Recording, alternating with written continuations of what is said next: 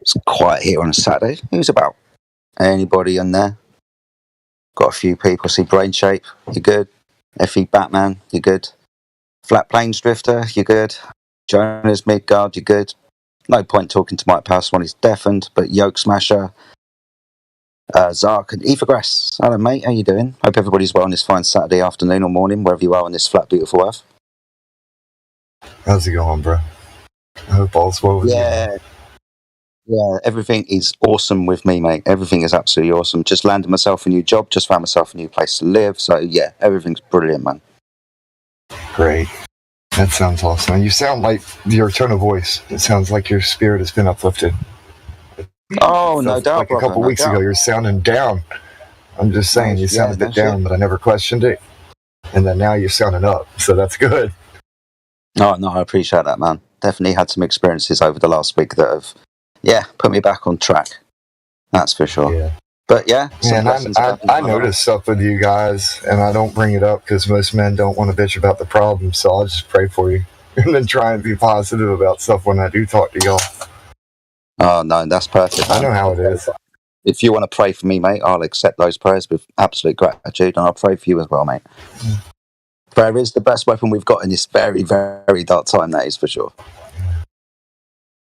So, is anything going to happen? It's that prayer and that edification where we talk to one another too. We're uplifting, like, you got this, bro. You already know you got this. It'll be all right. Yeah. Alex was just saying speech is so powerful, man. So, when we're confident in what we know and our truth and stuff, then when we speak to people, we have to be confident with that. And hopefully that confidence will shine. All right.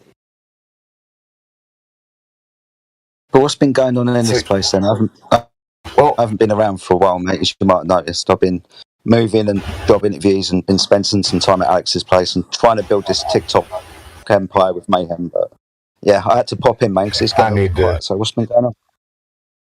I probably need to hop over on TikTok and do a couple things in order to be more active. I'm like, I half-ass do the TikTok stuff. I'll upload like a video here and there, but I'm not really into trying to build viewers. If people follow, cool. I probably should, because Mayhem and Elijah have gotten it down to a science. So, and then I know that they're getting everybody into help. I'm not into stuff like that. No, I appreciate that, man. Absolutely do appreciate that. So, I'm not pushing you to do anything that you don't want to at all. I mean, I'm only doing it because I've got a special little mission involved. So, that's why I'm doing it, mate. Yeah, exactly.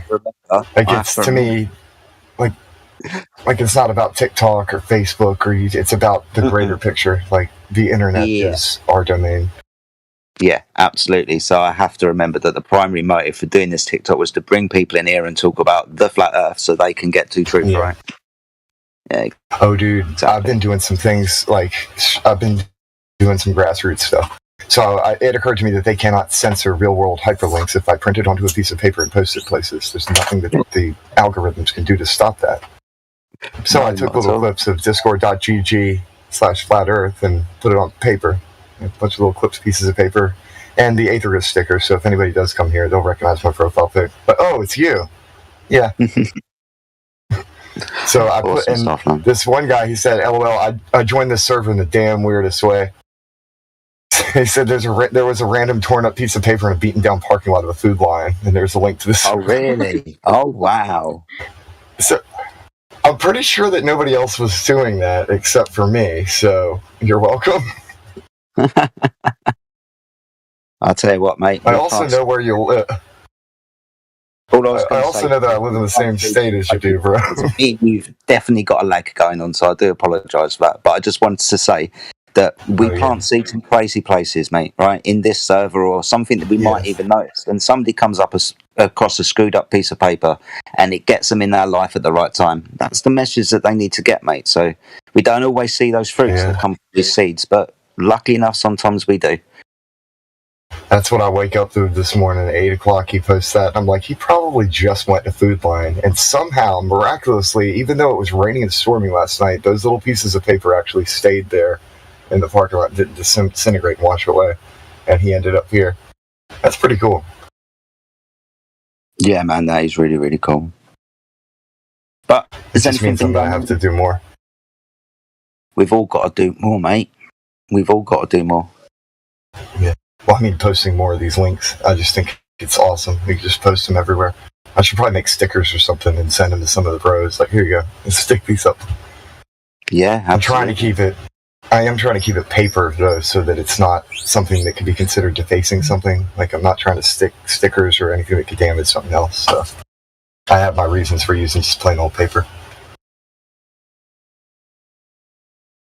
So what's been going on around this place then, mate? Many interesting conversations? Any new Globers come in? Any old Globers with new arguments? Or any new Globers with old arguments? What's been going down? The other day, but like not this morning, it's been pretty quiet. I was trying to get some conversation started earlier by monologuing, but I think everybody's a bit sleepy. No, nobody's had their coffee yet. It is that time of day, isn't it? Seems like it was bumping yesterday, though. There was a lot of people trying to talk about at both sides. Clovers and the crew were here. Has anybody come in from a TikTok link, do you know? Maybe. I don't know. I know that I've heard several people coming from over at Rumble, though. So it's definitely working to, reach out elsewhere. That's actually what inspired me. Also, the fact that I kind of had that PTSD from some certain things that happened. I just don't care anymore. But also the fact that Rumble thing and the TikTok, that's what inspired me to start posting links out there everywhere in the real world. Why care? And we got to get it out there. That's right, mate. You're not wrong. Like I said, the main reason why we're doing this is to bring people to this server on a much broader spectrum. We're trying to bring people to the truth, mate. That's what we're trying to do. Flat Earth is a part of that. Sorry, Flat Earth is a part of that truth. Obviously, it's a key to a massive door, but we've got to help people find that door so they can walk through it, because there's choices to be made. Even if their cognitive prevents them from actually accepting the Flat Earth truth, if they question even one thing about their reality, it's worth it. They've at least critically thought about one aspect of their life. And that sounds so minimal, but the butterfly effect, that one aspect could change other things later. Yeah, of course. Of course. This is a long game, too. We have to be very patient. The wicked generation looks for a sign, and they want it right away. Like a microwave, they want, microwave meal type thing, instant. That instant gratification. Like, say a prayer and poof, like a genie, you get what you want. And that's not how anything works. It's all about patience and time. It is. I fully understand, and I'm 100% on board with what you said about, this is, we're playing a long game. I mean, straight upon my heart when you said that, it's like, whoa, yeah. But we're running out of time in some respect. That's true, because they've already, kind of like they steel man the globe, they steel man their dates too for certain things, and those who know. Yep. I know you get me, brother. I try not to talk about it too much here in this channel, though. I feel the same way. I do try to respect where I am exactly and why we're on this server, and we talk primarily about the Flat Earth. I understand how people react when we start talking about biblical aspects or deeper plan at play and God and all of those types of things, and it starts putting people off. I don't care if it starts putting people off. I want to tell you that we're running out of time. People need to find Jesus as quickly as they can, because you got a choice to make. Well, I'm in agreement with how, kind of the format of things, like this place right here, this channel, is for talking about the scientific proof, like no claims, no beliefs, just prove it. But if somebody invites me to a church, I'm not going there to listen to somebody else preach. It's interesting you say that. I'm just saying, I was invited by the Creator to go and bring a message, not to receive one. Mm-hmm. That's actually on point as well. I started reading the Bible again this afternoon or this morning. I started reading the book of Acts. Straight from the beginning, what happened after Jesus ascended, and they had their 40 days experiences with him or whatever. And what they did, they had a message, they went out to preach it. That's what they were bind with the Holy Spirit for. Why they were given their gifts of tongues so they could speak to the multitudes of nations, right? And they did so. So it's all about that message. So I'm not here to listen to a message. I've got one for you. Yeah, exactly. Well, I also don't respect the counsel of the ungodly. So if people have kind of wonky sophist beliefs, why would I want their opinion? Why would I take their advice? Another thing is I'm not supposed to lean on my own understanding. So why would I lean on the understanding of some other man? That doesn't make any sense. No, you're absolutely right, mate. It's a bit silly. I'm honestly anti-religion for the most part. Like, I do understand what certain people mean and what that means to them, and for that I can respect that, because marriage is religion. It's binding and it requires faith, hope, and love. But I'm very anti-organized religion because most of it's just people following their feels, and that's not good. The indoctrination of man. That stuff, yeah. And when people started orchestrating emotions, I'm like, no. You should be in control of your own emotions, not be controlled by somebody else's emotions. It's not just a church, they do it with everything, because it's the waves and frequencies of music, but it's heavily visible in churches with praise and worship that's repetitive and uses the same up and down arcs when it comes to the beats, the waves and frequencies, and the tones of voices. They do, and the enchantment, the chanting, repeating the same thing over and over again, triggering emotional responses. And then you look at national anthems from any country, and what do? Same exact thing, same format, worship. I've noticed that. Like every Olympics or every World Cup when the national anthems get played. Yeah. I mean, I can't believe that these Philippine nations are using trombones and trumpets in their national anthems. Oh, it became abundantly clear too on the second, bro. It wasn't the 4th, but they did a 4th of July celebration. I was invited to the church, and they were pretty much playing country music and patriotic music, like praise and worship music, the way it was set up. It was very weird. I mean, I expected, but it was weird.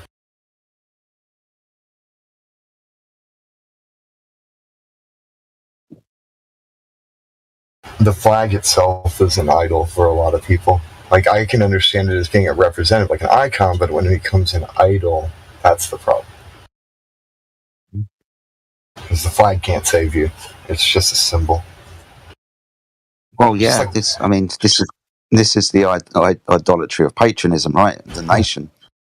It's just like the cross can't save you. It's the sacrifice that saves you, not the symbol of a cross. That's anybody. Yeah. So many people wear a cross that don't mean anything. Like Nimrod was a flat earther. Being a flat earther doesn't mean that you know the truth either. It just means you know the ground. Yeah, well, just because you know the truth doesn't make you a nice person, mate. Lots of people know the truth. Yeah. I call them unbelievers. The non-believers and unbelievers are two different things. Unbelievers know the truth and they use it for evil. Non-believers are ignorant. They have no idea what they're doing. But is kind of like the inversion, you know? Yes. The evil unbelievers. Heathens. You dirty, great big heathen. Yeah, bunch of reprobates. But to me, it's all about truth versus lies, though. I regard all of these ancient documents, like the people call them scriptures and religions. Words were invented by family members who wanted to pass on truth, and twisted by liars who don't want to be caught lying. The word's not created for a lie; it's made to pass on truth, the original form. Then that's what it means to me. Comes later. Words create, don't they? Yeah. So when you have all these religions and stuff, and people are bound to them, it's like they're just bound to words, though. They don't actually know anything works. It's like family unity type thing. But then you look at the actual documents where they come from.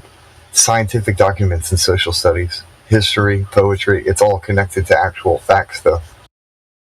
I regard the Bible as a scientific book that's been taken out of context. Same thing for any other document. They've all been taken out of context because if there's truth in it, it has to be provable and testable and repeatable. Otherwise, it's pseudo. The Bible even tells you, God himself tells you to prove all things, right?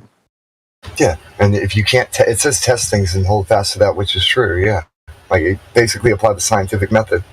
And then people use this theosophistry to invoke a fake version, like the cartoon version of a deity, And well, this is what it means to me, and now they're just drifting off into thoughts. But we have tangible reality, truth, and what wisdom and knowledge exists. It's real.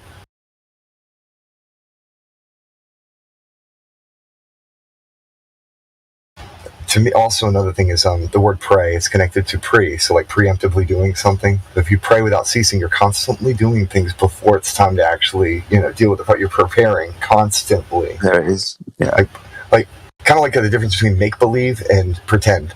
If you're praying intending to the future, then you're preparing. But if you're making yourself believe, then you're in sophistry and lies, and you'll probably end up hurt.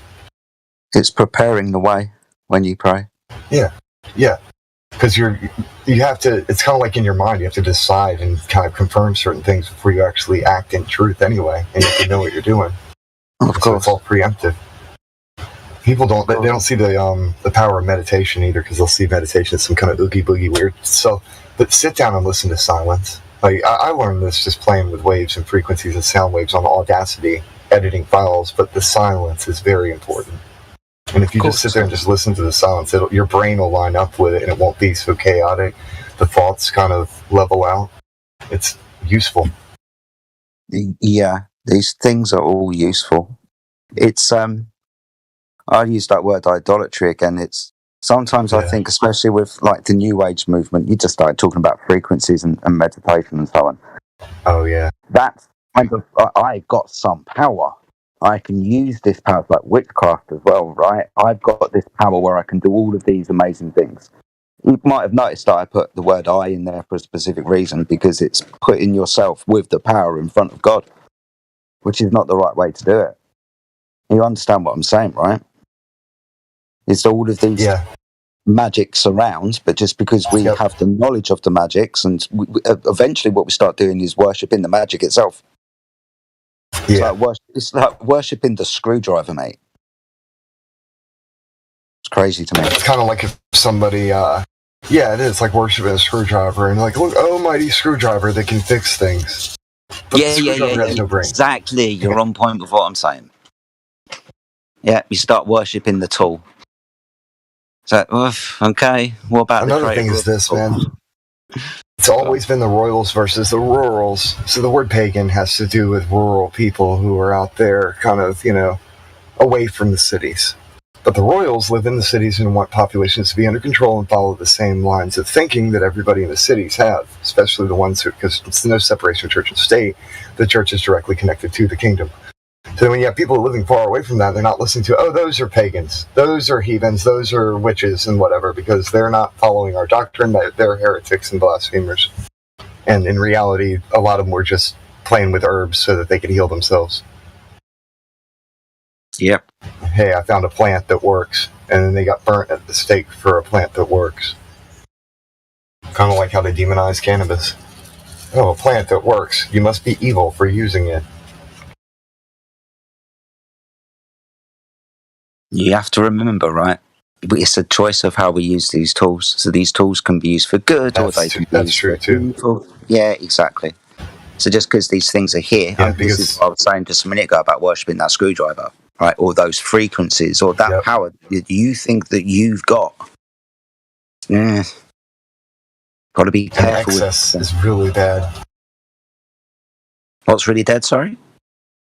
I was saying an excess is really bad, because anything in excess will kill you, even water. So excess is the primary killer for us.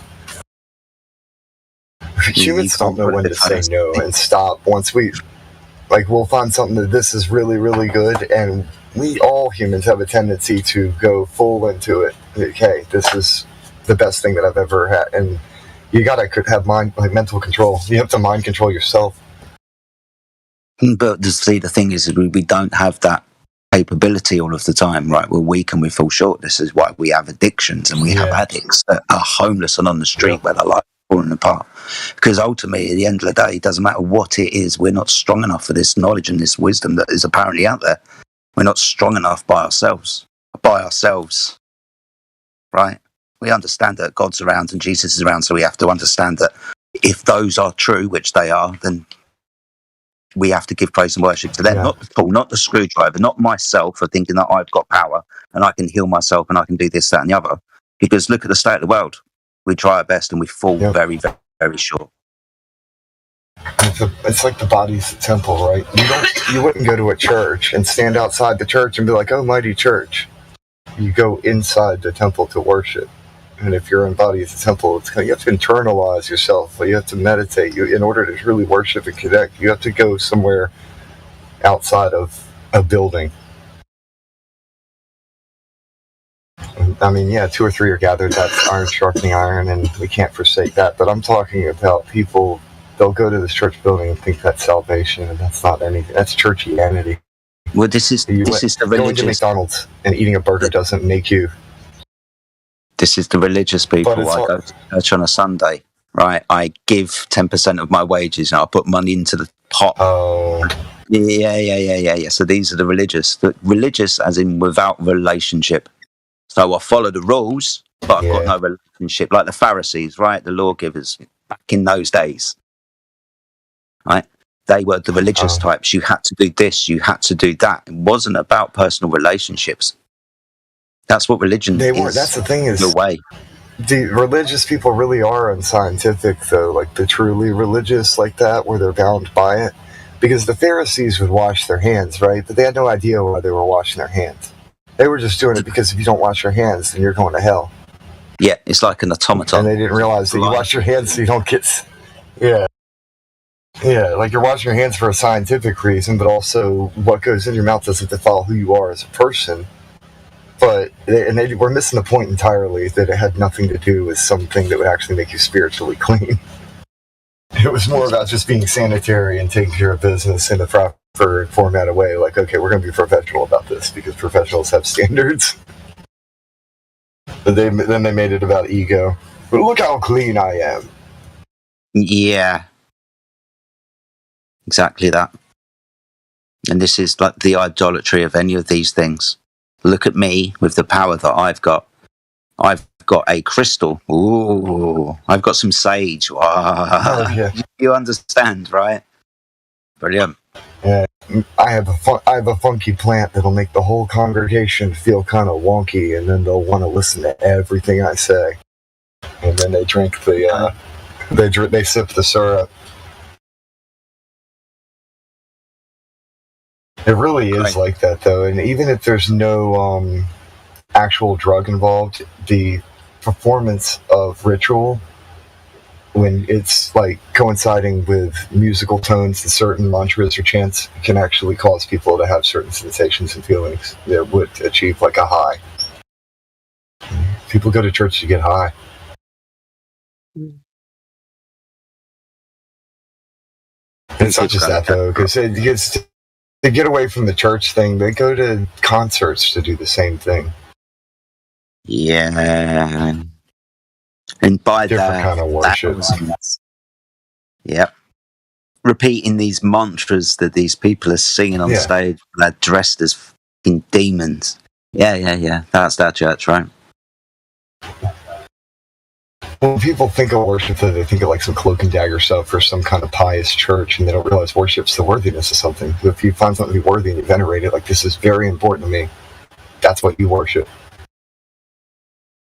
Some people worship their own damn upper lip, or bottom lip, sitting there pouting all the time, looking down, like inwardly looking at themselves. Oh, the most vanity of those end up calling themselves atheists. Wow. The vanity of this world over the last 10 years, because I could take a selfie. And, mate, hundreds of thousands of selfies before you even send one. Oh, my goodness, mate. Subconsciously think about it. Nobody's ever looked at a mirror that much, and every time that they look at their phone before they turn on, they see the reflection in that black mirror. Nobody in the history of all of humanity has ever looked at their own reflection as much as our generations have. Exactly. Yep. Tell me I'm pretty. Mirror, mirror on the wall. Tell me I'm the prettiest of them all. Yeah. Filters. And even if they don't notice it, their mind is picking up that for just a second. Or like a millisecond. Even if they don't notice it, their mind's getting that picture, so they're seeing their face more than... I had never thought about that before until now. Like, we've already thought Black Mirror, but damn. It's not real, though, as well, right? Alex has just pointed out, like, filters and so on. So you're taking selfies and then you're manipulating them, and then you're hoping that you're going to get some kind of, praise and worship yourself with a like and a follow. because you've manipulated somebody to follow you by giving them an image that is not real. Oh, that sounds familiar, doesn't it? An image that is not real, a false image. That's what we're giving people these days, these false ideas upon ourselves. We can go onto the internet and pretend whoever we want to be, so much so that we can change the way that we bloody look in a video. Done with the globe. Just like they've done with the globe. Yeah. So prideful, aren't we, with the way that we look and the things that we think we know? Great times. There was this financial conspirator said, "Does anybody in here make yourself flat earth merchandise for the server?" And I responded by saying, "I can, but I'm not a dealer either. It's more like by request. I'm not the type of person to, I don't know, I'm not money motivated, but if somebody's like, hey, I'd really like a shirt that says this, I don't mind making it."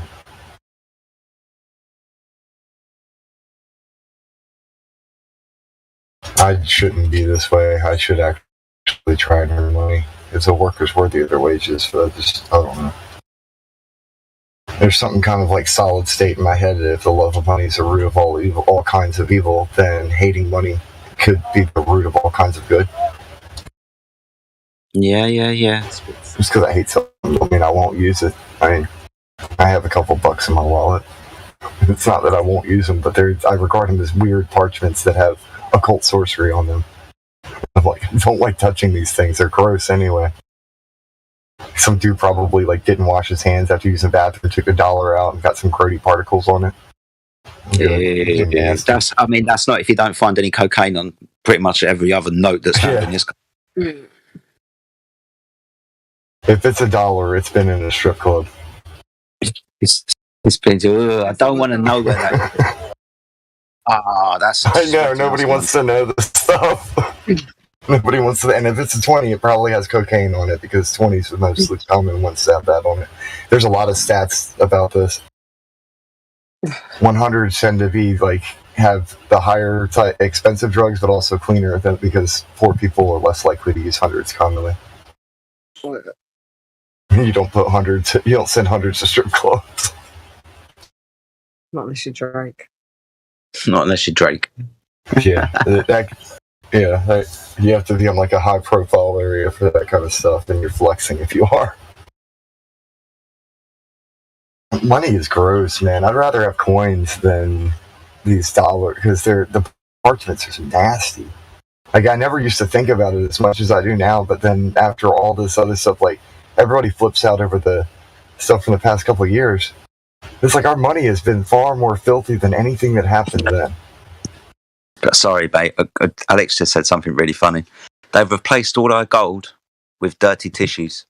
Basically, what they've done with these dollar bills and whatnot that have been down strippers' knickers and in the toilets infested with cocaine and filth. They've replaced our gold with sticky tissues, mate. Nice. That's funny. Yeah.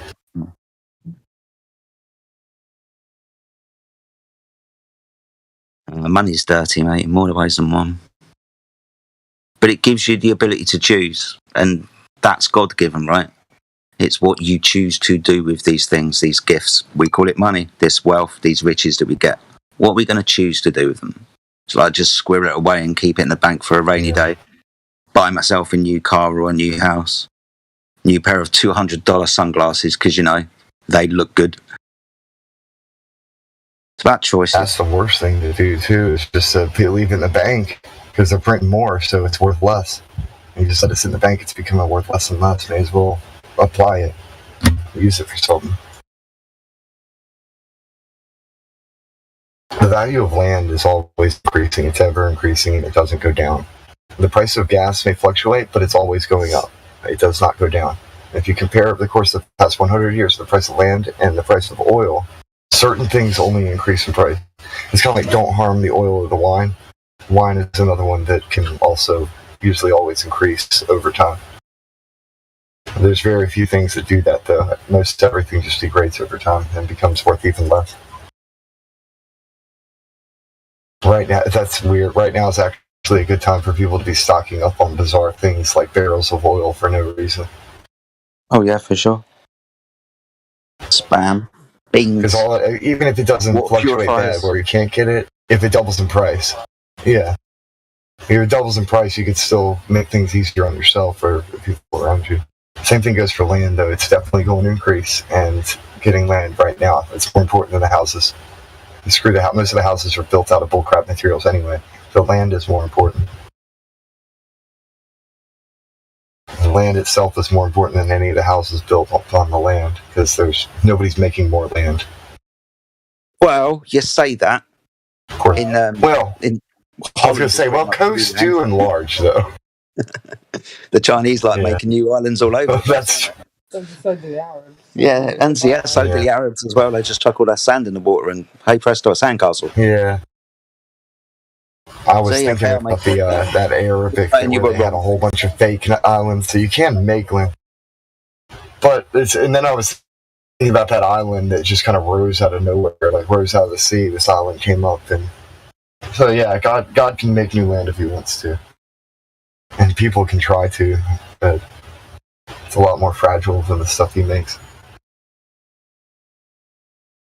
But really, what we have now, yeah, you're right, because clinging to that's valueless too, because there's as much land as there's supposed to be, and there's more than enough.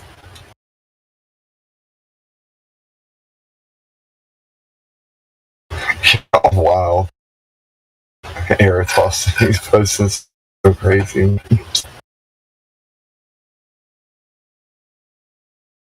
To me, all of this, though, it's bizarre because there's unlimited resources then in the supply for this place that rejuvenates. So it's kind of like they hoard away all these diamonds and stuff, so we know that diamonds aren't worth anything. Each one of us could have a whole handful of them. There's so many. A double handful filled with them. The diamond engagement the back in the 1920s, I think it was. 1920s, 19-teens, whenever it was, the introduction of the diamond wedding ring. Because, diamonds were a girl's fucking best friend. So every woman needed a diamond for an engagement ring because they were the most precious stone. Precious my backside. There's vaults and that everywhere, man. Diamonds are precious. They're just good at cutting things. I was going to say, isn't her husband supposed to be her best friend? Oh, why would you be best friends with a pet rock? Exactly. Yeah, they did a lot of propaganda to brainwash things into... It's the same thing for... This will hurt some people's feelings, but the modern rendition of Christmas is nothing more than propaganda created by a card company and malls. Shopping malls. Mm-hmm. Then they just collaborated all these old lores from all these different traditions, put them together to make Red Santa Man. It's a new invention, Christmas, really. In reality, he's like all of them. Yeah, it's just, the modern Christmas is nothing. It's just corporate greed.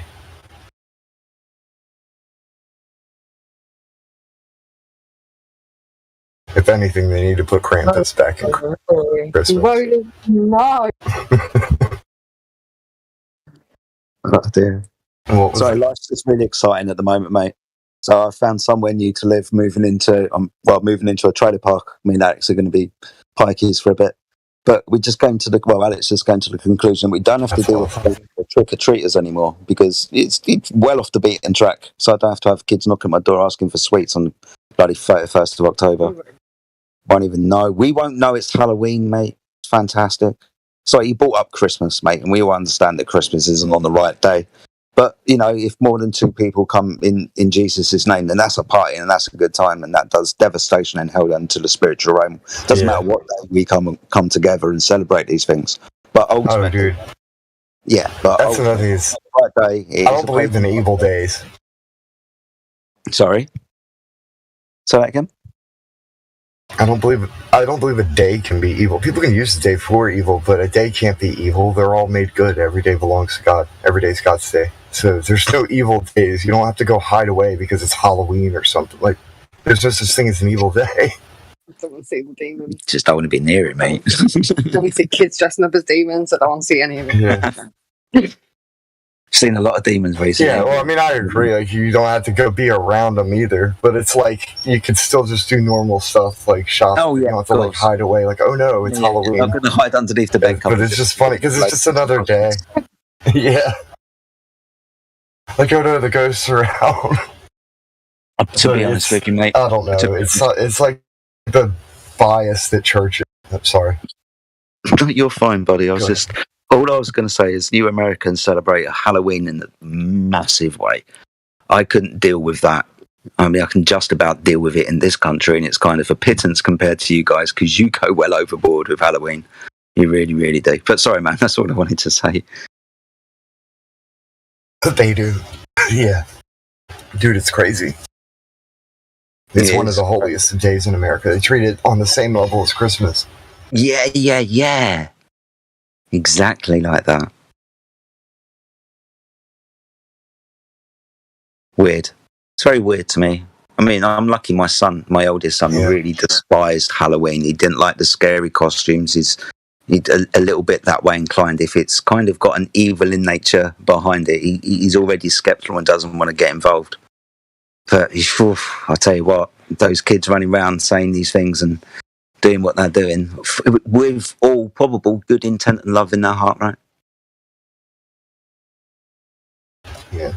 Well, just following the way I see it, the kid's doing exactly what they do any other day, but in a costume. So if it's a bad kid, it's a bad kid in a costume. If it's a good kid, it's a good kid in a costume.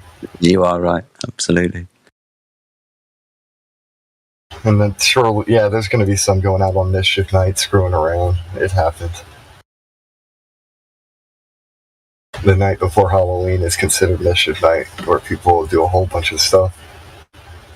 It's not as common as it used to be back in like the 80s, 90s, and earlier, but they still do like toilet paper in people's houses, throwing all that stupid crap.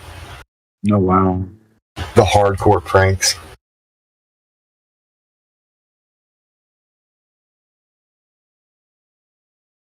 Honestly, we should kind of bring back hardcore pranking like that, though. Like, if there's certain politicians that are really, really bad, that should be the day that people demonstrate by just throwing harmless things like toilet paper and eggs at their mansions. It's better than tar and feathering them, I guess.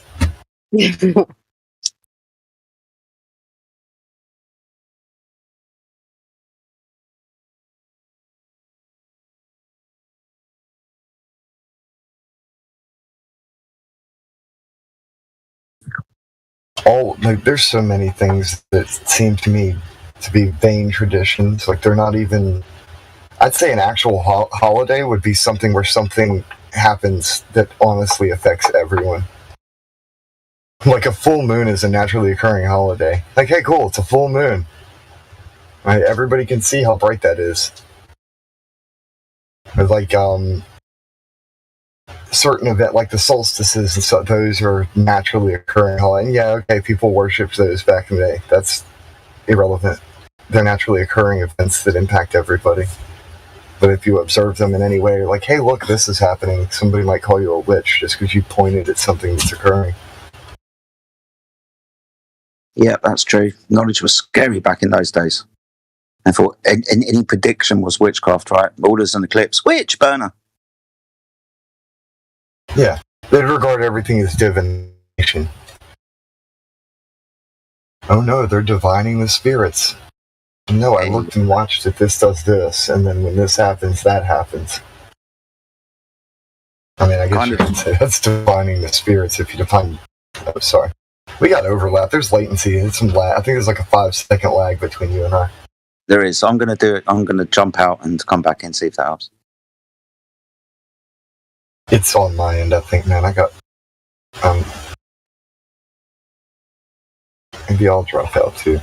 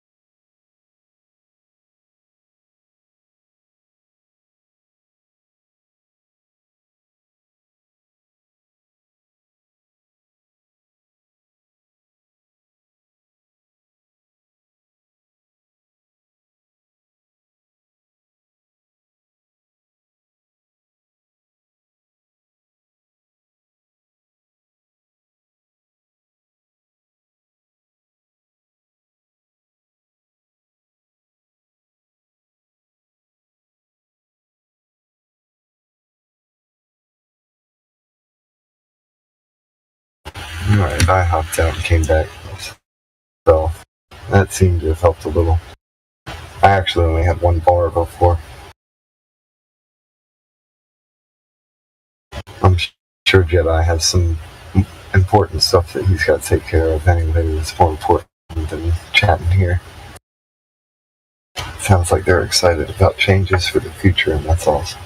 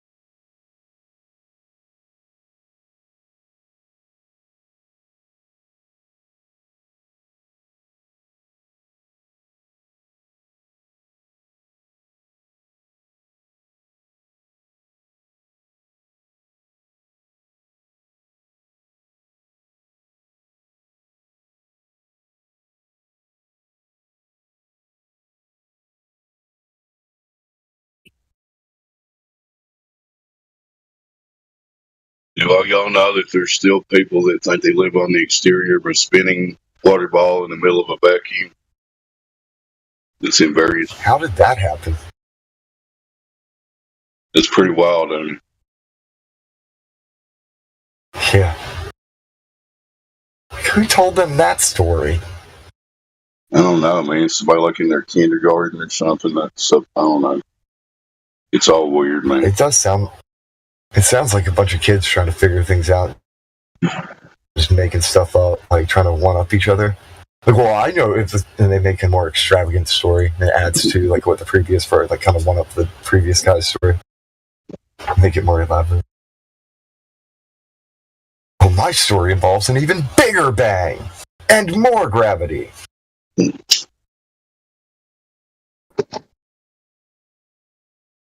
I hope all's well with you, Dave.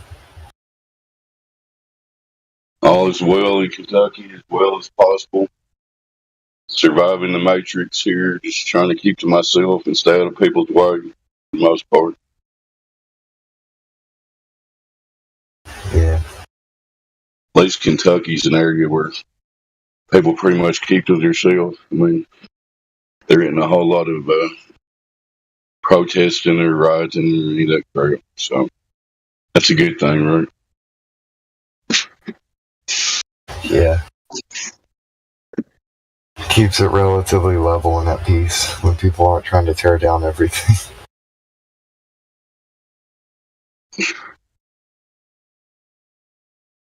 One of the main things that keeps the peace around here, and some people don't like it, is that the public is well armed.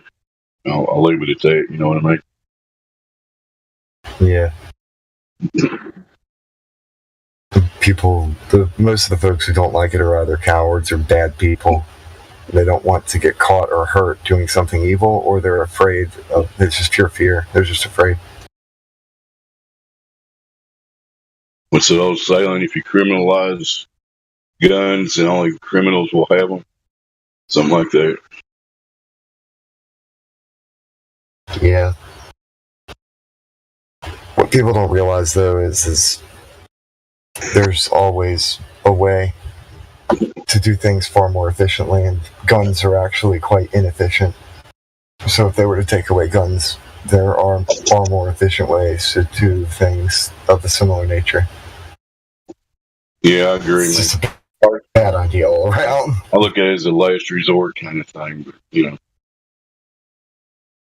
anything can be a weapon. I'm being careful what I say, bro, because I don't want to be specific or give any ideas to anybody. Yeah, I agree. How about that spinning ball that everybody thinks they live on? Ain't that hilarious? Yeah. Oh, they believe in all kinds of different cartoon things related to it, too. Like, if there's no gravity, they'll just float away like Peter Pan. There's people that think we have a Johnny 5 robot on Mars with a little helicopter. They think that's real. That is hilarious.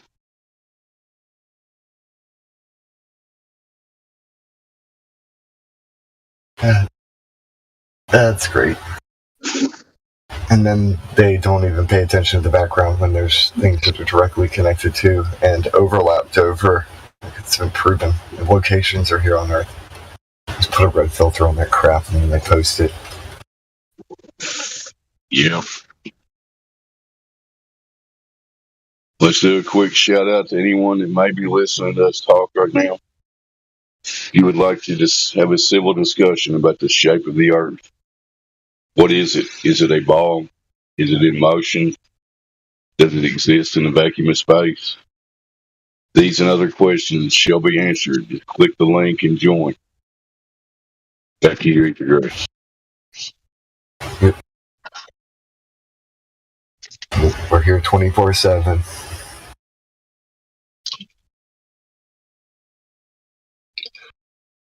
Good morning, gentlemen. How's everybody doing today? Hey, how's it going, Wave Mixer? You know what? Bring it the Wave Mixer. What's up? Hey, I'm doing great, my brothers. I'm currently out here in West Los Angeles, sitting in the parking lot of a dentist office while my wife is getting a an implant, one of her tooth that broke, and we've been getting it fixed. So that's another thing crossed off the list. But even more important than that, I've been telling you guys about how much I hate this big concrete jungle, and I want to get someplace where it's more natural. I'm in the process right now of looking for some property to buy in an area that's in the tropics. And I will be able to afford to buy a piece of property and have a house built that would be a mansion compared to the rest of the housing around there. And what would be the Beverly Hills, the equivalent of Beverly Hills here in California would be the equivalent of Beverly Hills where we're going to be hopefully moving to. We've got family that lives there, and I'm just really looking forward to it. I've just been in a really bad place, just hating this environment that I've been living in, and looking to get someplace else and have enough room to where I don't have a house so close next to me that when they fart in the bathroom, I can hear them next door. So my spirits are moving up, man. I'm feeling better. Oh, that sounds good, Grant. Good luck with that. Anybody can get closer to nature. That's a good move, in my opinion. Well, one of the things I like, a couple years back, it was a hard time getting into stores. When you could get into the stores, there was hardly any things on the shelves. And this is a third world country, that we're looking at. And they actually have a truck that drives by, I don't know if anybody remembers the old Helms bakery trucks. You probably didn't have them out that way, but they come by every day or every so often, and they've got vegetables and fruit, and it's all grown locally there. So you don't have to worry about the stores not having canned or boxed products to put on the shelf. This is stuff all the local farmers and stuff, they grow right there, within driving distance. And they come by and they bring it to your house, so you don't even have to go ahead and go to a store. So, isn't it kind of ironic, Grant, that the third world, so-called, is probably the best move for most people to make right now anyway? You know what I'm saying? I do, my brother. I do, man. You look up in the skies, and the clouds they have are like natural clouds.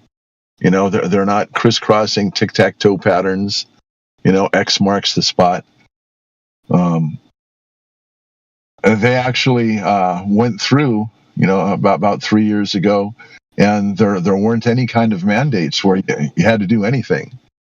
So, and where I'm at right now, we had the mandates where you had to wear certain stuff and you had to have certain stuff inside of you, and that's not going to be a factor where I'm going to. So I'm looking forward to it. I'm dreaming about it. I'm at work and I'm reading about different areas, and they said as far as being a safe place to live, they said that you shouldn't have any problems unless you have somebody that has a personal vendetta against you, and I'm hoping I don't piss anybody off. That's not my goal in life. But as far as third world countries, it's one of the poorest countries in the region.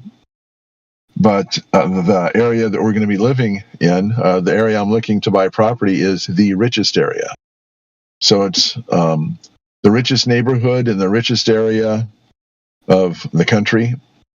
And, so it's, if I stayed here in the United States, I'd be a pauper living among kings.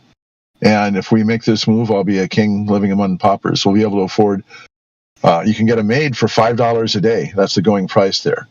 So my wife wouldn't have to cook or clean. We can just rest and relax. We can get a gardener. And they pay like $5 a day, but, he could do other stuff, handyman stuff. So, if I want to work on a project, I can, but we can actually have somebody there that does this kind of stuff. So I'm still putting all the plans together. Sounds like you're on the right path. I mean, poor and rich are kind of relative terms. I mean, it depends on how you look at it, kind of thing. So, sounds like you're making the right decisions and right moves. So, good luck. Just follow the Creator, and He'll get you where you need to be. Right? Well, this is something I've been praying about. I've been talking about, how much I hate this concrete jungle that I want to get away from. And a family member of ours, they've been up here visiting for about 6 months. They just flew back down there. And she sent me a video, and it showed where the little vegetable truck came. And she's just taking the camera. She's up on the upper deck balcony and just scanning all around. And it's nothing but green everywhere, just green, green, green, green, green. And, that may cause for more mosquitoes or more whatever kind of bugs, spiders that go into the greenery. But it's a hell of a lot better than cockroaches and rats that you see in all the city buildings here. I go to work, and right there by where I park my car, they've got a rat trap. They got 3 or 4 of them all around the warehouse and the building, and we don't even make food there. But anyway, it's, about 1 year from now, I've got a little bit of money set aside. It's in an account that I can't touch until next June. And in June, I'll have full access to it. I'm saving up my PTO at work. So I've got 2 weeks of PTO if I don't take any time off. So next year, I want to fly down there, take a look around, and sign any kind of papers we need to do. And I want to get started, man. I want to get started on the next phase of my life. I was afraid that I'd have to work until I was 70 years old just because I can't afford to make less money. But as long as the Social Security holds up, we'll have it made. I've got twice as much money as it would cost to buy the property and build a beautiful home. And then with the amount of money coming in from Social Security, it's going to be almost 3 times what it's required to live comfortably. It's twice what it's required to live extravagantly. So, I don't know. This is my dream, and I'm working on it. I'm working on the plans for the house. I want to have it covered in earth, most of it. The temperature there stays almost a constant between 80 and 85 degrees all year round, and it's humid there. So what I want to do is I want to build a dwelling that's covered by the earth so it stays more like a constant 65 to 70 degrees inside. The relative humidity is high there, so I have to put in some kind of a dehumidification system to filter the air. But if I can have it so it's comfortable to live in inside all year round, have a beautiful house to live in, have plenty of fresh food to eat,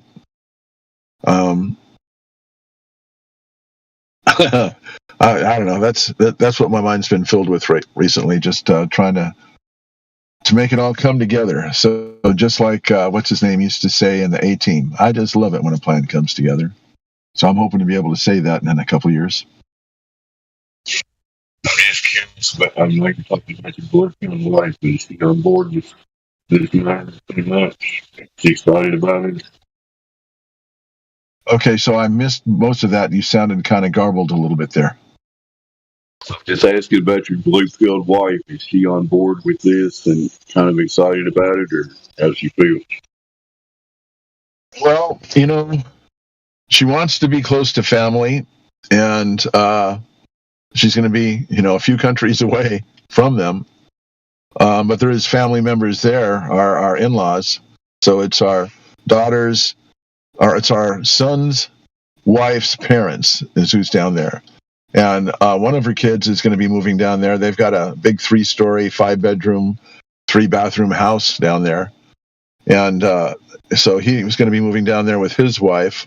They have a space, and they actually bought a piece of property for our son and his wife to go ahead and build a house down there. So it's sitting there waiting for them in case they ever want to do that. But, she's got mixed opinions. She knows that what we could afford to purchase and live at, it's not going to be to our likings. So, and if we go ahead and get this place down, in another country, we'll be extremely wealthy down there. We will be the rich people. My wife is Hispanic by heritage. She doesn't know much Spanish, so we're both going to have to learn Spanish. But I figure, what the hell, if conspiracy music guru can go to a Spanish-speaking country, we can too. I'm not too old to learn.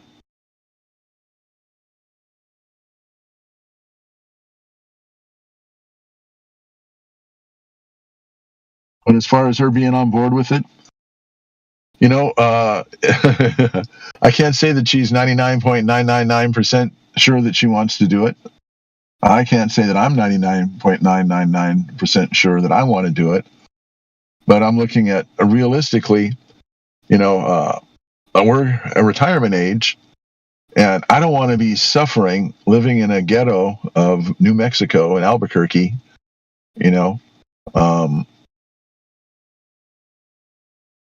I would like to live in a life of luxury.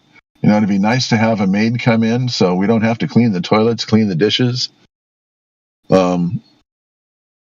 Just a chance to be pampered a little bit. My wife says the reason she goes to get her mani-pedis is because she feels pampered. So, what the hell? Let's be pampered. I want to have time to work on my hobbies. I want to have room enough to work on my hobbies. I modify and make guitars and modify electronic equipment. I have created different types of electronic equipment, digital equipment. So, I can build. What I want to do is I want to have the whole first story a garage underneath, so you can actually pull down underground a little bit, and then I'll have a workshop in there. I can have my woodworking tools, electronic tools, welding equipment, all that kind of stuff. Have plenty of space to work. And then upstairs above that would be all the living facilities. And I don't think I want to have 3 stories, but I want to have all the stuff that I've wanted, all the stuff that I've thought about throughout the years, that I'd like to have. And I want to put all those plans into fruition. Maybe I'll even learn how to start flat smacking in Spanish.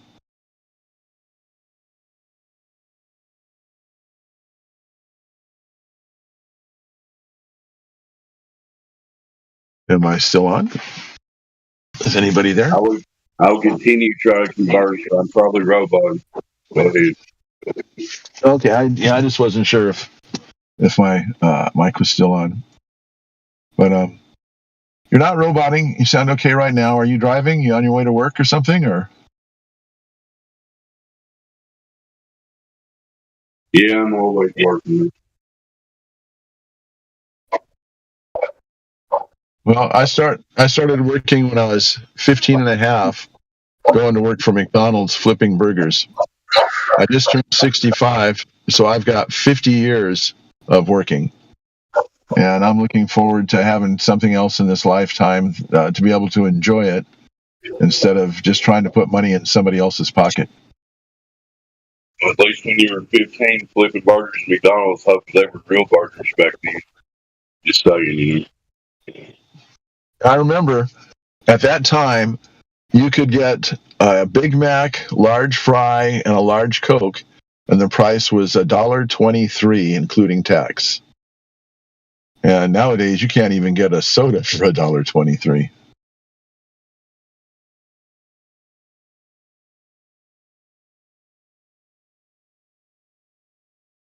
But I've got a lot of memories here, California, Southern California. Family, jobs, achievements that I've done, accomplishments. So there's a lot of memories here, but I need to stop looking back and start looking forward. Just think when you were 15, flipping burgers at McDonald's, supposed to run the exterior of a spinning ball at that time. It's hilarious.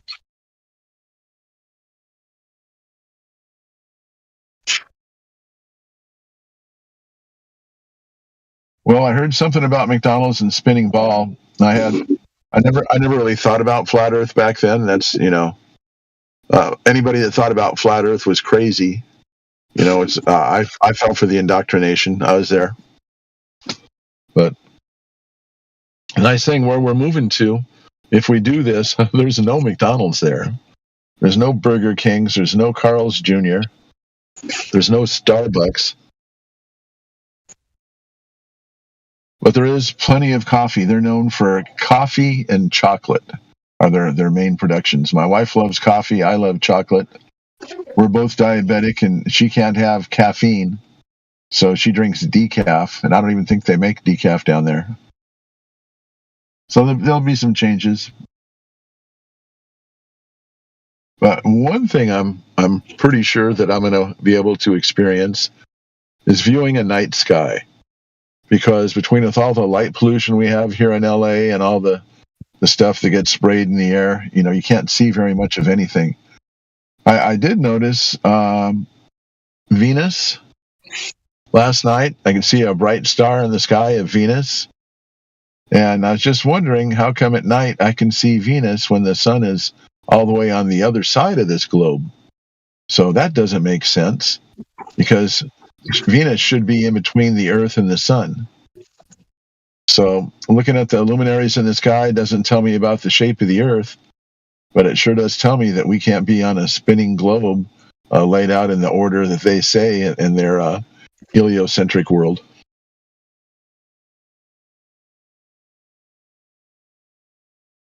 Yeah, if you just ask the average heliocentrist, they'll tell you that's just refraction, man. Don't worry about it.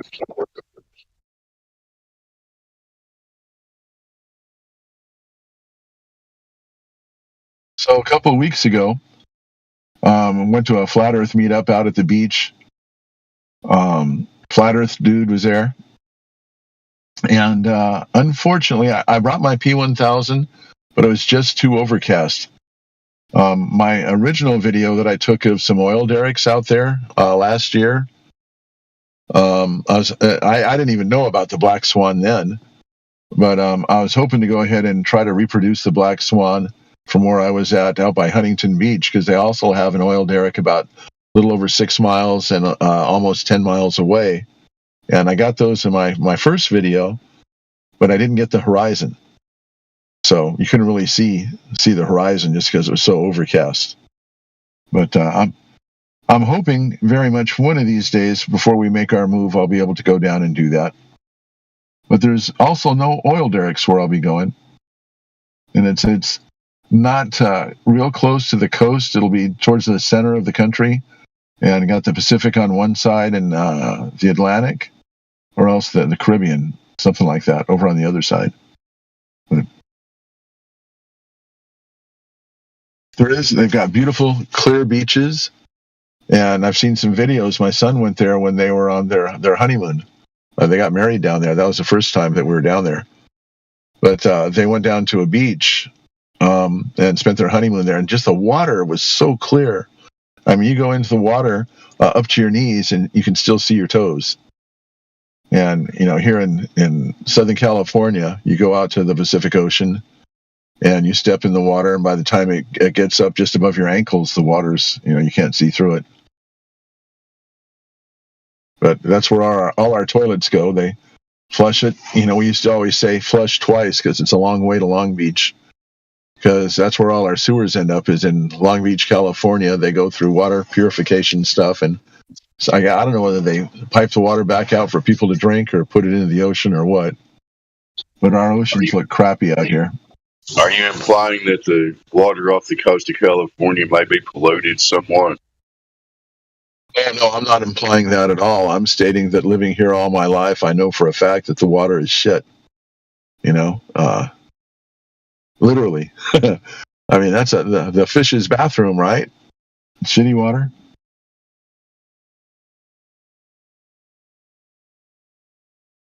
Now, the only real drawback about where we're talking about moving to is they've got scorpions down there.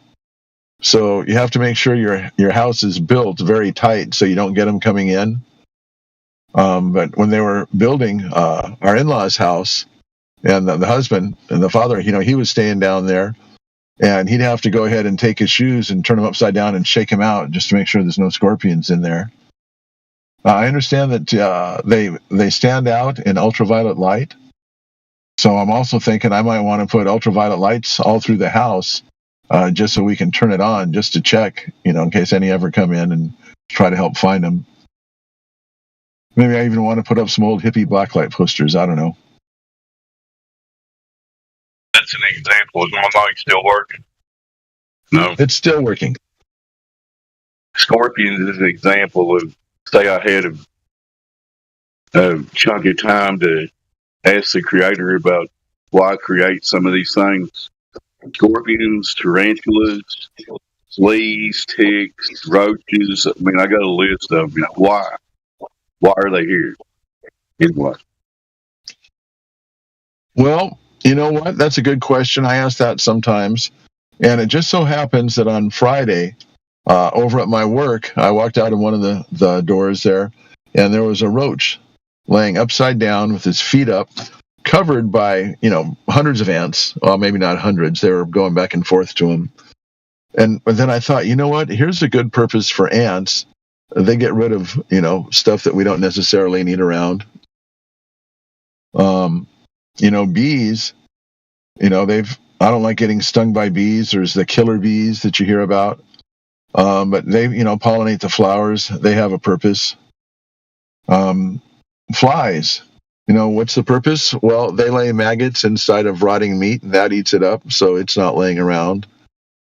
So just because I don't know the purpose for everything that our Creator has made, I believe if our Creator has made it, He's got a purpose, and maybe one day we'll actually know what that purpose is. But for right now, I'm just going to trust that the Creator made me, Creator made bugs, and so it must all be good. People usually say it's snakes. I mean, what's the purpose of snakes? Especially like big pythons that wrap things up and suffocate. That's not good anyway. Well, snakes eat mice, and if you've got a rodent infestation problem, and the cats can't do it all, snakes will go ahead and help with that, perhaps. Used to have a friend that had a little baby boa, and we used to feed it mice, and I used to enjoy dropping a mouse in there and watching the mouse quiver and be afraid for its life and watch it eventually succumb to getting eaten by the snake. And now I feel kind of sick about that. I feel, how could I go ahead and take and receive enjoyment out of watching any kind of living creature suffer?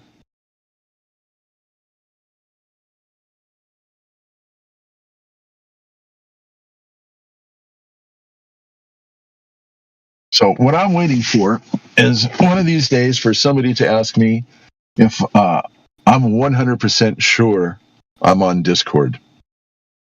Because, the numbers don't add up. If I'm 100% sure I'm on Discord, and I'm also 100% sure that we're on YouTube, does that mean that I'm 200% sure?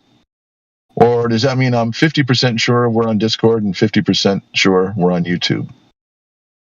And then you bring TikTok into it. And 100% sure that none of that made any sense.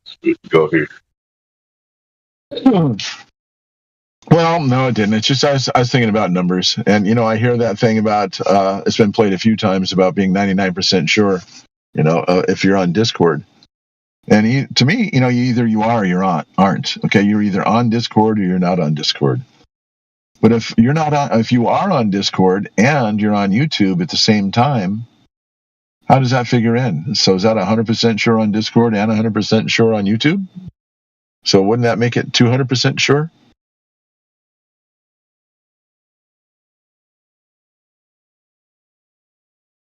Inquiring minds want to know.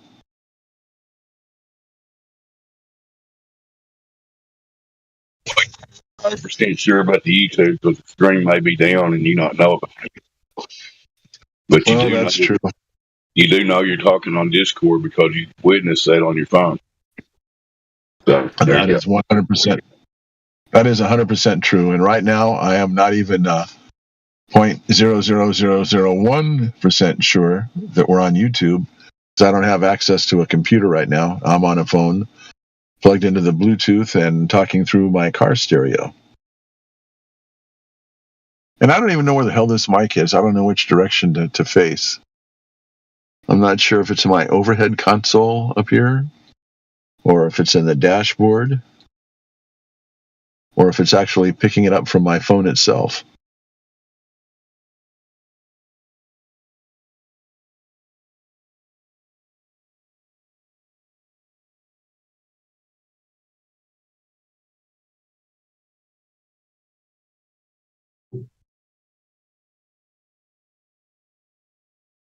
So I remember when I first started here on this Discord channel, and I had a role of seems sincere. And I remember, I forget whether it was you or maybe it was Helio or somebody said, well, you know what, you don't seem sincere, you seem like a flat earther. And I got that title. And I don't know, maybe a little over a week ago, I got silver, and I wasn't even expecting it, and didn't even know all the different things, commands I have control to do. And I think it was just yesterday I was talking to CB, and I volunteered my services to go ahead and do the DJ bot control, music bot. So he gave me that. And that was right after I was talking to you yesterday, Dave. So anyway, I've got a couple more roles under there. I feel a little more like part of the family now. Need some butter to put on my rolls, I guess. Gotta soak up the gravy. I don't know if that made sense at all. I was playing with words. That kind of sounds like my story. I've been on here since like 2017 or whatever. Never once asked for a role. I just come on here and talk. People give me roles. I don't know.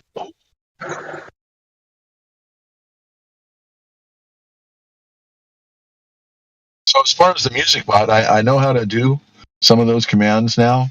I don't know if there's a set place that has clips from just doing, past conversations with people and wig snatching and stuff like that. I got plenty of links for music to put on, Flat Earth music. But I know there's a lot of stuff on CB's Discord if you want to check it out. okay. Creation Bird's Discord, he has a lot of clips there. It's like a storage place he uses. All right, and I've actually got my own channel there on CB's Discord, so I'll check that out sometime. Thank you for the hint on where to go.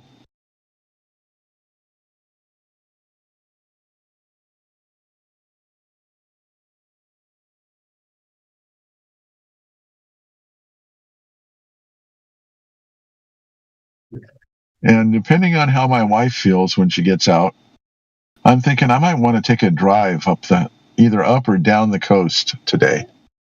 Enjoy some of our beach weather. It's supposed to get hot out here today. Right now it's kind of overcast and cool. It's a comfortable 66 degrees Fahrenheit outside right now where I'm at. It's supposed to be up close to 90 degrees today.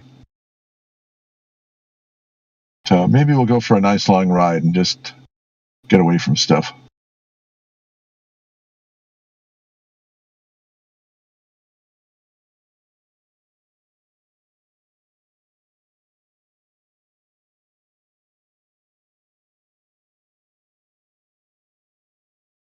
For some reason, you just reminded me of that old Bob Seger song, Hollywood Nights. Remember that one? He spent all night staring down at the lights of L.A., wondering if he could ever go home. Hollywood Nights. Hollywood here. Anyway. Well, I could see again.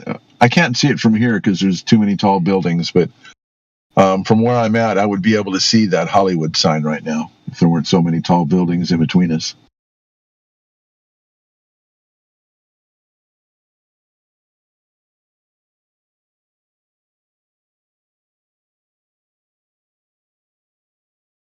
Yeah, the one thing about living here in LA, I was raised in Pasadena, home of the Rose Parade, which probably a lot of people watch every year. And I try to desperately avoid going into that area with all that traffic because I've seen it so many times. But you're no more than an hour away from a beach. You're no more than an hour away from the desert. You're no more than an hour away from the mountains. So there's a lot of different terrain that you can go to in this area.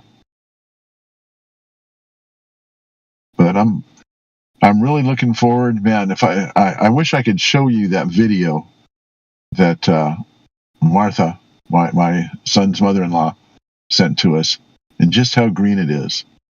But it's a large video. My phone won't download it because I don't have enough room on it.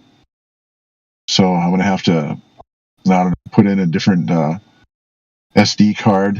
It's got more room. Download it, then change the SD card back and put that in my computer so I can get that file. Then maybe I could share it that way. But I'm not in front of a computer right now.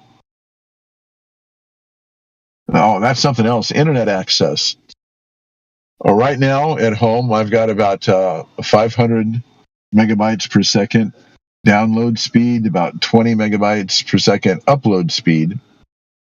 And for the same amount that it's going to cost me, what I pay here down where I'm going to, I'd have to pay the same amount dollar-wise, but my upload speed is only going to be about 20 megabytes per second, and my download speed is also about 20, so it's a little more even, but it's supposed to be good enough for streaming, but I'm not going to have the massive bandwidth that I've become accustomed to and spoiled with over the past 20 years.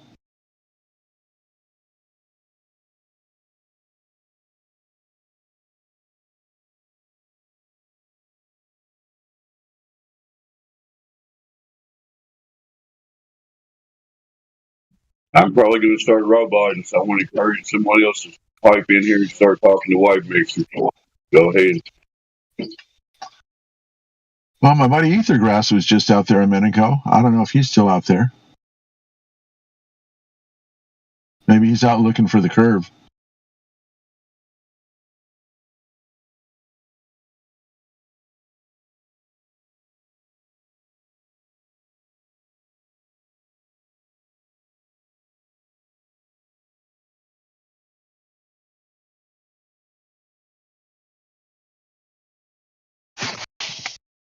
Let's see on my phone here if I can see who's out there.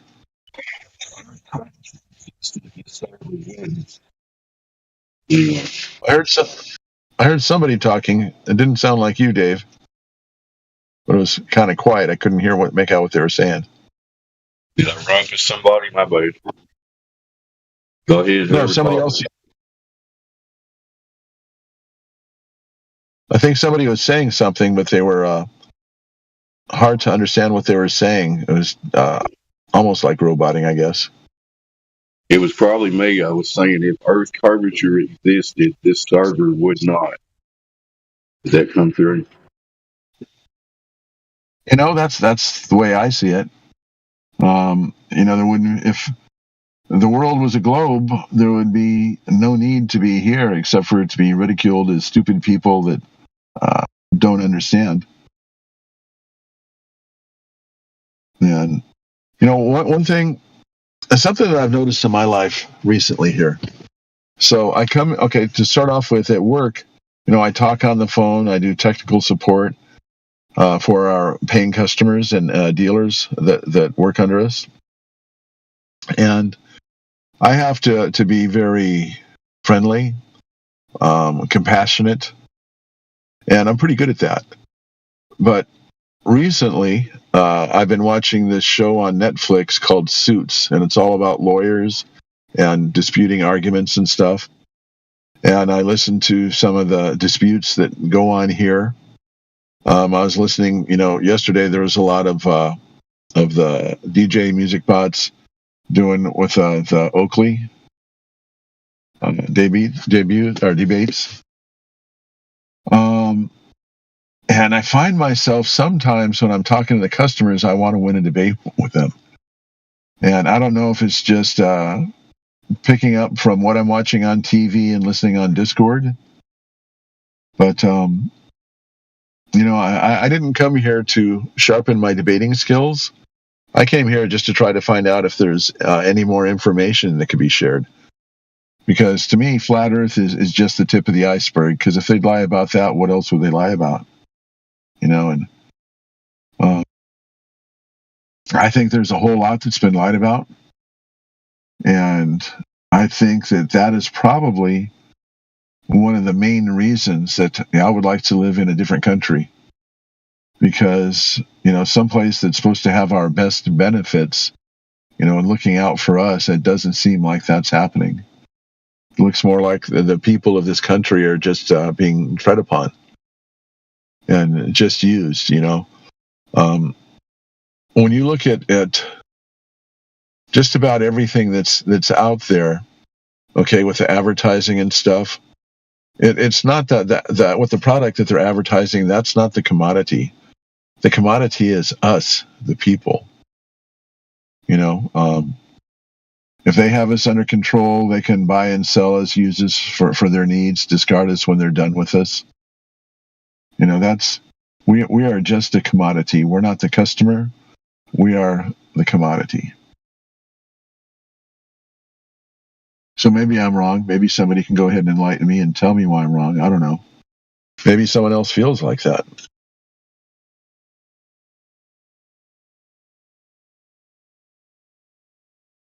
Yeah, that might be roboting dead air, Dave.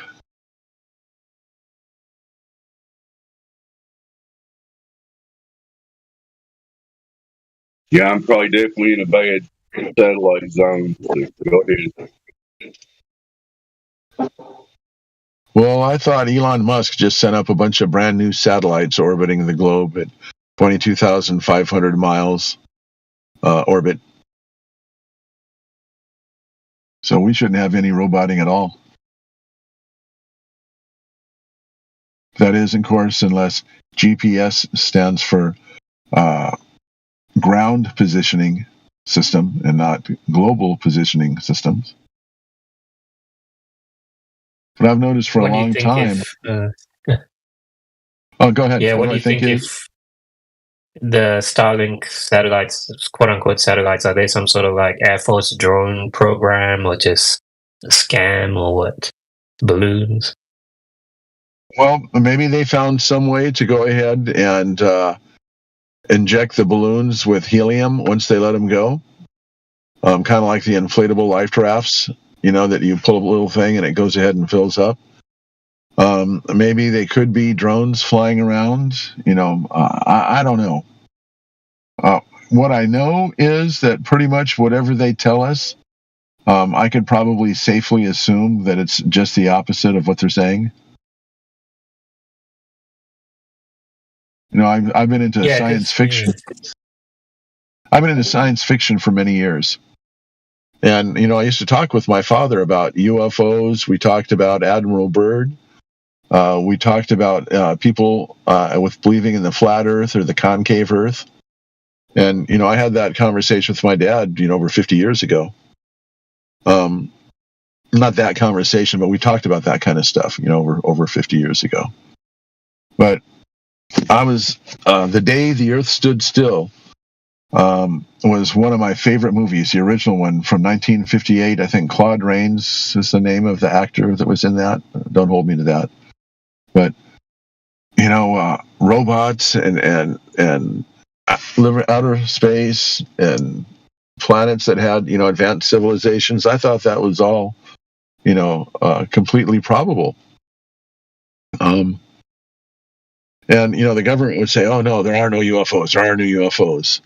And at Roswell, oh, that was just a weather balloon. And so they were trying to make it look like they were trying to hide something, but that probably was just a weather balloon. And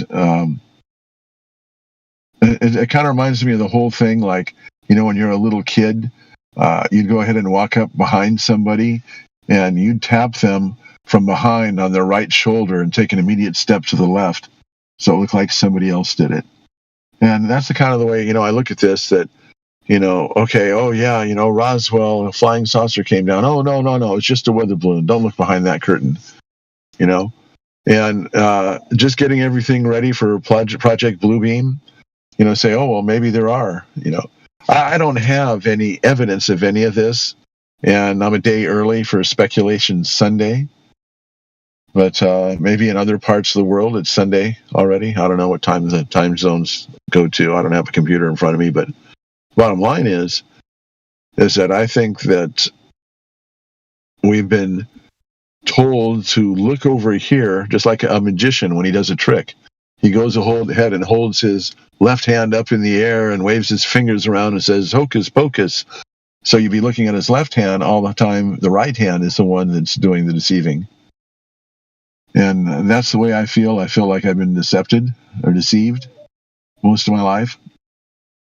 And I believe that the powers that be are the ones doing this deception so they can keep control of their power. You know, Grand, my robot, and I got to chime in real quick. Is it working? It's working. You go away. I mean, go away. Go ahead. Fire I'm away. talking about the day the earth stood still. How come they never made a sequel to that? Like the day the earth actually moved. That'd be a good movie. Wouldn't it? Well, they did make a sequel, The Day the Earth Stood Still, with I think Tom Cruise was in it, maybe. And don't hold me to that because that's just hitting me off. I'm shooting off the hip. But that was nowhere near as good as the first one. And there was another one, Mission from Mars or Planet from Mars. And I don't remember the exact title. It was about a little kid. And there was like a little hill with a fence on each side, like a little handrail thing. And when he'd go over the hill, people would go over there, and the spaceship that landed there would drill something in the back of their neck and take them over, and they were like robots. I don't know if it was like the Matrix or what it was supposed to be, but it's all of this stuff that I used to see. Oh, wait a minute. I got to go. My wife's calling. Let me get out of here. AT&T. To learn more about our plan, starting from $35 a month per line for 4 lines. For U.S. customers only, required eligible plans. Type after auto pay and paperless bill discounts. Oh, it's still open. Oh, you just leave it. I'm roboting. Somebody else talk. The earth is not a spinning ball. Prove me wrong.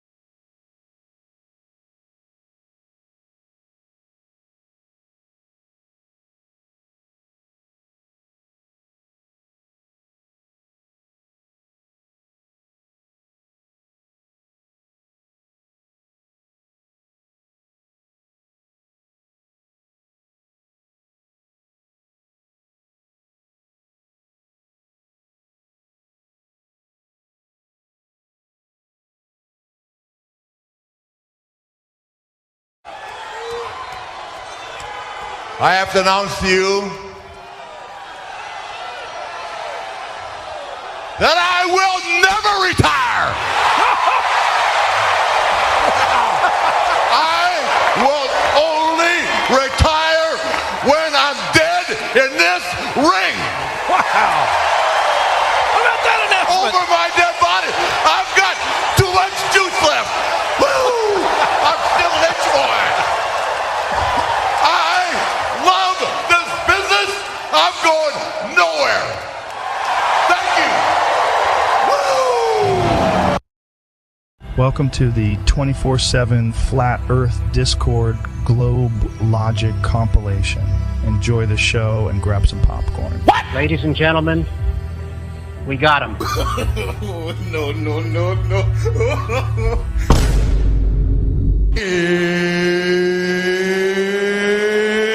It's time! The geometric horizon is behind everything and in front of everything at all times, unless something is directly in front of you on a flat surface. What? It's a globe, guys. The geometric horizon doesn't stop. It doesn't end. Wait, so your claim being that the Earth is, we're not moving and everything around us is moving is based off of an observation? So, are you? How else would you base it off of? Do you have anything that's non-observational that would give you any indication as to the Earth's movement? The numbers. What? Well, you can't. Wait, the numbers? The numbers don't lie, bro. Bro, what are you talking about, man? You can also take samples of the elements of the sun. You can also take samples of the elements of the sun. Not the cap. If you can't observe yourself, if you don't have a mirror, and you can't see your limbs, you just can see straight. You can't see your nose, you can't see your body, but you're living in reality, and you see all those people, and you communicate with people and everything, but they're not allowed to tell you how you look like. You're gonna make the assumption that you're actually the same person, just not what your hair looks like, what your eye color looks like, and all of that detail stuff. But if essentially you're the same as everybody else. So why should we be any different than the other planets in our solar system? That's my point. That analogy being used, that analogy illustrates that that's a weak inductive inference, and it doesn't adequately substantiate the concluding premise. But wait! There's more! That's what the analogy illustrates. Yeah, it's not a solid one, but it's just one part of it, of course. What valid scientific experiment exists in astronomy?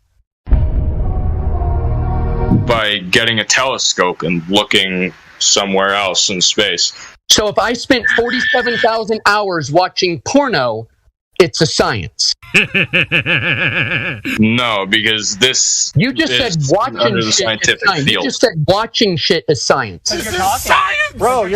Well, I said watching shit in this context is science. No, so context. Because they're watching this shit to understand how it works, why it works, when it works. 47,000. Hold on. If I watched 47,000 hours of porno and I was taking notes about patterns I saw, then it's science.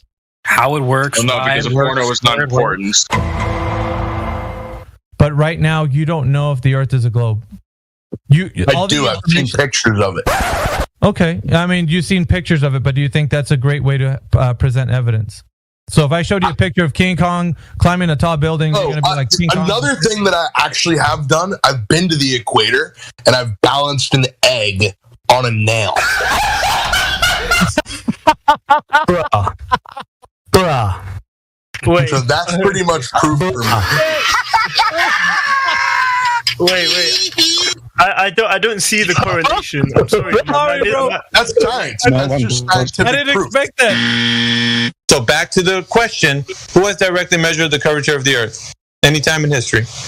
Neil deGrasse Tyson.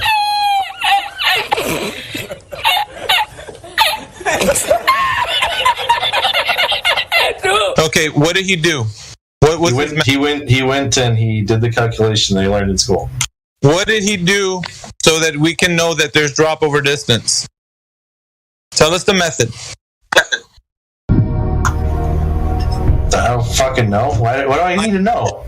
I know you don't know. That's why I'm asking the question. Yeah, but I don't fucking know how cancer works, and I still believe in that. Because of the fact that you're stating that the Earth has this curvature, but you have no knowledge on how anybody who's directly measured this curvature of the Earth, as in drop over distance, right? I would how have you measured the curvature of the Earth or lack thereof? That's not the question. That's not the question here. The question is your knowledge as your baseline knowledge as how it's been done. You have no idea. You have just a belief that someone's done that. You don't know it.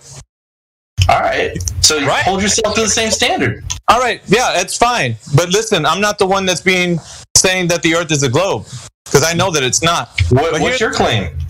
I don't have a claim. So you're a coward. I'm not a coward. I don't have a claim for the shape of the Earth. You do. All right. So second question. They're saying that the Earth is rotating, right, on its axis at about 1,000 miles per hour at the equator. These are very simple. You should know these. Who has directly measured this rotation, as in per the axial rotation, anytime in history? Listen, man, I'm gonna bow out. You have a nice night. I love you. Yeah. Believe me, this is what I love. I feel like I'm being respected right now, so I'm gonna bow out. Love everyone else. See you later. Why are you running? Why are you running? So, to measure the angle of the sun, you need to get sufficiently far apart on Earth and measure the angle of the incoming rays. And they have to be oriented. That's how it has to be done. Because they have to be oriented. No, you didn't. Yeah, me and my buddy. He did it from Oklahoma City. I did it from DFW. That's at least 15 degrees latitude difference. Okay, what does that mean? It's not 15 degrees. It means there's 15 degrees of latitude. How do you know it isn't 15 degrees sun? How do you know it is? Well, Jim, let me ask you, how do you know it isn't 15 degrees divergence of the sun rays? Well, they're both the same. That's how we got. You're just saying that. I asked you for the evidence. You're just saying it. I told you guys it was 20 years ago. I don't have any that left. My house got robbed. Everything got stolen. I told you guys it was 20 years ago. I don't have any that left. My house got robbed. Everything got stolen. What research do you need to do to know that you're not moving? Because I have seen multiple scientific pictures of the globe. Of course! Don't you know anything about science? What? Bro, what are you talking about, man? You don't prove the hypothesis in science, buddy. If I look at someone's chin who's like 10 meters away from me, that chin is not really there. It's refracted. It will be refracted. What about someone else's chin? What about someone else's chin? Well, if I'm sitting... Well, that would technically be apparent, but it would match much better to the geographic at close distance because the distortion would be almost none.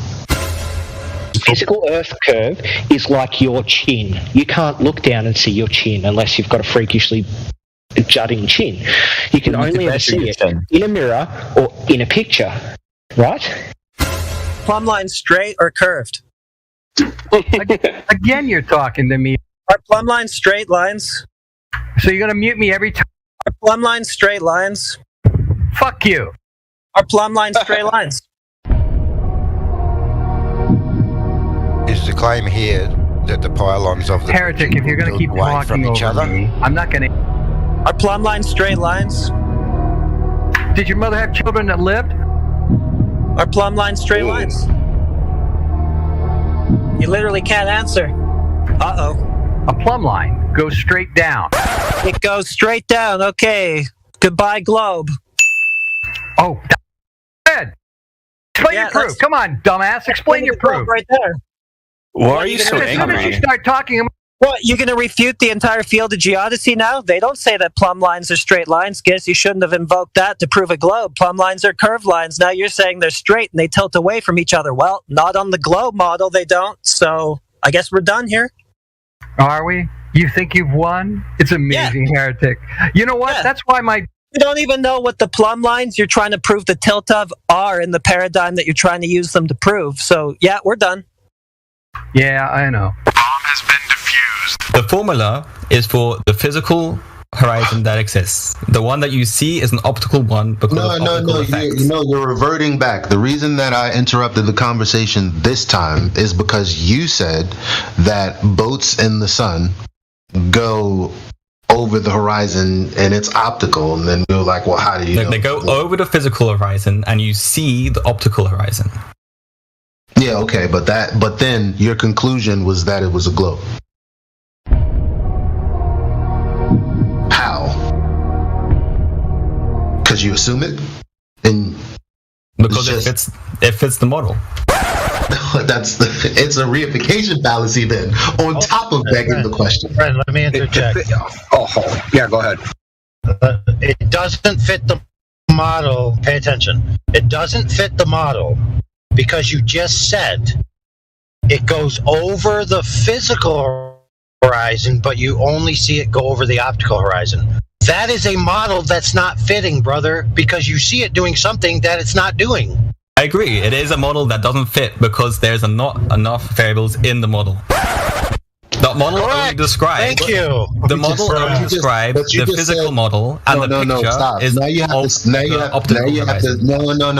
have to stop, because when you were talking to me, you said that begging the question is okay because it fits the model.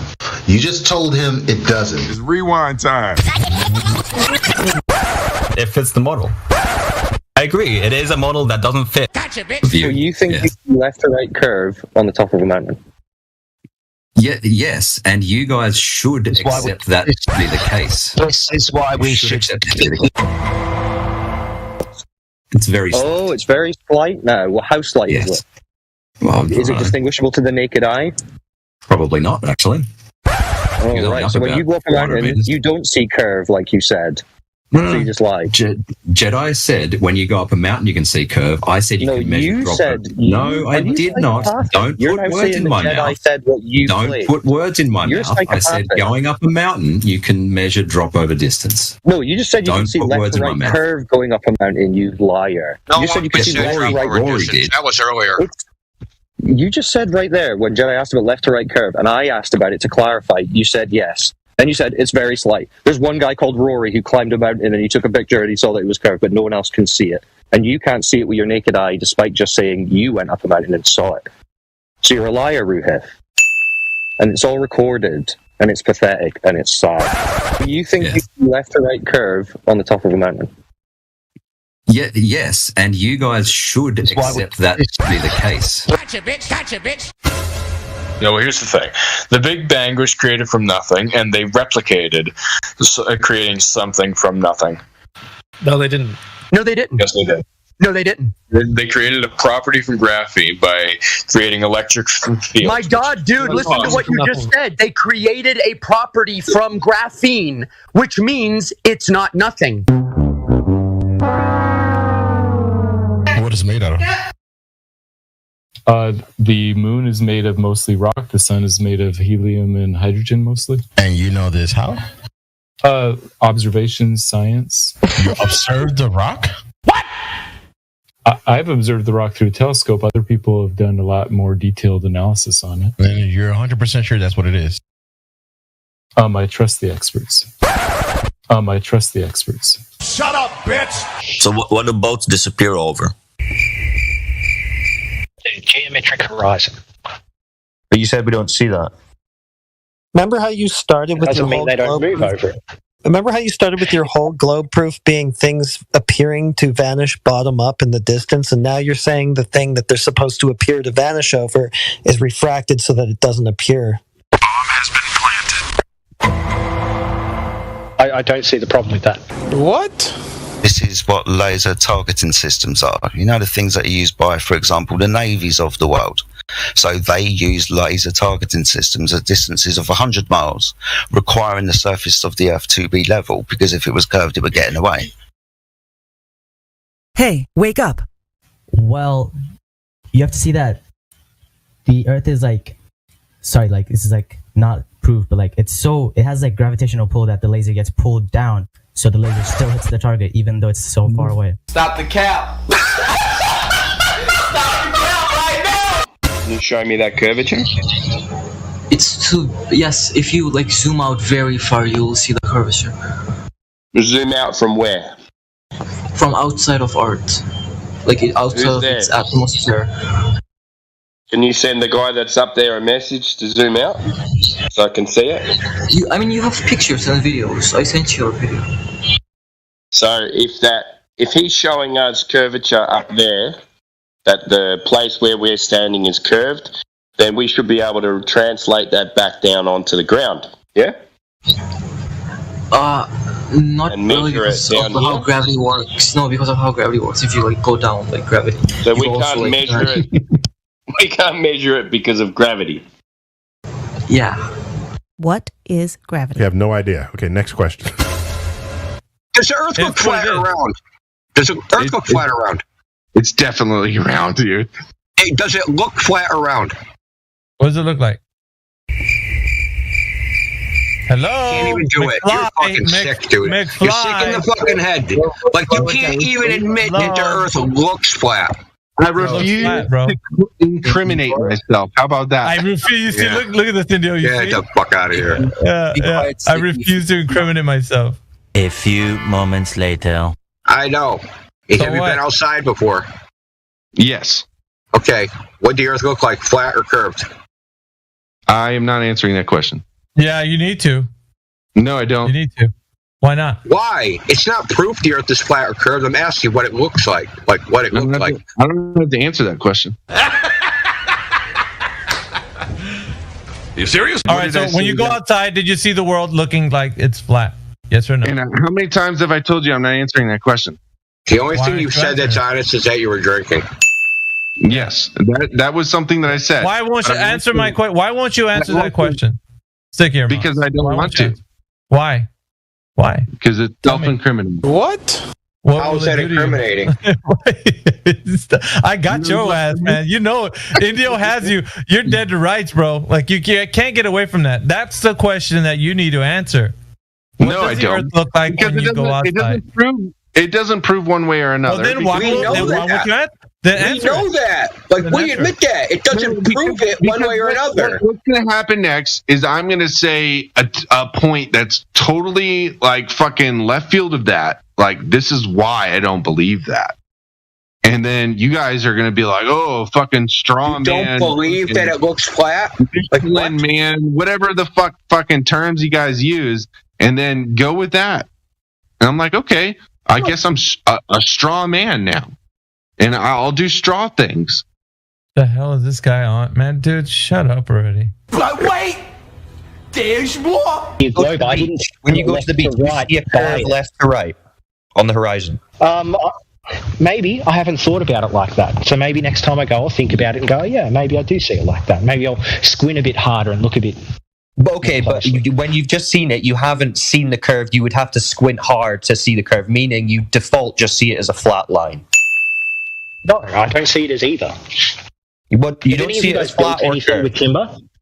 Have either of you guys built anything with timber? Oh, no. Wait, we're talking about the horizon, not building with timber. So when I look at a piece of timber, I can look at that piece of timber and go, that looks kind of flat and that looks really square. And then when I get my square out and measure it, it doesn't fit.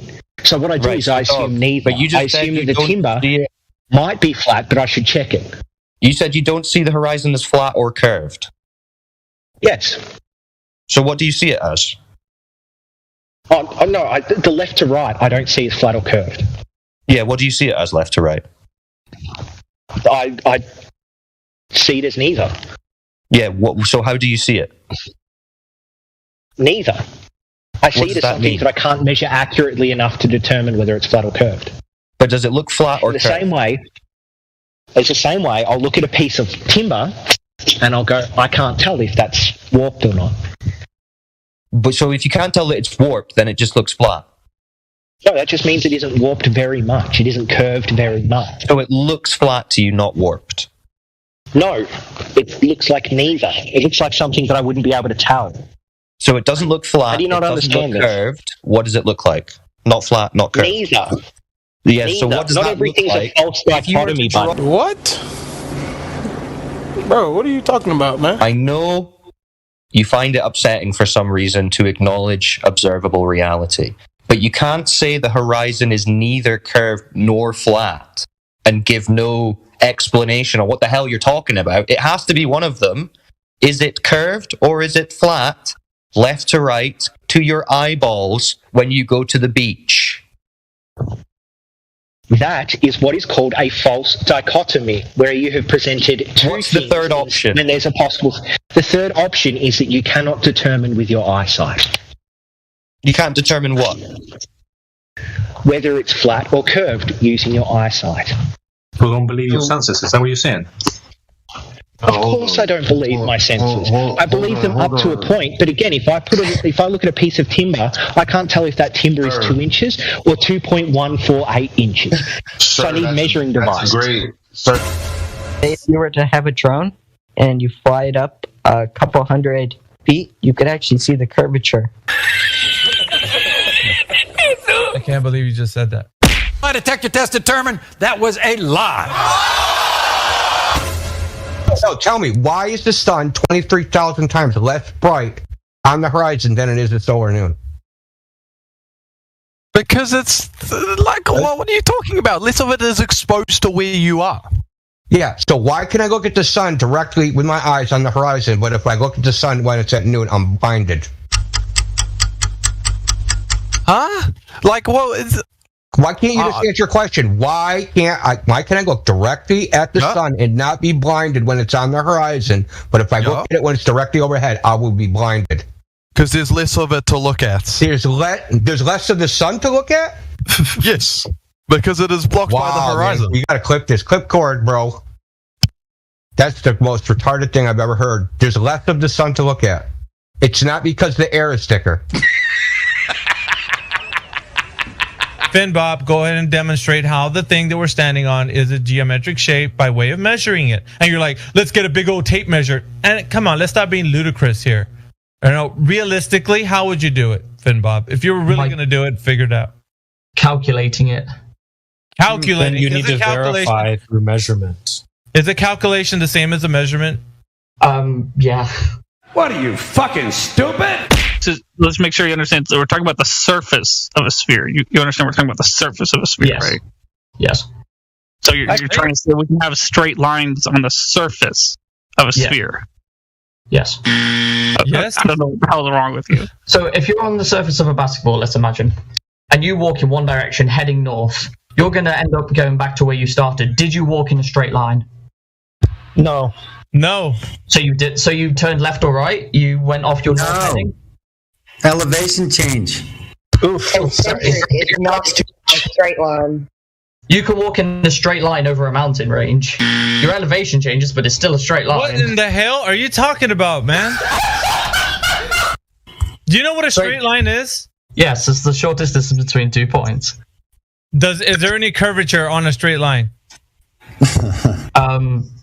No, it's the shortest distance between 2 points. Okay, you just finished saying that there's no curvature on a straight line at all. So a mountain wouldn't be a straight line because you're walking up and down the mountain. Yeah, is that a straight line? Yes. Stop the cap.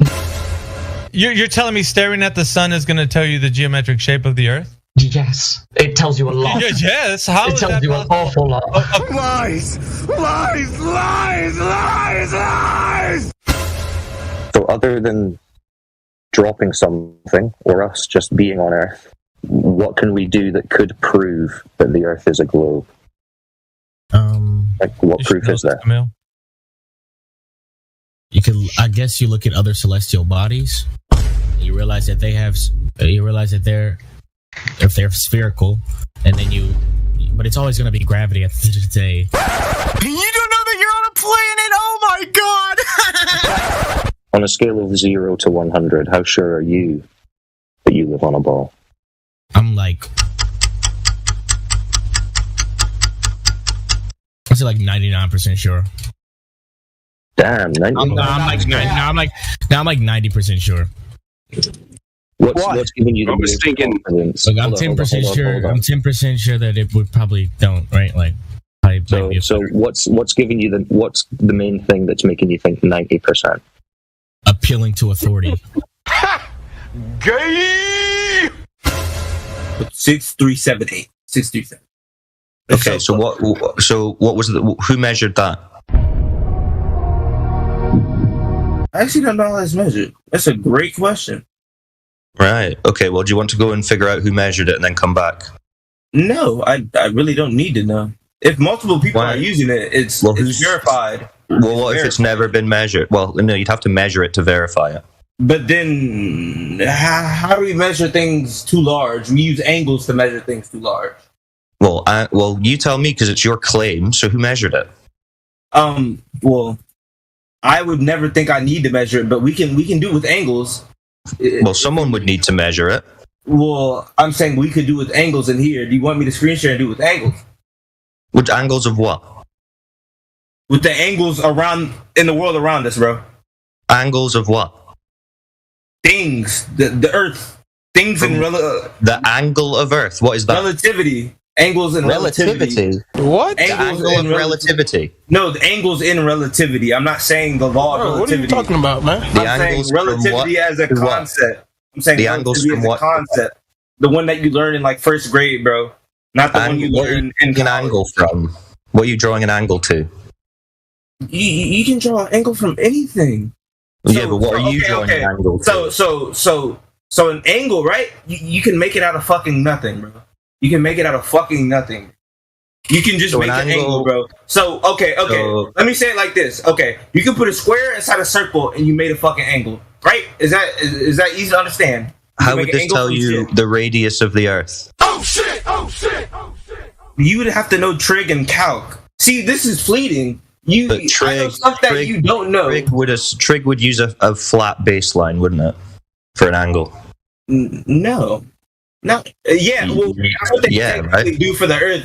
Yeah. So give it a flat baseline of the angle. Yes, they give it a flat baseline. Right. So it's a flat baseline. Yes. Right. Yes. So how does that work on a globe? You just chop that bitch in half, bro. So the baseline would be flat. Yes, if you split the globe in the middle. Right, so not curved then. But then the same trigonomic rules still apply, though.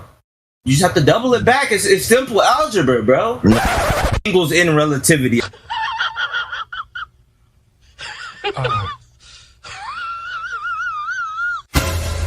Do you have a demonstration of the 1.2 mile horizon that you say is refracted?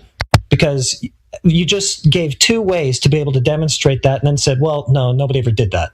Yeah, again, I can reverse engineer it to get a 1.22 by incorporating refraction. I can reverse engineer it to get a 1.22.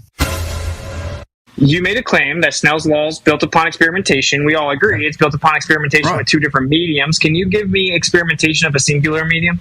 All right, Snell's law comes from Fermat's principle. It is derived from Fermat's principle. That's correct. Can you give me... Okay, so you accept Fermat's principle then, correct? Do you accept Fermat's principle or not? You need two mediums. You need two mediums to invoke Snell's law. Do you agree? Or a gradient. Okay, then Snell's law is a special case of Fermat's principle. Why can't you show me an experiment of that? Oh, I can show you the mathematics of it. Bruh. Variations in the refractive index in the atmosphere are caused by inhomogeneities of wide ranges of sizes. These include variations in the mean refractive index and refractive index fluctuations due to turbulence and cannot be accounted for by deterministic models.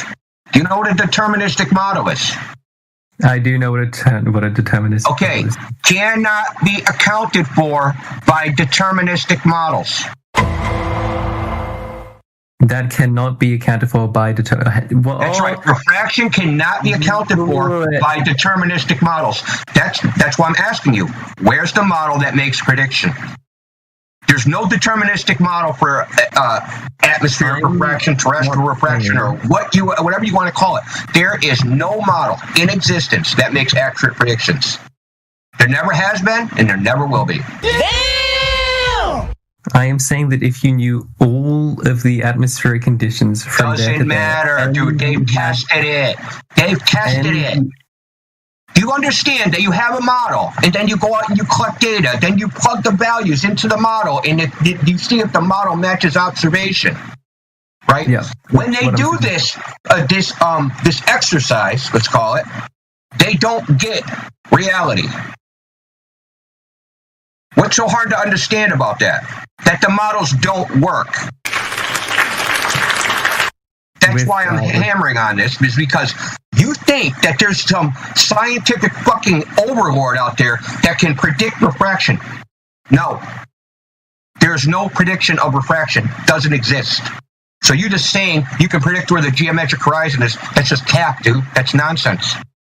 What I am suggesting is not something that would work in the real world. I am suggesting that if we had a deterministic... Michael, sorry. Now we can't do this in the real world. Why the hell do you believe? No, you never could. Yeah, so where's the direct measurement of the thing that you believe in? Why are we now listening to your imagination?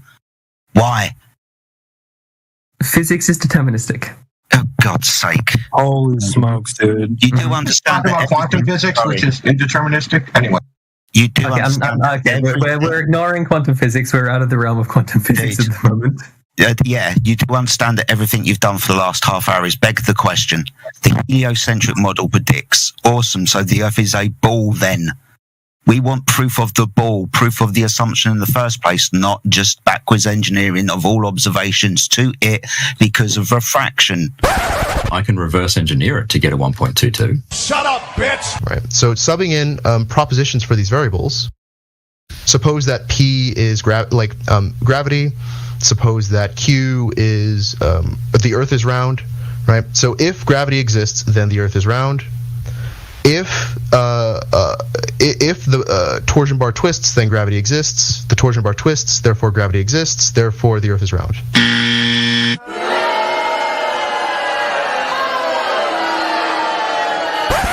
Yeah, so you're just wrong. Sphere. Oh, what am I wrong about? Objection. That gravity means twisty torsion bar. It doesn't. If the torsion bar twists, then gravity exists. The torsion bar twists, therefore gravity exists. Therefore, the Earth is round. Galileo used a ramp to study rolling balls, showing the acceleration enough to measure the time taken for the ball to roll, known distance. I didn't hear the first part. Did you say Galileo? Yeah. What did he do again? You asked me who was the first person to measure drop over distance, and I said it was Galileo. Okay, go ahead and give us the information now. He used a ramp to study rolling balls, slowing the acceleration enough to measure the time taken for the ball to roll a known distance. He measured elapsed time with a water clock using an extremely accurate balance to measure the amount of water.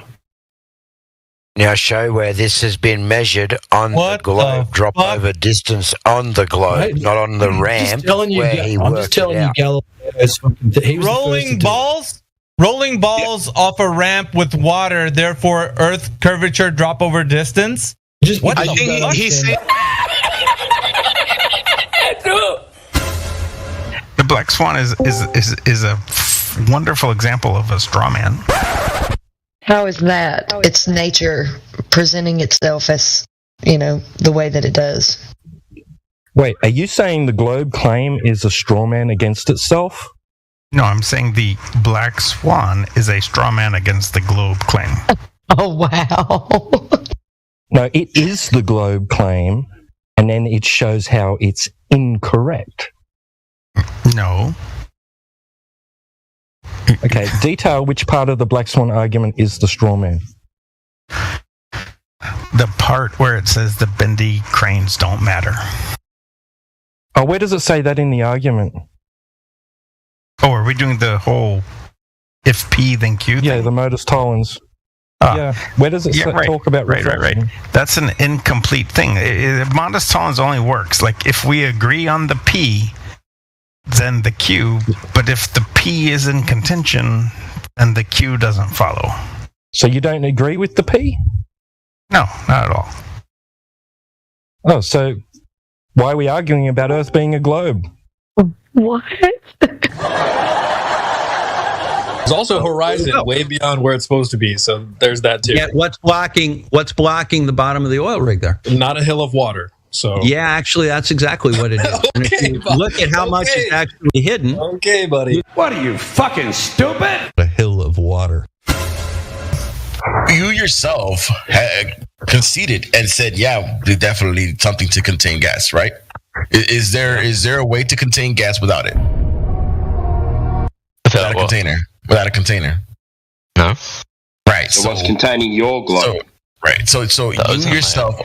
No, that's not the claim. No, that's not the claim. That's not what they claim. What is it? You're just going to make up your own cosmology. You can't do that. No. So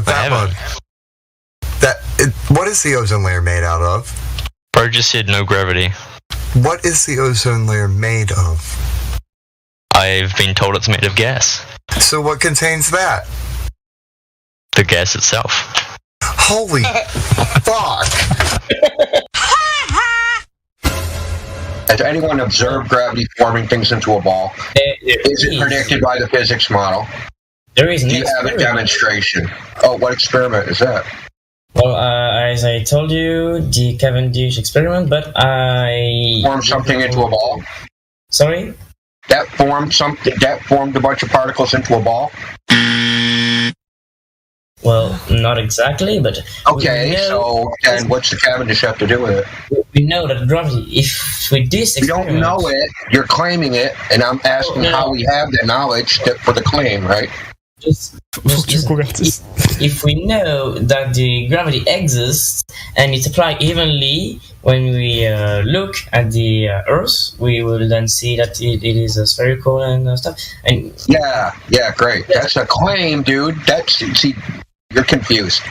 You think just saying gravity predicts things form into a ball. You think that that's somehow evidence for the claim? No. If that was the prediction, what would you have to go do? You'd have to go test it. Right? You have to go test it with an experiment. Yes. Okay, so what's that experiment? So just wanted to get in quickly. That's actually two fallacies wrapped into one. Because you begged the question, and then you've also made a baseless assertion based on the begging the question fallacy, because you haven't got any real world data to support what you've said either. Okay, so just as I told you, there is an experiment, but I don't know that one very, very well, and that's not really the subject I'm fully in. Well, listen, I know about the Cavendish, whatever, but that in no way shows that gravity forms a whole bunch of particles into a ball. Nothing about that. You cannot deduce from that experiment that conclusion. No, you're misunderstanding. Gravity is the dependent variable. Gravity is the dependent variable, so it's the observed phenomenon. Correct. That's literally what I'm saying. So gravity is the observed phenomenon, not the cause. Literally, yes. So is gravity the cause? Is gravity the cause of the natural observed phenomenon? Yeah. Is gravity mass attracting mass? Yeah. Okay, so the cause is the natural observed phenomenon. Right. The cause is the effect, is what you just said. Excuse me. You said Eratosthenes, right? Yeah, Eratosthenes, yeah. So we've got shadows, 2 different points on the surface, 2 different length shadows. That tells you that the surface is curving. How? Searching. Oh, shit. Here we go again. Searching. Wait, hold on. That's great. I'm sorry.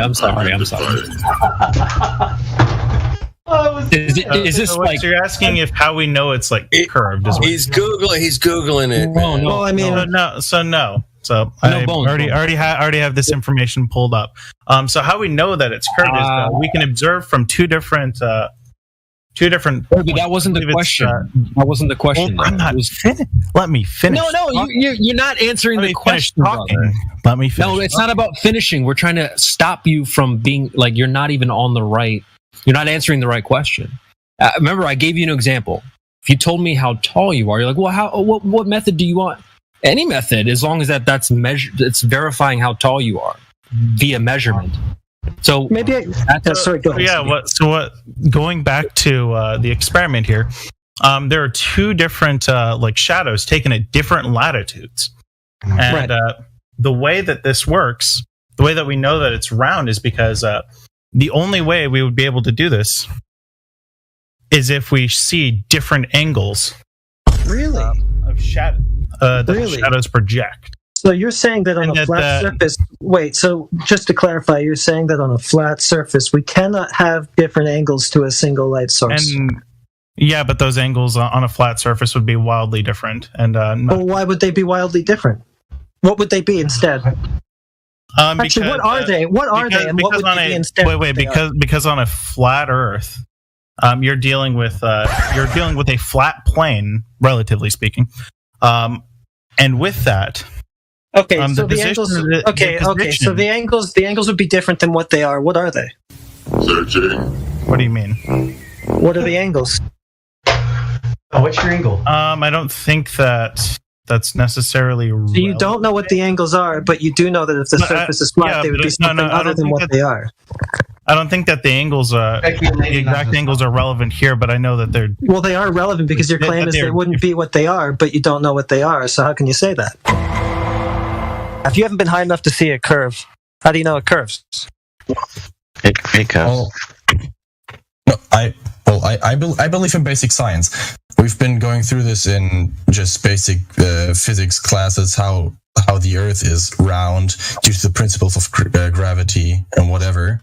I just believe in that because I have no reason to not believe in that, you know. Belief. It sounds like a faith. Science! Bro, you're shaking. Science! Bro, you're shaking. Science! You're shaking. This is the science! You're shaking, bro. You need some medication. Yeah, I found a great evidence for the art of being round. Okay. Post it in a live stream. Okay. No one smart, like who has a high IQ and stuff, believes in flat Earth. See, that's not evidence. But that's a good evidence. Like everyone smart believes in like round Earth. Wait a minute. Who are you? So what reason do I have to doubt that the Earth is flat? Because it's stupid belief. Come on, Ryan. It's stupid. Fucking, that's it. That's, oh my God. Let's just spin the wheel on the fallacy wheel. You know, let's spin the fallacy wheel and just go through the whole thing. Flat Earth is dangerous. Shut up, bitch. No, bro, like the water that you see in the picture is not real.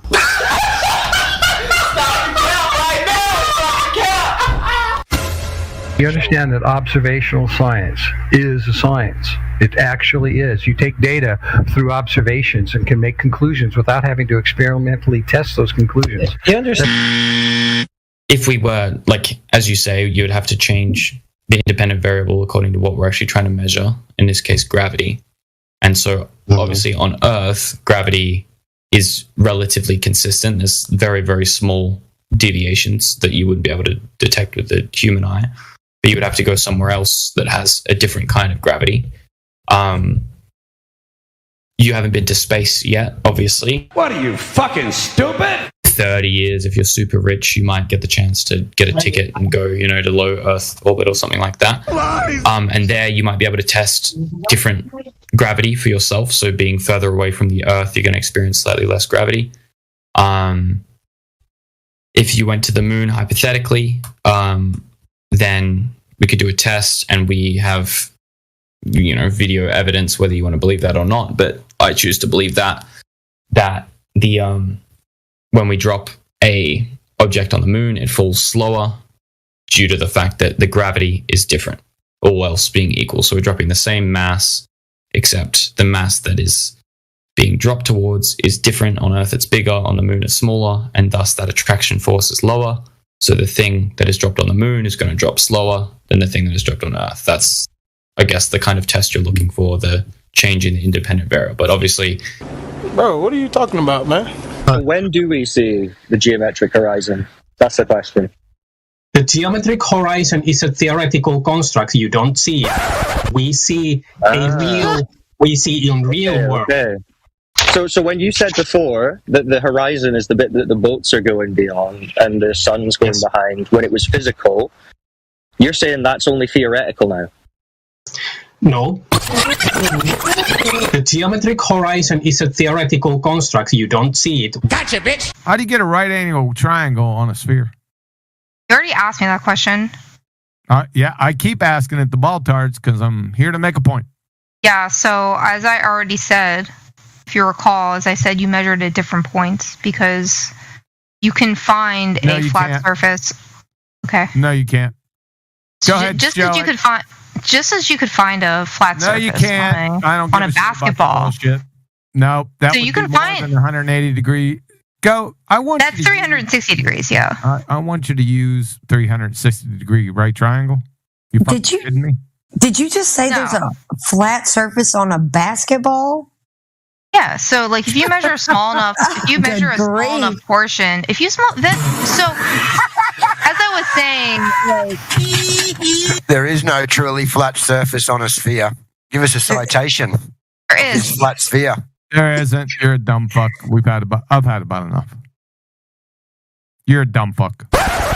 Just as you could find a flat surface you can't. on a basketball. What?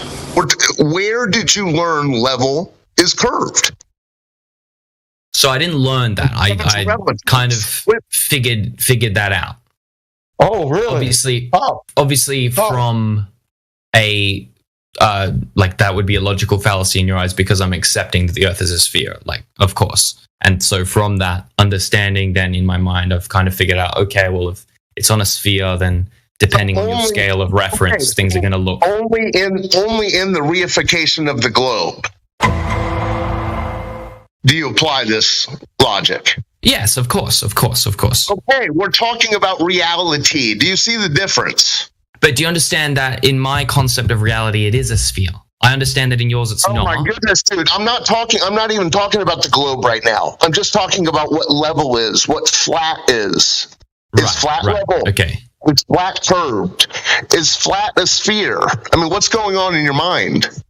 Sure. So flat is level, but I would say that any water that you find is going to be.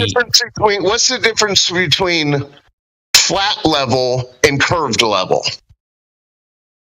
Well, curved level is going to look as flat level does at a small scale, but the more you zoom out, the more it's going to look not level, and it's going to look more curved and curved and curved. Obviously, the more you zoom out on a flat Earth, it's just going to look exactly flat no matter what scale. Okay, so curved level is actually curved. Yes, curved level is more like a tangent. So flat and curved are two different things. Yes. Yeah. And level and curved are two different things. Is that what you just asked me? Maybe not, but yes, they are two different things. Okay, there you go. So what's going on? It's from NASA. It's a reliable source. No, reliable nothing. Back up. 50 feet. Can you calculate something that's 50 feet above the air? If you calculate it, you might want to go measure it to verify it, right? Yeah. You can measure it, but how would you do that? How would you do that without a tape measure scrolling up there? How would you do that? Elevation angles. Elevation. Oh, okay. Now we're getting somewhere. So, what about the same thing? What about the same thing for? Do you guys know what a sextant is? Yeah. Do you know what a triangle is? Oh, dude, do I know triangles? Talk to me about some triangles. You know about 180?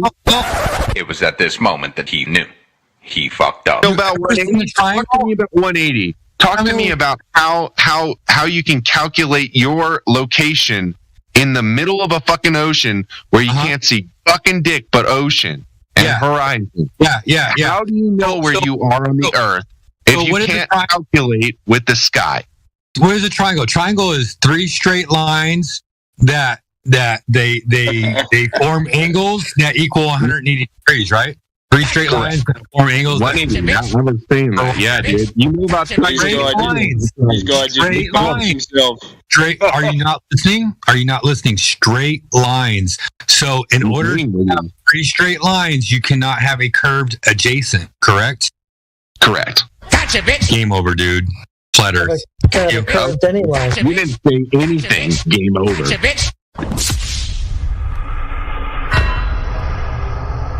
Why are you guys obsessed with peer review?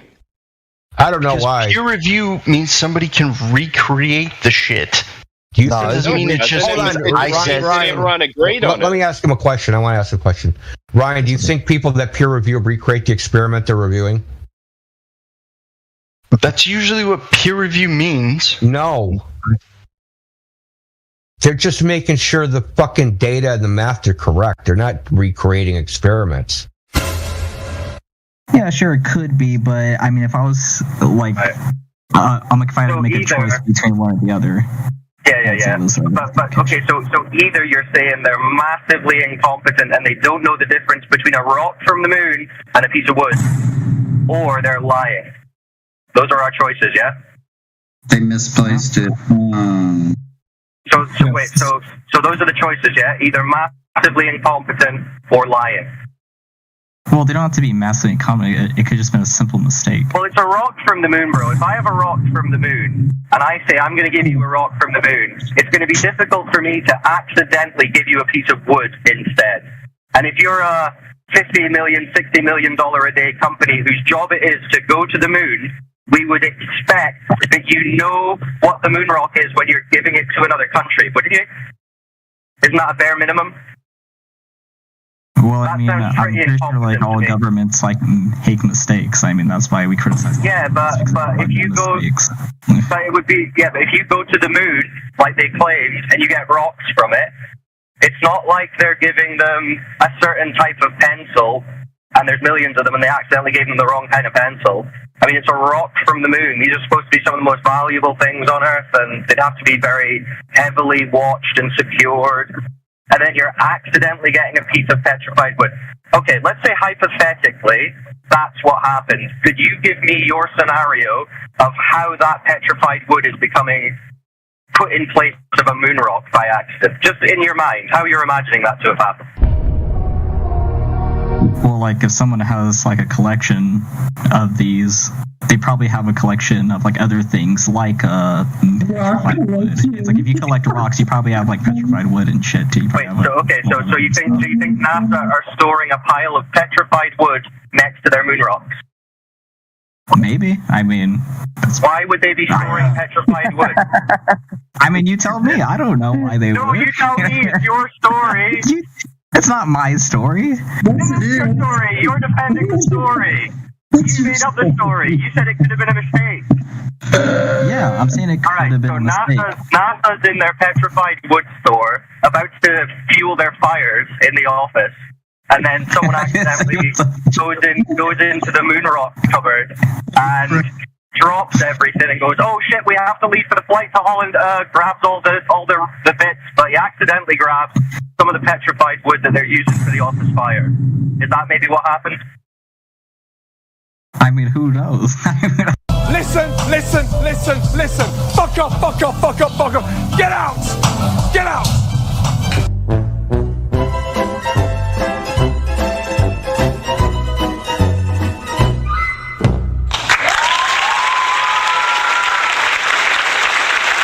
It's all over. It's all over for him. I don't know if you realize it, but it's over. Hold on, not yet. Clear? 24/7 Flat Earth Discord. Go get VC verified.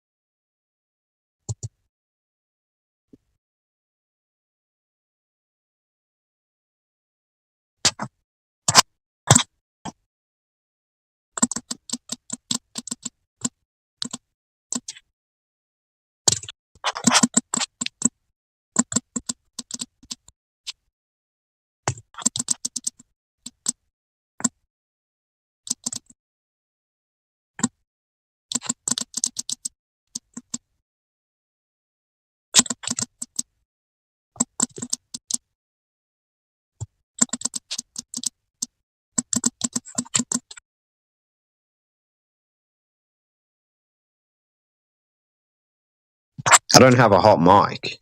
It's not on mute.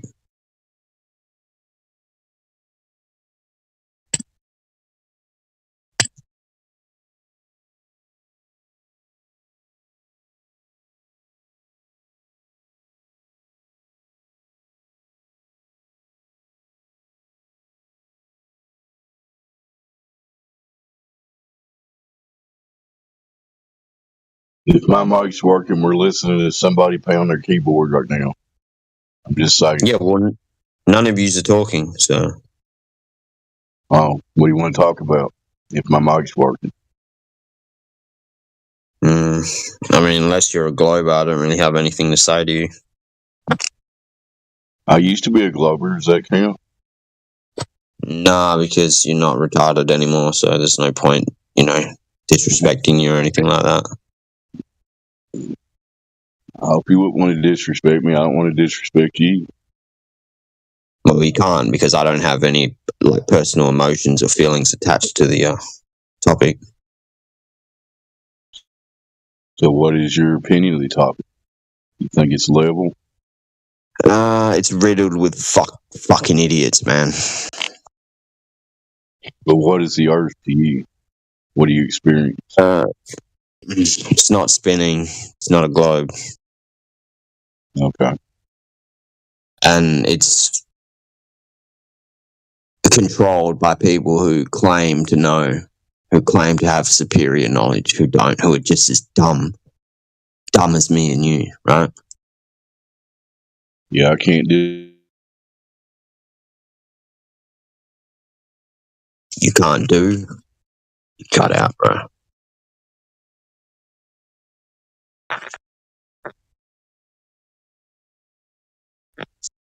Robot, so hopefully somebody else will join in here with you. I was just saying, I agree that a lot of people that think they have answers really just have made up bullshit and a bunch of math. Yeah.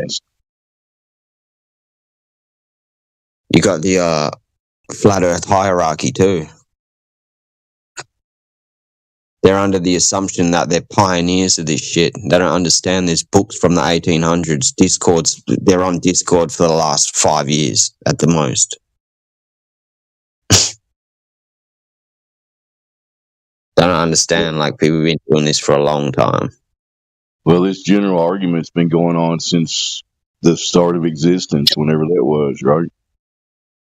And then when people started looking at the sky and making shit up, that's when we got in a bunch of trouble.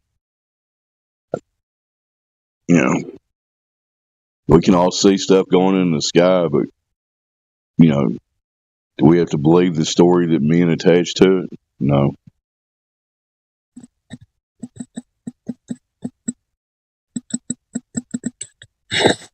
Yeah. There's also, a thing where if you argue against the globe and, you claim that you're a flat earther or whatever, that somehow makes you not as retarded as these globers, But most of them are just as retarded. So what? They disagree with the fucking Helio model. Now they're they're the intelligent one. When they're fucking retarded too.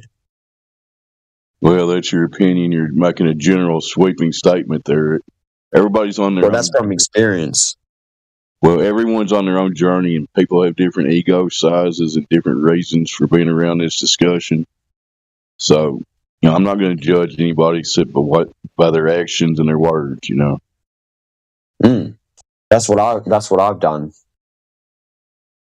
So that's, like you just said, that's my journey, yeah? So my personal journey is that I haven't met a single real person out here yet. I haven't been in a single Discord server that I haven't been banned from and muted and silenced. Not a single one.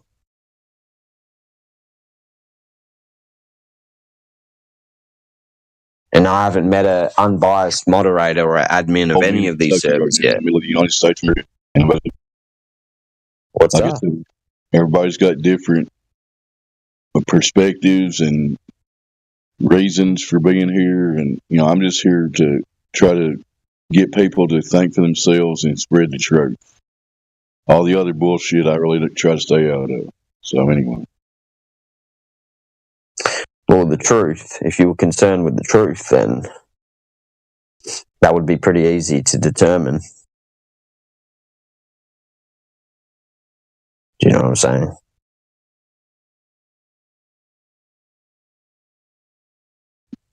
the truth about objective reality, yes, I agree with you. I accept reality that presents itself. When you're talking about other humans' motivations and egos and all that, that's a totally different story. Who knows the truth of what goes on in men's minds? That only they know. Them and God, whatever, right?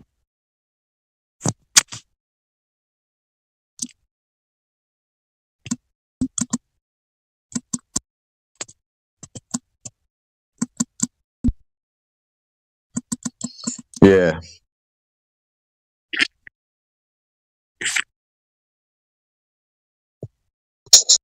Somebody else start talking now because I'm getting ready to robot. What's your name, guy I was talking to? I didn't notice here. I'm driving. Who, me? Yeah. The upside down Australian. Oh, okay. Well, nice to meet you, upside down Australian. I'm Dave in Kentucky.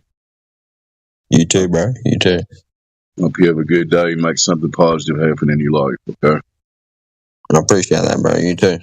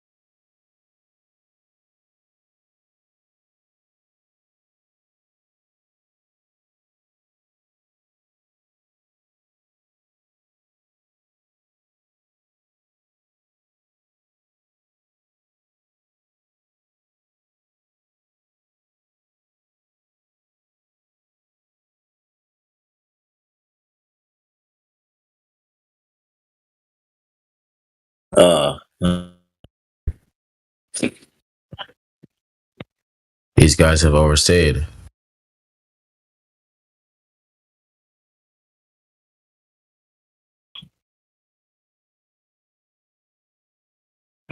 What's up, God? There you go. What's going on? Not much, man. Just chilling. Yeah. Saturday morning for me. Alright. Good, man. That's everybody. Relax.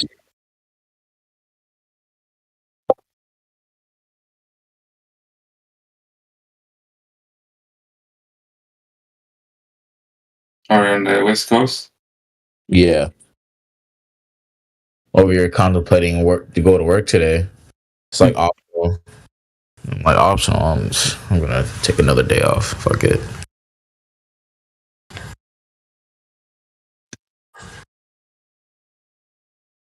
Yeah, I'm feeling, man. Yeah, bro. We had like almost like two weeks off almost. Cause it's just so slow. But most of that shit's already paid, so that's a good thing. Welcome to the server, God. What brings you by, mate? Who? God. Oh, I've been here, bro. Yeah, I've never bumped into you before, and I definitely remember that, mate. That name, mate. You just got voice verified. That's all. Oh, that's interesting. No. This is why I had like 3 accounts, bro. I mean, I've been here since like 2020, almost 2021. But I've had multiple accounts. It's just my original account got banned by Discord, and yeah. Okay. Flat Earther, Globe Earther? No, I'm not a globey. I'm a flat earther. All right, buddy. I won't give you any hassle then. No problem. What's that? I won't give you any hassle then, mate. No worries. Oh, I appreciate. Yeah, please. I've seen people get berated in here, and it's just. I mean, it's funny to watch, but it's like, goddamn, like I don't want to be on the receiving end of that. You know. And honestly, like that's my thing. You know, there's too much evidence pointing towards flat Earth versus evidence pointing towards globe. I mean, the science just doesn't exist for globe. You know, and the science exists for flat. So it's like, what the hell, you know? So like, until we actually go out there with our own eyes. Sorry, you said you didn't want to be berated. Sorry, dude. You said you didn't want to be berated. I'm gonna have to berate you. Really sorry. Oh, you said God. there's no science. You said there's no science for a globe. Gotcha. 100%. There's no science for a globe. Right. There isn't science for flat though either. You understand there why? Science right? for flat? No, there's no science for flat. Science deals with cause and effect in the physical and natural world, right? Okay. That's what science does. Experiments where we prove the cause of things that happen, right? Yeah, A globe observable, is like repeatable. flat, yeah. So basically, science isn't a tool that we would use to figure out the shape of an object, right? So I'm with you. There's no scientific experiment that proves the shape of the Earth to be a globe because science doesn't answer that question. But by that same token, there's no scientific experiment that proves the shape of the Earth to be flat or the aspect of the surface of the Earth to be flat. See, that's a whole nother perspective. We can do direct measurements and observations. Yeah. But that's not science. Science is cause and effect based. Cause and effect based. So what about? So that's kind of like hinting towards like atmospheric, you know, and container and there's no atmospheric because you're saying there's an atmosphere, and you're saying like essentially there's a sphere in the atmos, and like that thing just doesn't exist in a sense, like, right?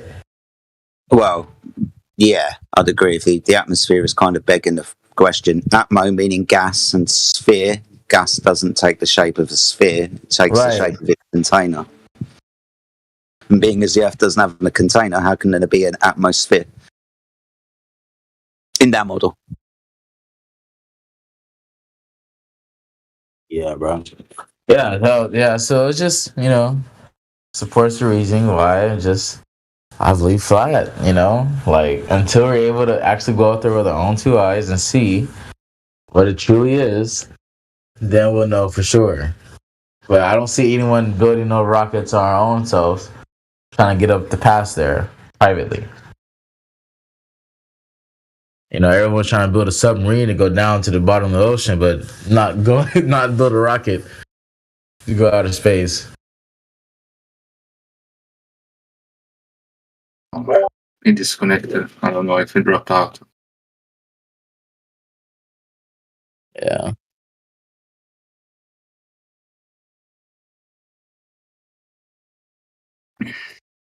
What was the other account? What was it called? My original account? Yeah. Oh, got one. Oh, okay. So you always had this. Yeah, I've always been God one, bro. Like I made my rounds around Discord. All right.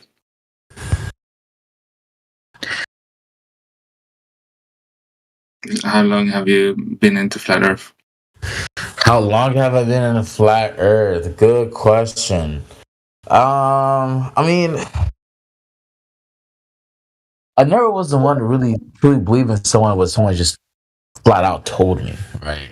I've always been speculative of, government officials or like, these bodies or organizations. Like I've been always skeptical of them. I never really fully put my faith in them to begin with. So when I hear, the history about the globe and all that stuff like that and how they know it's in centuries, like I'll be like, it still leaves it open to like room for error, I believe, just based off of that. Then when I discovered this server back in like 2020, 2021, and you guys went in depth about it, supplying what I already know, some of the things are very little knowledge I already knew about it.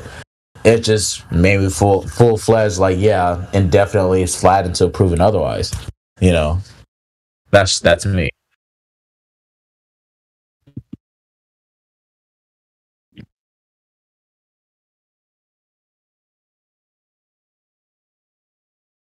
Yeah. The earth is flat until proven otherwise. That is it. Yeah, word.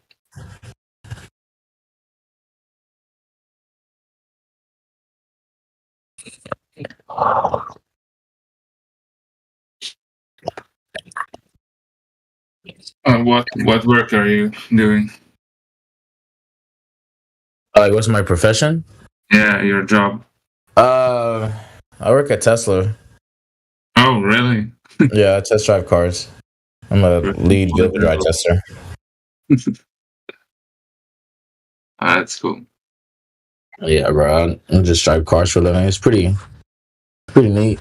I'll enjoy it. Honestly, I have a theory about that, but I don't want to get into depth in it.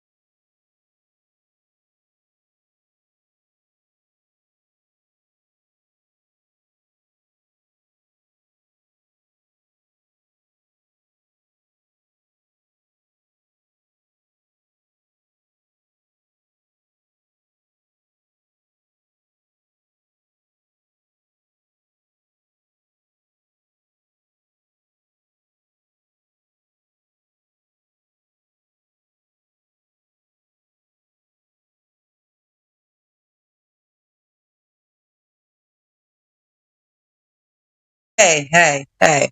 What's all the ruckus? You guys need to calm down in here.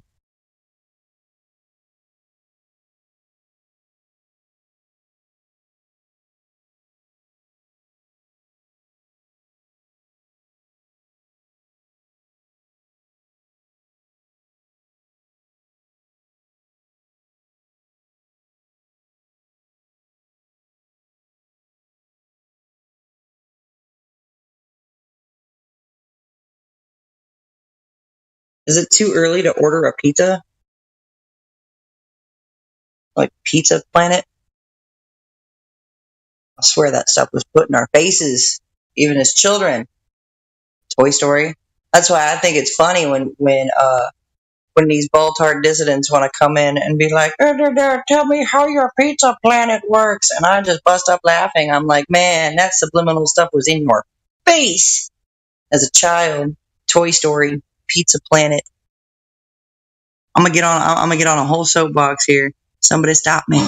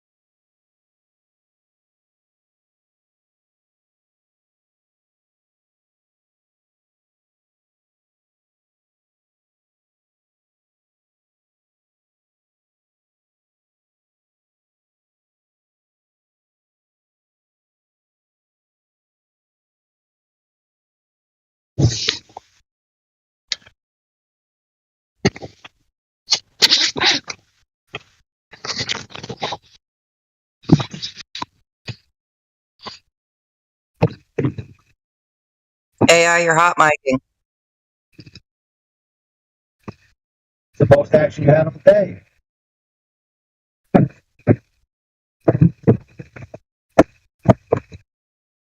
How's it going, man?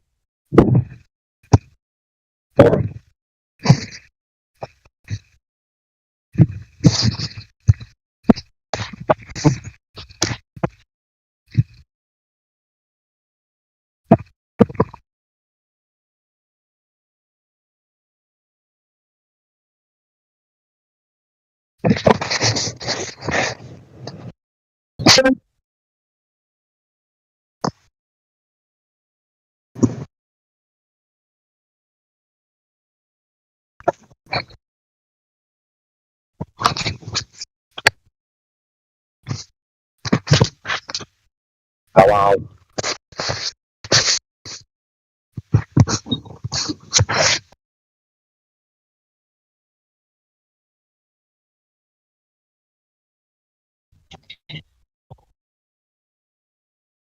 Yo, AI, it sounds like you rolling. Sounds like you're rolling down a hill with your phone in your pocket. That's what I'm doing, actually.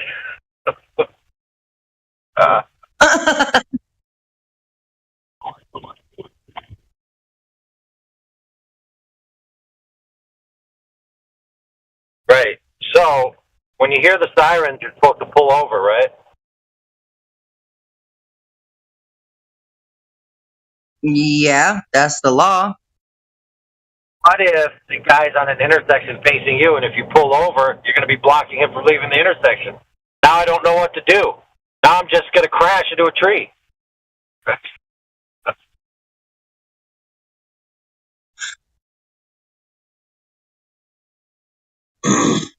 So I take it you're in traffic.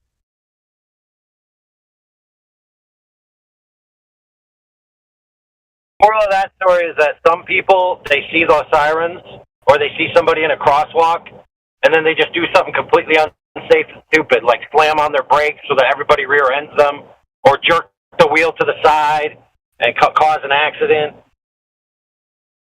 Right? They don't assess the situation and make a wise decision. They just react because they think there's some rule that's coming down on them that they have to obey instantaneously without any wisdom applied. Yep, and that causes panic and fear to set in. And when people are panicky and fearful, they're dumb. They're dumb, panicky animals at that point.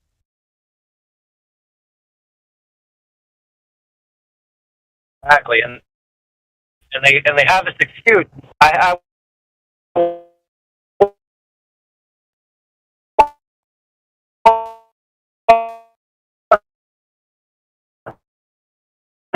You're cutting out real bad. You're in and out. Reception's doing funny.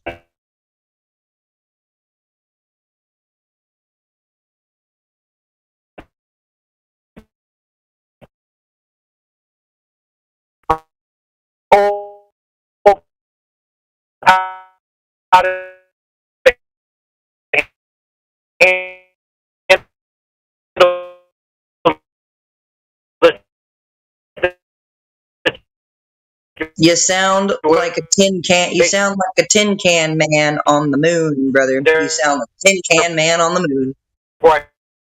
I can't figure it out.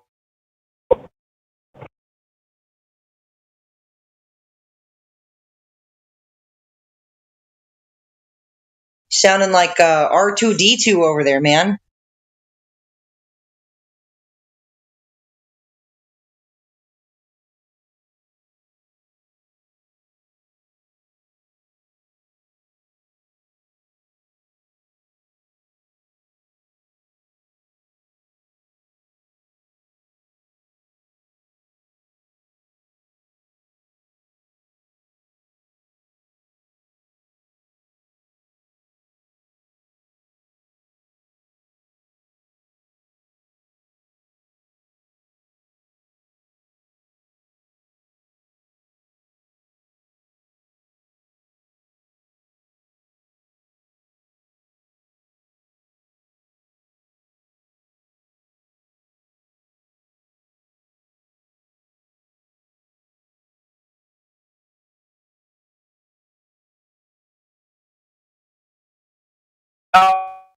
wow.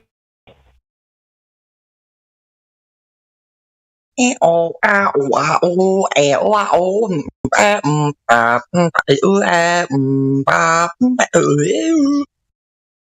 I can hear.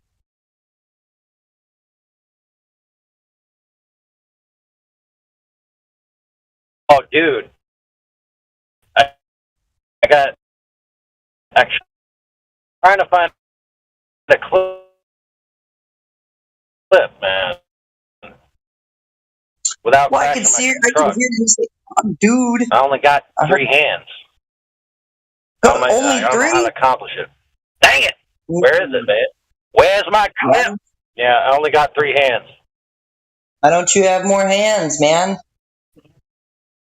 Because I locked one in Mortal Kombat 7. Not an octopus.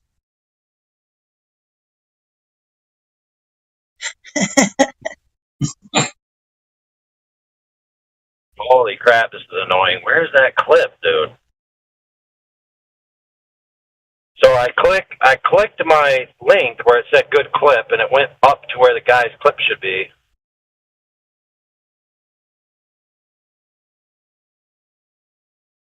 Holy crap, dude. There it is. Tap to see attachment. There it is. Oh, it's not a YouTube clip, it's a file. Okay. Dang it. You gotta clip them into YouTube Shorts and as downloadable clips, so you have both. It's easier to distribute.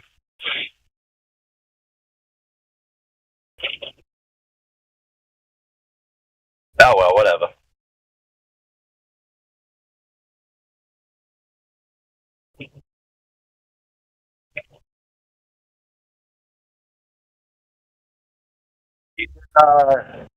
Check that clip out.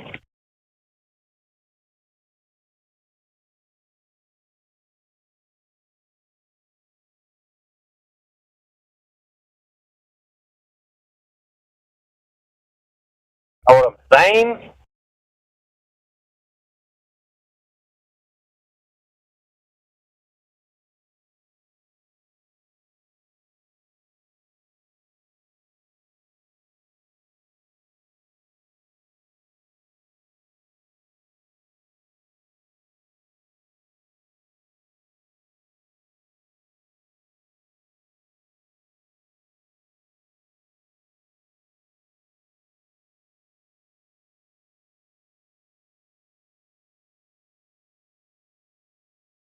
Seriously.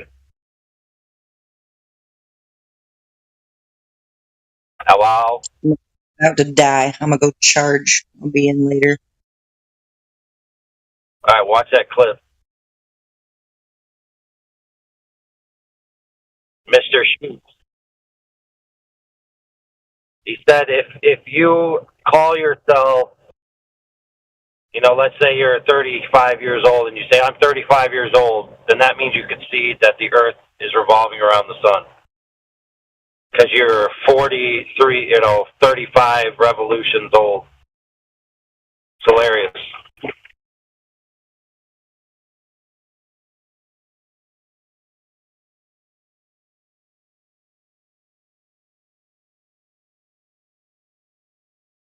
Ugh. Why do people drive so slow?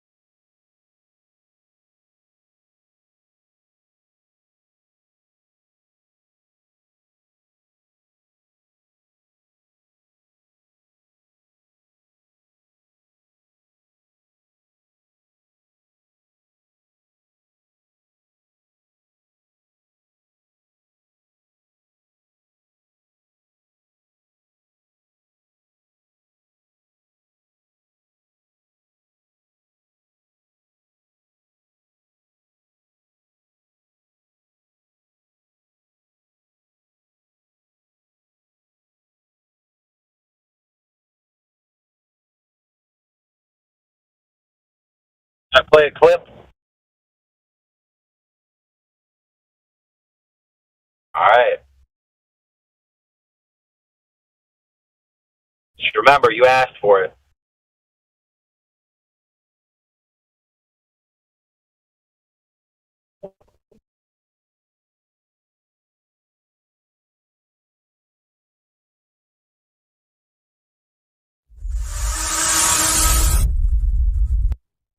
Join discord.gg/flat earth and enter a VC check-in room, and someone will come along to VC verify you to get involved with the conversation about our earth.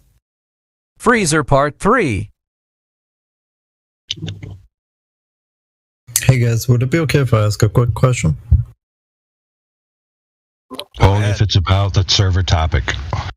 Okay. Sorry, I'll mute and let me know where I could find the server topic. The name of the server is 24/7 Flat Earth Discord. I'll give you one guess at what the server topic is. Okay, yeah, I thought it was just something specific, like only talking about one thing. If it's about Flat Earth versus Globe Earth and the logistical or philosophical implications, it's game. Yeah, I got it. Yeah, you seem to be the most active. Can I ask how old you are? Let's see. 3.2 Google Plexillion parseconillion cycles. Serious question, though. Well, I'm a cybonic organism from the future, so I don't rate myself in years because in the future we don't have years. But in human terms, I'm 43 years old. So you don't think you're 43 years old? Well, I have no scientifically validated experiment that the past exists. So how should I know how old I am? I just know what documents allege the age I am. I knew this. And those documents allege me to be 43 years. But on a serious note, I'm not that disavowed from reality that I would make that argument on a serious note. I would just do it to troll, prank, or elucidate a point. So technically, I'm a human being with 43 years, give or take, since I passed through the thighs. Can you explain what you mean when you say in the future we don't use years? Because that's kind of where I was getting. Well, my friend, if you believe in heliocentric Big Bang expanding cosmogony and the creation story and the salvation story therein within their philosophically based religious system, which rest assured their pseudoscientific worldview is indeed a religious proposition, they believe within that eventually humankind will merge with machines, right? And then eventually will download their consciousness into machines, and then eventually will evolve past the need for the machine to house their consciousness and become disembodied from the machine, float out of the machine in an energetic state and become essentially an energy cloud of pure consciousness that is then able to interact with the three-dimensional free space and the matter therein on a level that we can't even perceive of, and on a time scale that we can't currently perceive of. In other words, become, for lack of a better term, a God type or spirit type entity. Now, some of these physicists that believe in this gobbledygook, which rest assured, I'm not making this up, this is straight from lectures at prestigious universities and establishments, they think that some of these energy clouds that we supposedly see out in the cosmos are actually evolved predecessors. So they're sentient entities that we are one day going to join in the great sea of the star ocean.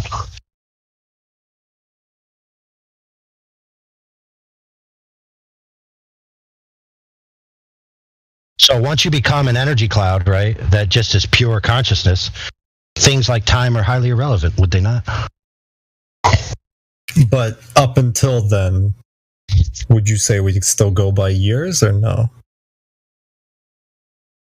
Well, the entire paradigm is based on the concept of revolving around a central point in which the seasons and the days pass. And since that point is fixed to the sun, for our point of view, and that path is allegedly 1 year, unless we leave the earth, for like centuries, which is impossible, we would still be using years.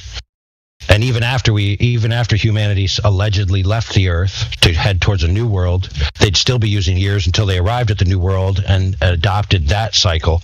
And then they would still use the term years because that's what people are used to in relation to the new thing, which they would name something else. Or they might name it, like, let's say the planet they go to is Praxis. They would name it Praxis years, like dog years. A human year is 7 years to a dog year. But they'd still probably call it years until they disavowed English and made a new language, and then they'd call it something else.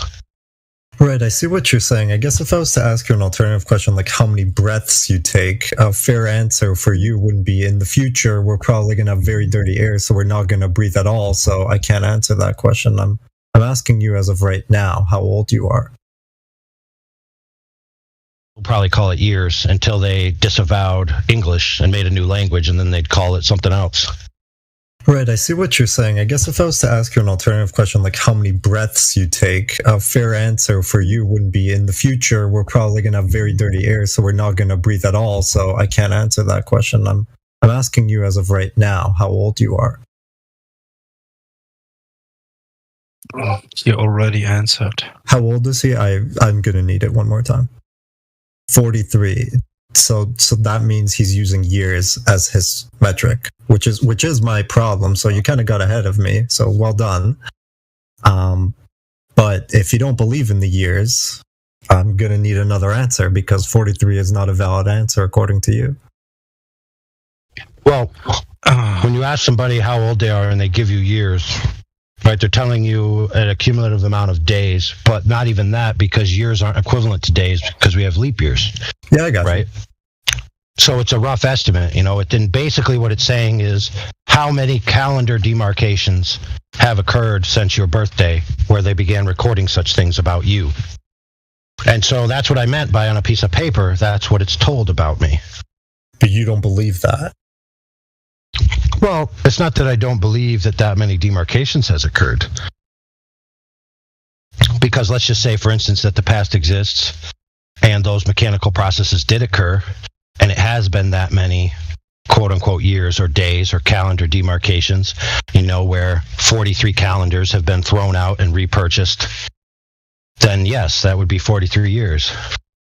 Well, I'm open to hearing another alternative, if you got one, for how old you are, if you don't think that one's accurate. I am 1 AU old. And if you could please explain that. Well, think about it. They claim that the sun is a certain distance away, but then they demark that distance as 1 AU, or 1 astronomical unit. They then apply that with a scale function to the other lights in the sky to create this idea of distances, which are all scales, by the way. There's no known distances, and then whenever they change one distance, they change the others. And so they just call it 1. So how old am I is 1. I'm 1 old. So the amount of time that I've been alive, is the amount of time that I've been alive, and it equals 1 amount of life. That doesn't make sense. You're 1 astronomical unit old. No, I changed it. I explained to you what I meant by it, and then I changed it at the end. So in my terms, the 1 AU is not 1 astronomical unit, it's 1 age unit. The age that I am is the age that I am, 1. Whatever that is. It could be 50 years, it could be 43 years, it could be 75 onkos, it could be 999 poop toes. And for everybody else, does this make sense to you guys? If you say no, then you're actually critiquing the globe model and its foolishness, because that's what I was parroting. Right. It makes sense to me. I'm going to need you to slow it down for me again. You're H and then you're 43, but you could be 50. I'm sorry. Think about it this way. The actual age doesn't matter, is the point. Because there's no, you don't know that. So what should I put on my driver's license? Excuse me? What do I put on my driver's license? You're not understanding. The simple fact that you're asking, what do you put on your driver's license, is letting me know that you need to try a little harder to understand what I just told you.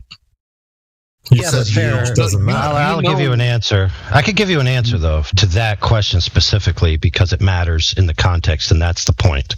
The context matters. A driver's license is a particular contract with a particular organization that has a particular set of rules, and the convention that they have decided for your age is how many annums you have been alive. So the anniversary of the year, the calendar year, from your birthday to your birthday is what they want when they ask you for your age. So you must answer according to the convention you're agreeing to. That's my point. Why do they want that? Are they wrong too? No, because a convention can't be wrong when you think about it. It's just an agreement for how we're going to do things. It's like when you play a game, when you play a card game. If you want to play, 5-card draw under classic rules, and you say, let's all play 5-card draw under classic rules. Those are written down and they're known, so you have to use those rules. But now if you say, let's use these same cards and make a new game that we'll agree to right here, right now on the spot, and you all agree, you've then created a unique game that's never been created before, but it has a new set of rules that you agree on, even though you're using the same tokens that you were in 5-card draw, which is the deck of cards. Yeah, I see what you're saying, but in this case, wouldn't I and you being 43 years old be the default and you be the person changing the rules? In which case you're not able to answer how old you are?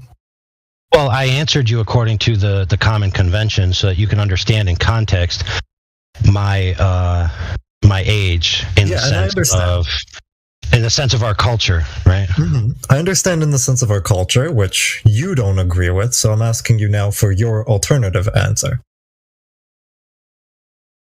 No, I don't mind that convention because, like I said, that convention is largely based on the cycles of the seasons, right? And the seasons are essentially an established, for lack of a better term, calendar or clock. And so we as humans judge our activities based on those seasons. For example, harvest time, planting time, which I should get ready for the winter because it's about to get freezing cold. All of these things are cycles that we see signs for. And so it's not unreasonable to gauge your age based on those cycles. So when you say I'm 43 years old, you're basically saying that generally, since I was born, 43 cycles. What are these cycles? And what happened 43 times? The period of the seasons from start to finish. Summer, winter, spring, fall. Yeah. See, you guys are very big on definitions. I'm only here a couple of times. So what's the definition of a year? Well, it depends, because you could say it's just the period of the calendar, but other people would say, oh, it's orbiting around the sun, right? Yeah, exactly. Now the problem is that just by claiming that that's the definition of a year, it doesn't mean that you're actually orbiting around the sun, because you could just easily say that it's a period of the sun cycle till it returns. And that would be the same thing, the same phenomena that we experience.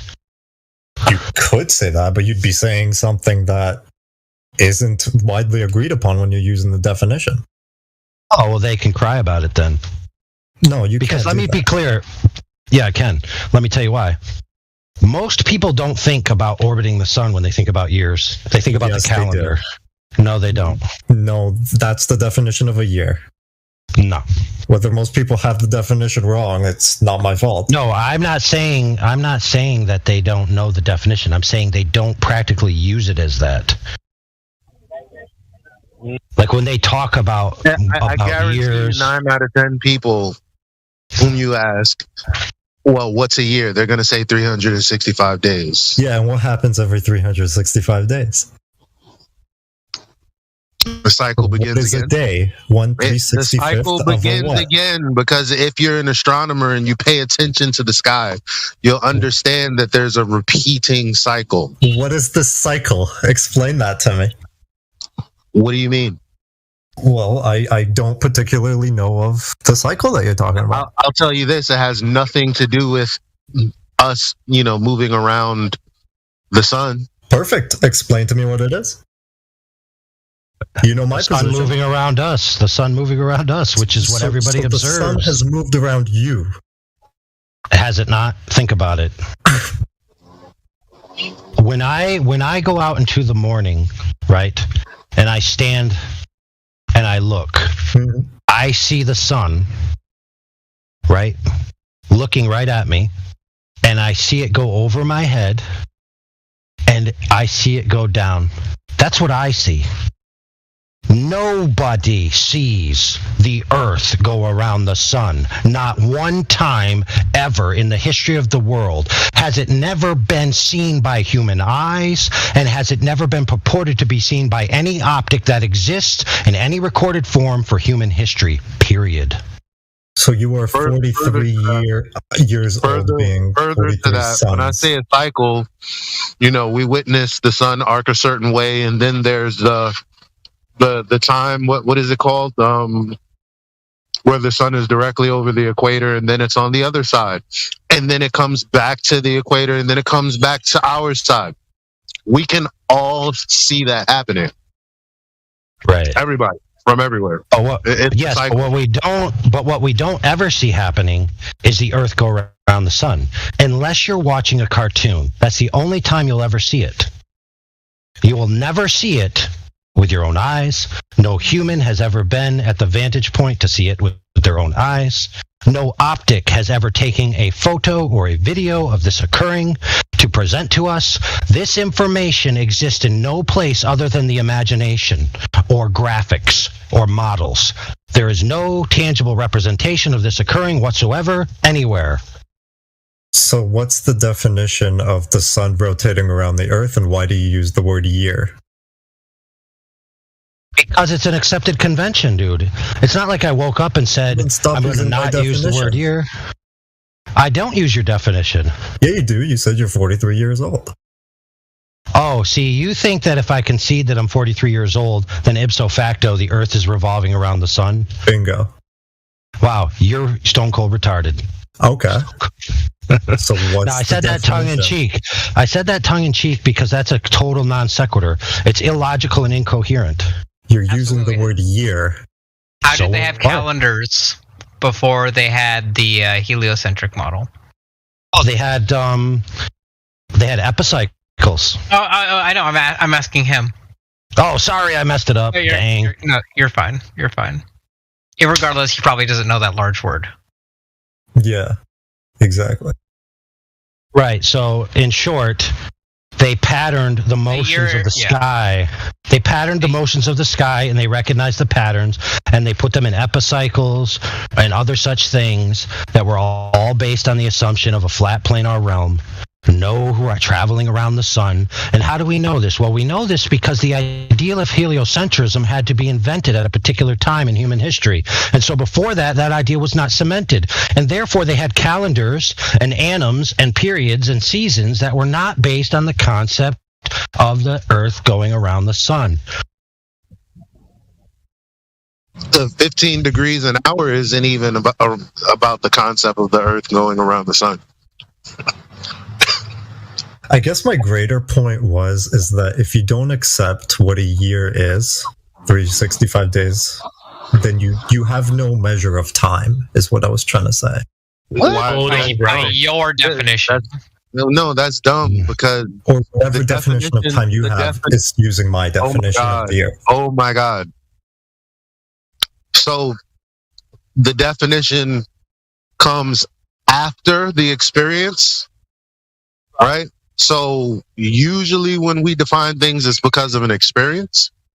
Now, no one, again, has ever experienced going around the sun. That's just a part of the story that's completely non sequitur from the methods that they actually used. 15 degrees an hour doesn't have anything to do with the earth moving. 365 days doesn't have anything to do with us moving around the earth. That's just something added on to the story. Fair point, but I need to speak to Elijah at this moment, which is this.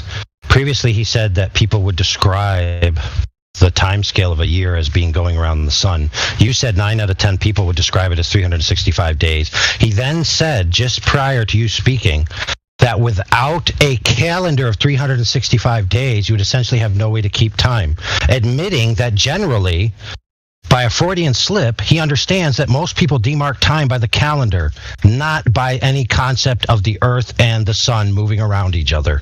I rest my case, ad infinitum in perpetuity, and ex ante into the past. No, they're not. Let me explain it to you. It's very simple. If you have a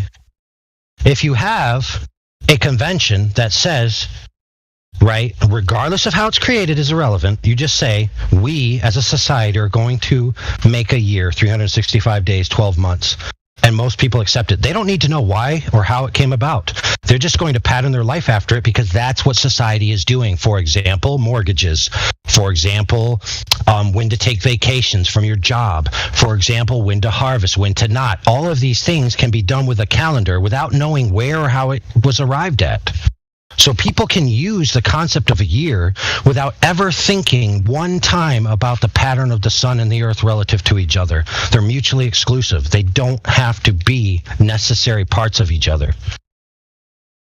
I agree, but you can't do that because you have a different model. No, I can, dude. I already told you that the path of the sun was established long before heliocentrism was invented. We know this because heliocentrism came about at a particular time in history. And so prior to that, it had not yet been invented. Could it be because we have better tech to figure it out? It's irrelevant. The point is that demarking time existed before demarking it by the concept of going around the sun. And therefore, any establishment or convention of time can be used freely by anyone without conceding the concepts that are attached to it. For example, some of the old calendars had gods attached to them, right? So the idea of the seasons and all of this was spirit entities doing these things, not just passings of time. But you could still be in that society and reject those entities, yet still use the convention. So, for example, the council may say you have to show up to court at a particular date in the month of, Vesuvius. Right? You show up that day, correct? Because it's on the calendar and you know that this many days has passed and now it's this day. You showing up doesn't mean you believe in the god of Vesuvius. It just means you showed up at a convented time. An agreed upon I agree with that point. That's a good thing. point. Yeah. Right. So that means that I can use a year and say a year and talk about a year with everyone, and we all understand what we're talking about because we're just talking about demarcated time, and none of us ever have in the front of our mind the idea of the earth revolving around the sun. Now, the occasional person will, don't get me wrong, but I tell you, I have been alive for 43 years. Okay, I have been up and down, left and right. I've been in the military. I have seen many, many people, and I have spoken to many, many people about days and times. And I will tell you, less than 5 people in my entire life have ever used the phraseology about the earth and the sun relative to time. It just doesn't happen on the regular. It's very, very extremely rare. Maybe I'm weird, but no, that's a good point that you're using general convention. I'm just asking you if you think that's wrong, that the earth doesn't rotate around the sun every 365 days, and that happened 43 times, which means that's how many rotations you are old. How old are you? And explain it to me in a different way. Why are you not getting it? I get it. He's using normal, conventional. The agreed upon convention doesn't have anything to do with the assertion of cosmologies. Yeah, for example, I was obviously born after my mother was born, correct? Now, my mother lived in a society where we used a calendar as a conventional way of demarcating time. Now, when I was born, on that calendar, she may have wrote, my son was born this day, correct? Mm-hmm. Now, calendars are issued after a certain amount of time. The convention's already been established, right? So you have a certain amount of days in the calendar. Every 4th year is a leap year. So every 4th calendar you get has 1 extra day on February 28th, right? Where they have a little triangle. They have a little triangle in that square where it has 2 days rather than 1 day. So every 4th year you have an extra day. However, everybody knows this. So every time the calendar comes back to my birth month and my birthday, even though every 4th year it's actually a different annum, it's not the same anniversary because there's actually more days. When she sees that date approaching on the calendar, she knows it's about to be my birthday, and then she makes plans to celebrate it. She doesn't think, oh my goodness, I wonder where the sun is relative to the earth so I know when my son's birthday is. The average human uses the calendar. Now, in modern day, a lot of humans use electronic calendars, right? Things that tell them when these days are. They don't think of it at all. It's completely out of their mind. They just put it in their appointment book, and then when the appointment book pops up, it says 3 days till such and so is occurring. You say, oh shit, 3 days, I better frickin' buy the flowers.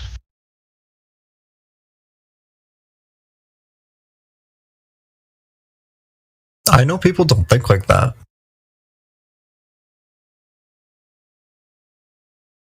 I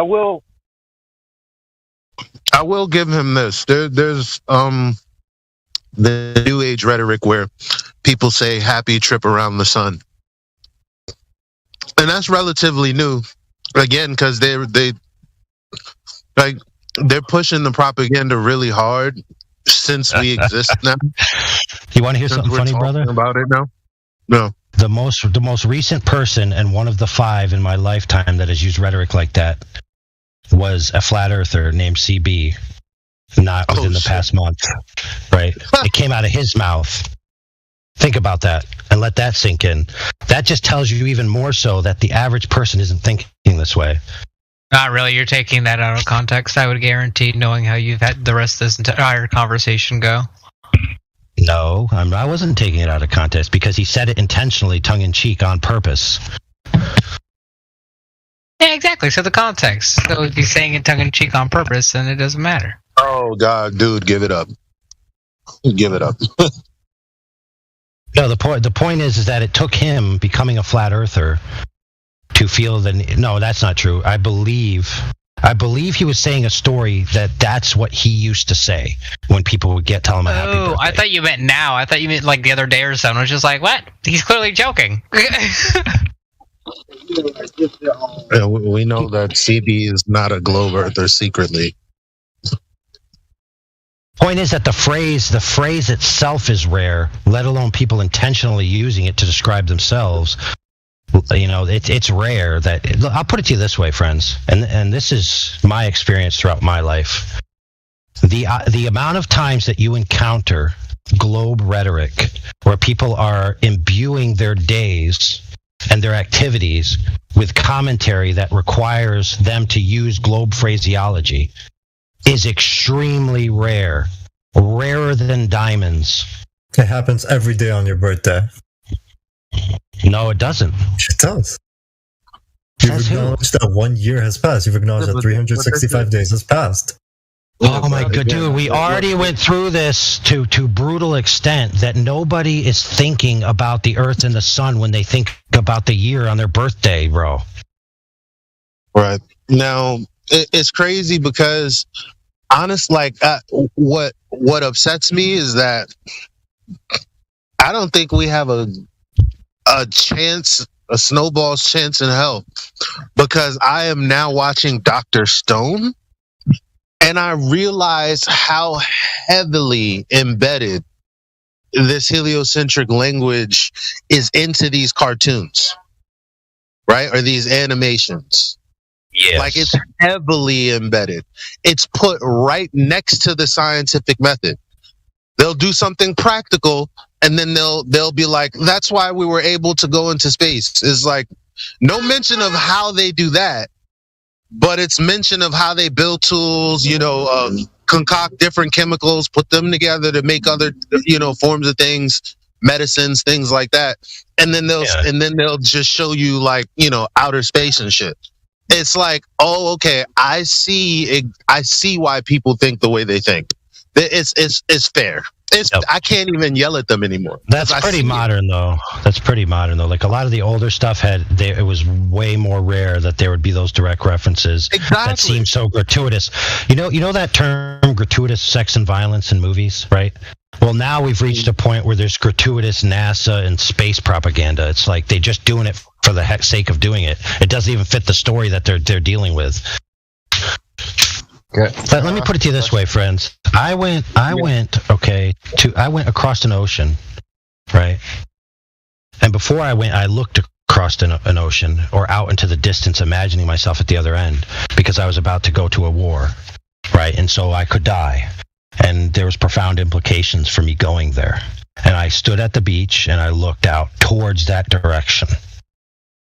And never once did the idea that I was going to be traveling around an arced path of a globe ever cross my mind. In my mind, I just saw it was straight ahead of me. It never crossed my mind to think otherwise. And looking back, after I came into the idea of flat Earth versus globe Earth, I wonder, why is it that at these distinct times in my life, I never thought of myself as particularly being on a globe, when it's so indoctrinated in your mind that when you look out across the ocean, you're looking over curved water. But I can never once in my life remember a time where I went out to the ocean and thought I'm looking over a curved surface. Never once. I have no memory of that at all. Now, I'm not saying it didn't happen once, because it may have. I just have no distinct memories of it. And especially at key points in my life, you think I would remember it like I'm about to go die in a real war. When I was at the beach a month and a half ago, I was thinking, damn, I never really thought about it.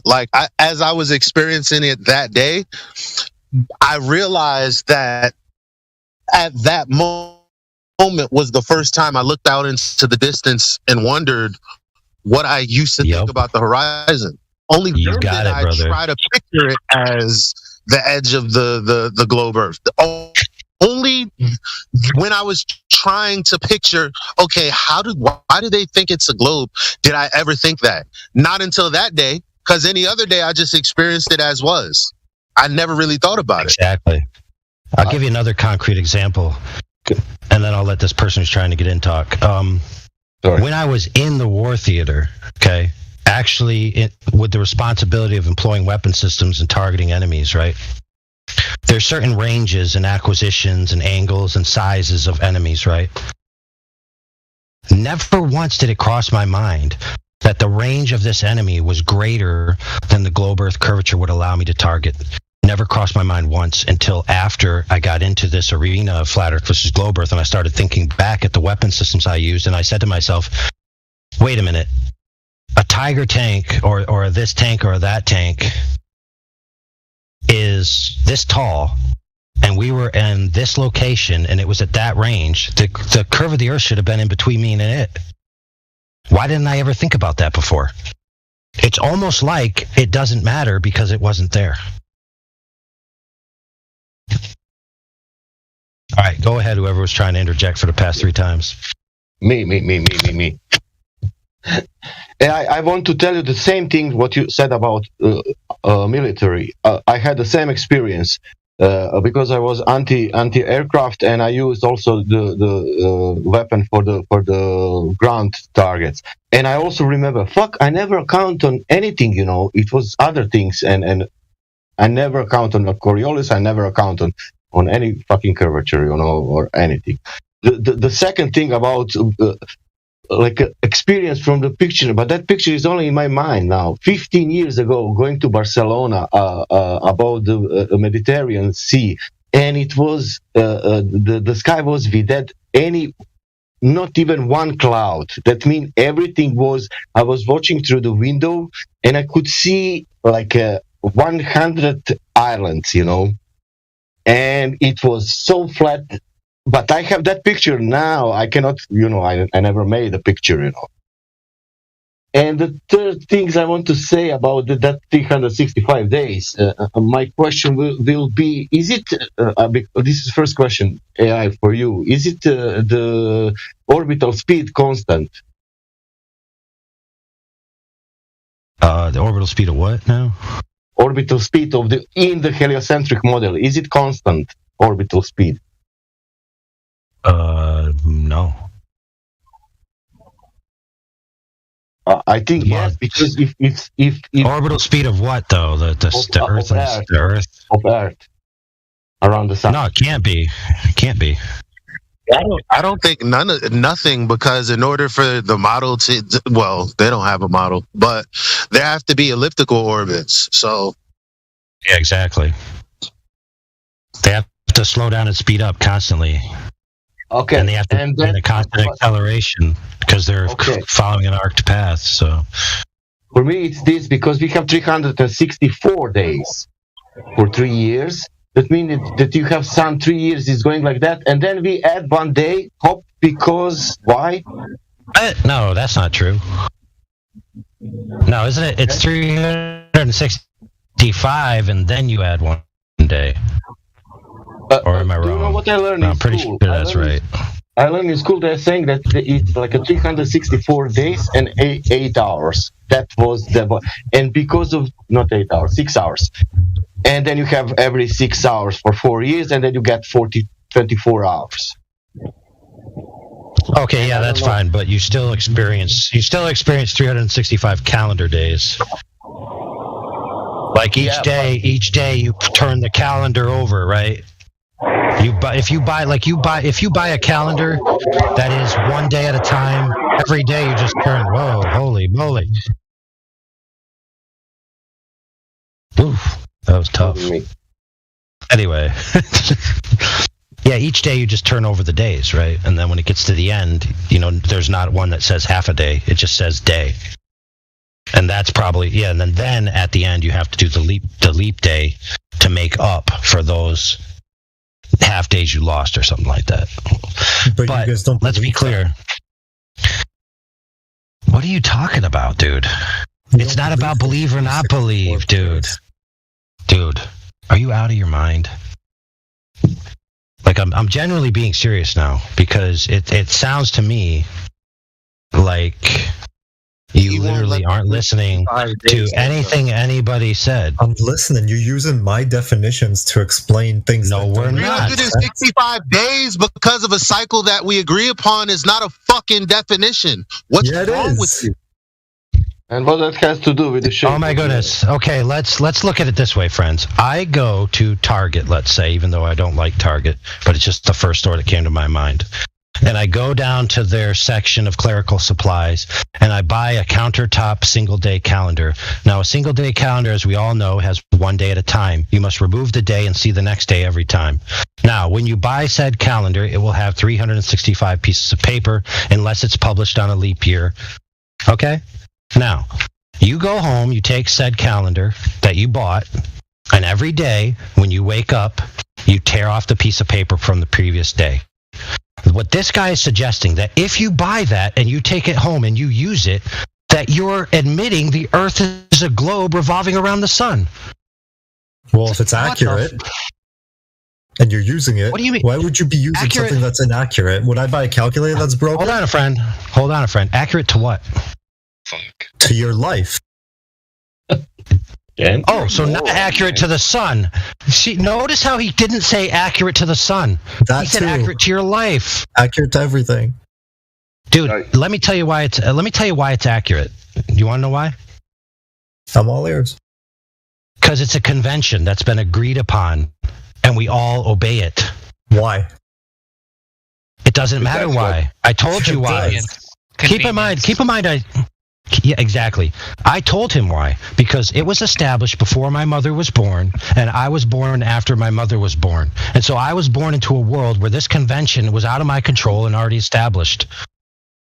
Right? So I'm not going to come out of my mother's womb, right, a baby in diapers, and walk out onto the scene and say, everybody in the world, you must accept my vision and my views. I'm not going to use your calendar. I refuse. Well, that's exactly what you're doing. Can I explain it to you in a different way? Because you're not understanding, mate. And I've failed to think that you're actually that dumb. So the sun Well, it's because he's blindsided by he really, really believes that it's a globe that goes around the. And if you really don't, why do you use calendars? Because what happens is the sun rises in a spot. Oh, no, you're right. The sun rises in a spot on this day. it takes 365 days to get back to that spot and rise in the same position as it did. It does not mean the Earth is a globe. That's how they used to keep track of seasons. So what is the difference whether you use a calendar that says the sun rises in this spot on this day every year, or you say the Earth is taking a trip around the sun? What the fuck is your problem, man? When you phrase it like that, there is no difference. I was asking him how old he is. Exactly. And he So can't what's give me the another problem? answer. You're saying that your word is year? Did you invent this word year and calendar so no one else can use it? I would say the globe side did, yeah. No, because the years were established before the globe. The years are based on when the sun rises in a position that after a certain amount of time, which happens to be 365 days, it rises in that same position and then the seasons start again. It's not hard to understand. Right, which is why the pattern of epicycles and other such ideas of a flat planar sky and realm were established, like our friend just said, before the heliocentric model. These cycles were already established. They were just reinterpreted through the heliocentric model. So the idea of seasons and cycles and anims and all of these things are well established throughout antiquity. So I could actually argue to you that since you use the cycle, right, you are admitting the Earth is flat, just like epicycles predict. Absolutely not. Okay, then shut your frickin' mouth, dude, and stop putting it on us. Okay, what's good for the goose is good for the gander. You're saying that you're not conceding to those points just because you use a convention that was already established before the heliocentric model, and ergo, I'm not conceding that the heliocentric model is true just because I use a convention that claims to revolve around it. Because we just established to you that it doesn't. So stop telling people that they're conceding anything about heliocentrism if they use a calendar. It's stupid. It's asinine. Right here, right now is the time where you decide to stop doing it or keep doing it and be an asshat. No, I just learned that flat earthers believe there's 365 days in a year. That's news to me. Thanks, guys. Wow, you're retarded. I guess I'll go back to my hole and dig up some. Yeah, go back to your hole. Go back to your hole and go on the internet and find a 375-day calendar. How about that? What does that mean? When you realize what that means, you'll have advanced a level in life. 75. 375 days, bro. Go online to Amazon and find that calendar. Cool. Thanks, guys. Have a good night. Oh, by the way, did you know the Chinese calendar has a different amount of days? Oh, don't forget the Caesar's as well. 13 moons of 28 days. What is your profession?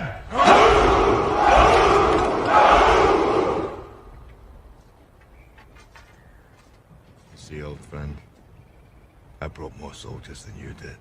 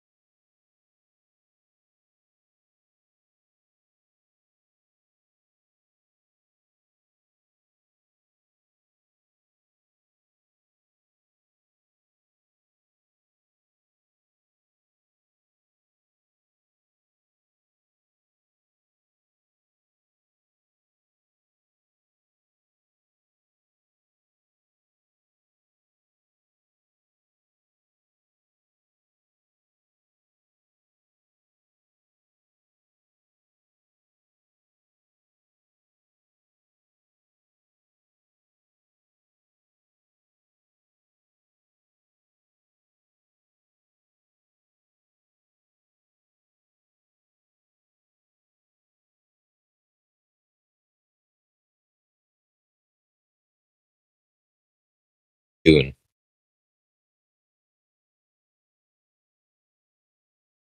What's that? Not too much at all. Just saw AI's page. Figured I'd cruise on through and say hello. Hope everybody's well. AI, how are you, man? Maybe disengaged.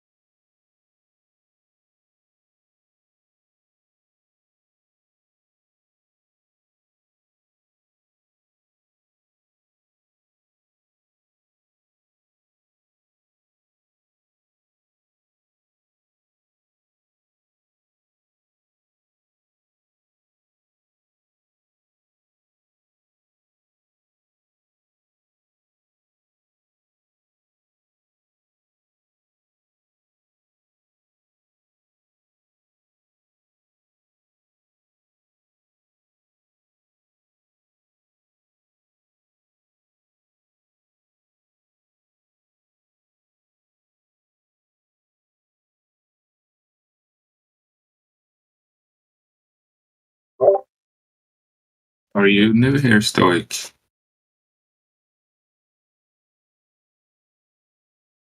Well, I mean, the account is new, but it's Kiwi from prior. Oh yeah, okay. Fine. Against the voice. Sorry. Yeah, I've been around, but I was with a different channel and or different community. The moderator over there, and the channel got taken down, and my account got snapped. So I back at it with another account. Came back on through. But yeah, man, how are you doing? How are things? It's good. I'm just chilling. That's awesome. And how's your wife doing, Johannes? She's good. Awesome. I just baked the cake and enjoying it separately by our computers, like real drones. That's awesome. I remember you guys used to tune in and chat together and stuff. It's always great when you have a couple that observes it as such, not the lie we've been told. Yeah, I feel blessed. I don't know if I could be with someone who was a glober. Exactly. Well, I mean, more than anything else, it's the practicality of applied thinking, right? The ability to say, "Do you see this as well?" And they say, "Yes, I see this," and that just states it makes that statement to you. It's the reaffirmation that you're with somebody who has that same mental cognition that you do. That aspect of it is, it can go so many different ways with, well, how do you see it? How do you understand it? Versus, are you just believing the things that we've been told? And, the big word for me, or the philosophy indeed, was stoicism. The ability just to sit back and not take in any of the fables, stories, words of man that have been told prior, but just again to take, as an example, maybe 3 points and just further understand that. And when you fully understand it for what it is, as you see it, as it behaves, whether you're looking at something as it falls to the earth and trying to understand how they rationalize gravity, or you're looking at the horizon line and trying to figure out how they bring in this idea of refraction to introduce drop over distance. Like, really, no, it doesn't work like that. But if that's what you're saying, allow me to take the position of understanding. I'm going to go under what you think it is by fully understanding it. And then I'm going to tell you why your idea is stupid. Because in order for me to observe something dropping, as an example, gravity, I have to pick it up.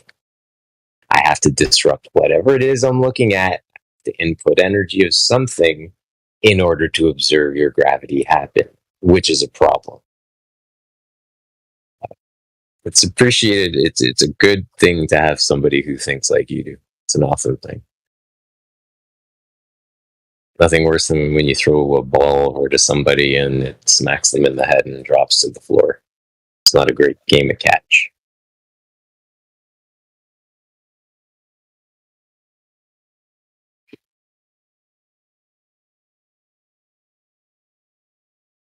Are you married? I was. Divorced now. Blessed with 2 children. My son just got his driver's license, so his learner's permit, as it's called. And my daughter's 13 now. I was sitting back and just watching them grow and become people themselves. You know, my son is a straight A student. Very proud of him. Proud dad moment, of course.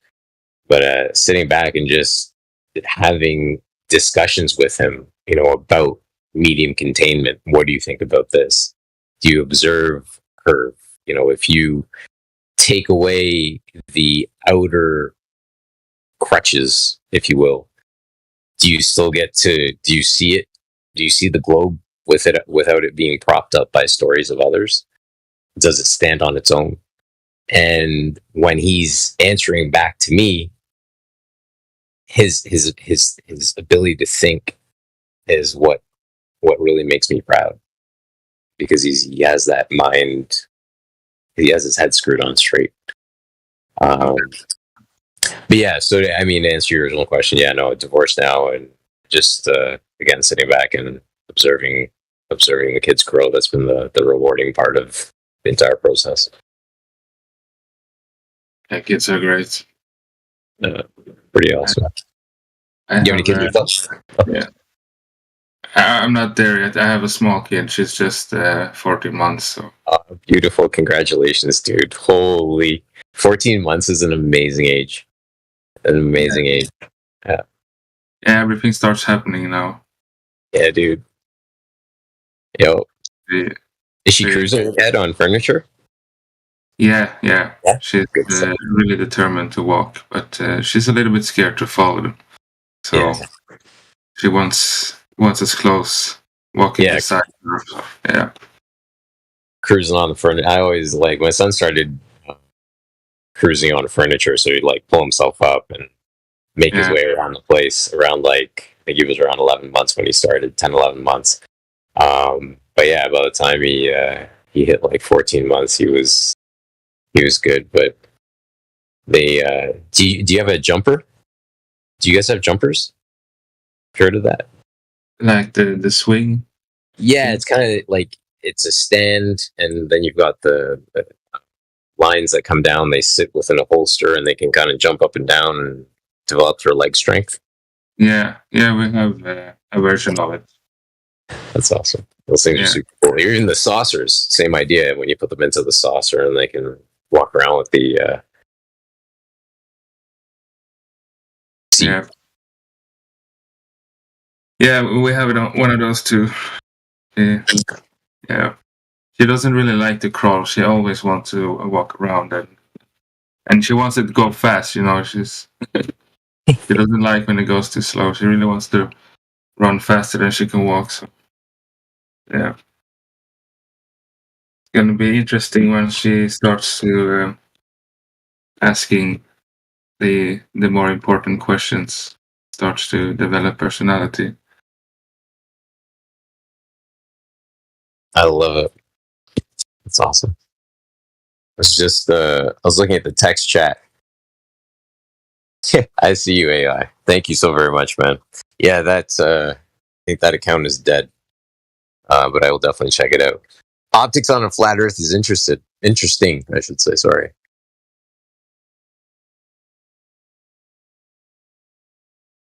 The I've been thinking about this, boats going over the horizon, boats sailing away from you, and how compression works over distance. I was actually just not correcting Jesse about his one of his observations. He's got that level up close, and he's got the building off in the distance, and he was trying to ask a whole bunch of questions about a person standing on top of the building, if they would see straight, if they would see level, and all kinds of craziness. And I'm saying to him, like, you can't do that, right? You have to pull perspective. Like, perspective has to be in place before you start drawing a series of lines. If you're observing things on a 2D perspective, right? Things have 3 dimensions. We live in a 3D realm.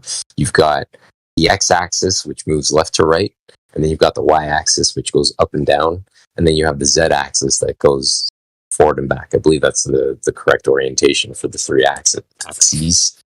But if you disregard one of those axes, everything goes out the window. You're only observing things in 2 dimensions, and everything falls apart after that. At least in my thought, anyway. So I started thinking of, like, let's just say that boat was going across a lake, a big lake, maybe AI's lake, and somebody was on the other shore. So what would they experience? Well, they would experience the boat becoming, or the boat appearing on their horizon line, and it would start to get bigger and bigger as it came towards them, right? And as we were standing on our horizon line, we would be watching the boat go away from us, bigger, getting smaller, knowing that the boat is sitting, let's say, on the water, i.e. the floor, and the boat is going to go along the floor. And we know that the floor is basically going to eat up the boat because the boat is sitting on the floor. And again, that other person that's on the other horizon is going to see the boat coming towards them. And guess what? The boat's going to start getting bigger. Compression over distance. So we're going to do long observations like our friend Jesse has as one of his reference points. And yeah, I'm speaking about the man for a moment, but it is an observation that he walks around with proudly. We have to bear in mind that compression over distance is something that has to be considered.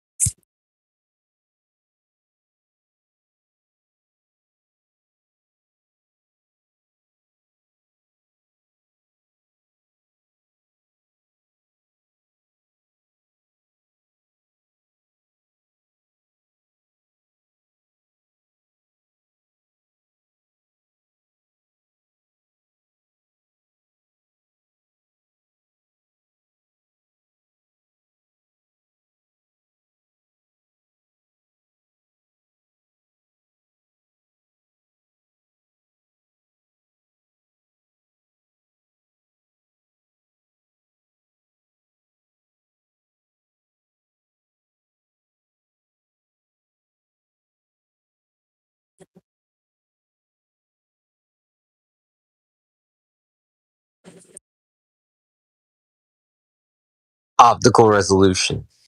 That's another thing. And angular resolution as well. But I think optical and angular resolution, they're close, but two different things. What we're dealing with, if you take an opportunity to take a look at AI's Link, produced by Indio, optical resolution. It's all about the eye, optics.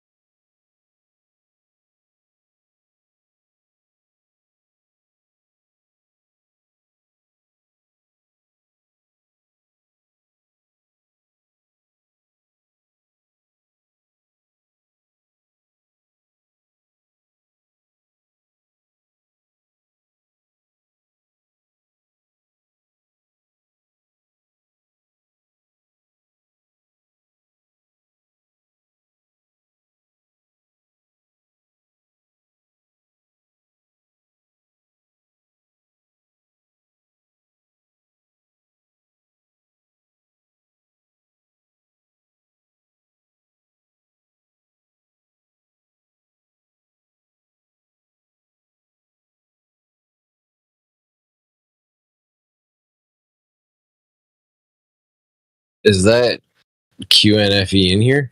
Oh no, it's not.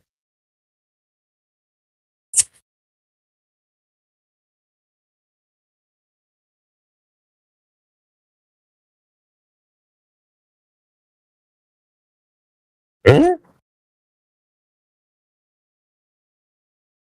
Bro, am I crazy? I don't see him in the list. He ain't listening though.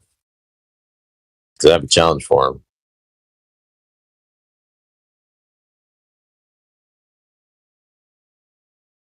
So, challenge being, okay. As long as you can hear me, because I don't want to type all this out. Challenge on the table is, and it's super, super easy. Hop onto YouTube and search high altitude drone footage. And it doesn't even matter what kind of drone is being used. Doesn't matter what kind of camera is being used.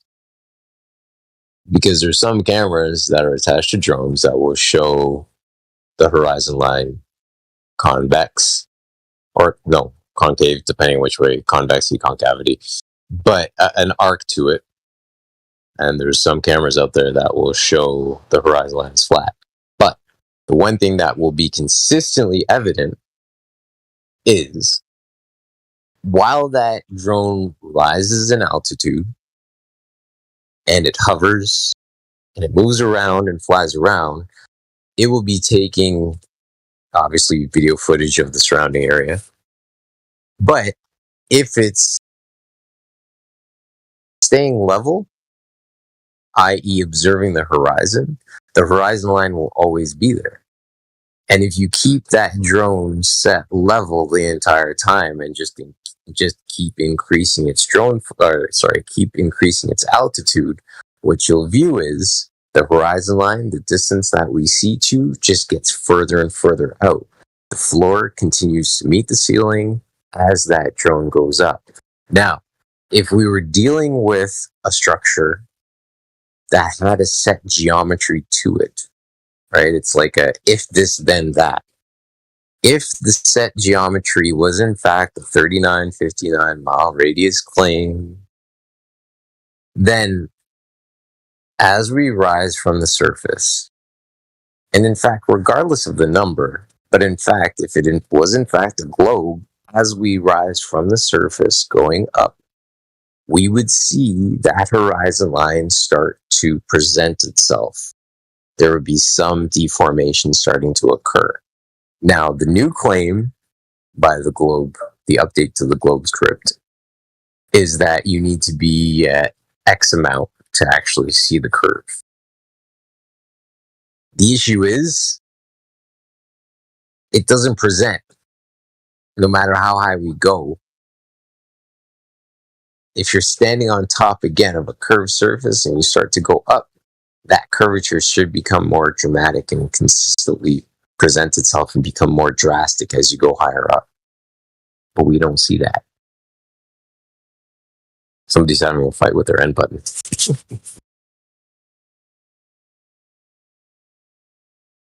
But yeah, hop onto YouTube, high altitude drone footage, take a look at it.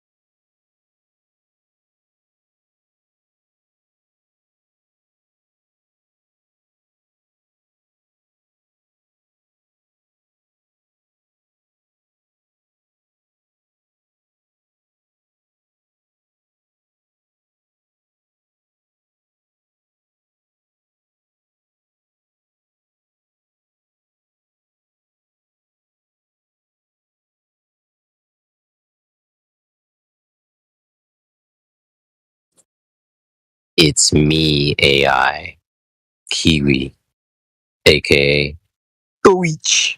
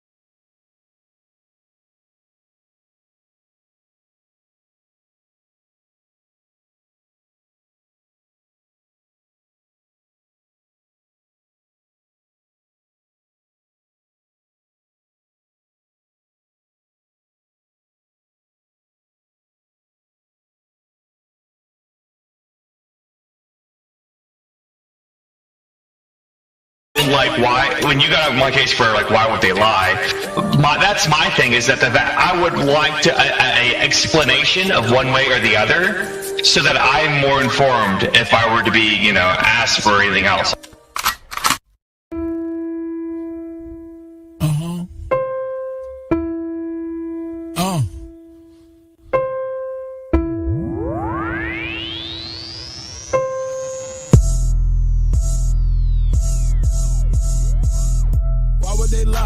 would they lie? Why would they lie? Why would they lie?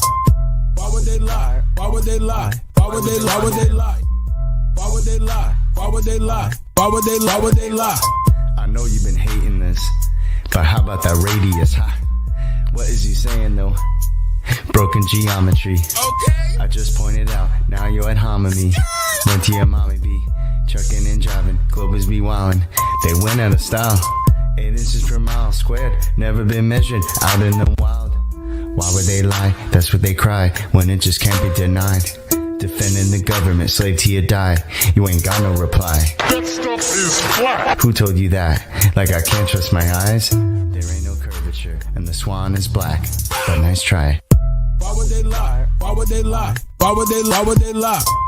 Why would they lie? Why would they lie? Why would they lie? Why would they lie? Why would they lie? Why would they lie? Why would they lie? Why would they lie? Why would they lie? Once you go flat, matter of fact, you never go back. You never go back. Why would they lie? Why would they lie? Why would you ask such a question? Coming here crying to ask why they're lying? Dude, may I make a suggestion?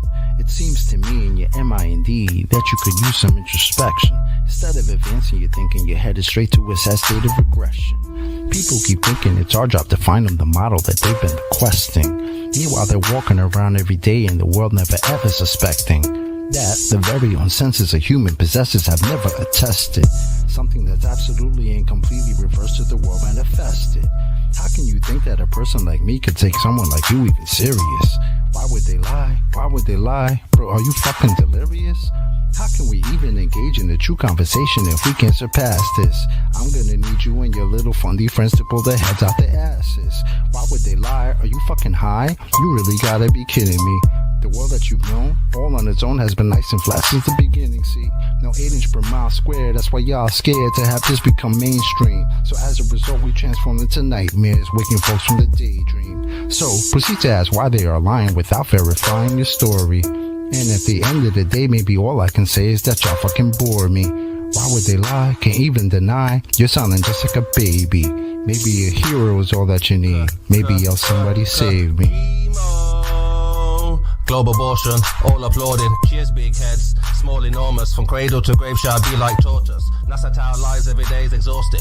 Nothing more boring than the stream they recorded. Yeah, that looks real, is that a joker talking? Composite mind nuts is not a bore you foreskin. Ignoring, distorting the facts with their stories. Entering your mind irrespective of warrant. To say levels curve we expect from a zealot. Spherical excess, now we don't want it. Delusional puppy digesting the stomach without any warning. Hick on the shoremen. Are you a moron is not that important? Similar to Karen, always reporting. Endorsing the fraud and effects without cause. Manifest force from a pseudo source. Reversing the curse of what you've been taught. They've been rehearsed in the dirt, but they still fall short. Imaginary planetary alignment coincide with space warp. Astronauts monetary paid for. Submerging the water while they claim that the orb. It's a circle, sure, clown circle in the globe. Why would they lie? Obvious the creator. If the glove don't fit and the earth don't turn, that's a whole lot of that they have to earn. With the horizon swan, we eliminate the curve. All our eyes are on, only what we can observe. Global lies are wrong, what they're hiding flat. Keep my spies like on hide for the research. You rely upon priest and pirate like a bird. With your lying glove, preach religion like a church. How should they die? How should they die? Why would they lie? Why would they lie? Why would they lie? Why would they try? I got the math and science on my side. I'm running circles, it's easy as pie. Your reification is all falsified. The education is all just a lie. No need to replace it. All I need is you to face it. All I got is time and you just wasted. This is a gift staring you in the faces. Where you gonna get the truth from? If not from us, then who you dum-dum? Made the bed at your demise and chose to sleep to count the sheep since 9 to 1-1. Never been a fighter, fact of life, a choice of wrong and right that I would never run from. State the truth, defend the youth and stop the coup. It's just a job that got to get done. Why would they lie? Why would they lie? Why would they lie? Santa was real, the fairy was real. Why mama lie? My brother died, healthcare was bad. Why mama cried? The system is broke, your son is woke. I'm setting this shit on fire. Why would they lie? Why would they lie? Why would they lie? Why would they lie? Why would they lie? Why would they lie? Why would they lie? Why would they lie? Why would they lie? Why would they lie? Why would they lie? Why would they lie? Why would they not? The plot and derive by watching the sky and they know it's a clock. They picking both sides and listed with lies. The people pretend that they pick who they got. The people divide and then they disguise and now they devising a plot.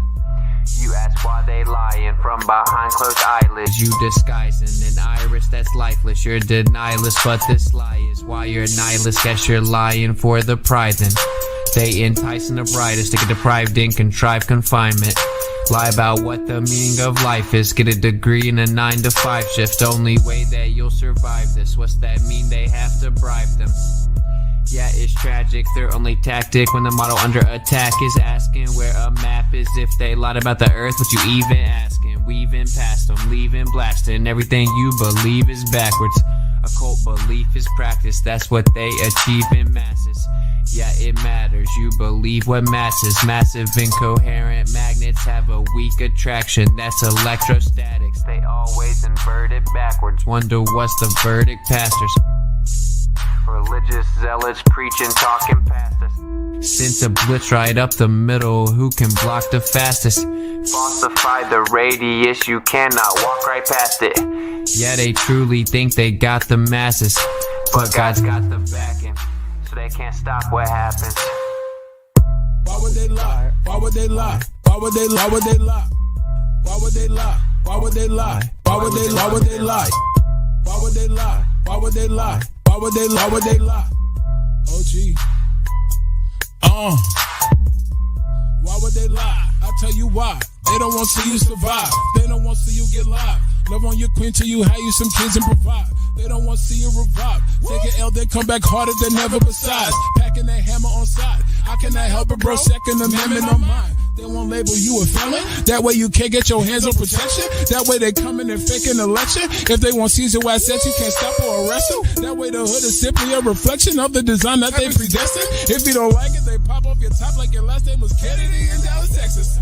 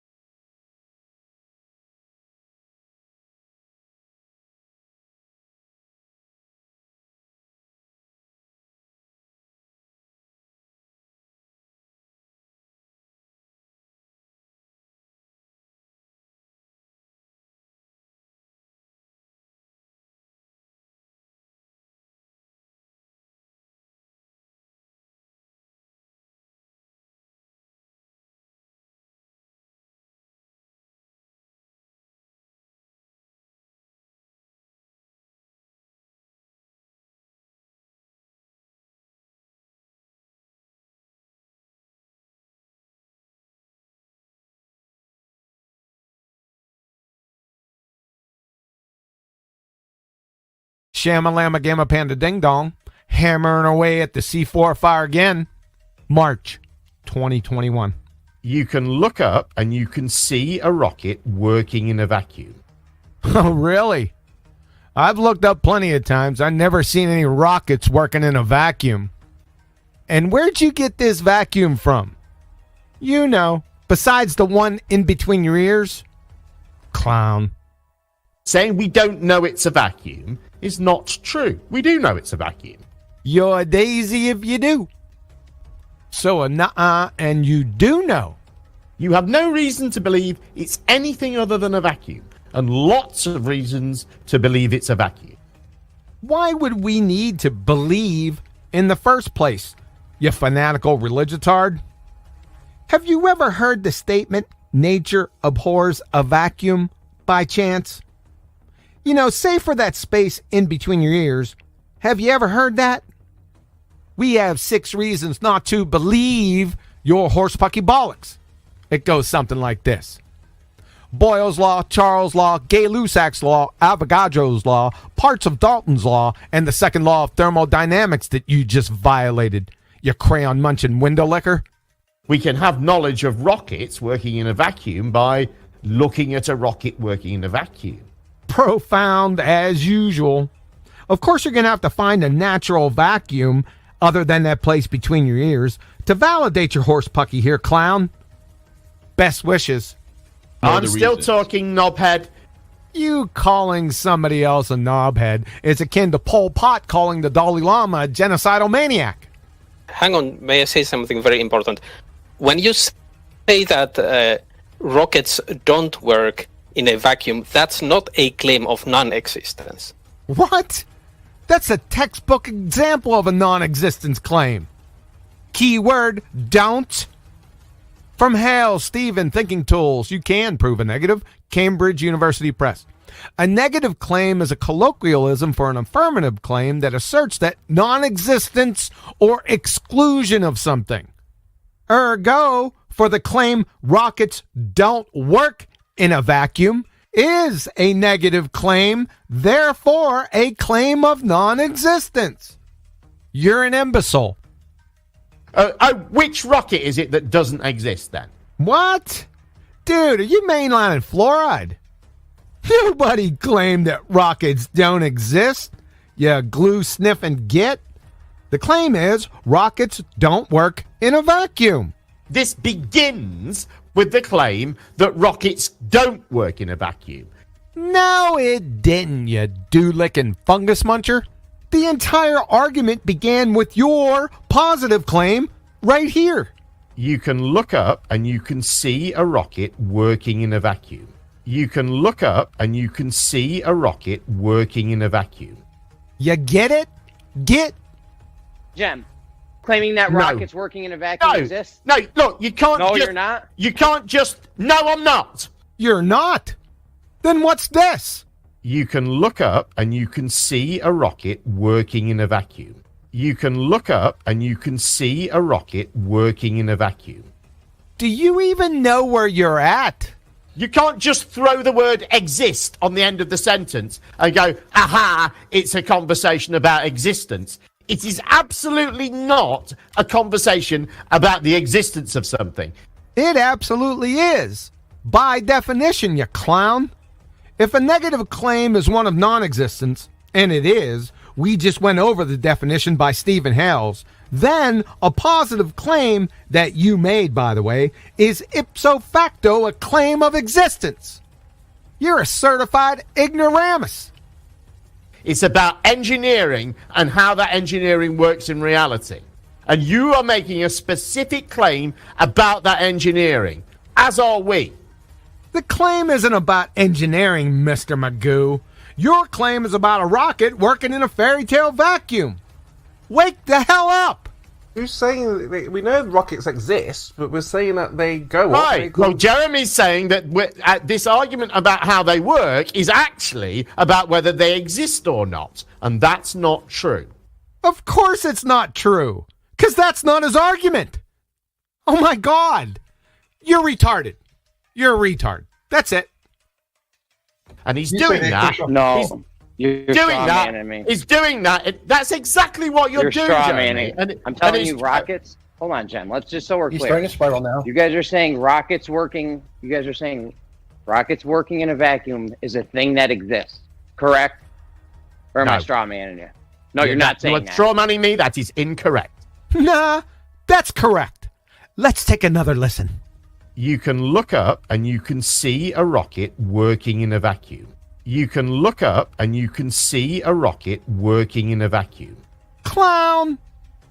Okay, let's go back to my question that I asked before. What about my question? Give me an example. Work in a vacuum, Jen. Give me an example of a rocket that you claim does not exist.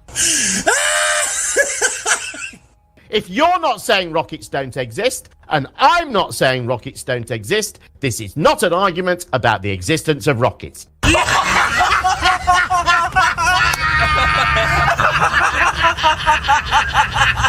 Hey!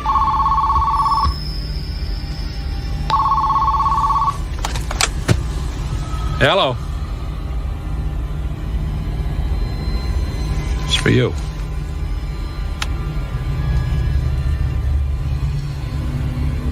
Yeah? You've just been erased.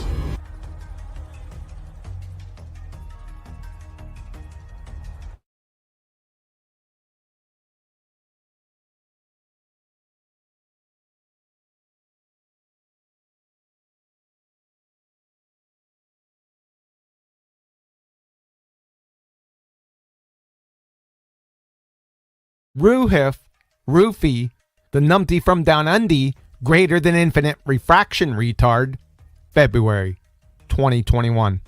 Literally prove that heat causes water to boil. How will you do it? That's a tough one. You're really playing hardball now. Let's see. I'll get a kettle of water and then all of a sudden, like, throw some fire underneath it. Good? What's next? How do we open a door?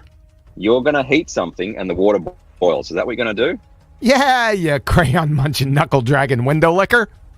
It's not supernatural, you bozo. How long is this going to take?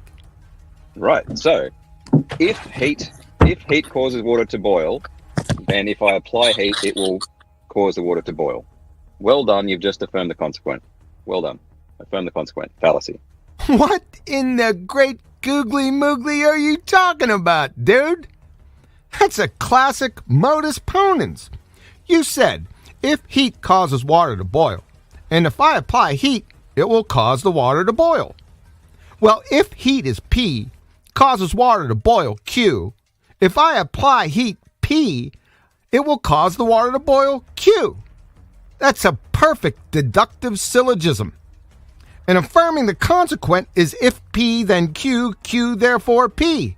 You said if P then Q, P therefore Q. This is a classic example of affirming the numpty. You! Give me a logical syllogism that heat causes water to boil. That's easy. We'll just use the one you provided. Right, so if heat causes water to boil, then if I apply heat, it will cause the water to boil. There you go, numpty. Thanks. You cannot prove something scientifically. You can falsify something, but you cannot prove it. That's numpty bollocks. If I falsify something, I ipso facto prove the converse true. For example, like I've demonstrated without a shadow of a doubt today, if I falsified that you're not a numpty, then I prove that you're a numpty. By the way, your mindless parrot of no science proofsies. From Lumen Learning, Biology for Majors Forming a Hypothesis. You must be able to test your hypothesis, and it must be possible to prove your hypothesis true. Duh. From Genome Research, 1999, Cold Spring Harbor Laboratory. Students are taught that the proper way to do science is through the following steps. First, devise a hypothesis, and then design experiments that will prove or disprove it. My word. From Anne-Marie Helmenstein, PhD, Biomedical Sciences. Requirements for a testable hypothesis. In order to be considered testable, two criteria must be met. It must be possible to prove the hypothesis is true, and it must be possible to prove the hypothesis is false. Duh. Let's wrap your dumpster fire up with Dr. Craig Venter, the geneticist of geneticists, Celera Genomics, National Institutes of Health. You know, there's some things we can do in science in terms of proving certain things in life we discover. Duh. By the way.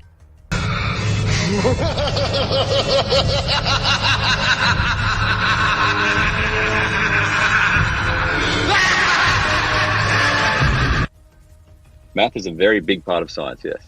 Wrong again, numpty. From Richard Feynman, the Feynman Lectures on Physics. Mathematics is not a science from our point of view, in the sense that it is not a natural science. The test of its validity is not experiment. From Dr. Carey Mullis, Nobel laureate, biochemistry. Mathematics, which is really not science. From Professor of Physics Black Krishnan, ITT Madras. That's the whole point about physics. It's not mathematics. So... Turn out the lights, the party's over. They say that all good things must end. Call it a night, the party's over.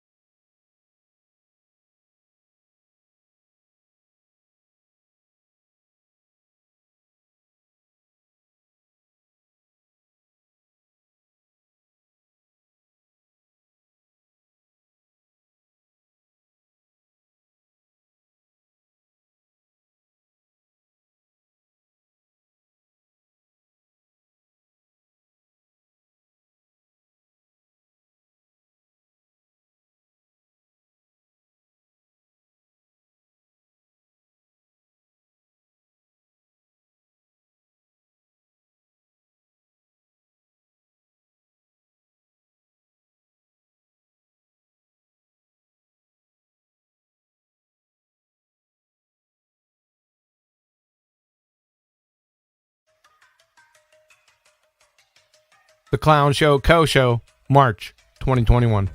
I'm trying to say something to you, man, because that way you don't say this anymore. Huh? What is up with you, dude? Every single time you open up that religitard, incoherent blowhole of yours, with two or more streams of thought whistling around the funhouse mirrors between your ears, the innocent onlookers are pelted with a carpet bomb barrage of utterly meaningless sentence fragments. Perhaps you should consider centralining Adderall. Just a thought. Nobody's claiming that the geometric horizon is visually blocking anything. What on earth? That's been the foundation of the entire ball-tard spinning space monkey religion that we've heard incessantly over the past 5 years. What the kind of angel dust-laced shrooms are you on? Good Lord, son. This is tantamount to Catholics denying the existence of the Virgin Mary. Folks, this guy is a grade A moron. He makes shit up on the fly, but if it constitutes more than 6 words or 2 trains of thought, whichever comes first, then the fragmented, convoluted verbal diarrhea monsoon ensues. Anyone that can fog a mirror is lost in a never-ending tangle of batshit insane, incoherent, disconnected drivel. You'll get more sneak peeks into this imbecillery here, continuing with his own wing on the Numpty Clips. Stay tuned. Here's one. So there is an actual horizon. There's a geometric horizon, which is the actual tangent line, and then there's the one that you see. And the one that you see is defined by you seeing it. So you're not expected to see the other one. We'll deal with that nonsense later. Here's another one. Hold on, man. Hold on. That's the regular. That's just the horizon. The horizon is the place where it apparently looks like is blocking the things behind it or whatever. The prosecution rests. The really scary part, which you've heard so far, is benign compared with his usual standard fare. This is what happens to the unsuspecting poor sap that runs into this crayon muncher. You're absolutely baffled by what you just heard, and you try to reconcile it quickly, but while you're trying to harpoon a line into the incoherent maelstrom wall, he senses the last grasp for life and volleys the next befuddling, batshit insane buffoonery out of his incoherent blowhole. Even if there were 3 full days between Clown Show's first statement and second, Bobby Fischer would claim a time foul. But the geometric horizon is defined differently than that. It's not defined by something you see. What? You saying we have invisible horizons in Globetardia? There's no such thing as a non-visible horizon, you window-licking knuckle-dragger. Seeing it is the quintessential attribute of the term horizon. You can't have a non-visible horizon, just like you can't have non-visible rainbows. Next block of instruction, how to stand up on Christmas. Let's define it. Geometric horizon. From National Geographic, the subject matter experts, the local horizon, also called the geometrical horizon, is the visible boundary between the earth and sky. From the U.S. Department of Defense, horizon. In general, the apparent or visible junction of the earth and sky, as seen from any specific position. Also called the apparent, visible, or local horizon. So the local horizon is the geometric horizon, which is visible. Duh. Both the horizons are geometries of Earth. Both horizons? Where'd you get two? We only ever see one horizon, you delusional schmuck. The geometric horizon is strictly a product of the geometry of Earth. That's profound, Captain Obvious. What's next? Is water strictly a product of hydrogen and oxygen? But the regular horizon, when you see, is a product of both the geometric horizon and the optical phenomena that's happening in the atmosphere. The regular horizon, the one you see? You mean the regular horizon, the one you see? Can you define regular horizon? Did you just make that up? Let's see here. Regular horizon. Cottage cheese, regular horizon, 16-ounce delivery. I don't think that's going to make it. Horizon organic whole milk. Horizon growing years. Trademark. Organic whole milk for kids. Horizon organic regular cultured cottage. It's the cheese fiasco. I know what the problem is. Let's go with regular horizon science definition. All right, let's see what we got here. Soil horizons? I don't think that's it. Horizon, regular. There's no regular horizon here. Like I said, making shit up on the fly. Clown. The one that you don't see is the geometric horizon. You're not expected. It's not defined by something you see. My word. So the one that you don't see is the geometric horizon, meaning there's two horizons, again in Globetardia, one of which is the invisible geometric horizon, eh? I thought I'd just define this. Let's go over it again. From National Geographic, the local horizon, also called the geometrical horizon, is the visible boundary between the earth and sky. From the U.S. Department of Defense, horizon. In general, the apparent or visible junction of the earth and sky as seen from any specific position. Also called the apparent, visible, or local horizon. So the local horizon is the geometric horizon. It's apparent and visible. You're a numpty dipshit.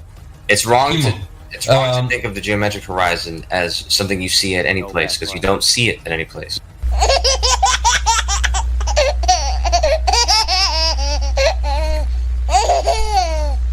So the horizon is the horizon. And hillbilly redneck retards are hillbilly redneck retards. Photosynthetic numpties, as it were. Listen, clown, go back over there in the corner, and if we need any snacks or drinks, I'll signal your slobber nurses, and they can assist you bringing us some refreshments. Other than that, just sit there and shut the f*** up. That the black swan is an absolutely normal phenomena on a globe Earth.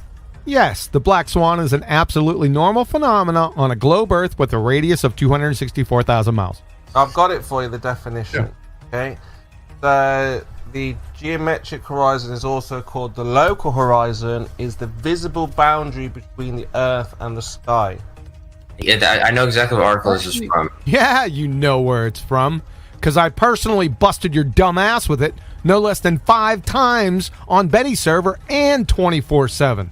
It's from an article from Nat Geo, and that Nat Geo article either made a typo or they didn't edit it correctly, but they typed it out wrong.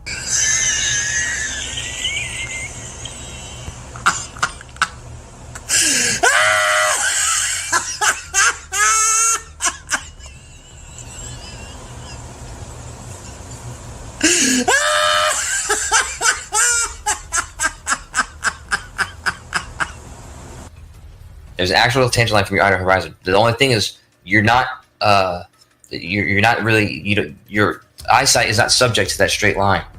You're going to see some curved line. So even though there is a straight line there, that is a definition of a geometric horizon. That's not the horizon you see. You need to be institutionalized immediately. You will never see it as the point where the ground meets the sky, but it is visible.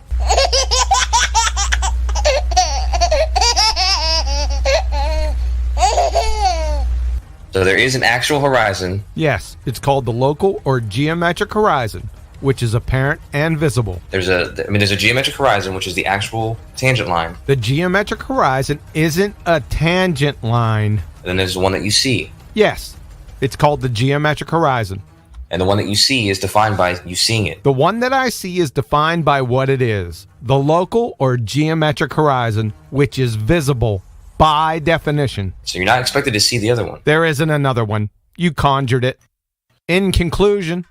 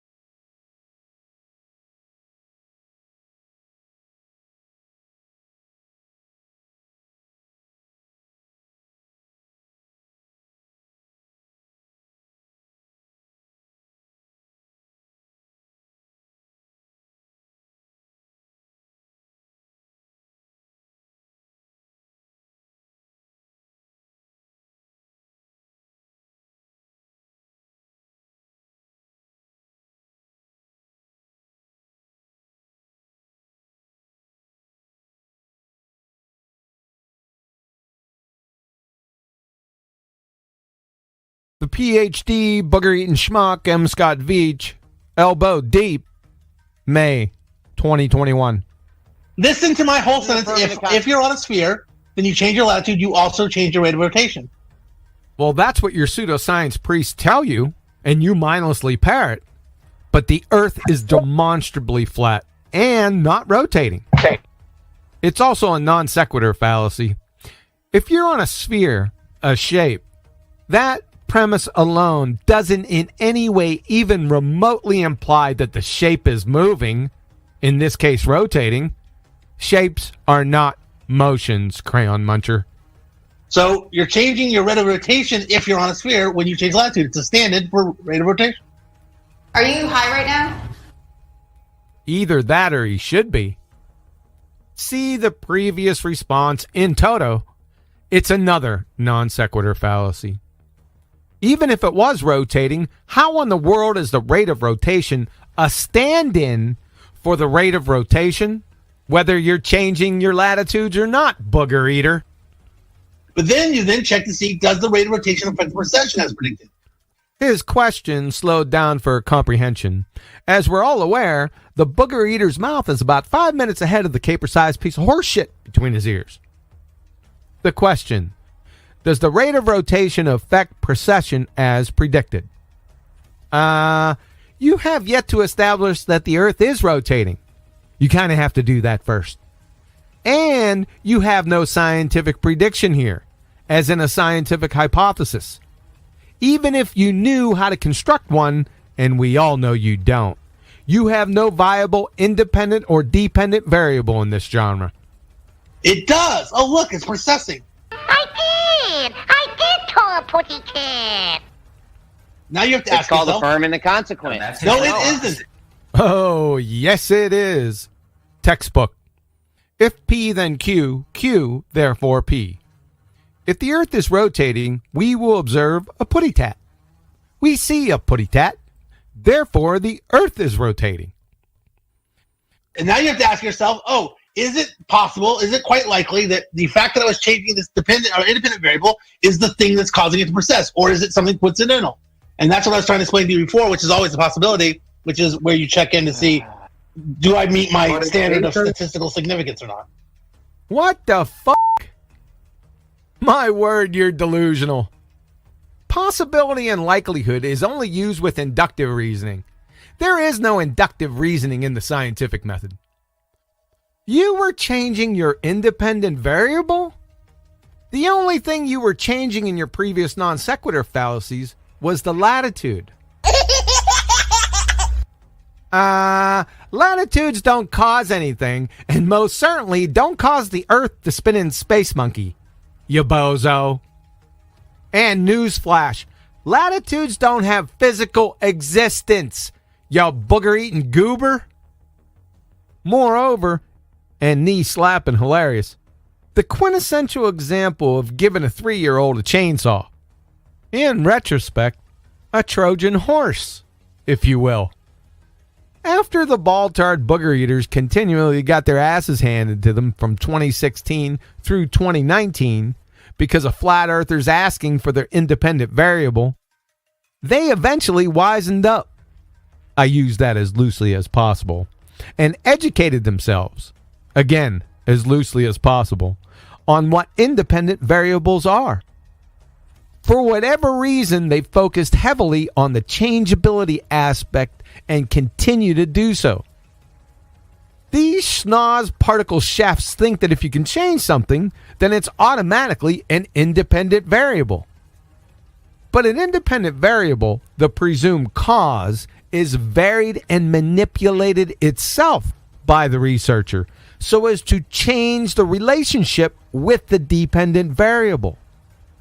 The booger eater here said he changed his latitude, ergo, independent variable. He didn't vary and manipulate a latitude itself. He merely changed his position relative to an arbitrary fairy tale latitude. See it? They have the wrong emphasis on the wrong syllable. Boneheads. That's what you get for pretender clowning. These dizzy Dunning-Kruger dipshit doofuses have Elmer Fudd, Mr. Magoo, and Baby Huey doubled over in the corner, gasping for their last breaths from tear-jerking belly laugher syndrome. Oh, by the way, booger eaters, you're welcome. No thank you required. Lastly, your flailing non sequitur of the ages Mr. Magoo application of statistical analysis to whether the space monkey is spinning or not is tantamount to applying GNP of Zimbabwe calculations to authenticate the Declaration of Independence. Are you okay, dude?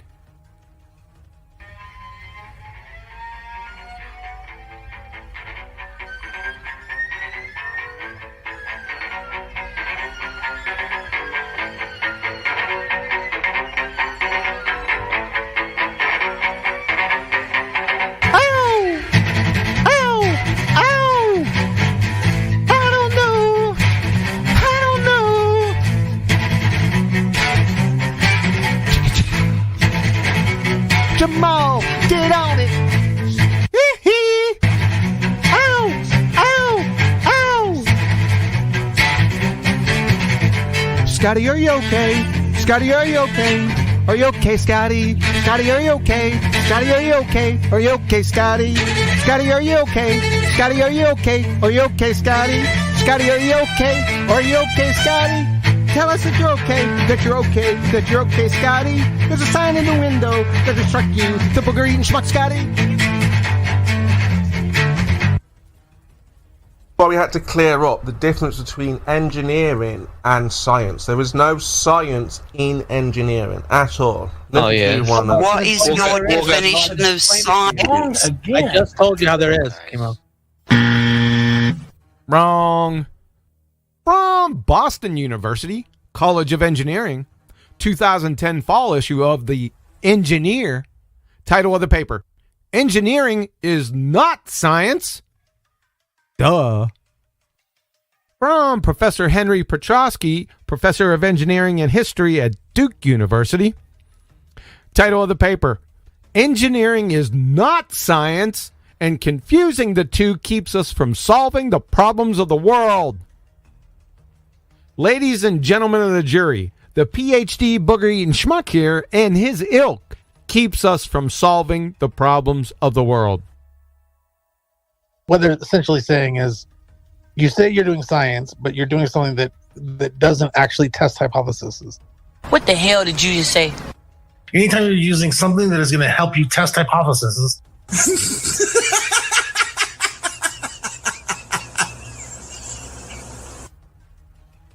I wonder how you would have an experiment without the scientific method. I wonder how that would be.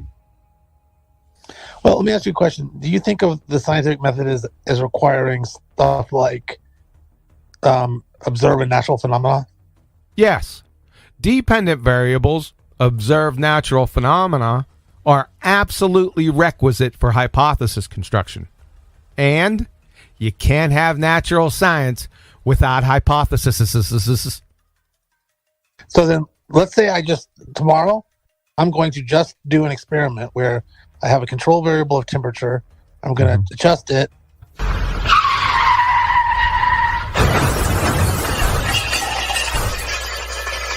OMG from a booger-eating PhD.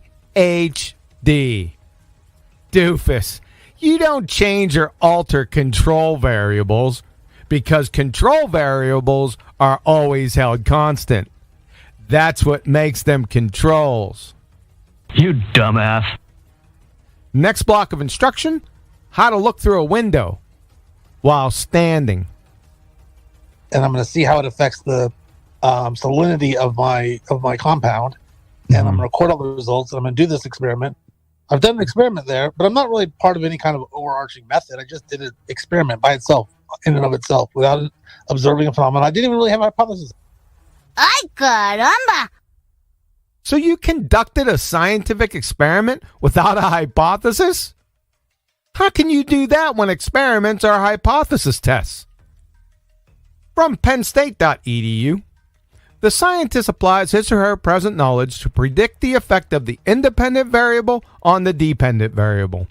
The prediction is a statement of the expected results of the experiment based on the hypothesis.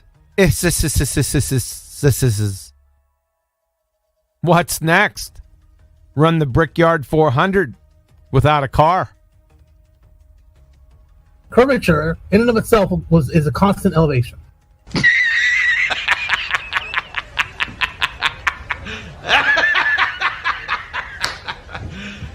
You serious? Shockingly, he is. Scotty. Did you pick the wrong week to stop sniffing glue? A constant elevation is having no part higher than the other. That's the definition of level, flat, and horizontal, not curvature. From dictionary.com, level, having no part higher than another, having a flat or even surface.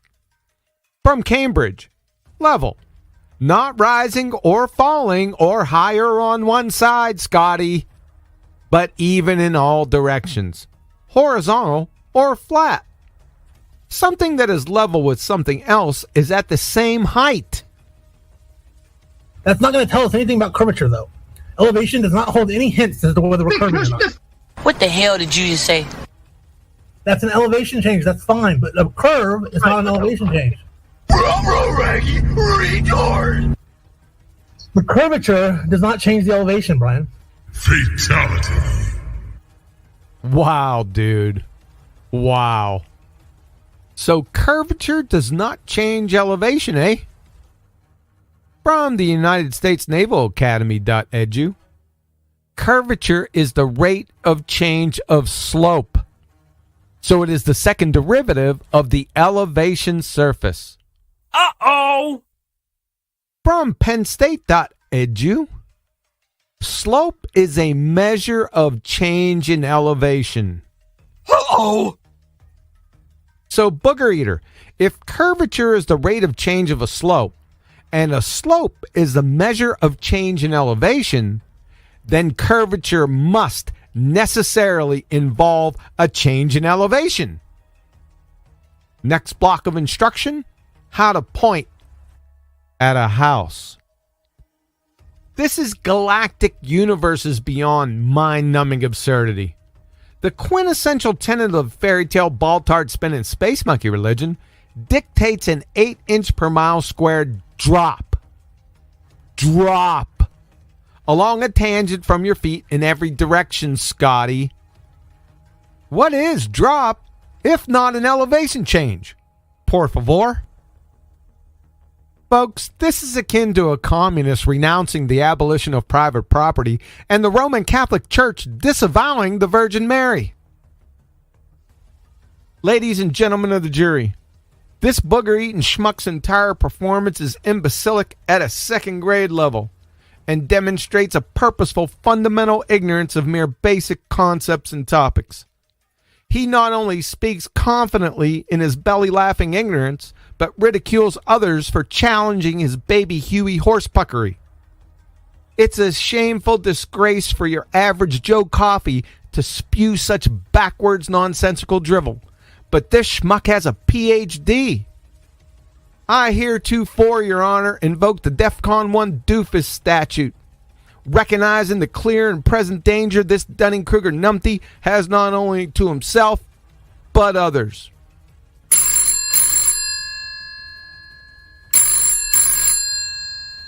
Put a cork in it, Your Eminency. Yep, got it. Your Worshipfulness. That was society on the line. They want an emergency restraining order against this booger eater. No less than 1,000 light years. Your splendiferousness. I move to strike jury deliberation. Have them retire to their respective residences with the court's deepest apologies and a counseling voucher for tear-jerking belly laugher syndrome. An immediate subpoena issued from the bench with an attached indictment for Captain Kangaroo U, mail order diploma section, where this numpty clearly obtained his degree from. The PhD booger eater here straitjacketed, shackled, horse and elephant tranquilized, without cessation, in place, with a 24-hour sword-drawn guard while we await Mr. Green Jeans, Mr. Bunny Rabbit, and Mr. Moose Stamp Lickers to give account. Turn out the lights, the party's over. They say that all good things must end. Call it a night. The party's over. Hey!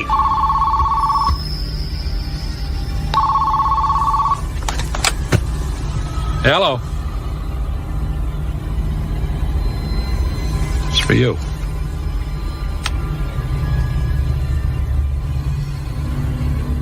Yeah? You've just been erased.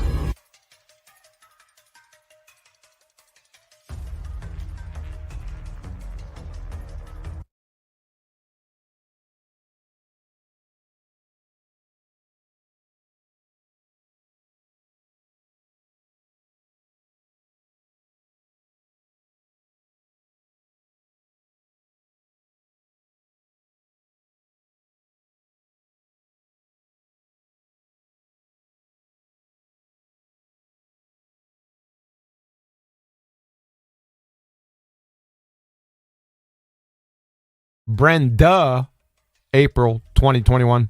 I said things are made from other things. Profound. Essentially a layman's summary of the first law of thermodynamics, i.e., nature cannot create or destroy matter or energy. They can only change form. It's not deep. It isn't deep. It isn't hard to understand, but apparently it is for you. Nah, it's pretty cut and dry. As mentioned, it's just a restatement of the first law of thermodynamics. I thought it was to describe particles just coming in and out of existence from nowhere. And you're still well, that is something that does happen, yes.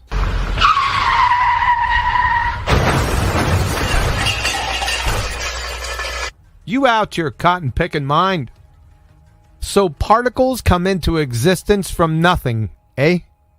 Didn't you just say 10 seconds ago? Things are made from other things.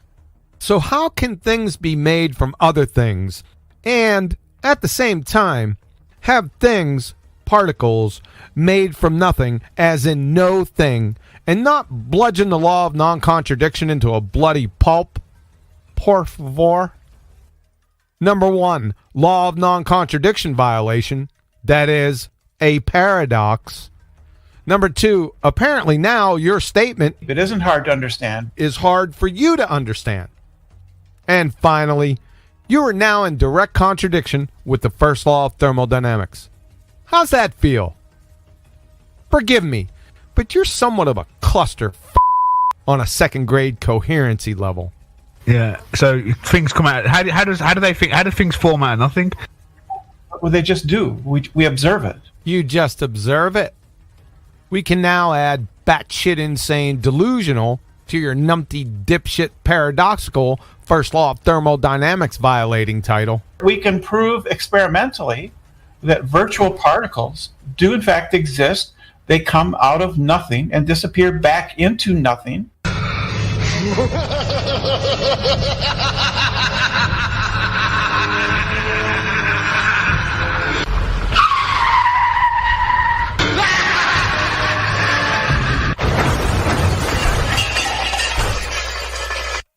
Virtual particles, eh? It would probably behoove you to look up what virtual means.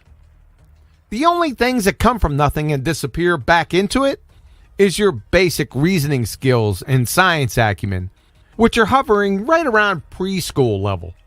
And your fairy tale religion, the ball-tard spinning space monkey religion. Number 2, you have no scientific experiments. You don't even know what one is. And number 3, Professor Matt Strasler, Particle Physics in Particle Physics Basics, Virtual Particles, What Are They? The best way to approach this concept, I believe, is to forget you ever saw the word particle in the term. A virtual particle is not a particle at all. Fatality. It refers precisely to a disturbance in a field that is not a particle. A particle is a nice regular ripple in a field, one that can travel smoothly and effortlessly through space, like a clear tone of a bell moving through the air. A virtual particle generally is a disturbance in a field that will never be found on its own, but instead is something that is caused by the presence of other particles, often other fields. End of citation. Say hello to my little friend!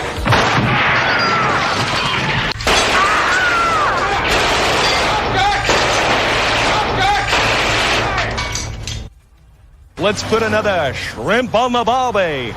We can prove experimentally.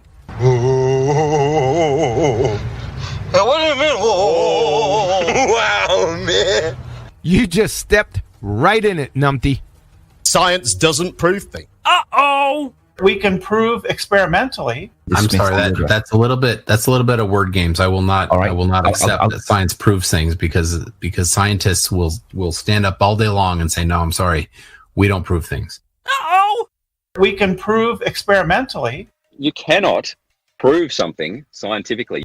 Uh-oh. Can't you numpty dipshit ball-tard spinning space monkeys at least make it a little difficult for incoherent second graders to pummel your dumbasses?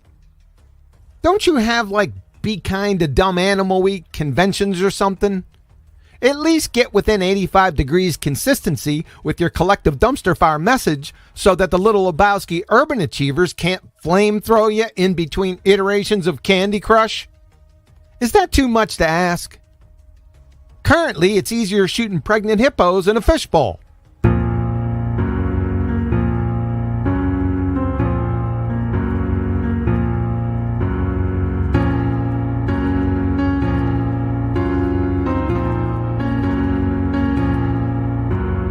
Spinning space monkeys. Spinning space monkeys. Now, it's one thing to be in direct contradiction with your fellow brain-dead baltards. However, it's an entirely new straitjacket to be in direct contradiction with yourself. And as we all know from your belly laugher history and your earlier bash yourself in the face with a spade shovel first law train wreck, it's quite clear that this is your happy place. We can prove experimentally. Science can't prove anything. What the hell did you just say?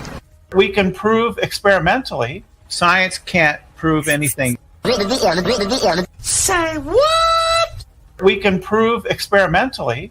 Science can't prove anything. Turn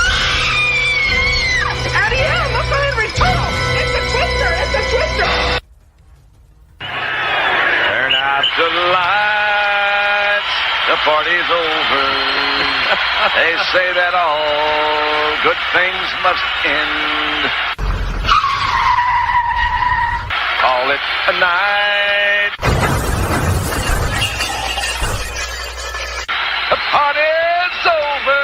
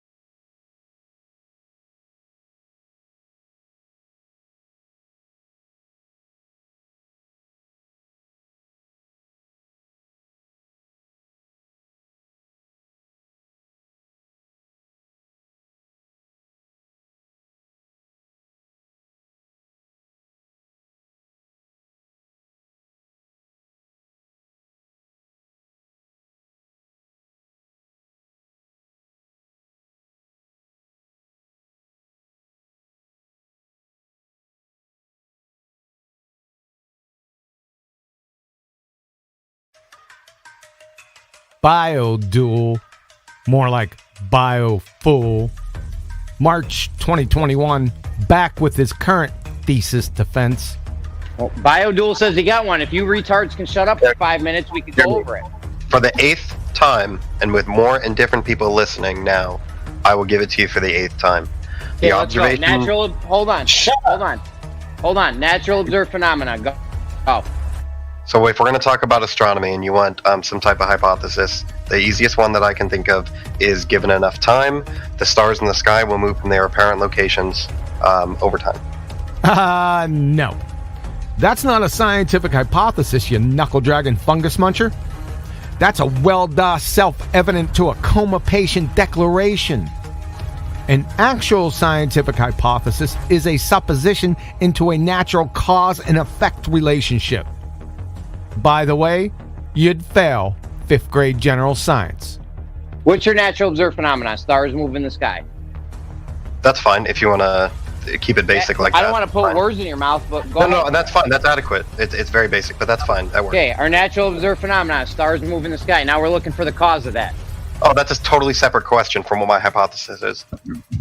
Oh, brother. You didn't have a scientific hypothesis, Dio Bull.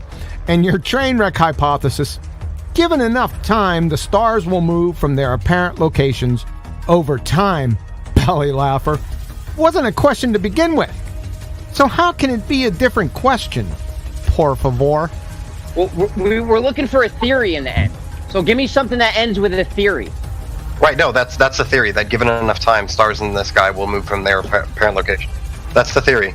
So now, your belly laugher hypothesis, all presto magico like, Baltard shapeshifted into a scientific theory.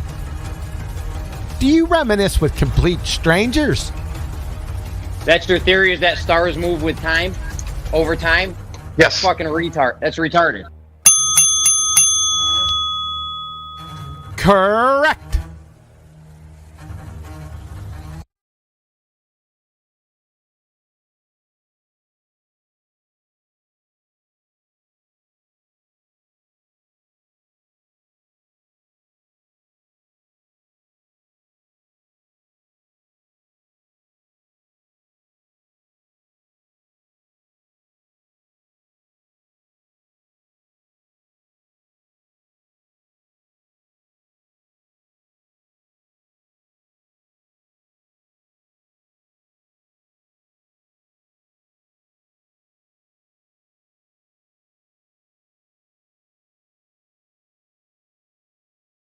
This is Danny T. Truther, 1 November 2019, 24/7 2.0 Discord. I agree that projectiles are a pretty bad example of Coriolis because there just wouldn't be. There is no Coriolis effect of an example. But what about ones where they do it with like fluids? Like there is no Coriolis effect. Wait, you're talking about you're flushing your toilet, okay, Danny? Wait a second. You not defined the toilet. Not the toilet. No, I didn't say the toilet. Hold on a second. Do I got to put you on mute again? Do it. You already defined the Coriolis effect correctly. Well, kudos to you. You're the first baller that you must have been listening to the Nathan Oakley Hangouts for a while, so you got it. So, if that be the case, see, my argument isn't the Coriolis effect. My argument is the Coriolis causes, right?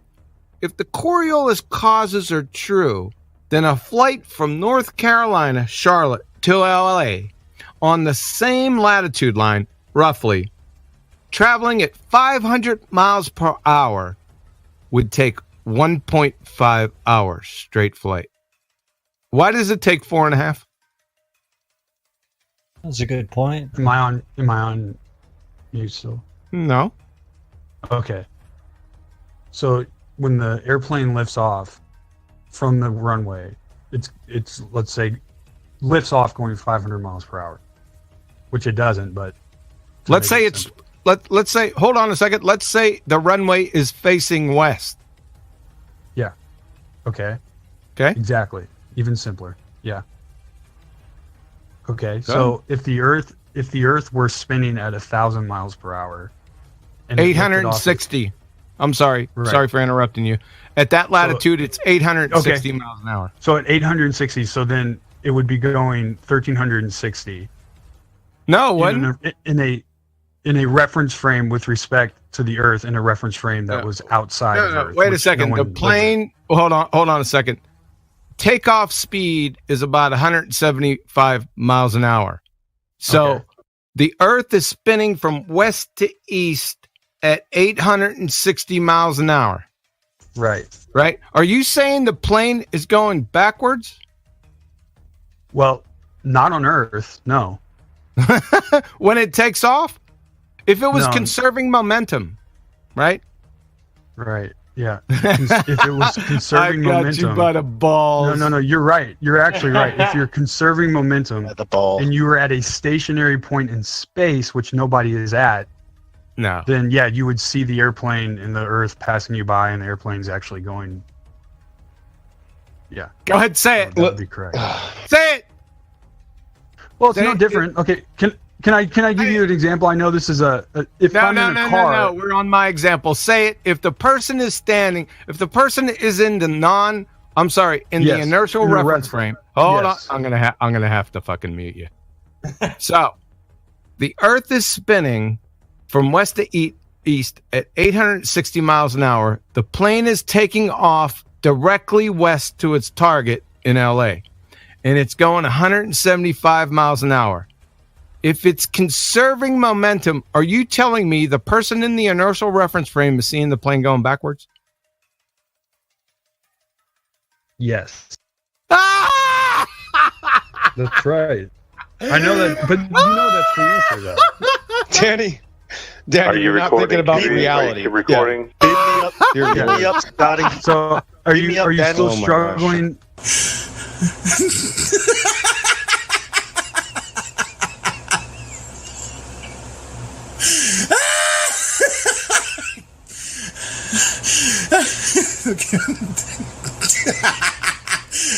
Shit, hold on.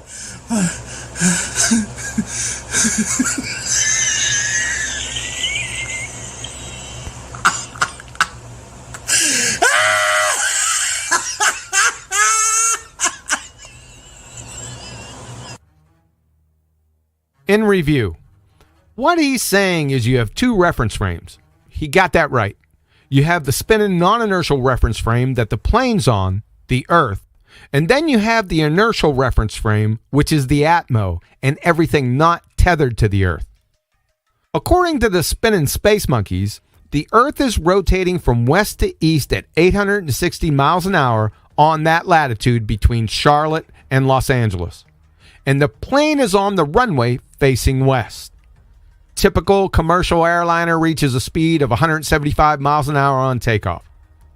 His claim is, if you're in the inertial reference frame witnessing the plane take off, let's say you're in a hovering helicopter with eyes on the runway and the plane, he's saying that due to the conservation of momentum, that at wheels up, the plane will be flying backwards in reverse east while pointing and accelerating west, until such time that it overcomes the conserved momentum east.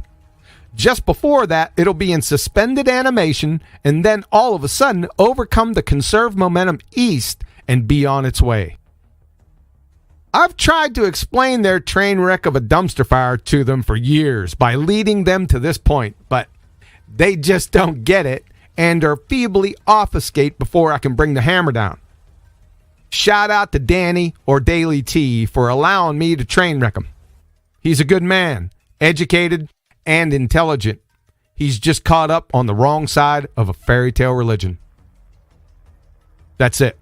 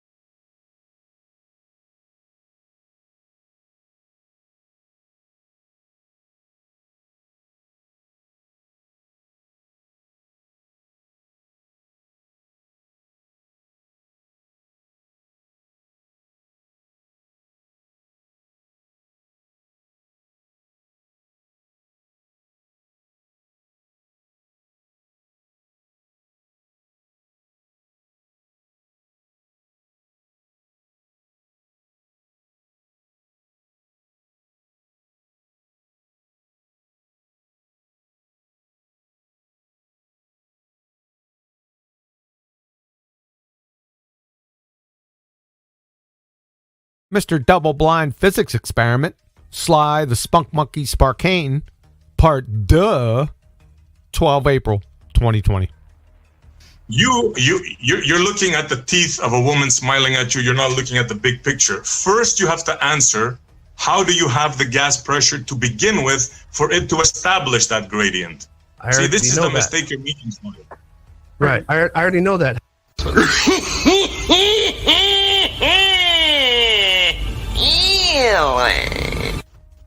Really? So you already know that?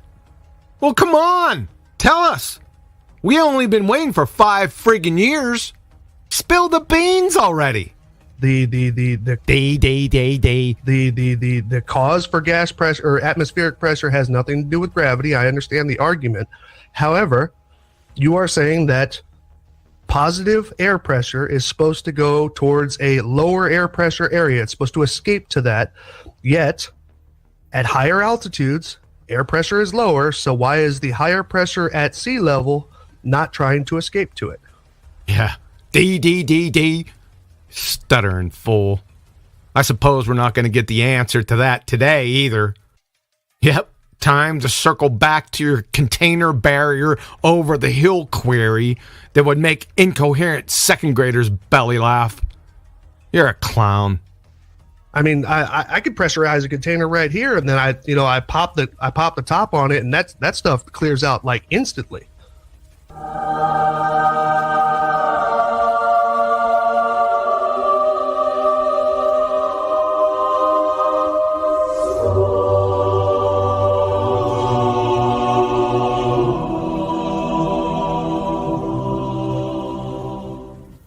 About damn time. Whoa, you did answer it. Welcome to Flat Earth, you bonehead. You just confirmed our argument. Ha! Gravity itself is not a force, but gravity produces gravitational force. That's the result. So a non-force produces a force with the same name? When does your Rhodes Scholarship end, Sly? Wind is a definition.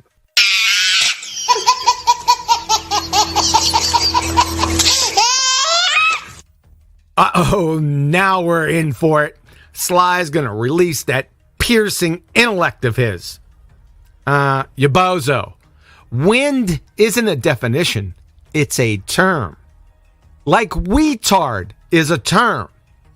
The definition is less advanced in mental, physical, or social development than is usual for one's age. Here's another term. Moron. Here's the definition. A stupid person. Hey, and you know what? I see a picture of you here. You're waving. Ha! Clown. Now, what do you call it? What? Basically, what I'm telling you is that the word wind, okay, is a definition.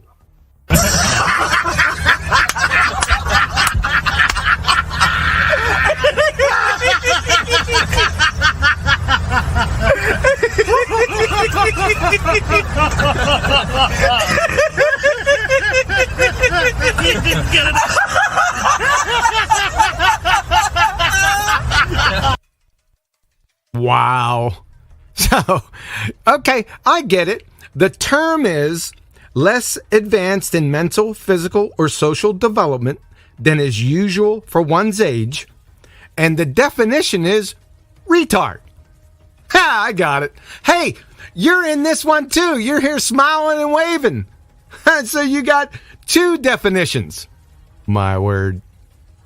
So, what I'm saying is that gravity is the definition.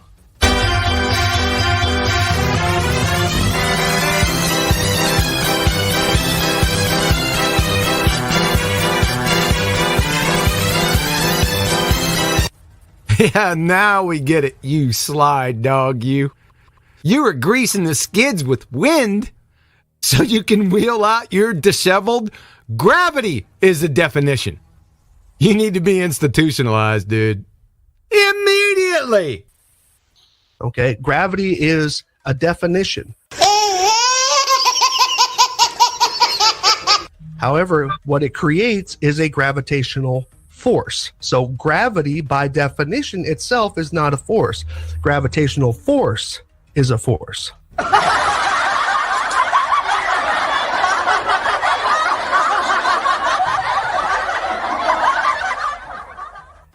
Yeah, sure. And dark matter is created from nothing by luminescent gerbils, Sly. In conclusion, thanks for demonstrating that you're a double-blind retard. That's the definition. Ha! Say hello to my little friend!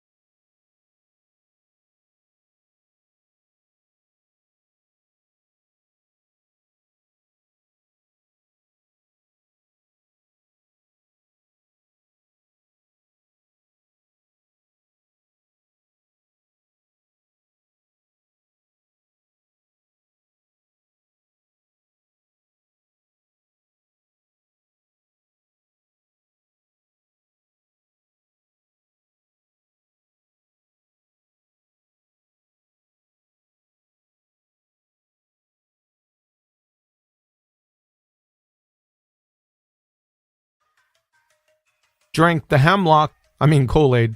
March 2021. I'm a sailboat racer, right? I like watching sailboats, and I like also riding motorcycles. That's wonderful. I like skiing, jogging in the rain, and a cool breeze. Dislikes, fake smiles, bad breath, and pretender clown numpty dipshits, especially those who don't know what a scientific model is. If I want to get better at either of those things, I'm going to go out and I'm going to watch the America's Cup. I'm going to go watch the motorcycle race. The motorcycle race? Is there only one? I'm going to go watch things. And then I'm going to take what they're doing and I'm going to model it on my little motorcycle or my big fat slow sailboat. That's not a scientific model, Jim Jones. You're equivocating fallacy. From Indiana University Chemistry Department. The important point that Becker introduced is that explanation of a phenomena, i.e. model, theory, must be testable by experimentation. In other words, once a model is proposed as an explanation of a phenomena, it can only be considered a scientific model if it can be objectively tested by experiment. What you're attempting to identify as a model and what an actual scientific model is are wormhole warp galaxies apart. I mean, it's not that you're even wrong. This is the belly-laughing dumpster fire category error as claiming beluga whales are catalytic converters. You're exposed, belly-laughingly so.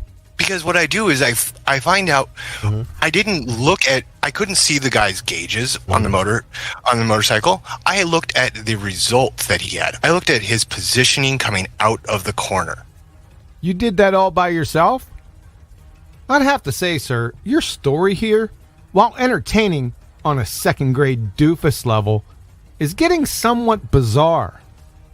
How he managed to hold that angular momentum to keep himself firmly in the saddle, not be thrown off.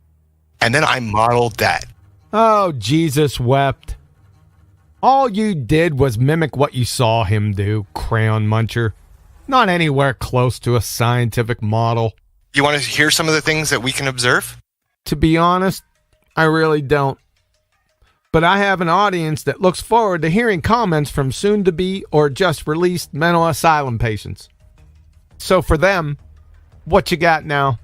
We can observe sunsets.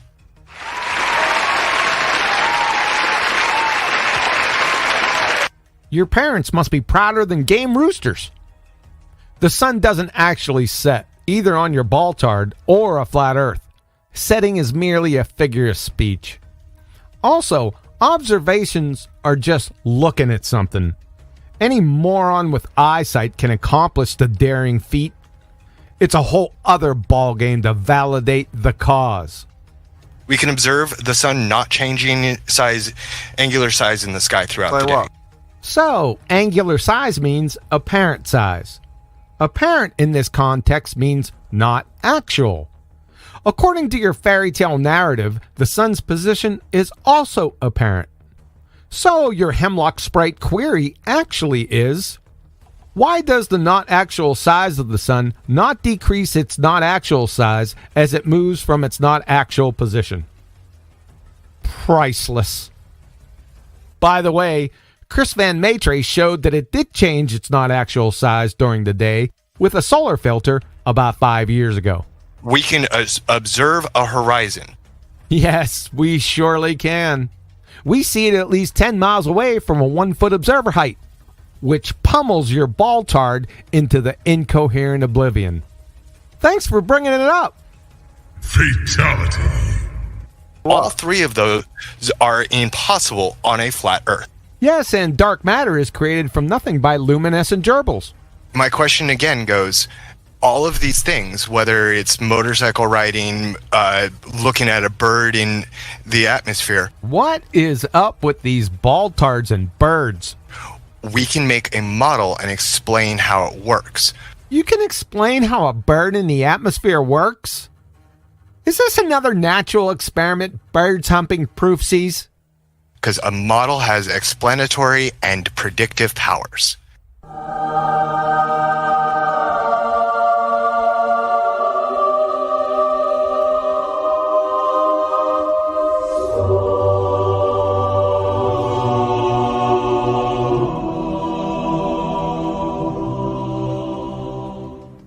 scientific model can predict after its prediction, i.e., scientific hypothesis, has been validated by experiment. However, your little vroom vroom motorbike model can't. Next block of instruction, how to spot a sail on a sailboat.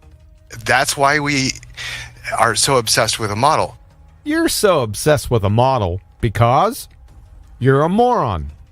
Number one, I've clearly established that you don't know what an actual scientific model is.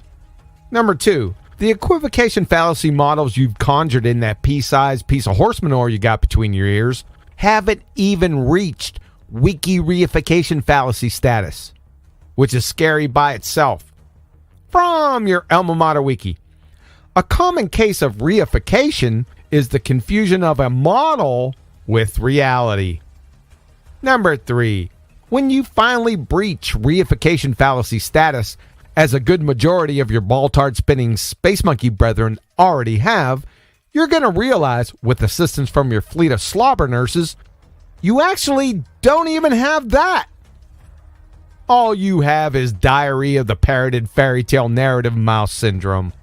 That's why we insist on models and things. It's a demonstration of how it works in reality. Uh-oh! A common case of reification is the confusion of a model with reality. That's why we insist on models and things. It's a demonstration of how it works in reality. Uh-oh! A common case of reification is the confusion of a model with reality. We insist on models and things. It's a demonstration of how it works in reality. Uh-oh! Reification is the confusion of a model with reality. We insist on models. Get lost, dummy! So when a flat earther tells me they don't have a model, that's basically them saying, I don't know, and I can't even guess. It's admitting you lost before you even showed up to the table. Retard! Hold on, Chemo, where's their model? Have you seen it? That model, they don't have one yet, no. Let's see Sure, it. Oh, they check don't out have Google it? Earth. What the f***? Your ball-tard spinning monkey ball model is Google Earth? Say it ain't so. That little charade was renounced publicly, quite vigorously, over 3 years ago by the lowerarchy of your crayon-munching clan. Sounds like you're just making shit up. Do you think elevation is the same thing as curvature, sir? Because that's just dumb. Look here, you big dummy. Elevation isn't curvature. Elevation is elevation. However, the hallmark characteristic of curvature is changing elevation, as in elevation drop. In this specific case, 8 inches per mile squared vertical drop off a tangent from your feet in every direction. You have the wrong emphasis on the wrong syllable. I've shot lasers off the moon. I actually shot it off the moon, and I know that because the first time we attempted the experiment, we missed the retroreflectors and got no signal. Oh, brother, another bouncing biscuit. This delusion wasn't and never will be a scientific experiment. Interestingly, on May 9th, 1962, MIT bounced a ruby laser off the moon. Where were the retroreflectors then, you retro dummy? Hey!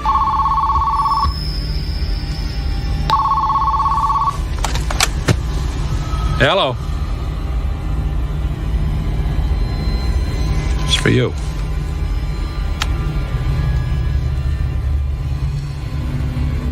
Yeah. You've just been erased.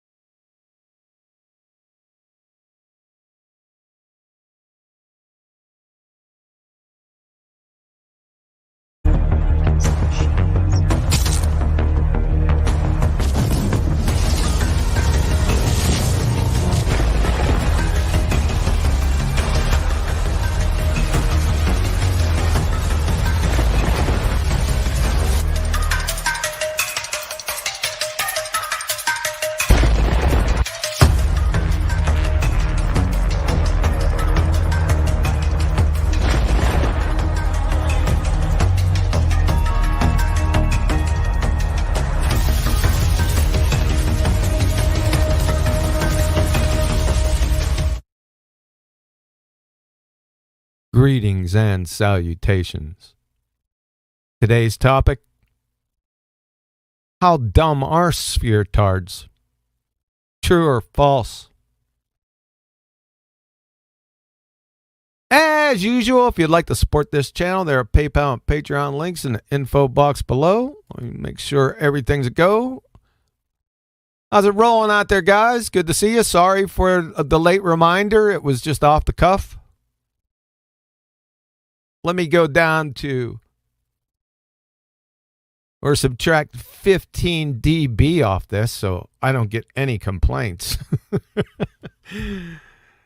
Yeah, how's it going out there, guys?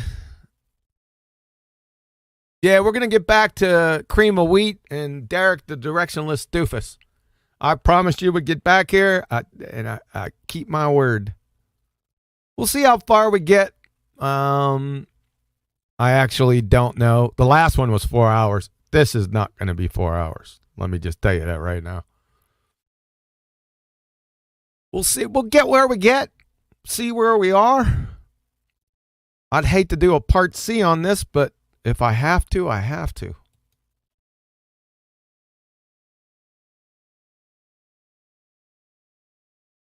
Now, I do want to bring something up. Not that. So, if you feel moved, right? Like a belated Christmas or birthday gift for QE. This is what I'm looking for, right? This is the Hoyt RX-7 Ultra. Okay? Now, this isn't going to replace the sexy bionic bow beast by no means. Let's get that straight right off the bat. This will be more or less a backup type of bow. Not that I won't shoot it. Maybe there's particular instances that I will. But this is what we're going for. This is what they call, this is made of carbon. Instead of aluminum, it's a carbon bow. And I've taken a fancy to it.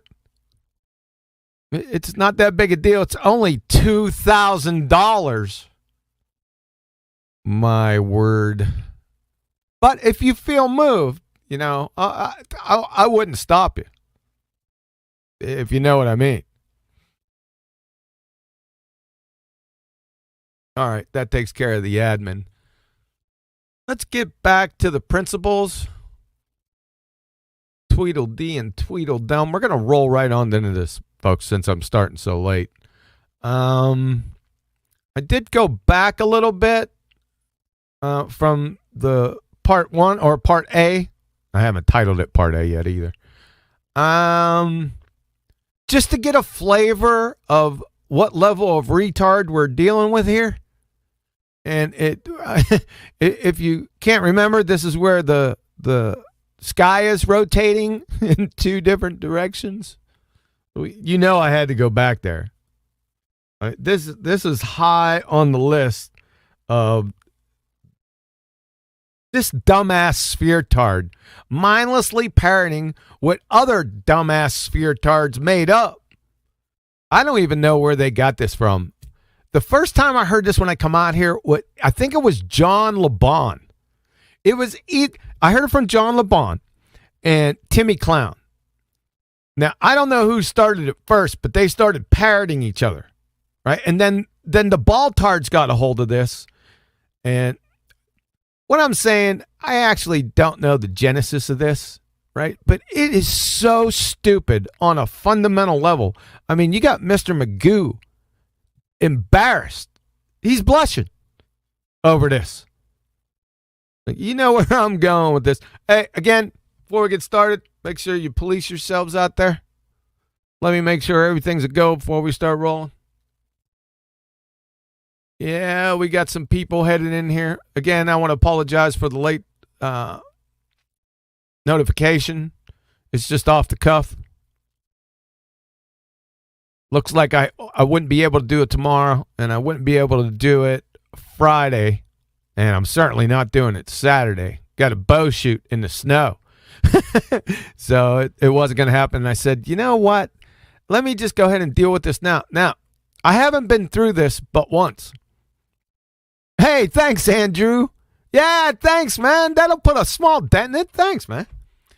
Appreciate that.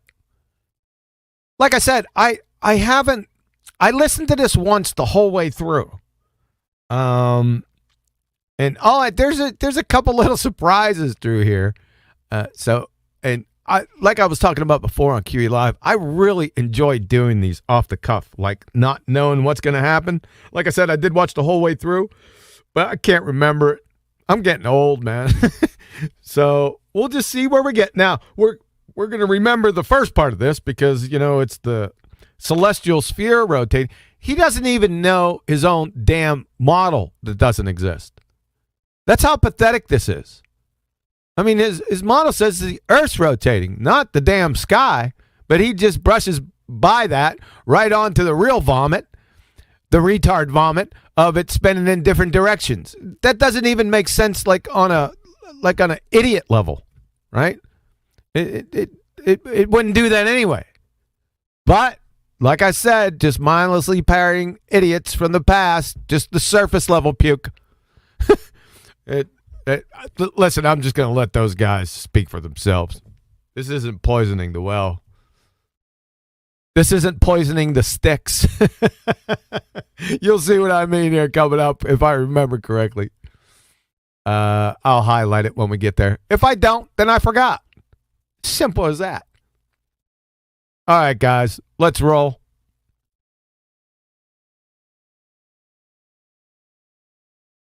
Let's move to star. I'm sorry. Let me go back. Let's move the stars from Derek, the directionless doofus. I mean, he's so stupid. He's like one of Dave's fart boys or something. I don't know. And of course, we got Dave, cream of wheat, Nancy. You know that. I had to introduce him anyway. Here we go. So we got stars. Yeah. Stars and constellations. How do varying star constellations help us with our observations, since we don't all own a spaceship and we can't all go up there ourselves physically and look down ourselves? How can we, observe the constellations and stars and see that the Earth is round? That doesn't make any damn sense, does it? It makes absolutely no sense whatsoever. What do you mean? Why stars and constellations?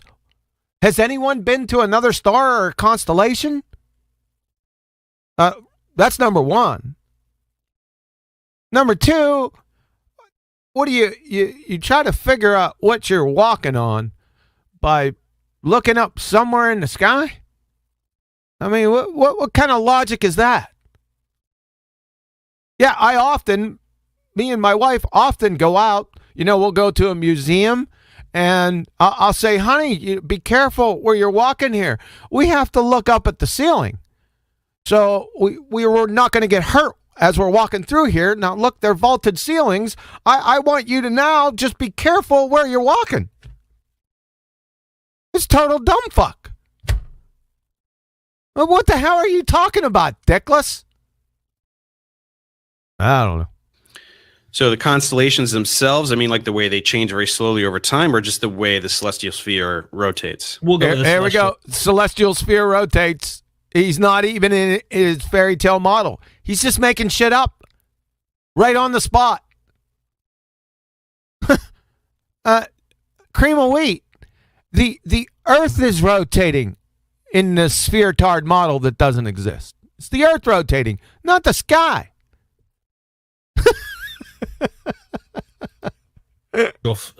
Sphere rotating.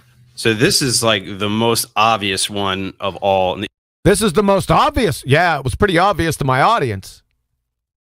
Because you should be institutionalized. You are a pretender clown fraud.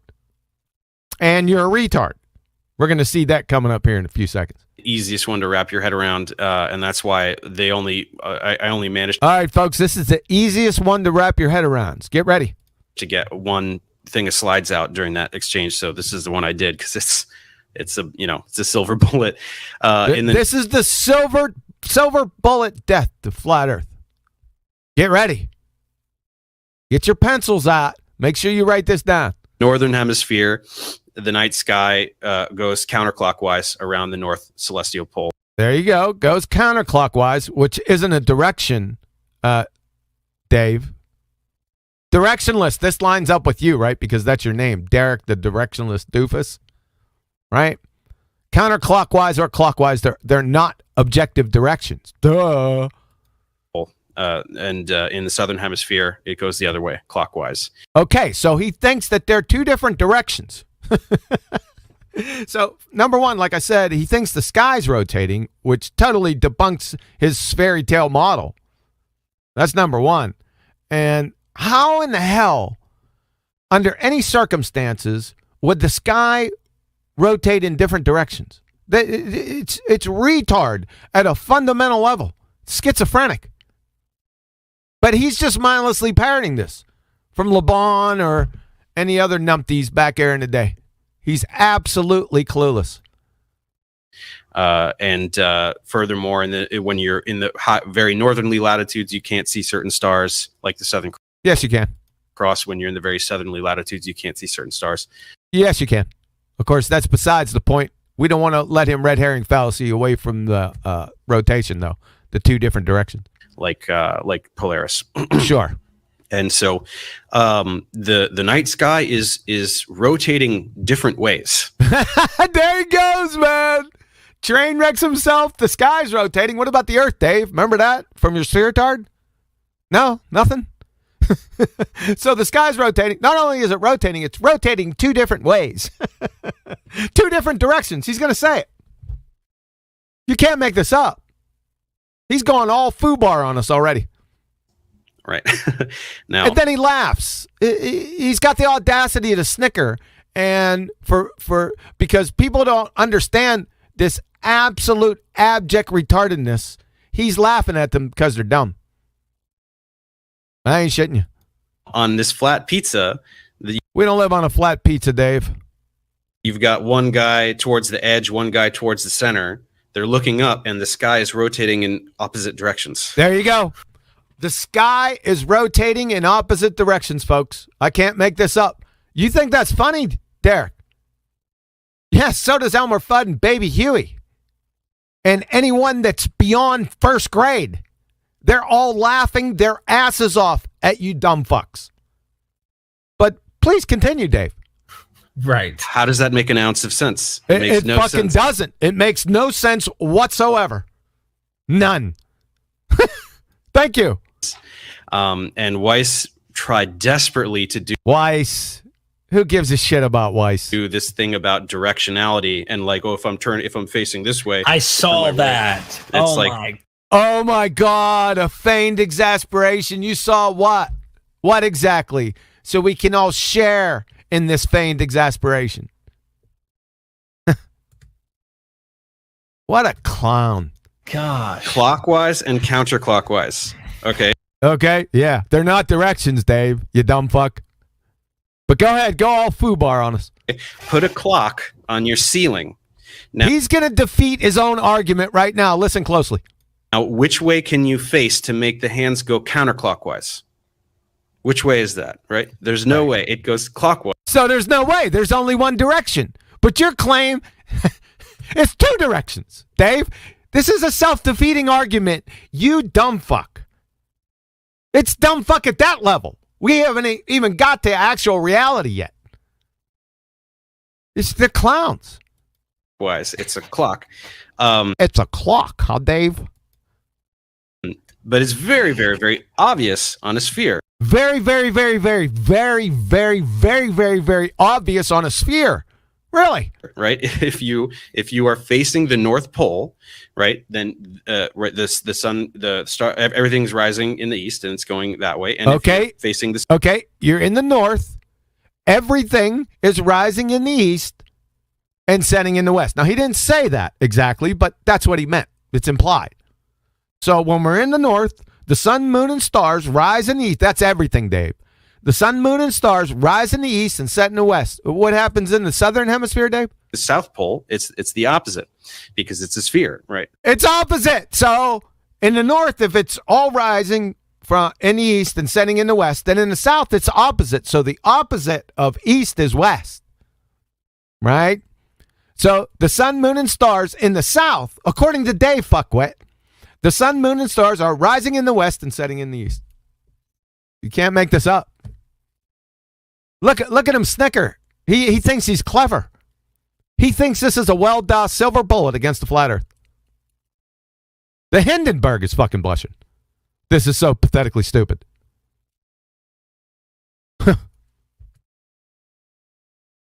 And so, and furthermore, no, we're laughing at you, Dave. The reason we can't see certain stars is because we can't see through the Earth. Really?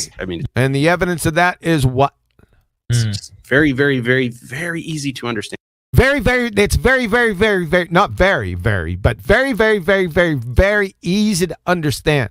This isn't an understanding topic. This is a showing, demonstrating claim. So do it. And then well, I guess he's not going to demonstrate it. The second point that I like to throw on there is because the southern hemisphere, right, to get the flat world, they unfold it this way, and so they stereotype fallacy. Everyone knows that's his favorite fallacy. I'm a flat earther. I don't unfold shit. I'm not unfolding anything. So there goes your claim. Because it's fallacious, Dave. Do you understand that? That's rhetorical, by the way. Every longitude line is pointing in a different direction. Longitude lines? Really? Can you show me a longitude line in reality? Let's see where they're pointing, Dave. Instead of from pole to pole, which is what it is in reality. Yep, he said they're in reality. Show me a longitude line in reality to support your claim. No? You reification retard. And so everyone who is looking south can see the Southern Cross at nighttime. Everyone that's looking south, really? Okay.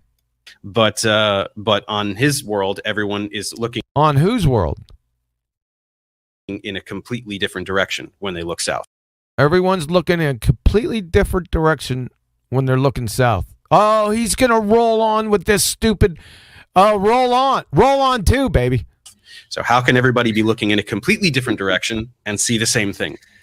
How can... well, show. What he's saying here, folks, this is one of the old retard claims. He's back in 2015. He's saying somebody that's on the tip of Australia or South America, they'll be looking in the same direction at the same time and see the whatever constellation that it varies. Let's see it. And my claim from the beginning is no problem. I don't have an issue with that if you want to make that claim. However, we're going to need some pedigree information for that, to support your claim. And it's not his claim. He's just mindlessly parroting this nonsense. So we're going to need the GPS locations of each person you have looking at your constellation or star. That's number one. We're going to need a date and time group for each person.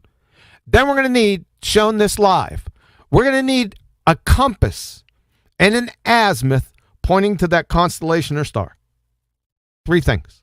That's what we need for you to support your claim. Oh, I don't even know why I need to ask you for it. Right? Makes sense, logically follows, and it'll support your claim. Ladies and gentlemen, in 7 years, I haven't seen a single one. You know why? Because it doesn't fucking exist. Right? They're thinking in their fairy tale model, that would be the case. Right? And then they just say, well, because that's the case in our fairy tale model, that's the case. No. You have to go on and demonstrate it now, fuckwit Dave. That'll never happen. No Baltar will ever do it. We had some funny episodes along the way. We ain't gonna get into that right now. Let's just roll. The south is technically the ice wall, right? Like everybody's looking out toward the ice wall. Right, but a different part. Everyone's looking out towards the ice wall. Can you show that? Nope. At a different part, right? Because around the edge, south is not a... What edge? What edge, Dave? Edge of what? Nothing. Singular direction. South is every direction away from the center of their disk. Right. Yeah, I was going to say south isn't north. Right.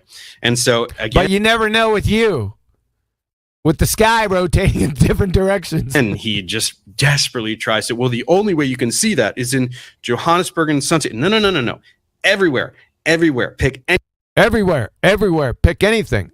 We've already did a number of times throughout the years. You ain't going to show shit. Any two directions. I don't care if it's 1 time zone apart, 4 time zones apart, any direction. All of the people on the flat earth should be looking in completely different directions. And the people on the sphere chart are looking at what? Yet they all see the same thing. So they all see. So let's see it. Show. Simple. Show. Just support your claim. I don't have a problem with it. You need 3 things, right? Do I need to remind you? Yeah. GPS coordinates, date and time group, and we need the azimuth pointing to that star or constellation. Very simple. 1, 2, 3. Then it's all over. Why? Because they're all looking at the south pole of the globe. So everyone's looking at the south pole of the globe? What the fuck? Well, that grammatically it doesn't even make sense. What the hell are you talking about? What fucking south pole? And who'd be looking at it? What, can you see like the south pole from the southern tip of Australia?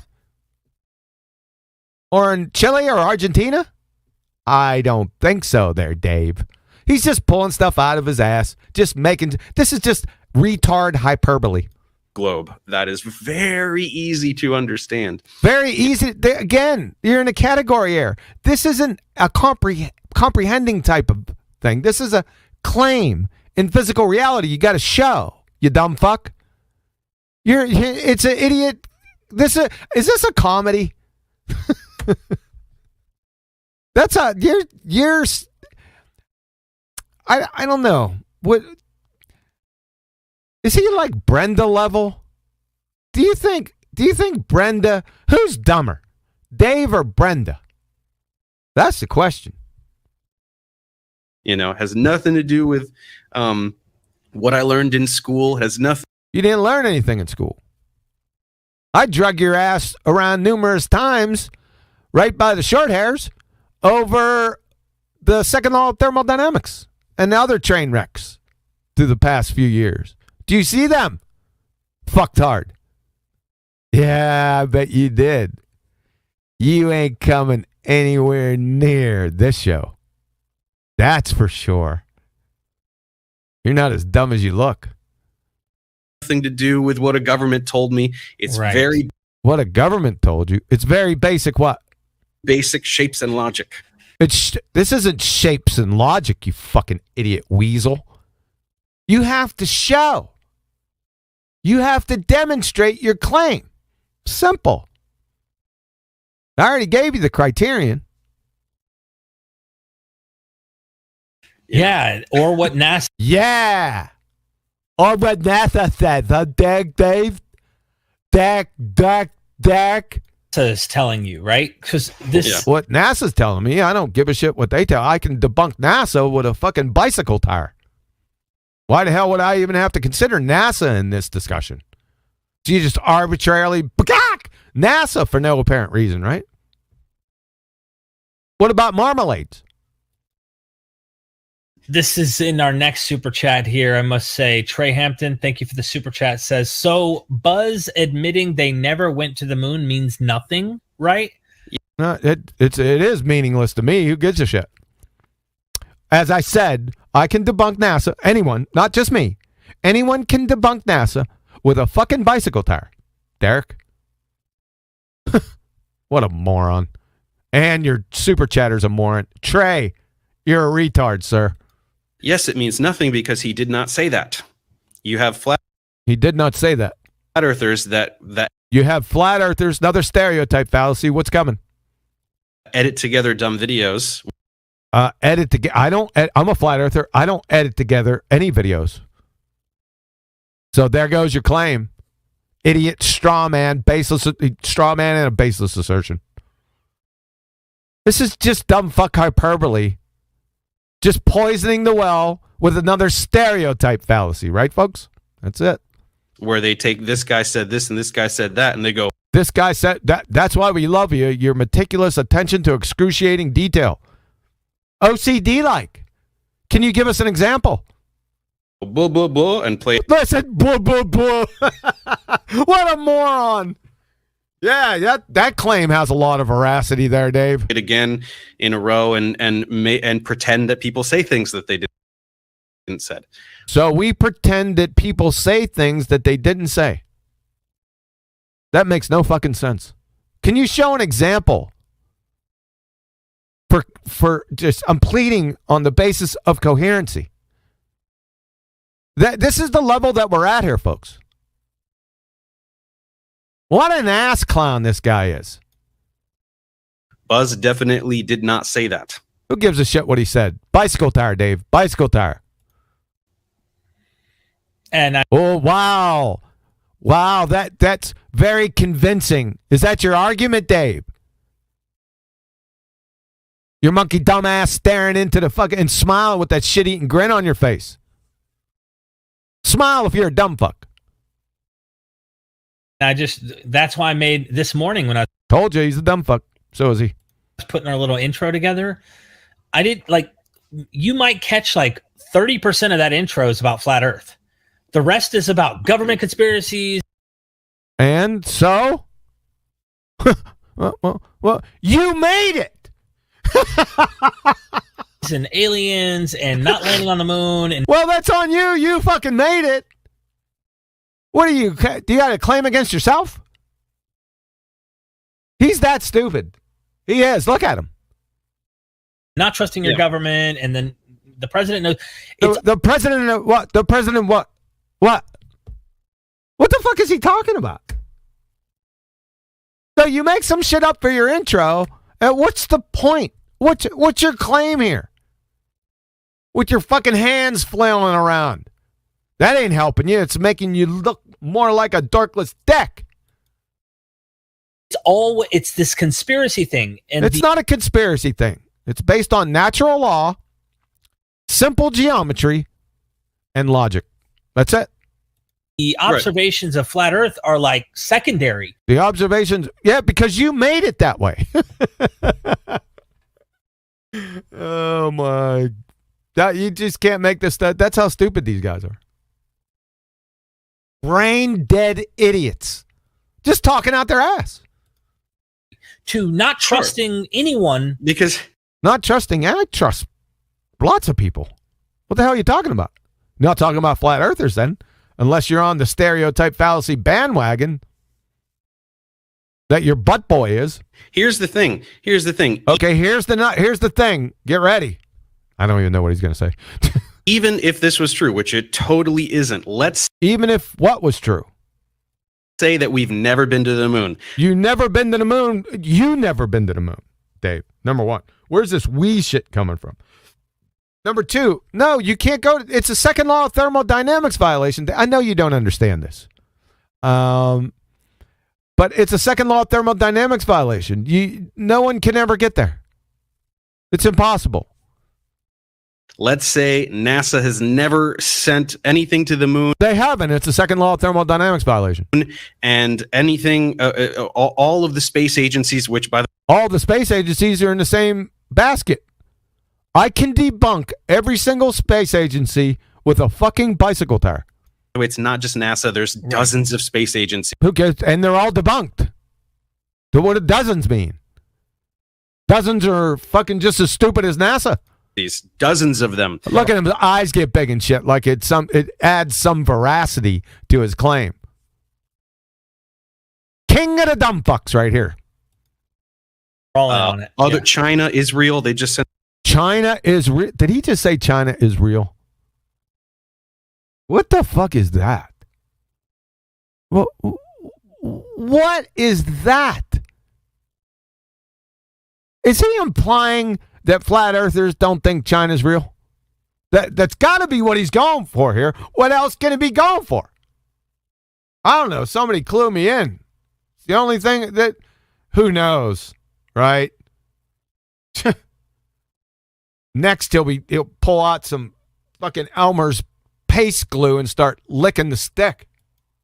Sent a craft to the moon like 2 years ago. They did. I don't think they can because it's the second law of thermodynamics violation, Dave. But let's say all of that is a lie. The Earth is. It's not only a lie. It's against natural law, Dave. Still a sphere. So it's still a sphere.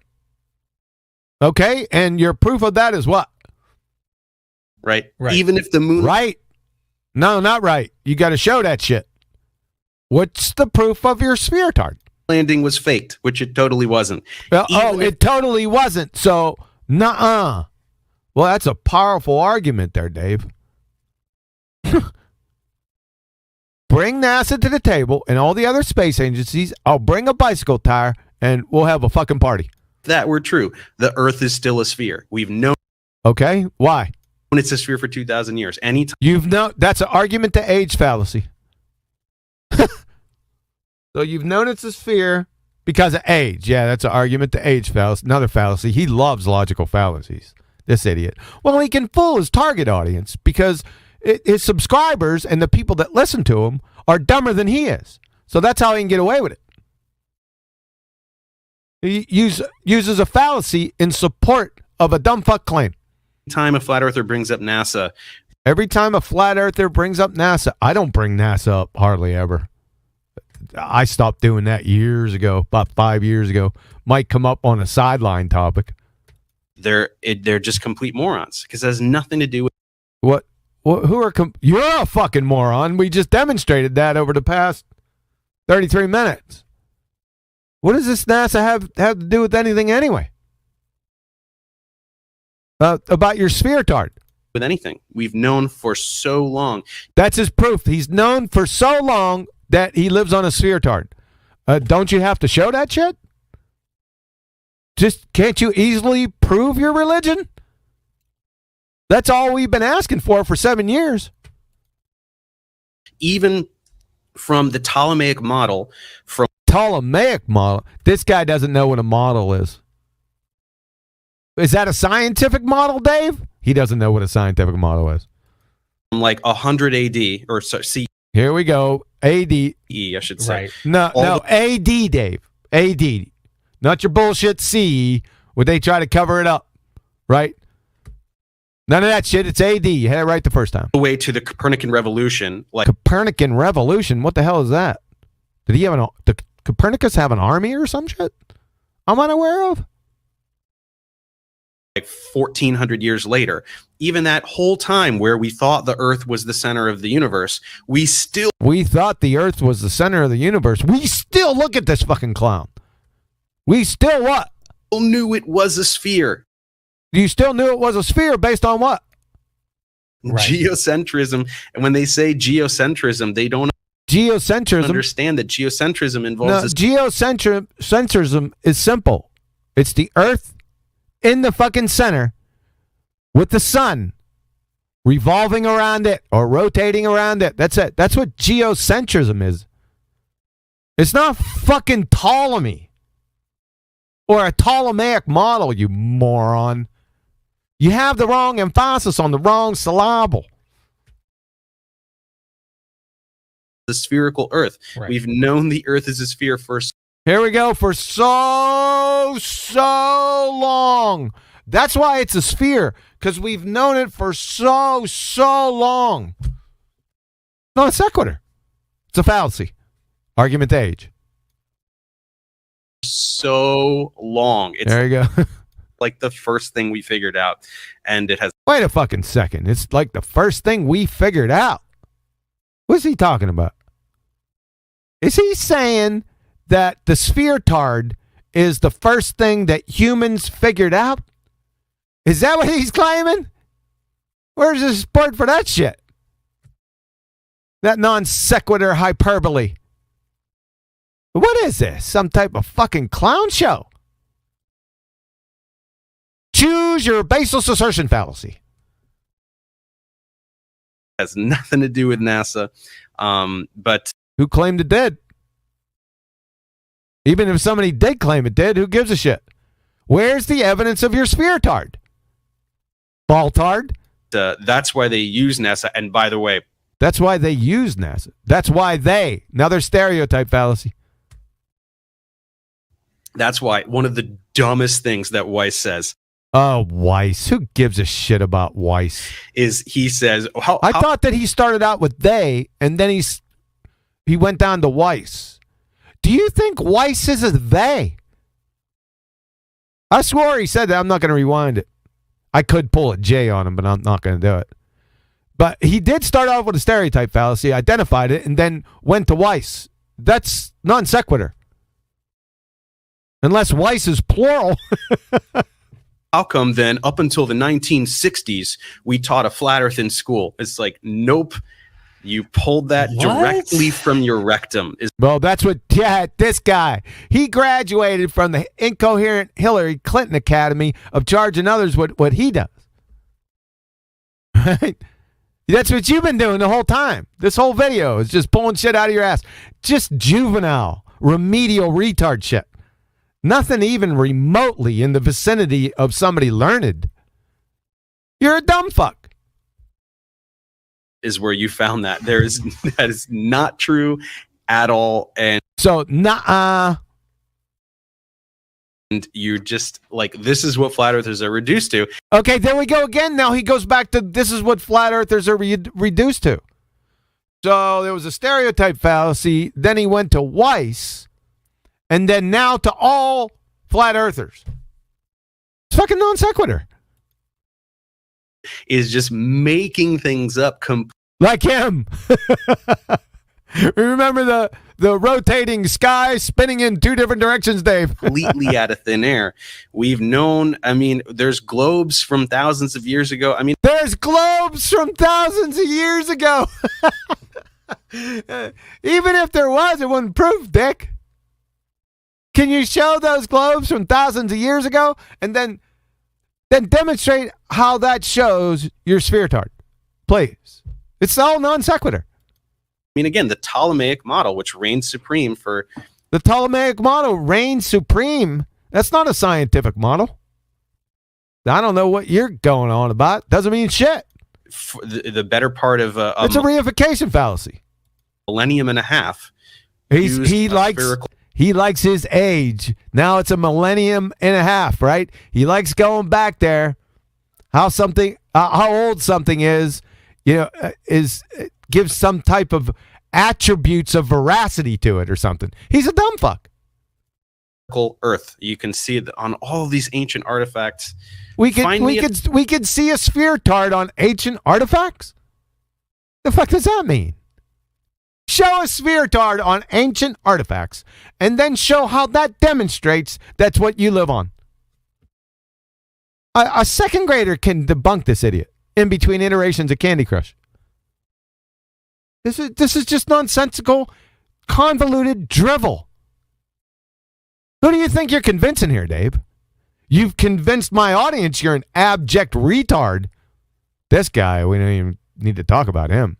A textbook from 150 years ago. Show me.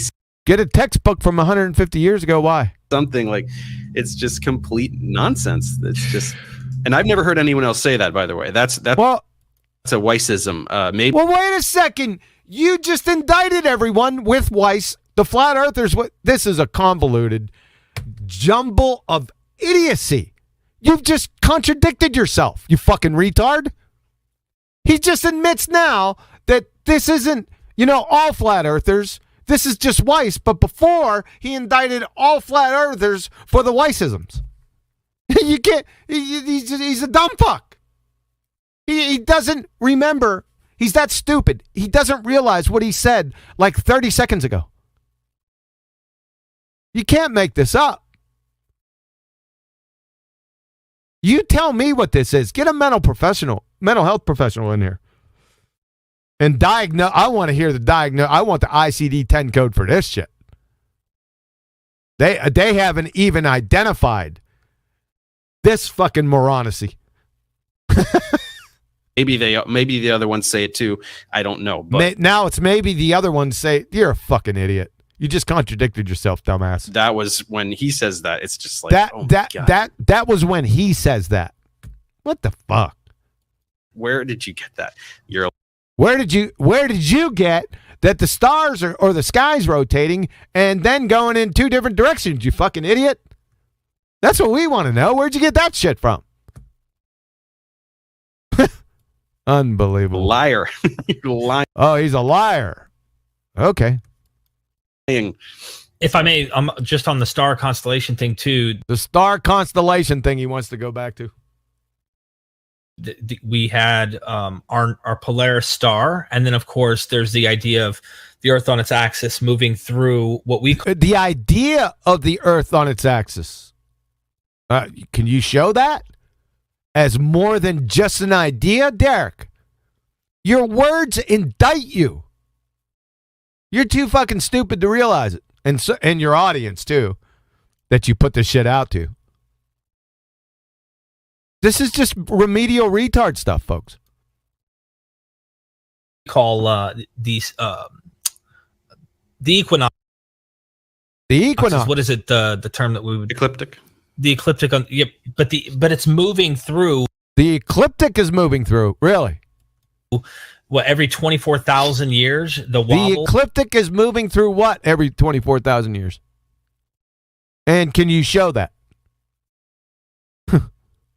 Gets through approximately. It does a full rotation. So there's Milankovitch cycles. There's retardovich cycles, is what there is. What you gonna make up now? The axis is the tilt of the rotational axis is not fixed. It's actually it's good. The tilt, the angle of the tilt is increasing and decreasing very slowly over thousands of years. Holy shit! You gonna show that, or is it just an idea?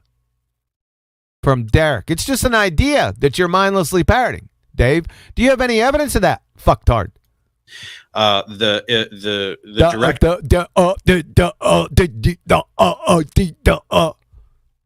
Fucking idiot.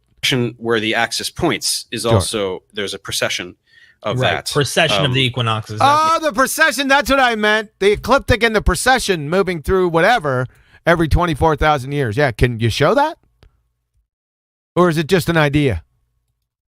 I was looking for. Yep. That's what you were looking for, right? Yeah, that's what you were searching for because you're a dumb fuck. The tilt in the the tilt. The tilt.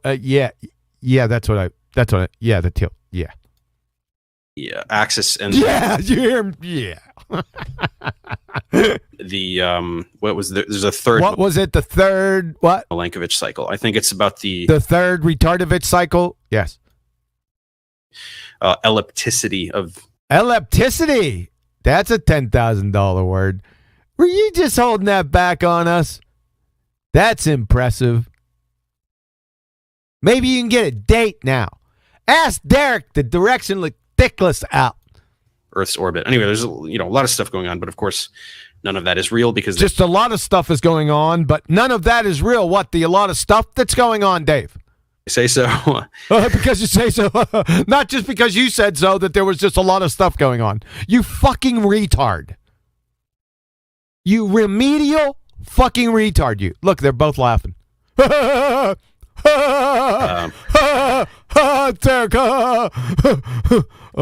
boy. That's impressive. Your debating skills are otherworldly. Can you tell us how shadows and sticks help? Yeah, can you? I knew it was coming. Yep, I remembered this. Can you just right out of the blue? Can you tell us how shadows and sticks work? In our spiritard? They're that fucking clueless. They're still parroting.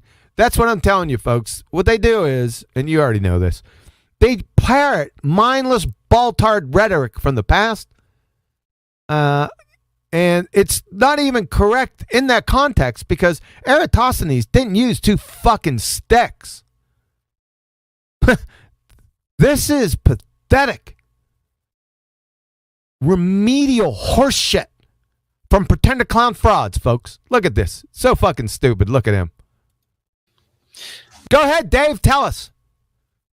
Yeah, so Eratosthenes, which I find it hilarious that no flat earther can pronounce Eratosthenes. What? Eratosthenes. Fuck, I was saying Eratosthenes. What? What? What is this? One of your feeble poisoning the well fallacies? Because you lack any substance. You lack any support. This is just a feeble fuckwit. It's just poisoning the well. I just defeated you right now, Eratosthenes. None of them can do it, even none of them can do it. I'd like to see this fucker say spectroscopy. Let's see if he can say that. Corrected. They still say it wrong. After I've been corrected, I still say it wrong. Okay, Eratosthenes. There goes your fucking claim, idiot. So yeah, that was one thing where it was. That was one thing where what? Just about measuring angles, right? When you have angles. SpaghettiOs. Did Eratosthenes happen to measure an elevation angle? Dave, retard, 3rd grade geometry failure. Do you know that you can't measure an elevation angle off a curved surface? Did you know that? On your next stream, define a fucking triangle and list the properties of them. You would fail. Intro to 3rd grade geometry. A stick that's directly under the sun, and one in a. We're gonna need to see Eratosthenes' stick. You dick. Aren't we? He just said this Eratosthenes his stick. Let's see it. Different place where you've got an angle, right? You can back to the angle again. You can't measure shit off a curved baseline, Dave. You'd fail 3rd grade intro to geometry. Measure that angle, right? There's you ain't measuring shit, Dave. You're a fucking moron. No angle on the shadow. It's directly the angle on the shadow. Really? Can you show that? Grammatically, it's fuckwit. Under the sun over here, we've got an angle over here. I think it was 7 degrees or something. He doesn't even 7 degrees or something. What about 83 degrees? That's or something. What about a fucking butternut squash? That's something. Clown. He used 2 obelisks, one in. Oh, now it's 2 fucking land dicks. I thought it was sticks. Now it's 2 land dicks. That's incorrect. He used 1 land dick and 1 well in Syene. They can't even get the fucking story right. Andrea, one in. It's their fucking story. I forget where else. He doesn't know where else. Whatever. Thanks for bringing that topic up to show how dumb fuck he is. Of course, you could bring any topic up. Like how to tie your shoes and it would compromise this idiot's dumbass. And he measured the angle and then he just did. Elevation angle. Is there an elevation angle in there, Dave? If it is, it's your ass in a sling, in a heartbeat.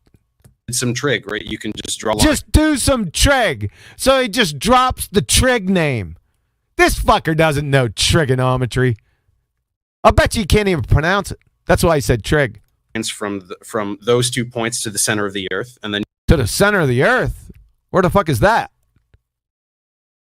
If you measure 2 points, if you're measuring, then you must know where the hell it is and can show it to everyone. Right? Bet you. How much you want to bet he's not going to show us? Then you can just use trig to find what angle that is. What angle that is? Off of what angle? I thought you got an angle. I'll bet you it was an elevation angle too, Dave. You'd fail 3rd grade intro to geometry. So he was basically figuring out what. Look, he's just making shit up. What angle? He's just delaying. What? We're back on the angle again. What angle? What? Elevation angle. Of the circumference was represented. What circumference? What the fuck is he talking about? Circumference of what? Jeez. By the distance between those 2 positions on Earth's surface. Really? How the fuck did he show? Let's see that math. Let's see that trig. Go ahead, share your screen. Go step by step. You can't because it's fuckwit. And so the fun thing is watching you explain this shit about two land dicks. My word, son. That flat earthers like to do. Here we go. Stereotype fallacy. Is they like to go, well, you'd still get angles if the sun was. You'd still get angles. Yeah, that's the only way you can get a fucking elevation angles off a horizontal plane, Dave. That's its definition. Really was if the earth was flat and the sun was really close. Listen to Dickless Derek back there laughing in the back. Watch what happens. And to their credit, they're not wrong. Oh, they're not wrong. Then why was directionless Dickless Derek laughing? You just got busted, Dickless, for your feigned laughter. Because you're a dumb fuck. You have no idea what he speaks of. He doesn't even know what he's talking about. But that's besides the point. You just think you're anticipating. Don't fucking anticipate. Because you make yourself look like a horse's ass, like you just did. Thank you very much, Dave. Appreciate that. That is true. However, you, in order to get those angles, what's so funny, Dave? Where would the sun have to be? Where would the sun have to be to have what? An angle? An elevation angle? You can't get an elevation angle off a curved adjacent, curved surface, curved baseline. So your fairy tale angles you just dreamed up, you would fail 3rd grade intro to geometry. And there's no question. Of course, they never bother calculating that. They just say, well, see, it could be anything. But well, see, what could be anything? The fuck is he talking about now? No one knows. Truth is that the sun would have to be like in the clouds. Like it'd have to. The sun would have to be in the clouds. Really? I'm a flat earther. I never made that claim. Just horseshit. Making up. Super duper duper close. Super duper duper duper duper duper duper duper duper close. How super duper duper duper close does it have to be, Dave? Which it isn't. Spoiler alert. Oh, which it isn't. And the evidence for that is what? We go up. Spoiler alert, you're a fucking moron. In planes and the sun's not there. So you go up in planes and the sun's not, I don't know, where? In the clouds? Therefore my sphere tard. Huh, Dave? Holy shit. This is like listening to a drunken Elmer Fudd. I've said this before, and it's exactly this. This is like listening to a drunken Elmer Fudd heckle people at a metabolic pathway convention talking about gluconeogenesis. That's exactly what this is. Yeah. Yeah.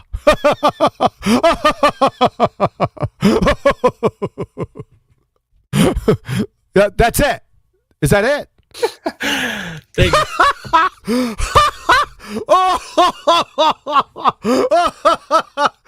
Fucking idiots. For that, yeah, I definitely remember this is way back in the day with the Greeks.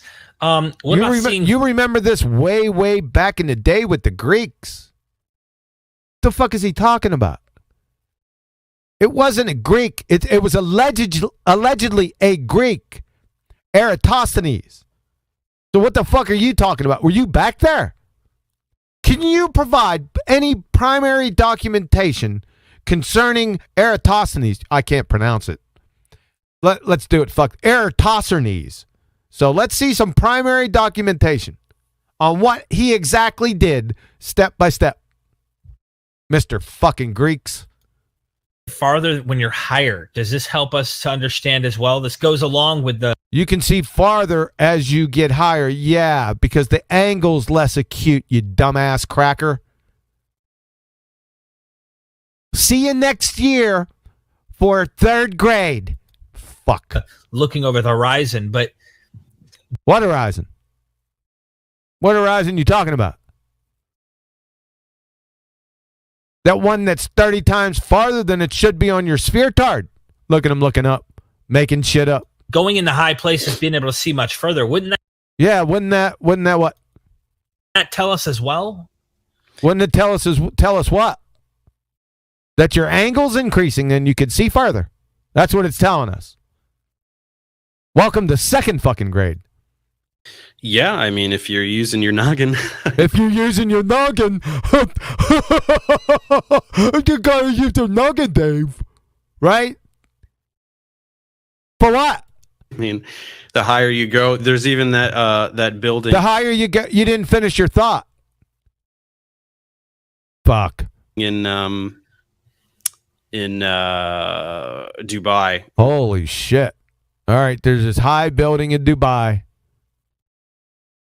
Oh, that dumb fuck building. I don't know what it is. The Burj Khalifa or some shit. I don't even know how to. I don't know how to pronounce that, Dave. I can give a shit less. What's that super duper tall building? Super duper. That's what he likes. That's the second time he used it. It's not super duper duper duper duper this time. It's super duper.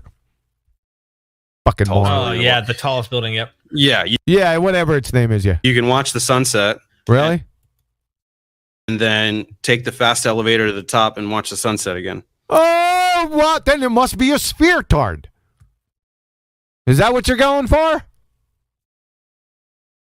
By the way, Dave, the sun doesn't set on your sphere tard or flat earth. Just FYI. Right. Oh, that was so funny. It's just about goes lines of sight. I mean, there's when you're going over a curve. Holy fucking shit. When you're going over what? I'll bet you he couldn't define curvature. Ask a balltard. Now, you better make sure you know what it means, too. Don't ask him if you don't know. Ask a balltard to define curvature, and they won't be able to fucking do it. I haven't found one. 7 years. Surface, right? There's a limit to how far you can see because there's a limit to how far you can see because of what? The rest of the Earth is receding away from. Really? Then show. How about the angle getting more acute? Would that stop you from seeing shit? That's true too, right? So now you have to differentiate between the two and prove that one is true and one is just a story. That's what you got to do now. From you, but if you get much higher, you have access to further along the curvature. You have access further along the curvature that I can't demonstrate. Sure. So I don't know. Seems pretty clear to me. Yeah, because you're a moron. I just gave you another choice. The angle gets too acute at lower elevations to see a distance. It's fucking 60 level optics. I just gave you another alternative explanation. What you gonna do about it? Nothing. I live on a sphere tard. But you did a video on airplanes. Oh, Can you for tell us how fuck's they sake! I have a whole flat Earth proof with airplanes. prove the Earth is round? Yeah, let's hear it. Earth is round. Round and flat aren't mutually exclusive.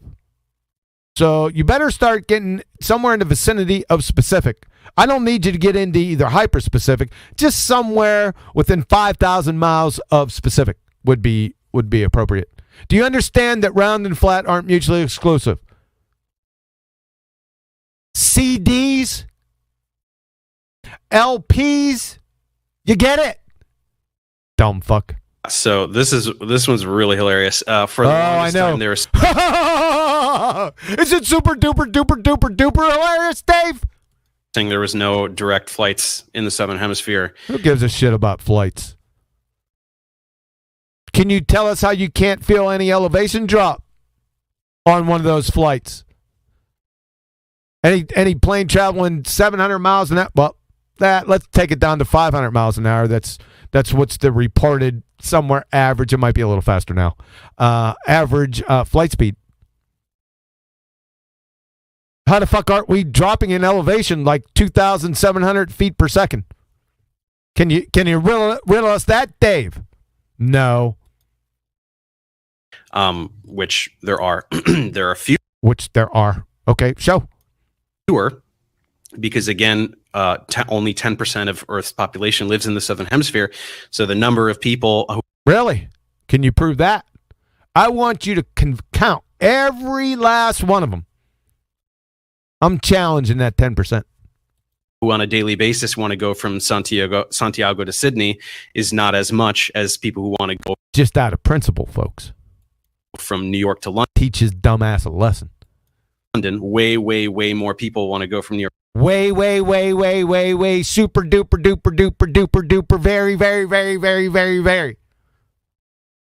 very convincing. To London, stuff like that. But that flight does exist, and it was. Who gives a shit? How does that prove you're spheretard? Running 4 times a week. This flight exists, therefore, Dave lives on a spheretard. Pandemic, and so you're a fucking pandemic. Yeah, these are impossible on a flat Earth, right? Really? How so? Show. On a flat Earth. Yeah, you said that. Show. Yeah, claim support. Listen up, Dave. You make a claim, and then you provide support for that claim. It's the crawl, walk, run method, right?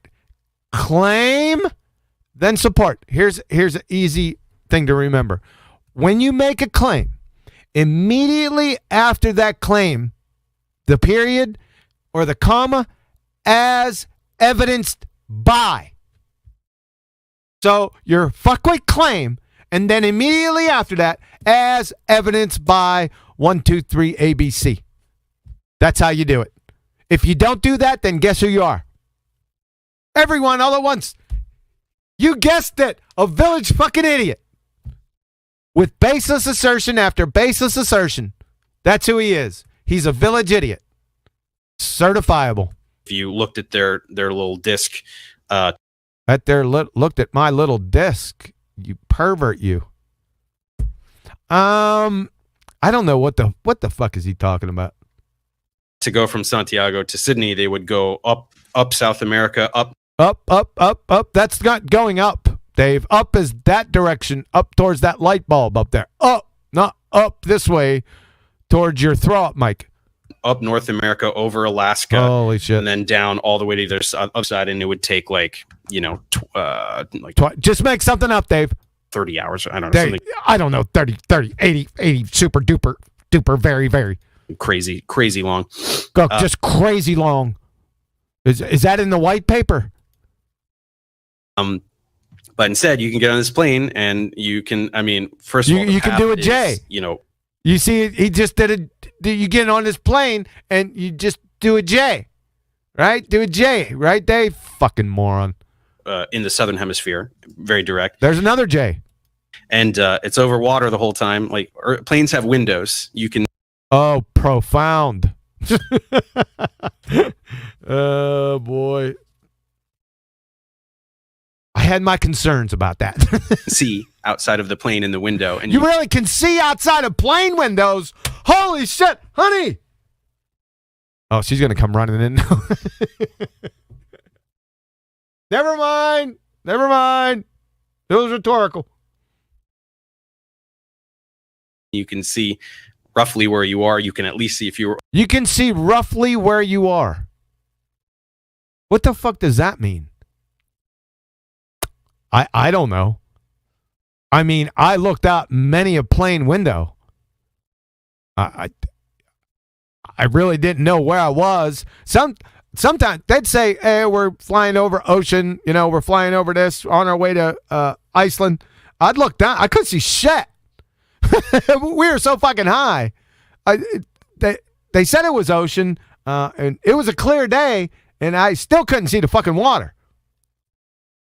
Now, sometimes you'd get reflections, but right underneath the plane, if you look straight down, it was hard to tell what you were actually flying over. You guys know what I mean if you ever flew before. Over water or land, certainly. Sometimes you can identify. Sometimes you can't identify shit. Unless it depends on what elevation you're at. At 37,000 feet, I mean, it was fucking hard. features. Sometimes you're in the plane, they go, "Hey, look, the Grand Canyon's down there," and everyone goes, Well, yeah, because they said the Grand Canyon's, you can't see depth. What the fuck are you trying to say? Do you think that you can see depth at 37,000 feet or 30,000 feet? It doesn't matter. You ain't seeing any depth, you fucking retard. Goes, "Oh, cool, yeah, there's the Grand." Oh, cool, yeah, because the fucking pilot just told you. But what spit it out, dumb fuck, Dave. So first of all, holy shit. Let me take a break, man. He's starting to get on my last fucking nerve. Let's see what's going on out there. See if we got anybody since I went with this late. See if anybody's even out here. Well, we got a couple people. Oh shit! I guess we do have some people out here. Hey, James Richard, thanks, man. Certainly a couple of zealots. As the Brenda level, I'm not sure. Brenda is absolutely in a league of his own. All right. Fair enough. What's up out there, guys? Thanks for the super chat, man. Were you guys here? You know what? I didn't post this one. Yeah, still here. Cool. I didn't post this. I posted this when there was like 10 people in here. Let me do this again. This is called Hoyt. This is a Hoyt compound bow, the RX-7 Ultra. Now, this isn't going to replace the sexy bionic bow beast. Okay? This is just something that I would like. Now, if you're moved, right, to get a belated birthday, Christmas, because or Christmas gift, my birthday is the day after Christmas. You can wrap it 2 for 1. If you think you can all get together too, it doesn't have to be a single individual. I would really like this. Don't worry, it's $2,000. Holy shit! I can't even say that with a straight face. Yeah, this is a carbon bow rather than your aluminum bows. They're coming out with carbon bows nowadays. They're made purely carbon, right? So they don't get cold. Your hand stays warmy in the wintery, right? You touch aluminum, take the aluminum bow out in the wintertime, you better be careful about getting that damn thing off. It better not have any moisture on it. It'd be like a Christmas story, sticking that tongue on that pole. But anyway, it doesn't. It's just something I've come over the last few days to. It makes me feel good. So there you go. Enough of that. Now we're all caught up. All right, where are we going here? I just wanted to take a break. Why is that video continuing to play on my stream? It's inside studio, my video's playing, but the video is stopped. That is really strange. I just noticed that. Are we going back in time? 109? 07? This must be a serious delay. We'll just wait here and see if it catches up. You know what? I am not going to stay here, like I said, for 4 more hours. You'd be lucky if it's 4 more minutes. We might wrap this up a little early. Go against the grain. If anyone's following me, I'll throw them up the trail. So what do you think about these idiots up here? Isn't this a joke?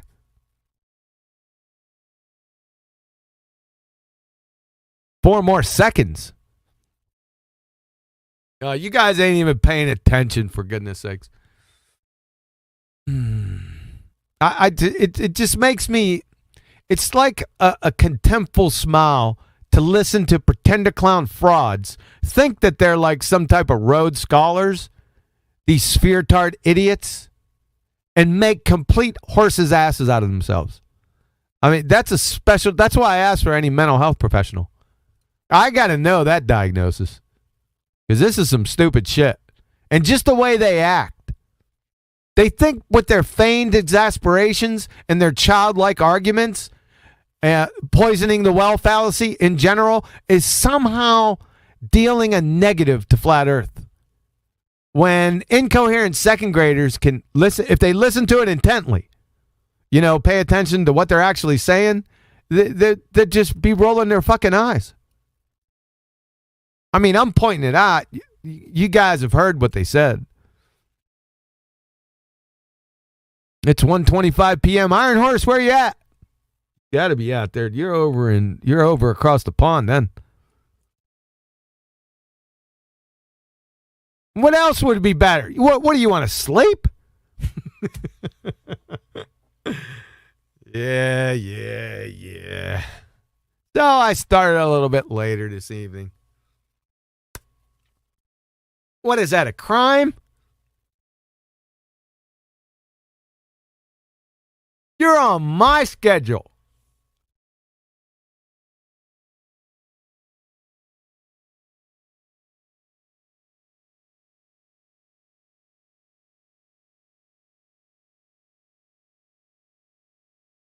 So this is just a moment of silence. Haven't we been together long enough that we can't share a simple moment of silence? Not every single second has to be filled with words.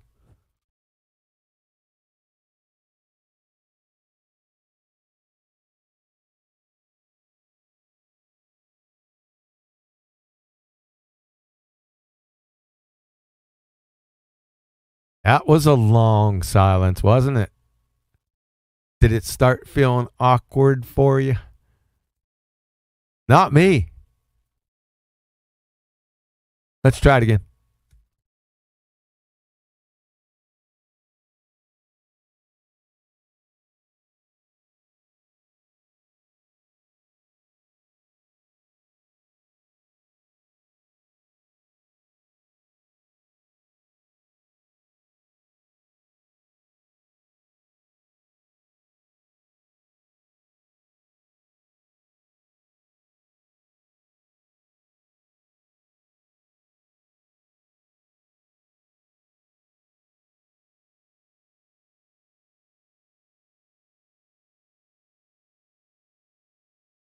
That was a long one right there.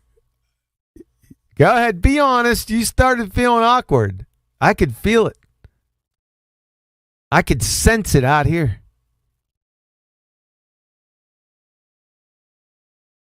Oh, Iron Horse, you're on the east coast of Australia.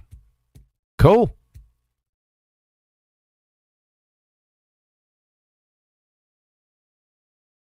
Do they have iron horses in Australia?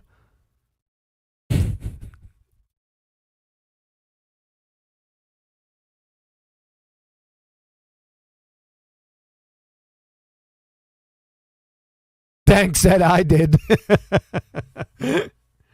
That's just a metaphor, right? Yeah. It's just a metaphor.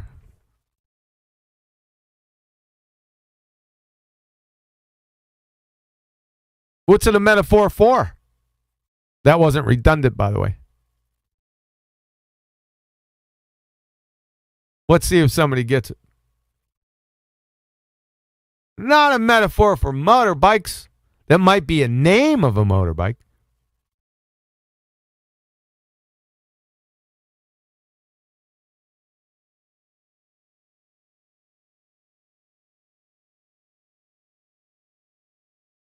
Divergent droid, I'll tell you what.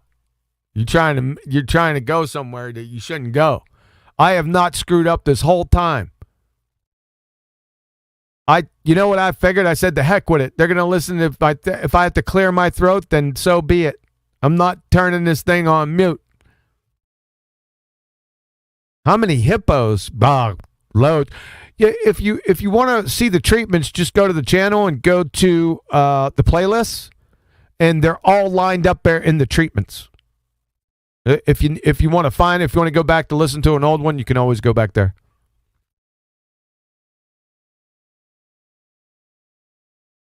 Any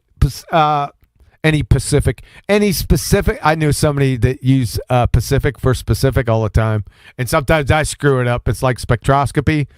and spectrochocoloscopy and how the baltards say it and you screw it up. Also, the double split experiment. I've heard that so many times that sometimes I'll screw it up too. It's fucking hilarious. All right. You want to get back to this. Let's see what we got. That.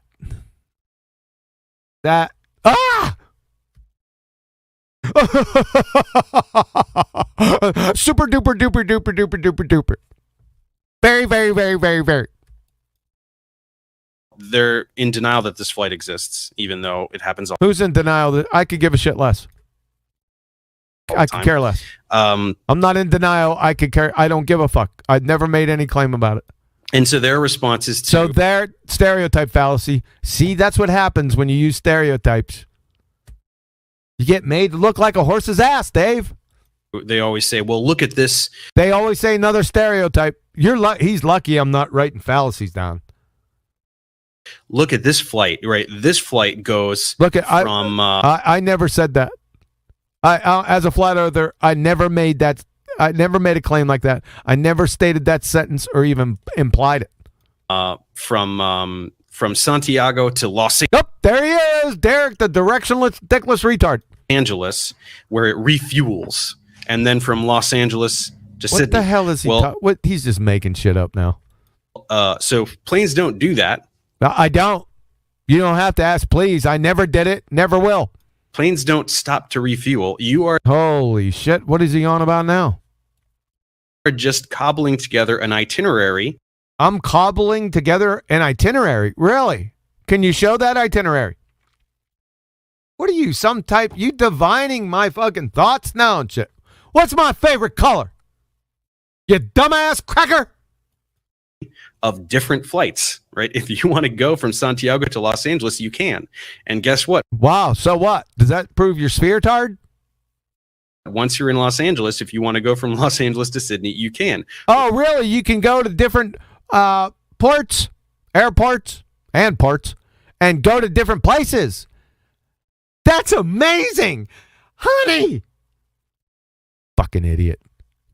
Those are different flights. Anyone who's traveled internationally before knows that you take one flight and then you get off the plane and you go into the airport.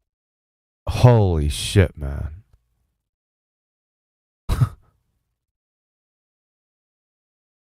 What the fuck is this? What the fuck is he on about? Besides making a horse's ass out of himself. What are you going to explain next, Dave?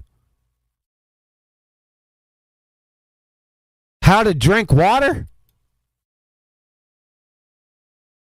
And you go to a different gate and you get on a different plane and go on another flight to another city, because not every imaginable flight is going to exist at any time. Or who gives a shit? It's not proving your sphere tard. Right. Even though this direct flight does exist, who gives a shit? Doesn't prove your sphere tard unless you can show some type of fucking cowbell with it. Of course, you can go to another city and then to that other city. Oh my god. You can go to from any, from many major cities to many other. What the fuck is so funny, dickless? What is so funny about this remedial retard explanation about flights? Who the fuck you think he is? Elmer Fudd? Major cities and then to another major city. Like, it's not really that hard to understand. I think everyone's got it, Dave. But they do this all the time with the... They do this all the... They do what? They... Stereotype fallacy. Flights. And then the emergency landings with the flights, where they show the path on their flat Earth and go... Show the path on a flat Earth? What the fuck is he talking about? Another baseless assertion. Well, they stopped up here. Doesn't... Based on a stereotype. Make sense. Well, it's because it's a globe. Oh, no. What's he going to do now? When you're going... From, I don't know, let's pick two places. Do you actually go someplace on this sphere tard right here?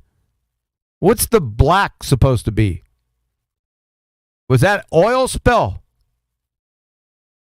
Look at how delusional this clown is. Did you pick that up ever since? I don't know. Great explanation, Dave. It's doing flat Earth stuff. No, I actually had it. I should have used it during the debate when he was doing his idiot. He was mixing up day and night and the seasons, and I should have Oh God! just grabbed this and should. Just grabbed this and did what? Like, if you want to go from somewhere, I don't know, Chicago. From somewhere I don't know. Chicago. What the? Let's see. Chicago. That looks like fucking Georgia or Kentucky. It could be perspective. Chicago. I don't know. Chicago. I don't know. Chicago. Well, you said Chicago. What do you mean I don't know Chicago? Chicago to where? You know, Moscow or somewhere over Why the hell would you want to go to Moscow? here. You're a communist, Dave. Not go like this. You would not go like this. This is going like this. The fuck? This. Look how much shorter it is to go up over the top. How much shorter right? it is. Another stereotype fallacy. Concept of a great circle is lost on them. Oh, lost on that. Yep. Stereotype fallacy. That the topography of a sphere, the geometry of the topography or the geometry, which one? Or both? Sphere is lost when you flatten it. Ah! We gotta get through this. Sorry about this, guys.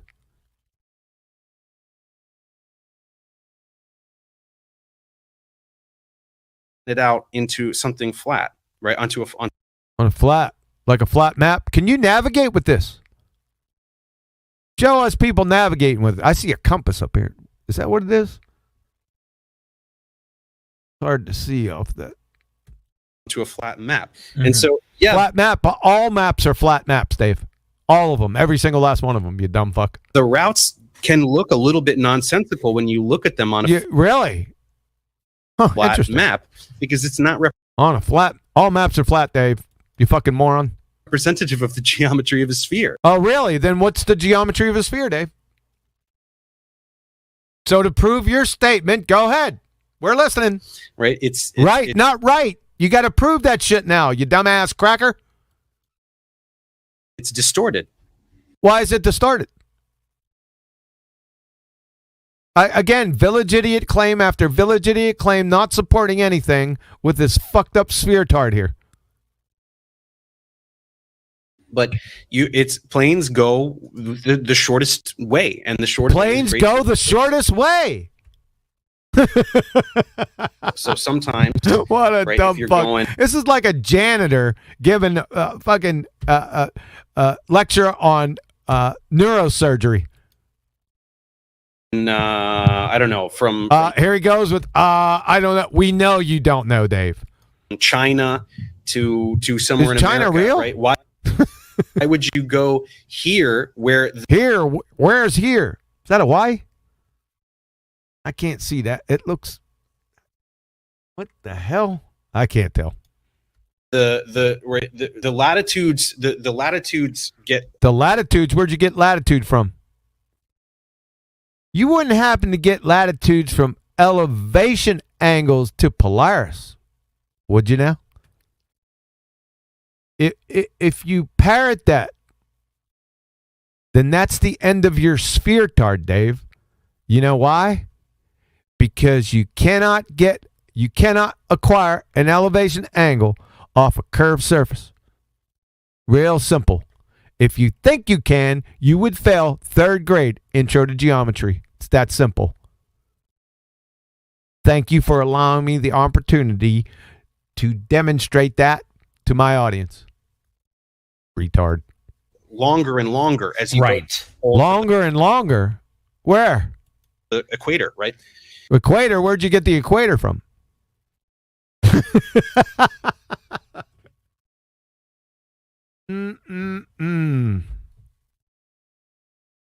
Wing low, sweet chariot. And so why would you follow a latitude line that makes a much... You wouldn't follow a latitude line. Latitude lines don't exist in reality. And where'd you get those latitude lines on your sphere tard? Back to those elevation angles, those pesky elevation angles again. Much greater distance than going up over the top here. Up isn't that way. Up is up. Dave has a problem with direction. Have you noticed? Here, where it's not as big a distance, right? You can go like this. You could go. Yeah, so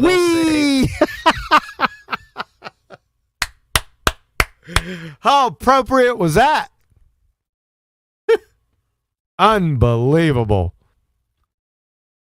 Just tattoo pretender clown doofus on your forehead and be done with it already.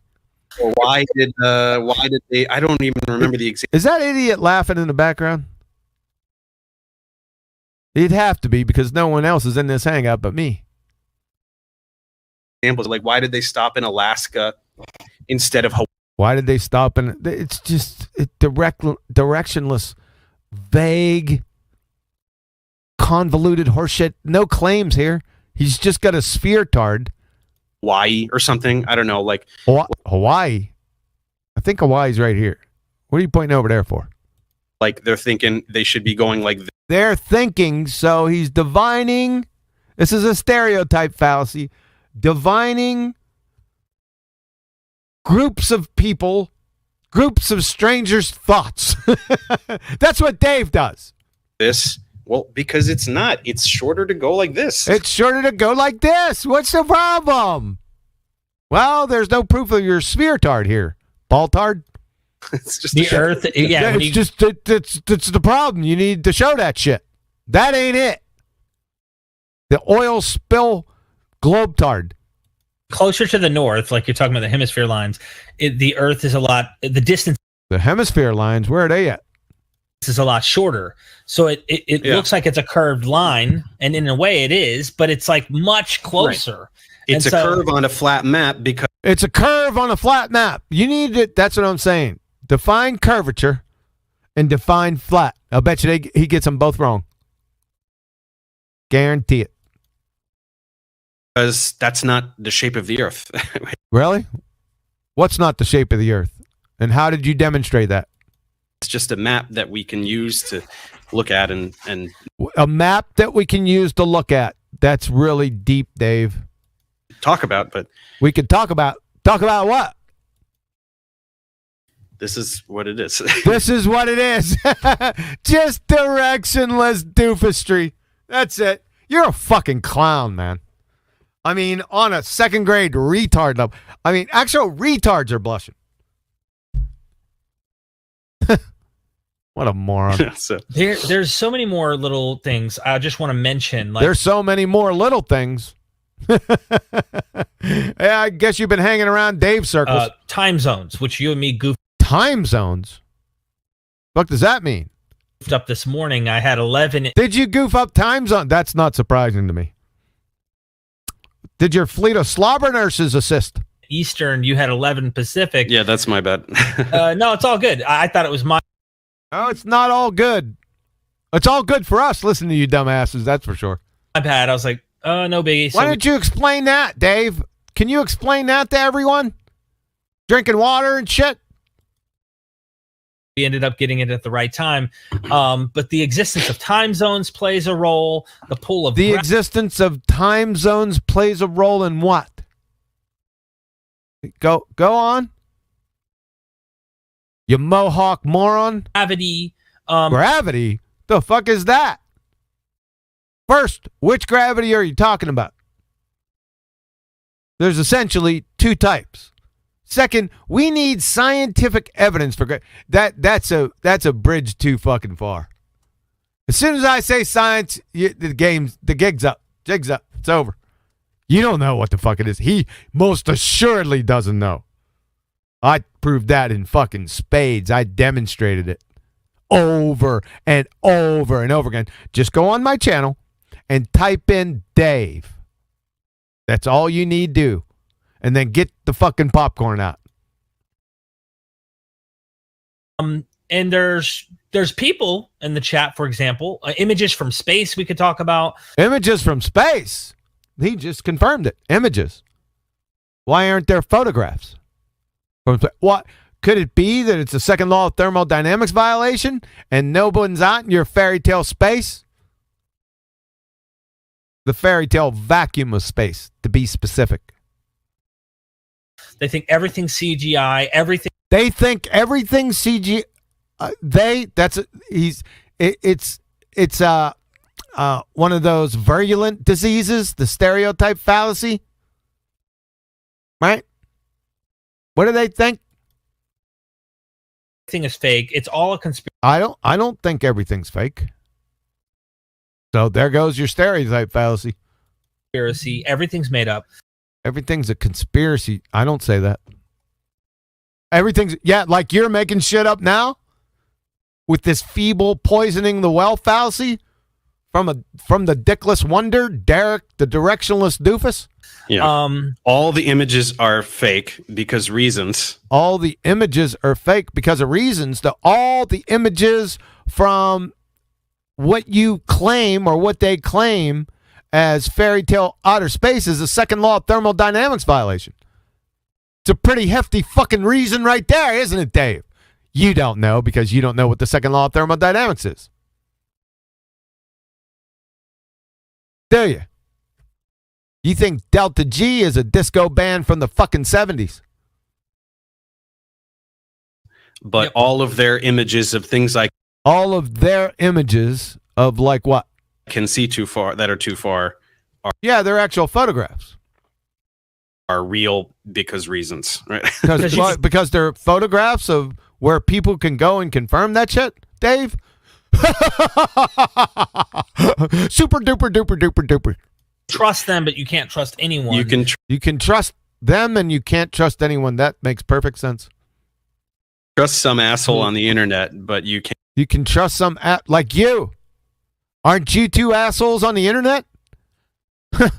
Way to train wreck yourself. Can't trust all of the most brilliant scientists of the past. This isn't a scientific topic, you fucking retard. Now you really exposed yourself. You're finished. I told you didn't know what science was. This is a geometry argument. Geometrical argument. Nothing to do with science, natural science. Nothing whatsoever to do with it. If you would have said ping pong balls, it would have been more relevant. Several hundred years. Harry goes back to several hundred years. He sure likes that argument to age fallacy, doesn't he? Like a dumb fuck dog back to his vomit. Are not working together at all. They're in different countries under different governing bodies. What the fuck? So what? What does that have to do with anything? Prove your sphere-tard. Right.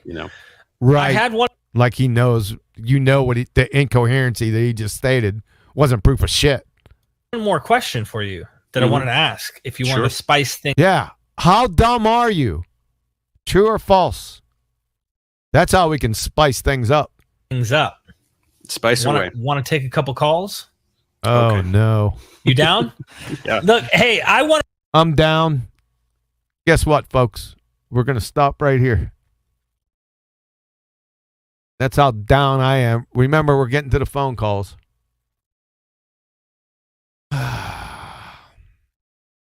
Let's see where we're at. So I didn't motivate anyone to contribute to the friggin' RX-7 Ultra program.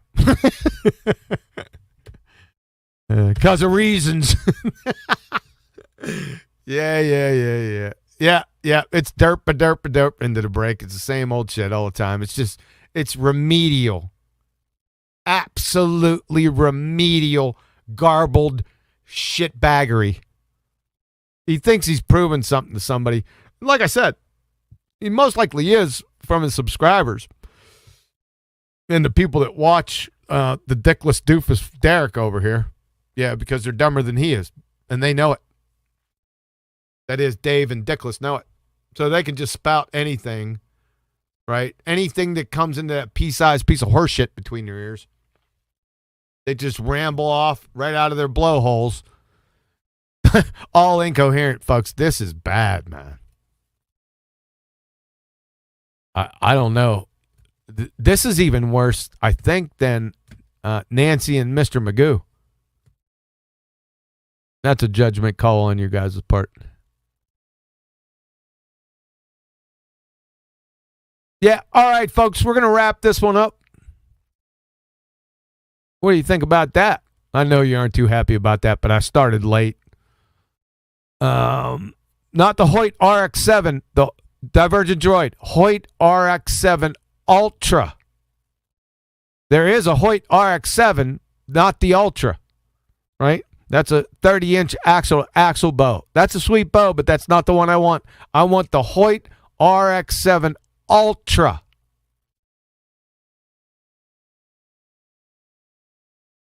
Professor Devoid from the chat. Yeah, that's about right.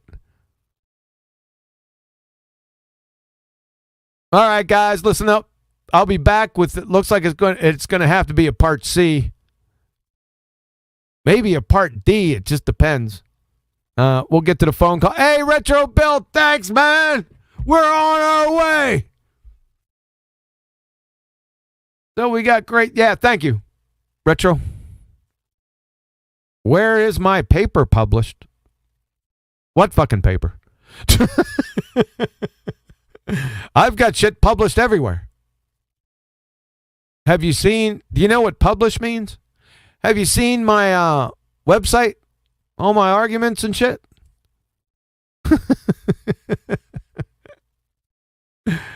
Oh, boy. Is that all you got? The Hoyt RX-7 is on the same page. Scroll down a little. Good job, Divergent Droid. Yeah, we'll be rolling on back here. I don't know when. It'll be sometime next week. But we'll get on back here to these two morons. It's more the same. But we have some callers and stuff to come in to spice things up. So you never know. All right, guys, listen, hang in there. Watch out for the bullshit because it's piled higher and deeper everywhere, man. You know it. Just be careful out there.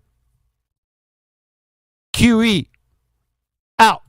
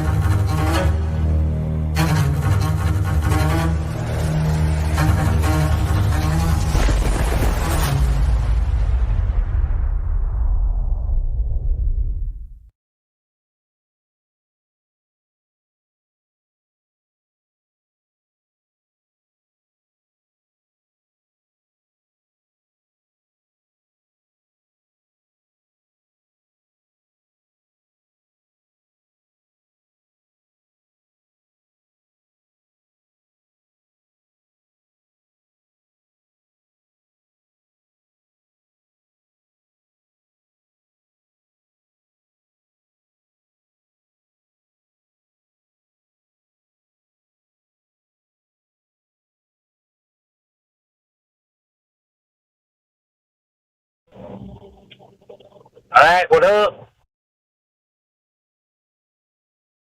We're at Sweet Earth Curve proof.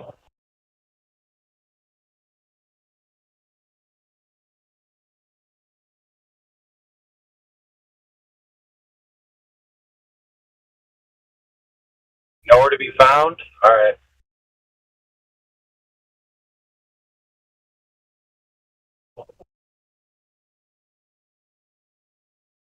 Any interesting Glovers in here?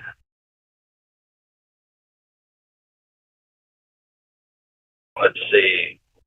Nope. Nope. Nope.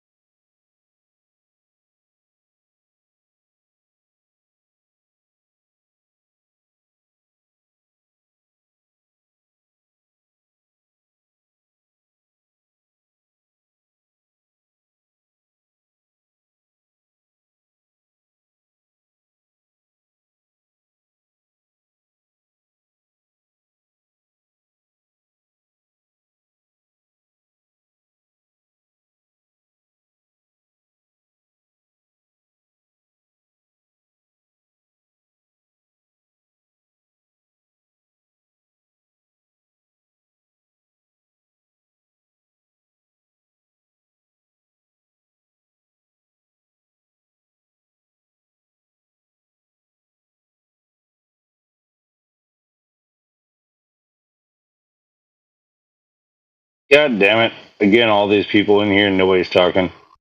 Hello?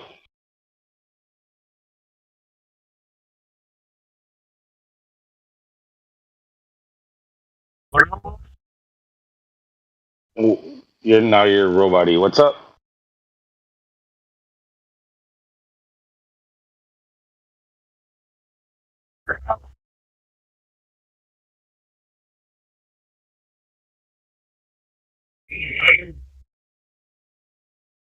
I'm not hearing you. Not well anyway. There's a bad stretch of road. I hear AI fine. He still sounds like a robot.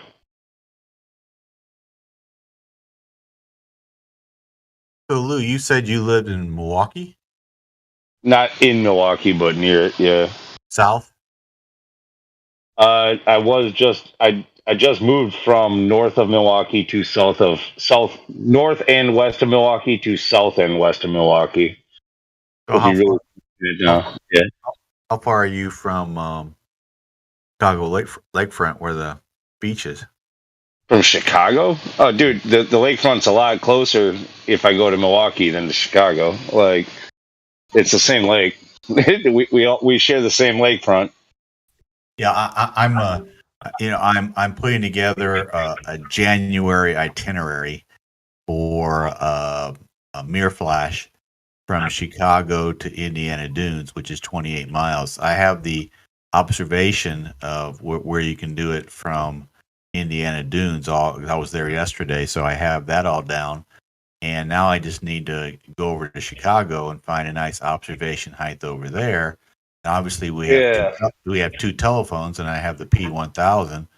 So I just need to arrange it and then find somebody who's willing to be the Chicago person. Because I'll be the Dunes person. I'll tell you this: where I'm at, like it would be easier for me to go to Milwaukee, but that would be farther.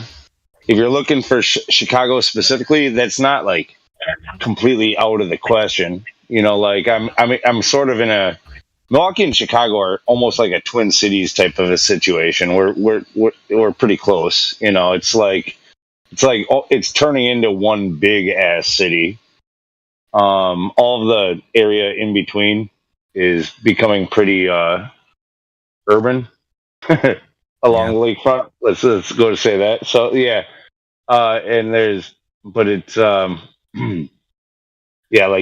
for me to go to Chicago, I don't ever really go to Chicago, but I could. Yeah, I got a mirror flash that I can do from Indiana Dunes.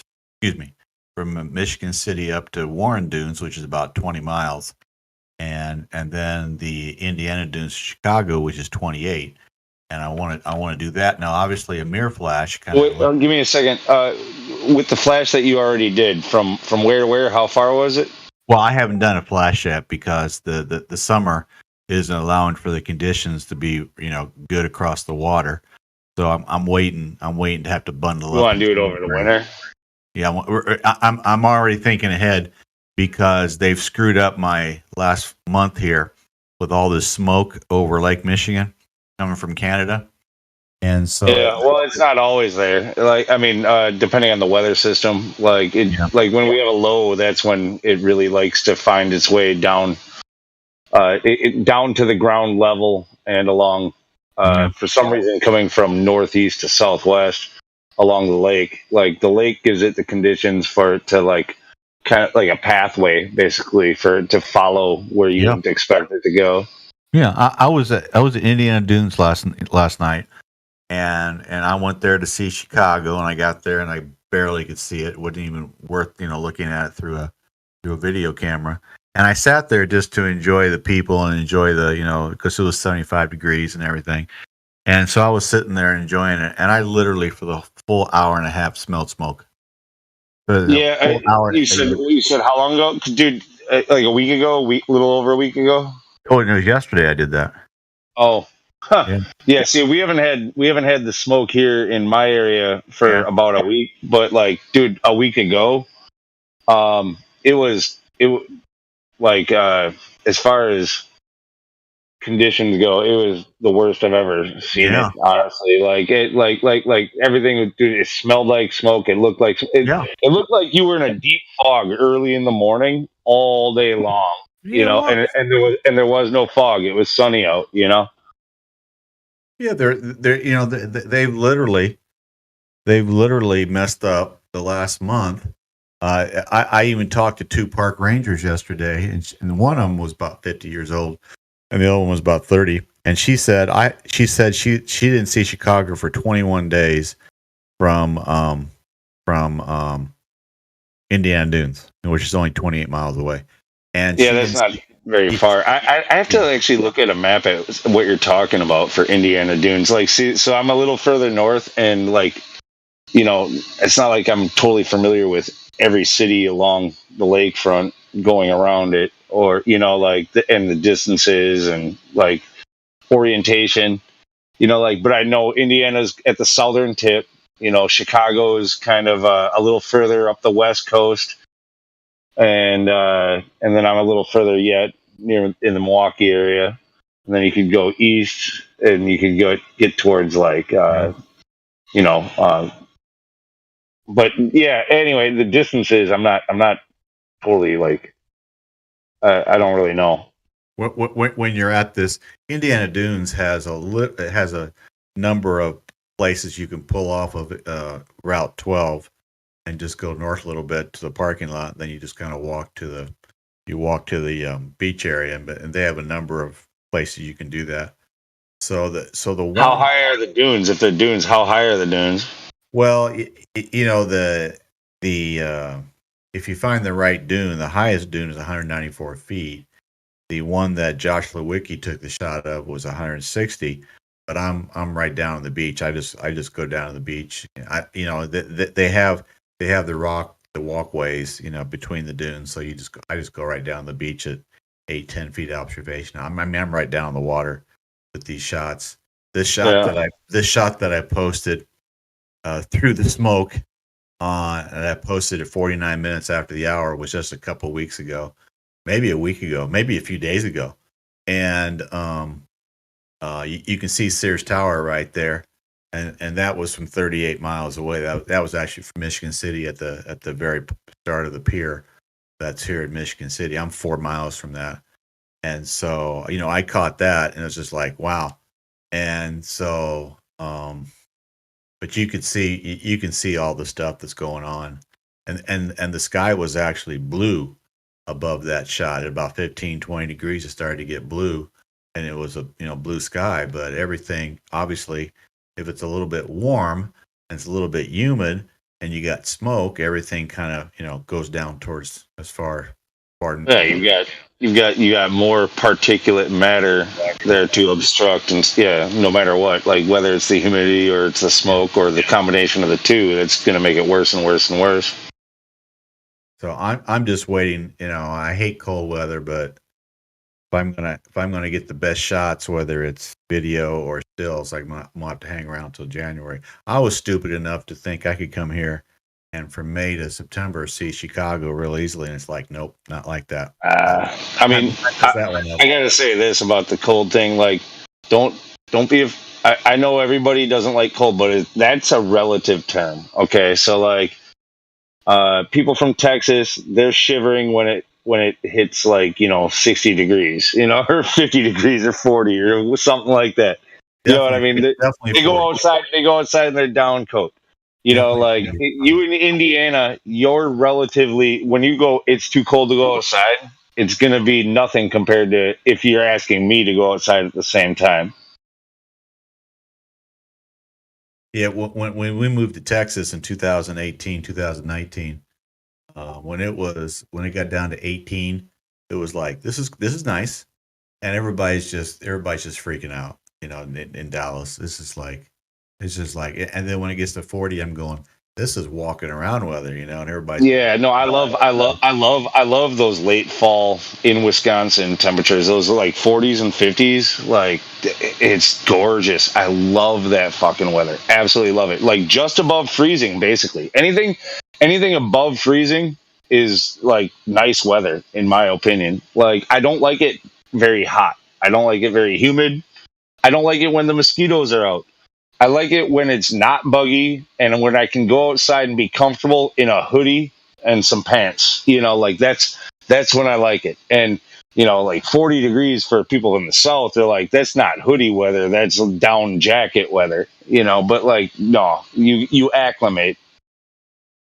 Like once when you're in the area, like sure, if you're coming straight out of summer, you might bundle up.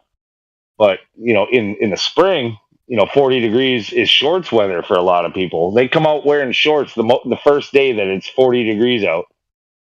Some people never even stop wearing shorts. They just wear them all freaking year long. It's like, what's wrong with you people? But yeah, the what's cold and what's hot, it's very relative. So like when you say you don't like to go outside to do these observations if it's cold, I want to know how cold you're talking about. Because if you're asking somebody further north to help you out in these observations, you have to understand that they're going to be going out in worse conditions. I'll take 35. I think what I'm going to do is, when I have my gloves on, I can't operate this camera very well. So I think I'm going to go find some rubber gloves so I can put on so I can operate the camera when it's really cold. Because I don't know. I work outdoors for a living too. Rubber doesn't help with the cold. Like it actually, for me, it makes it worse. Honestly, like it just constricts the blood flow, and then your fingers don't work right. So yeah, you're better off just, in my opinion, like with the bare skin. Like yeah, sure. If it's really cold out, that's not going to work either. But if you got to keep your fingers exposed for a long period of time, but you got to keep your fingers moving. You want like somewhat loose fitting, like leather gloves might be good, or just, but you don't want like too thick of insulation. Like I don't like, anything that restricts my ability to press a button or to grab a nail or to swing a hammer. But, yeah, hold on. Give me a second.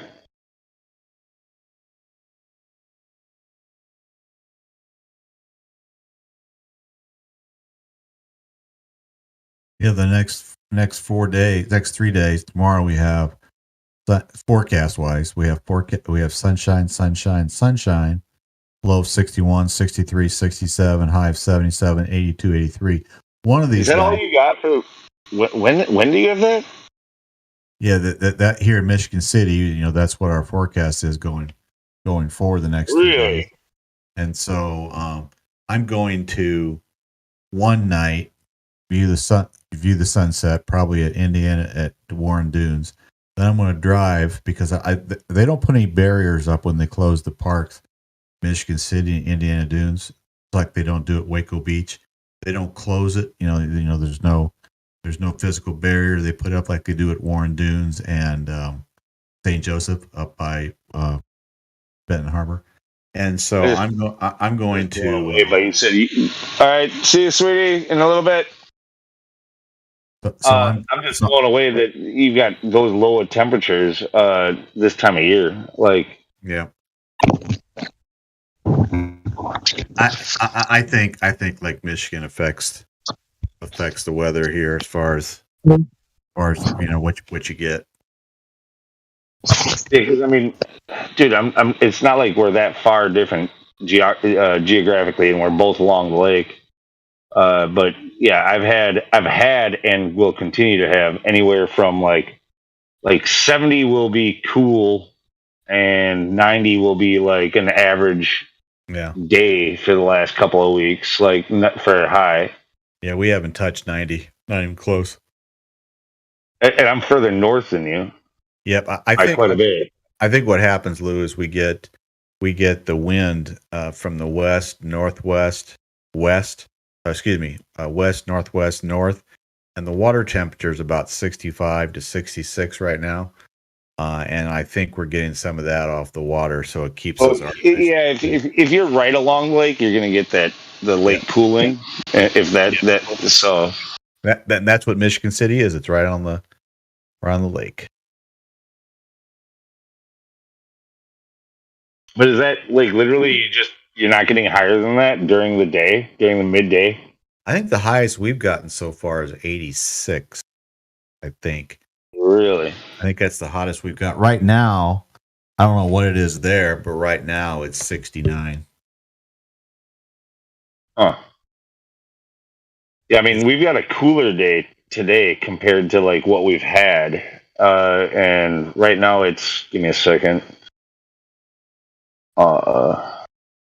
Right now it's a cool day and it's 76. But yeah, I mean, I like shit. If I go daily, like, yeah, I'm expected to hit 90 on Monday, 68 for a low, 90 for a high. You know, we're 82 here for a high on Monday. Huh. Yeah, I think we had our hottest day of the year only like a few days ago. We had like 92 degrees with high humidity too. But it's actually been a pretty mild year so far as well. Like even that, like we it's not uncommon for us in the middle of summer to reach, you know, damn near 100 degrees or even hitting 100 or slightly above. In my lifetime, my experience, the highest I remember is hitting like 109. But that's in the Milwaukee area, 109. And then during the winter, we could go as low as like -30, -50. Yep. I think Huge extreme. I don't think I'm going to do it. I'm going to go film the sunset, whatever I can tonight. But I think tomorrow night I'm going to go to Warren Dunes and film it. And then I'm going to drive to Indiana Dunes and then Michigan City and kind of spend an all-nighter. You know, the Denny's is open 24/7 here, so I think I'm going to take my breaks at Denny's, and I'm just going to stay. I'm going to film, and then I'm going to see what I can see Chicago in the middle of the night from 28, 38 miles away. And then the moon will be looking away from the sun when it becomes visible, so I can take video of that. So I think I'm going to do a college thing and pull all nighter tomorrow night just to see it. It's supposed to be clear.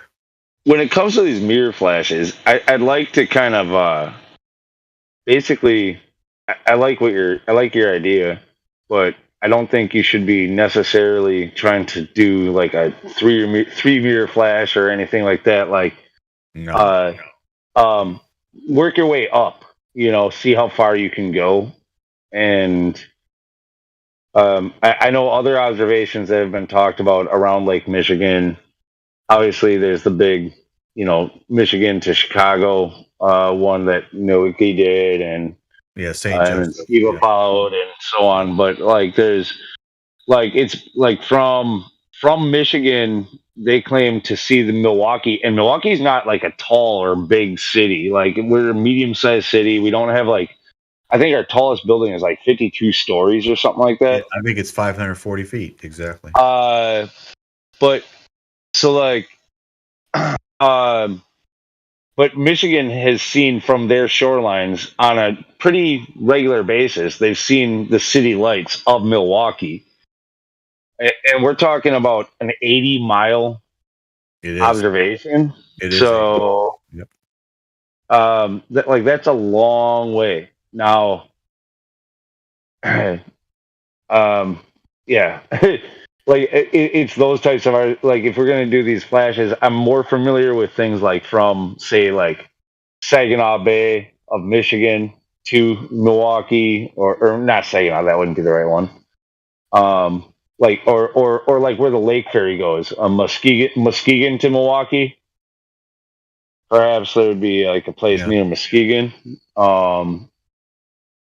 When you start trying to get across towards the south, you have to pass again, like we're talking about like interference, like just the city lights of Chicago might interfere with trying to make an observation from like Milwaukee to Indiana. You know what I mean? Absolutely. I think with the mirror flashes, you only need one mirror. You need one mirror, two telephones, two people, and a P1000 or P900, whatever you use, and you just need one mirror, and you just need somebody on the other end of the phone going, you know, hey, I see you. You know, thanks very much.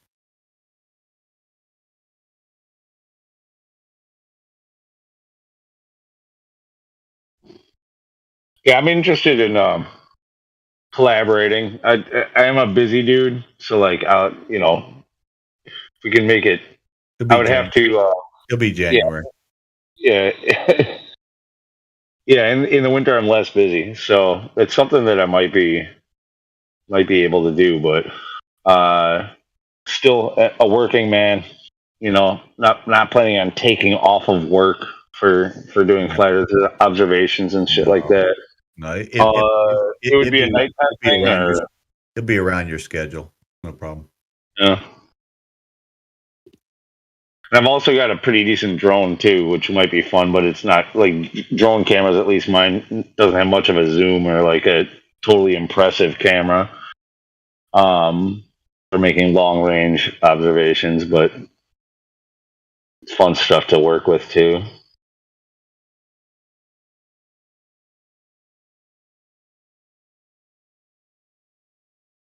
I guess there's one place.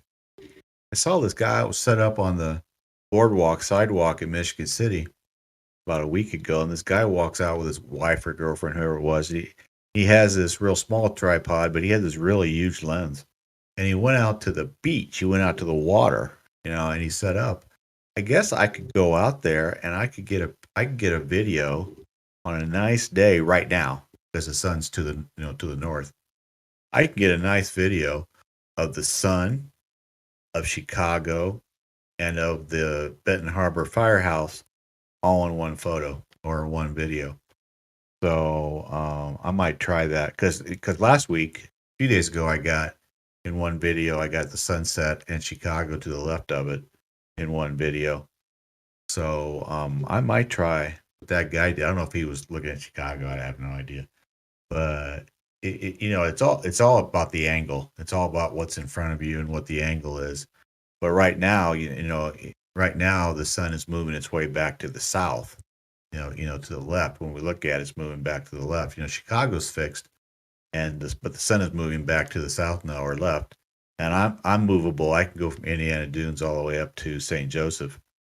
So I can move. So the silhouette in Michigan City is supposed to be in about a month, maybe 6 weeks away, where the sun is behind Chicago. And then, maybe in about 6 weeks or 8 weeks, it'll be Indiana. It'll be at the Union Pier, and then later Warren Dunes, and then later at St. Joseph, which is 62 miles away. So it might be the 1st of October before I get a real good shot of the sun behind Chicago and St. Joseph, which is 62 miles away. And that's the video I want to get if I can get it. And maybe the weather. You're talking about temperature variance and stuff, though. Yep. So, like, especially during that time of year, during the day in this region, we can be very warm during the day and very cold during the night, which means there's a huge temperature swing in the air and the atmosphere during that time. Fall wouldn't be any good, in my opinion. Like, very unpredictable. You'd want to hit it like in January, February, when everything is pretty much acclimated, like where the lake and the temperature of the air are about as their highest swings that they're going to do. Like January and February, at least in my area, those are the coldest days of the year usually. Yes. And the temperature of the lake is going to be at about its coldest point also. Yes. So things would remain about the most stable then. Yes. That would be your target time to do this. It really, January, February is the target time to look across Lake Michigan and do whatever you want to do. Absolutely. I totally agree with you. I didn't know that until I got here. And I got here the first time I looked, before my P1000 came in, I went and looked at Lake Michigan. I went to Chicago from Michigan City, 38 miles away, February 15th. And I looked across and it's like, boy, that thing is so easy to see. It was like 35 degrees outside, 35-degree water temperature. There was still ice rolling up next to the land. And it was like, this is so easy to see. I'm serious. couple weeks later, I go look at it again when it's quite a bit warmer. I can't see a doggone thing. It's just so frustrating. And I just realized right then the summer viewing isn't going to be what I thought it was going to be. I mean, even during like in the fall, like even October, and even possibly if it's a warm year, like in November, like shit, even in December, sometimes we have some 60, 70 degree days. Like, it's just weird that way. Like we have very warm warms and very cold colds, like very warm, like midday and very cold midnight. Huge temperature swings. It's not until you get into those months, late January and early February, where all of a sudden everything is just very crisp. Yep. That's what I'm looking forward to. I mean, I'm not looking forward to the cold weather.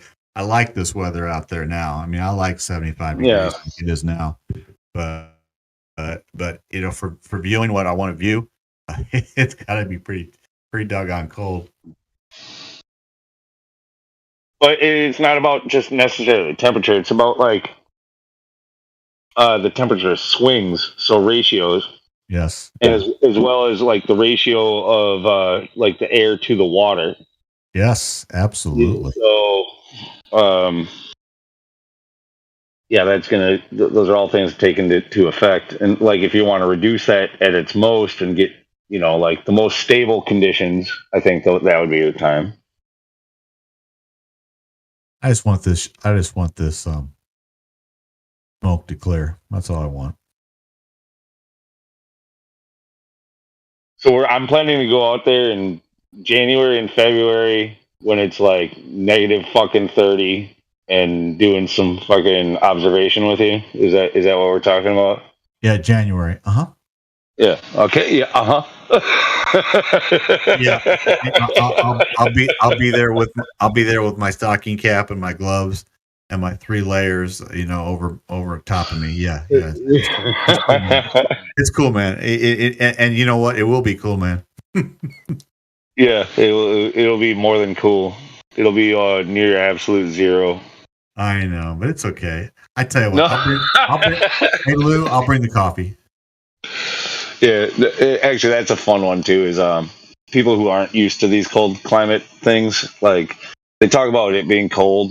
Like cold, again, relative. Like in my opinion, it's pretty much all good. You can bundle up and layer up until it gets into the single digits. Like when you get to 10 degrees Fahrenheit, all of a sudden now you're talking about actual cold.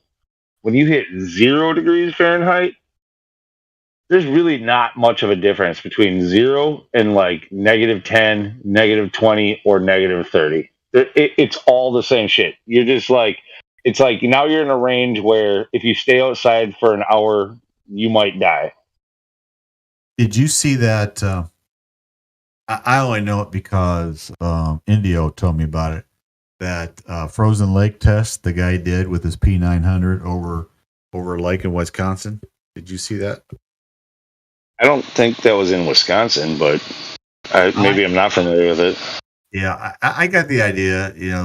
Maybe I'm wrong, but he did the 4 color lights, and the farthest color light was a red one.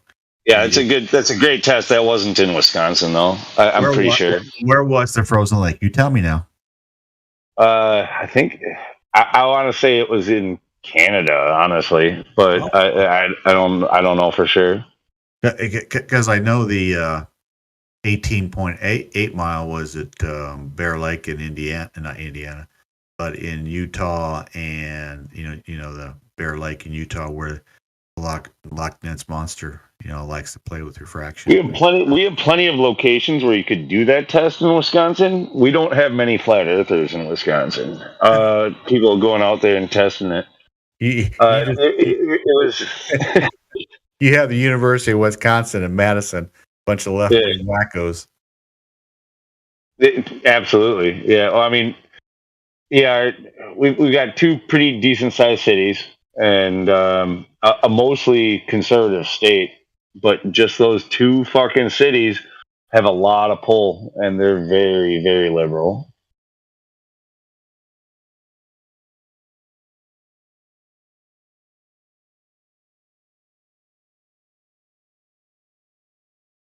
Like our state hasn't elected a Republican governor for like over 130 years. I forget what the actual number is. It's an incredible number. Like we just literally have never had a Republican governor. Like no, I'm sorry. No, that's not even true. I heard that on the radio, but that can't be true because we had one. Walker. You had Walker, didn't you? Yeah, we had Walker. But he was like the one who broke it. I think maybe it was before Walker. That's where the stat comes from. Like he was the one who broke it. And another thing we can do, and again, this is all up to your work schedule, because I'm pretty much free. You know, I do some studying on stuff, and I'm kind of I'm doing a small entry into quantum mechanics, which is really really boring. But a lot of my time now I'm spending on the beaches or just having some fun. Just trying to get some sun. But I would obviously I dropped. What did I drop? I dropped at 41 minutes after the hour, which would have been like 41 minutes ago. Michigan City, where I live, has this power station which is due for decommission in 2028. It's not nuclear. It looks nuclear, but it's not. And it's due for decommission in 2028. And it goes up about 400 feet, and you get some of the smoke coming out of the top, so you can see it, from a little distance. But there was a guy in Chicago. There's some bay in Chicago. He said you can see Michigan City, from 38 miles away. And I'm going, cool. And so I'm gonna make that trip over sometime. I want to make it to the beach. I've never been to the beach in Chicago. I want to make the point, like these observations that you're talking about making, even though to us they might be significant. Oh yeah. They're globe killers, right? Yeah. To the globers, it means nothing. It's not enough. They don't want. Yeah. Like to say that, oh, you saw something from 60 miles that you should have only been able to see from 30 miles. Like, so you've doubled your distance. For us, we're like, that's a killer. Yeah. For them, they're going, no. What about 1,000 miles? What about you know what I mean? Like because I don't know. It's just these are only talking points for us and amongst each other. Like it doesn't catch anyone's attention. You need something. You need something as extreme as what they're like. If you can see across half of the earth, that's what they want. If you can see 12,000 miles, then you might convince me. Yeah. Dude, in fact, a lot of them, half of the earth isn't good enough. They want the whole earth. I look at it this way. You got Globerville, residents of. Ville means village of or residents of. And there's about 5,000 of them online, give or take 1,000. And some are paid, some are just losers. And of course a paid loser too. But I think for them to concede any point to a flat earther or what we call ourselves would be blasphemy. So, and blasphemy is a religious term. So to them, it's a religion. And so they're never going to give in on anything just because it's like, no, I can't concede to a flat earther and I can't do it. So no matter what, these photos are for us and for any of the normies, which is 85% of the population out there that we come across. We go, hey, look at this on my iPhone. And they go, that's cool. And I've done that. I've shown them observations on my iPhone, and so it's just for the normie and for those of us online who think the same or very similar. Just kind of add to the arsenal, essentially. Like here's another globe killer. Here's another one. Here's another one. Yeah, and I can get down on some of that, but it in my opinion, I'm willing to help. But it's a little bit fruitless because it's not going to convince. Oh no. It's not going to convince. It's not going to convince anybody from Loon McToon, Weirdo Craig, not Professor Dave, all the way down, into the non-academic, non-credentialed people. It's not gonna do that. Now I will say this: if I ever get a really good, shot of something, a video of something, I'm going to Notre Dame. I know where their science building is, 35 miles from me. I'm going to Notre Dame, and I'm going to take that into them, and I'm going to spend whatever time they allow me because it's a private school. They can usher me out whenever they want to. I'm going to take it into there. I'm going to go, what do you think about this? And then I'm going to take it to a public school in Chicago. There's a number of them there in Chicago. I want to take it to a public school where I can actually sit outside and talk to the students as they come and go from their science, classes. And I'm going to show it to them too. This is going to be in the fall. And, the students start to come back about August 15th, 20th. Professors start getting there about the first part of August. You know what we need to do? Wait, are you saying you're just talking about talking to college kids, or do you have a connection of getting into those classrooms? I have a possible connection in Moody Bible Institute in Chicago, and I have a possible connection at Wheaton. Because if you can get in, like, perhaps you found like a professor that said, we have a special guest speaker, and you got a chance to go in there and lecture for one of their periods, one of their classes, and give what he could possibly even present as like, here's your opposition. Like, don't be afraid of being the opposition. Just present your case. He's going to present his case. Like, why aren't the schools, why aren't the universities allowing oppositional speech in their classrooms? Why aren't they allowing, like, if you could get in there, okay, great. One second, please. I got my daughter's talking to me. Just give me a second. Oh, go ahead.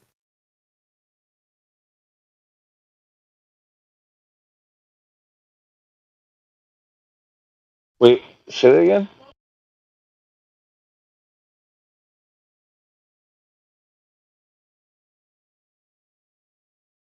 Yeah, he's right. He's right.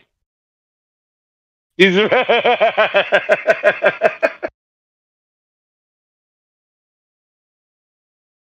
All right. Anyway, my daughter was just on a bike ride and she had her phone out, and somebody on the driving yelled at her, said, "Don't drive and text."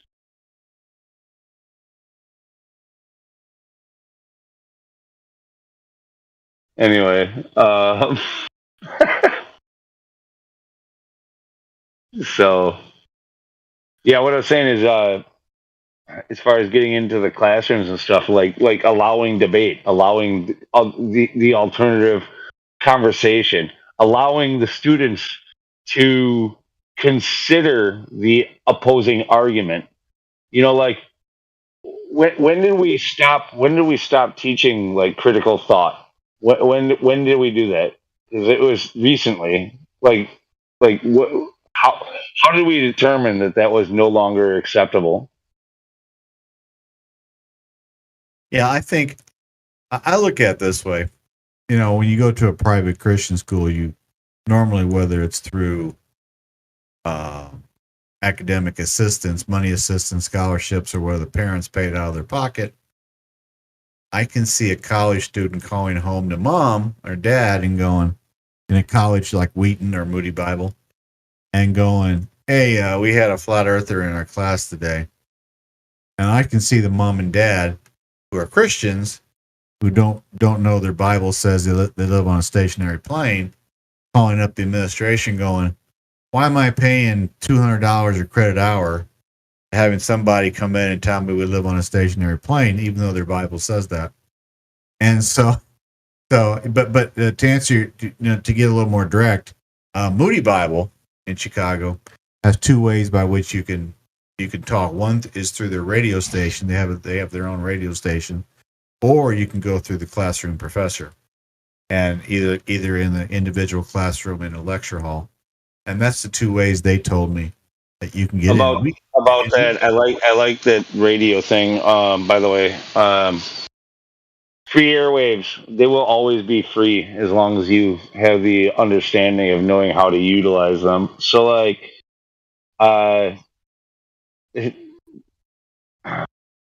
it's just whether or not the people have the ability to tune in. And this is something that's coming up very soon too. Cars are, especially a lot of these electronic cars, are now talking about like eliminating the AM bandwidth. And so what they're trying to get away from that short wave or the ham type radio waves, where you trying to make it so that people don't have the equipment to be able to tune in to just anybody who could possibly broadcast. But as long as there are airwaves, you will be able to broadcast. That is a fact.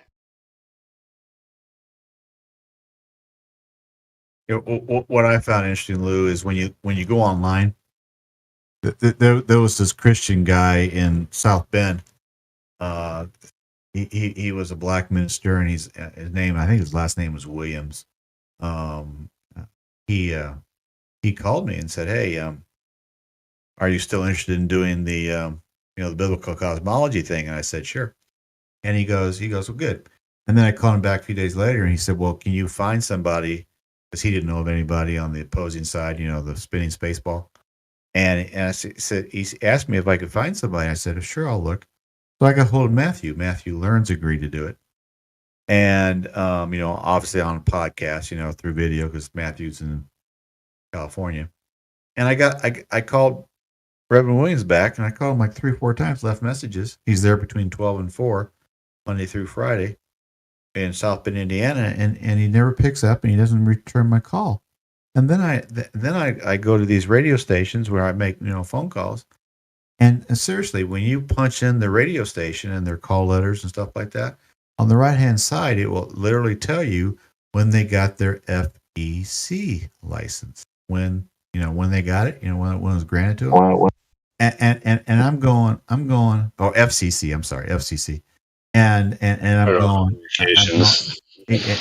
going, you know what? I bet a lot of these Christian radio stations who say they're Christian, play music, stuff like that, I bet they're scared to death of losing their license because they let a flat earther on.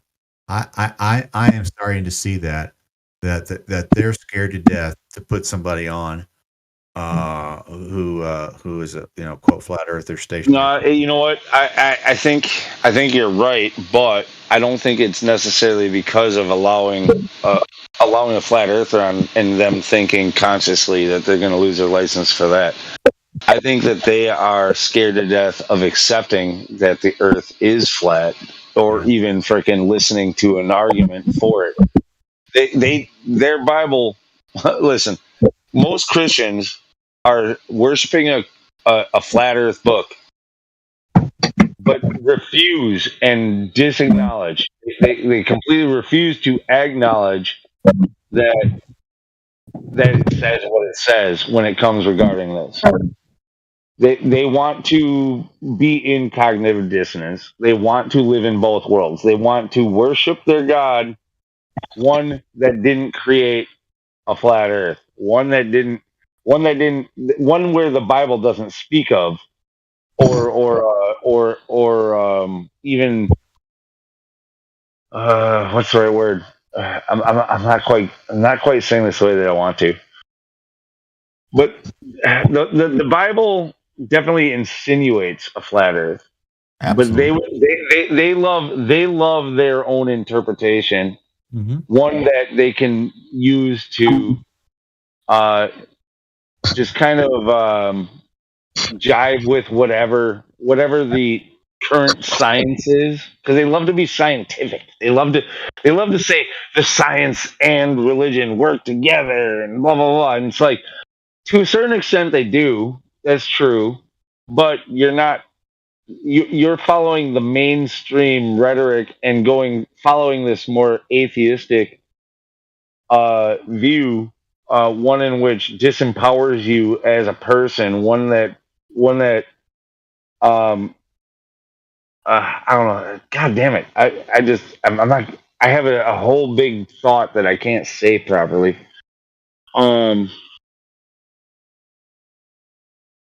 I had a neighbor in Frisco, Texas, and I didn't know he was. He was a neighbor for like a year, and we say hi and stuff like that. And last November, I was out looking at the moon. The moon wasn't the moon. The part of the moon wasn't looking at the sun, and so I was out there, and he was still trimming his yard, mowing his yard, because you still mow yards in November in Texas. And he was out there, and he stopped his trimming, and I said, here, he asked me what I was doing. I said, hey, I'm looking at the moon. It's not pointing towards the sun. He goes, yeah, I know that. And he starts talking about, biblical cosmology. And I caught him one time, and I said, hey, why don't Christian pastors preach, the biblical cosmology? He didn't even think twice, Lou. He said, money, popularity. He said, money, popularity. If you start preaching, the God's word on cosmology, you lose popularity, you lose money, gone. Yeah, because they're more than willing to preach cosmology, but not biblical cosmology. Like even within the church, they're even within the church, they will disacknowledge, they will completely ignore biblical cosmology, and then they'll refer to actual cosmology and use that as like a talking point or a proof of their own religion. Which is, I mean, I'm not a Christian myself, but I'm in a Christian country, and I spend enough time around Christians in here where I have a pretty good grasp on it. Not saying that I'm like a scholar or anything, or that I'm somebody to look up to when it comes to that, but yeah, these people are basically being Luciferian in their actions. They are disavowing what their own book claims to be truth and the only truth, and replacing it with scientism.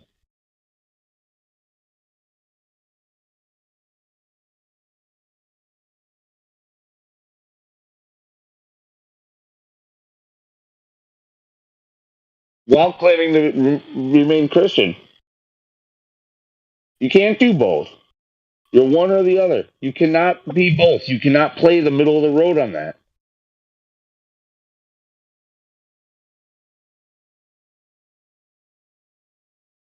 Yeah, it is really bad. Other than the Jesuit Bible from 1610, where it talks about Isaiah 40:22 being a sphere. The King James came out 1 year later in 1611, and basically, had nothing to do with that crap. And so you basically have the Douay Rheims in the Jesuit Bible, 1610, saying, we live on a sphere. And no other major Bible has that translation. None. Period. And so Loon McToon goes to the Douay Rheims when you go to his website. And then he runs over to Job 26:7 and talks about the earth hanging on nothing. When in their fairy tale, the earth hangs on gravity. But they like to think gravity is nothing. Well, gravity is gravity and nothing is nothing. And so it's really interesting that Christians in evangelical circles will take the same stance as Loon McToon takes.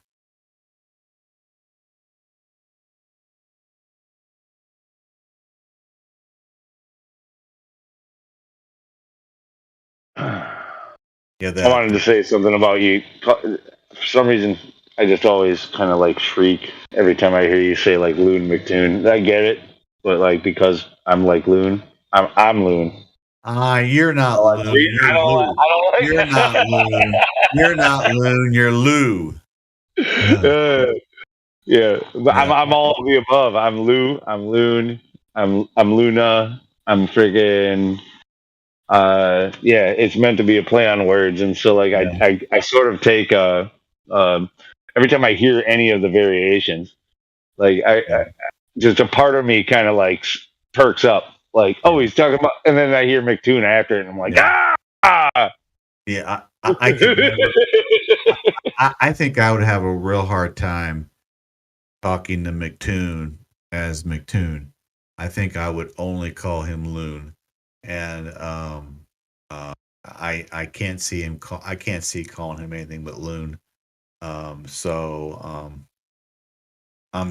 just I find him and Weird Craig FTFE and not Professor Dave just absolutely bad. And I can use other words, but it's just like those three are the ones that are the marching orders for Globerville, which we deal with every day.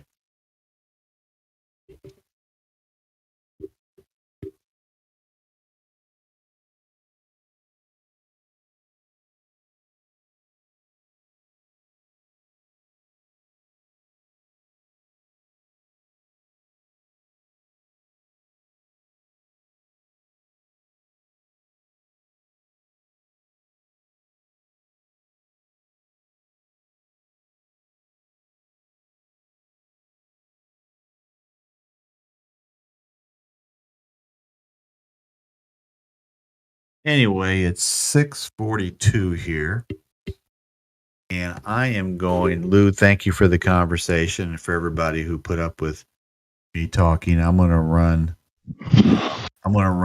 up to the beach with my P1000 set up, and I'm hoping to, in the next 6 or 8 weeks, get some interviews with people who walk by and go, "What's that camera and what are you viewing?" Which I've already gotten.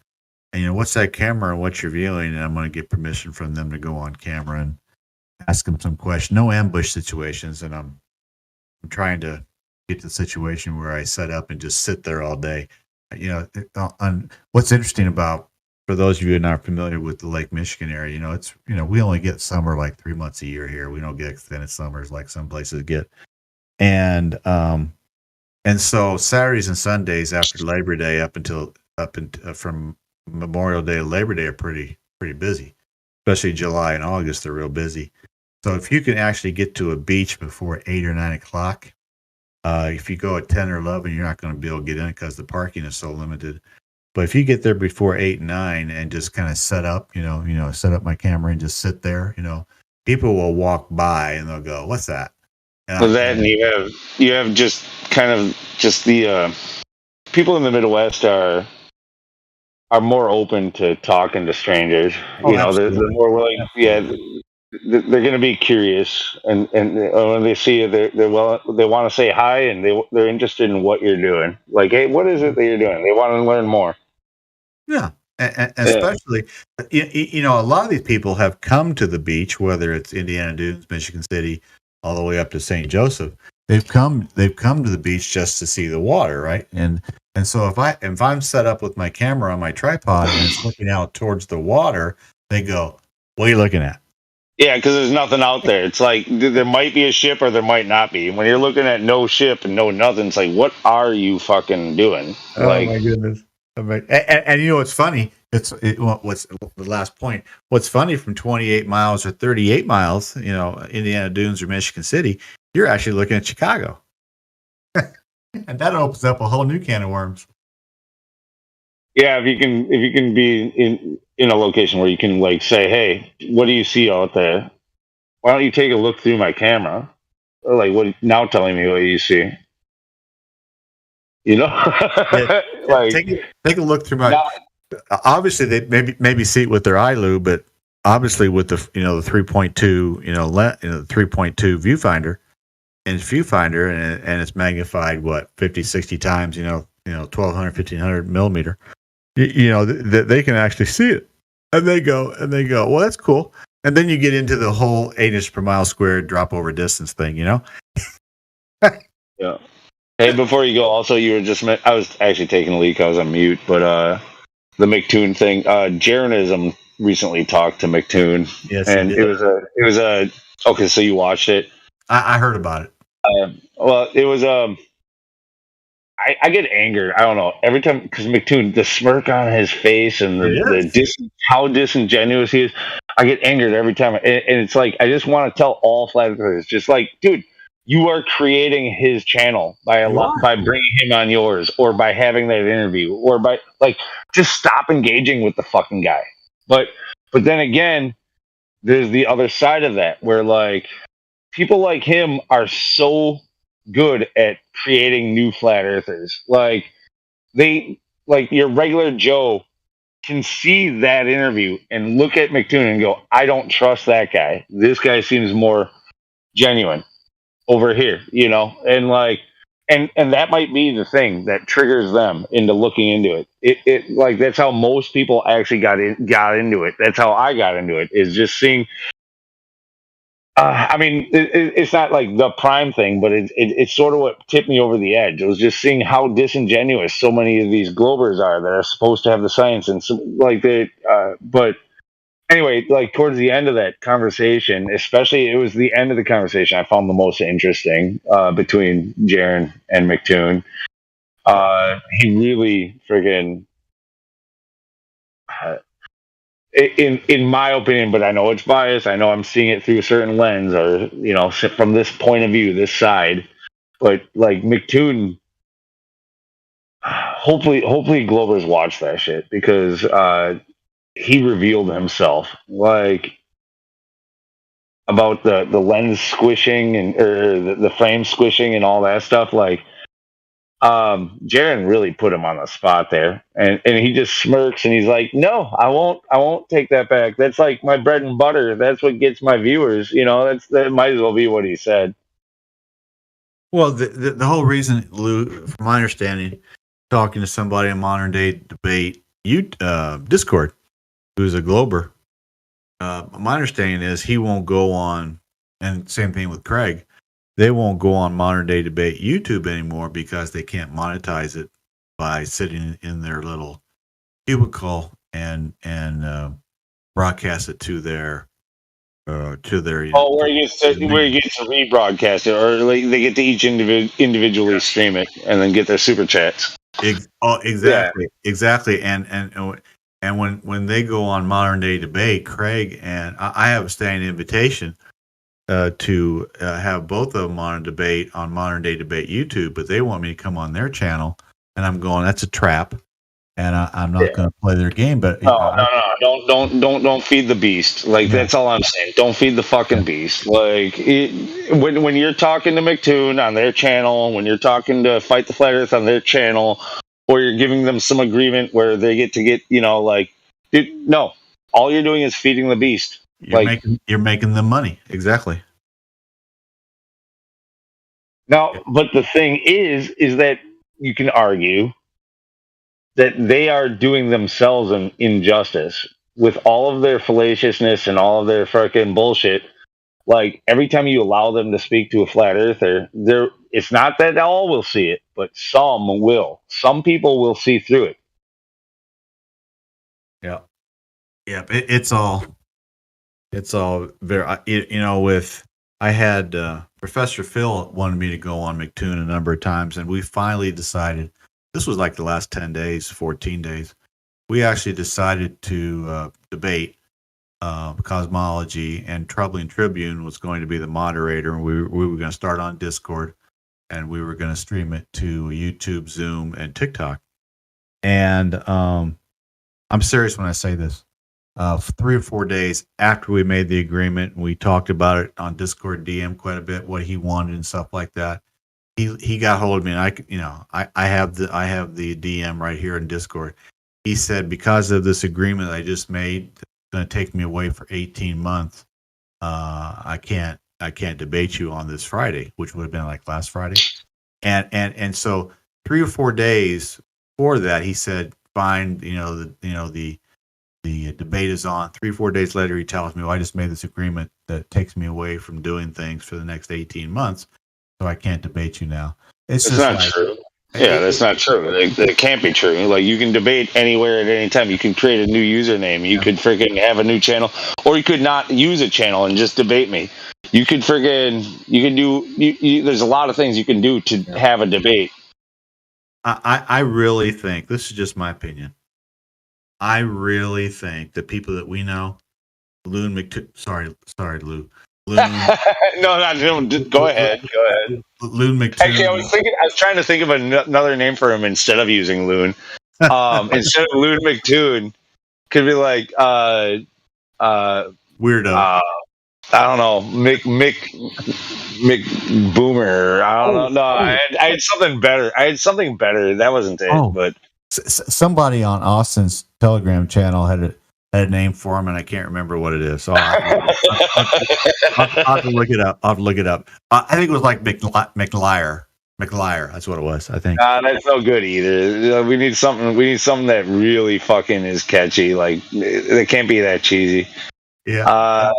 But I think if you take Loon McToon, Weirdo Craig, not Professor Dave, Bob, not the science guy, and Professor Satan, Professor Satan Phil. Phil says his uncle is Satan. He calls Satan Uncle Satan. And so if you take those five people, it's very possible that Phil is the biggest liar of the whole bunch. It's possible, man. Yeah, I mean, and again about the whole feeding the beast thing with Craig and with FTFE and McToon. Like you can say it, Loon. You can say it, Loon. No, I don't have to say Loon McToon. I just never did. I never will. But you can say it too. You can go ahead. I'm not going to stop you.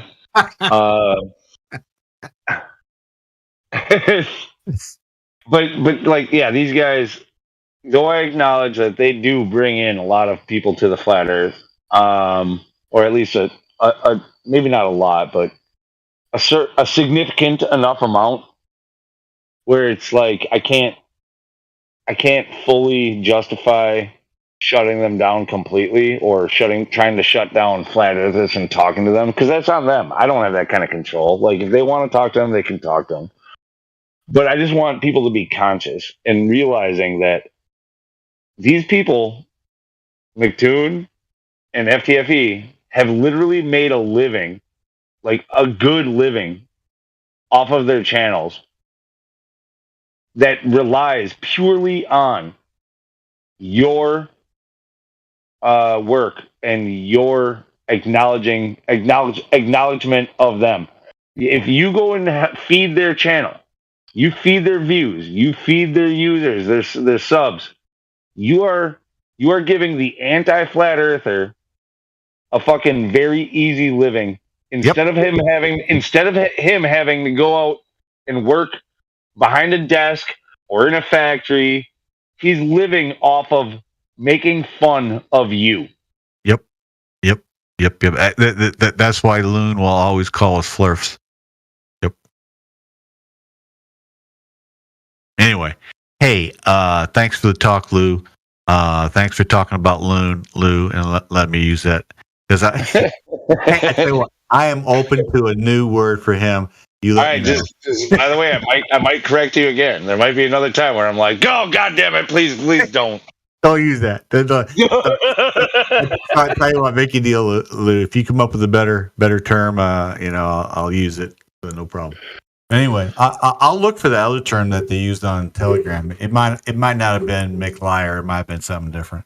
Anyway, yeah, no, I had a good one. Literally, like this was like yesterday or the day before. Like I had one in my head and I can't think of it now. But I'll work on it. Yeah, cool. Hey, I'll talk to you later, my friend. Yeah, take care.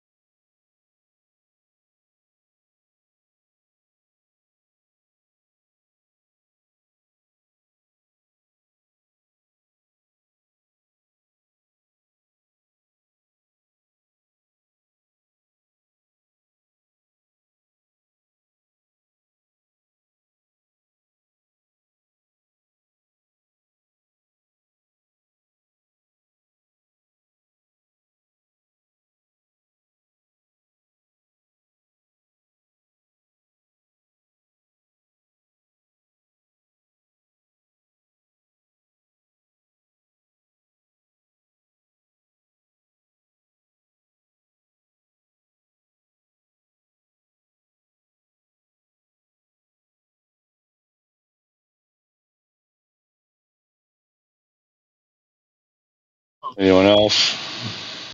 Yo, what's up, y'all? What's up, Eli? What's going on? Lou AI, I'm looking for a few good men. What you looking for? You guys to join us in this effort on TikTok to bring people back to this live stream because I'm ready to see 200 people in here. I got myself.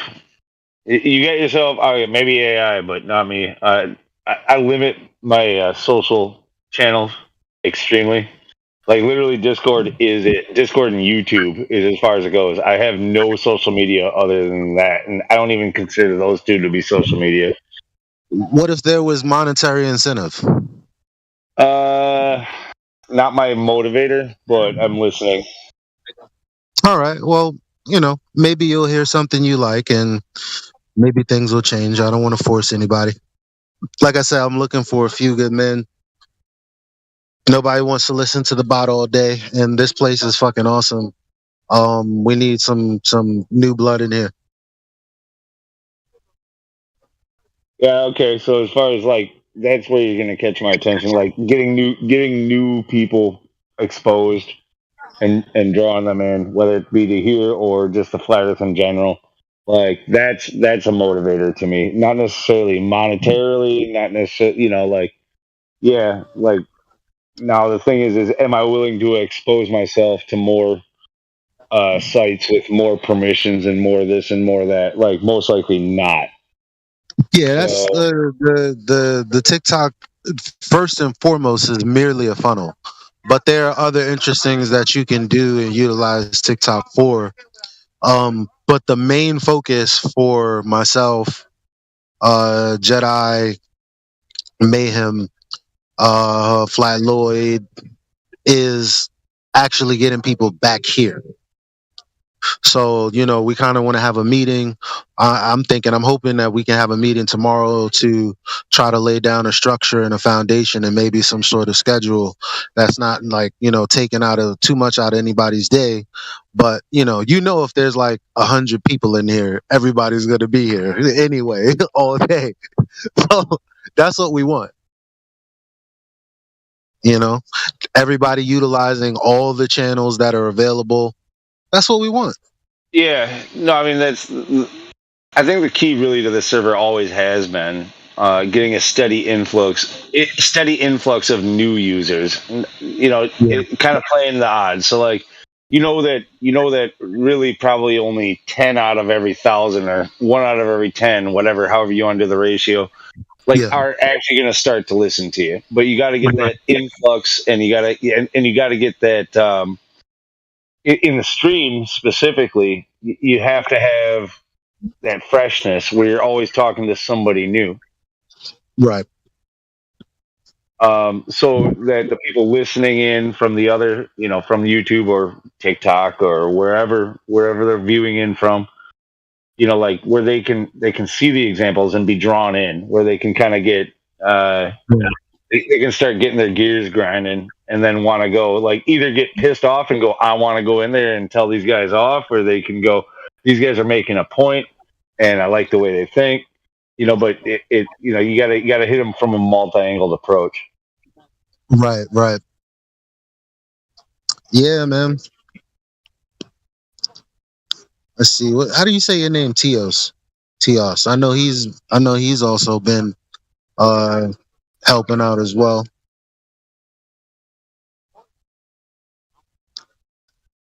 Well, what's up, AI? You there?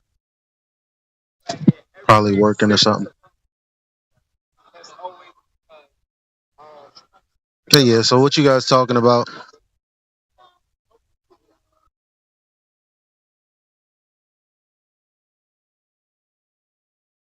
Well, nobody was talking except for me and I'm not even sure.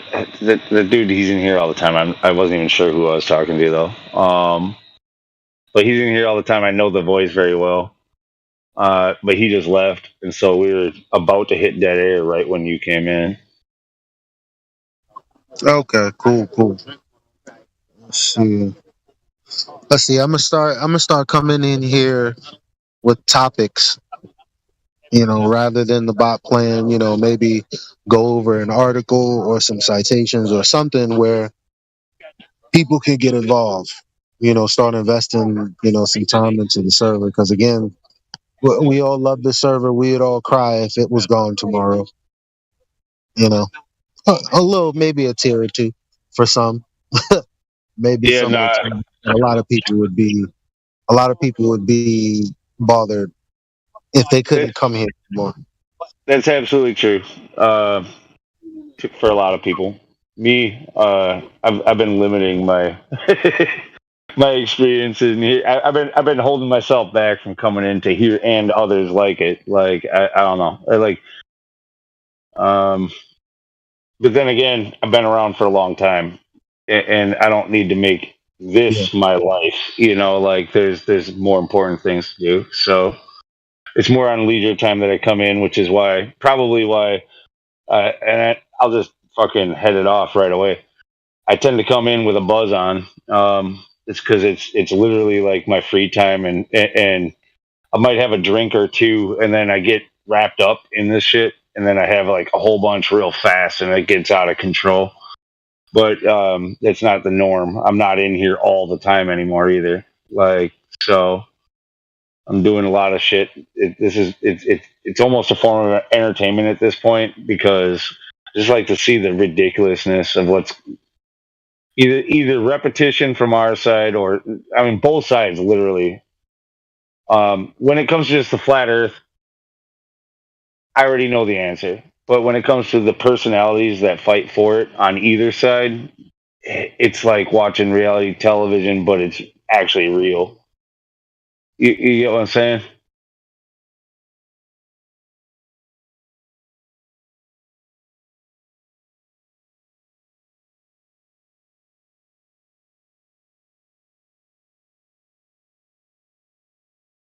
You might not like that. No response. Oh, you didn't hear me. Fuck, I was on mute the whole time.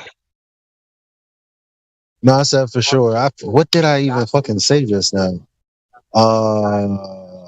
Well, yeah, we're gonna get some new blood in here. Bottom line, yeah, as a form of entertainment, you kind of do want to speak to someone new with the chance that perhaps it's like Call of Duty. Playing the campaign gets boring, but playing live people that stays interesting for some reason. So if we just had someone new to talk to, where they weren't used to like certain conversations and they were being genuine, that'd be very attractive. Yeah, that's a valid point. But for me, it's not about necessarily playing anybody. As a truther, I just literally want to lead them to the truth, or I don't necessarily have to get them to agree with me or to prove that they use something wrong, or that they are wrong. I want them to. If I can get somebody to at least open their eyes, I take that as a win. Yeah. If they start accepting information, whether or not they agree with me or not, if they start accepting new information, that's a win. Yeah.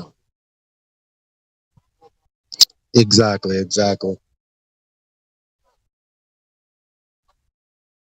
Most people are so closed off.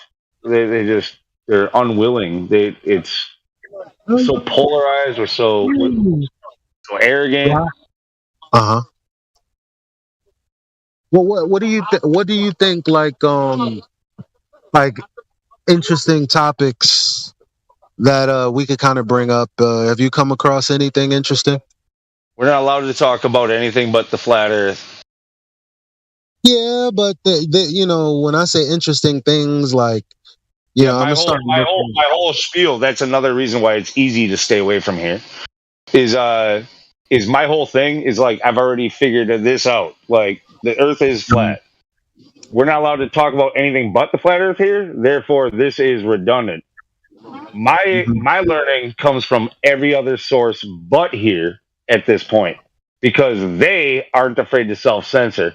They are willing to talk about things that are outside of the box, so to speak.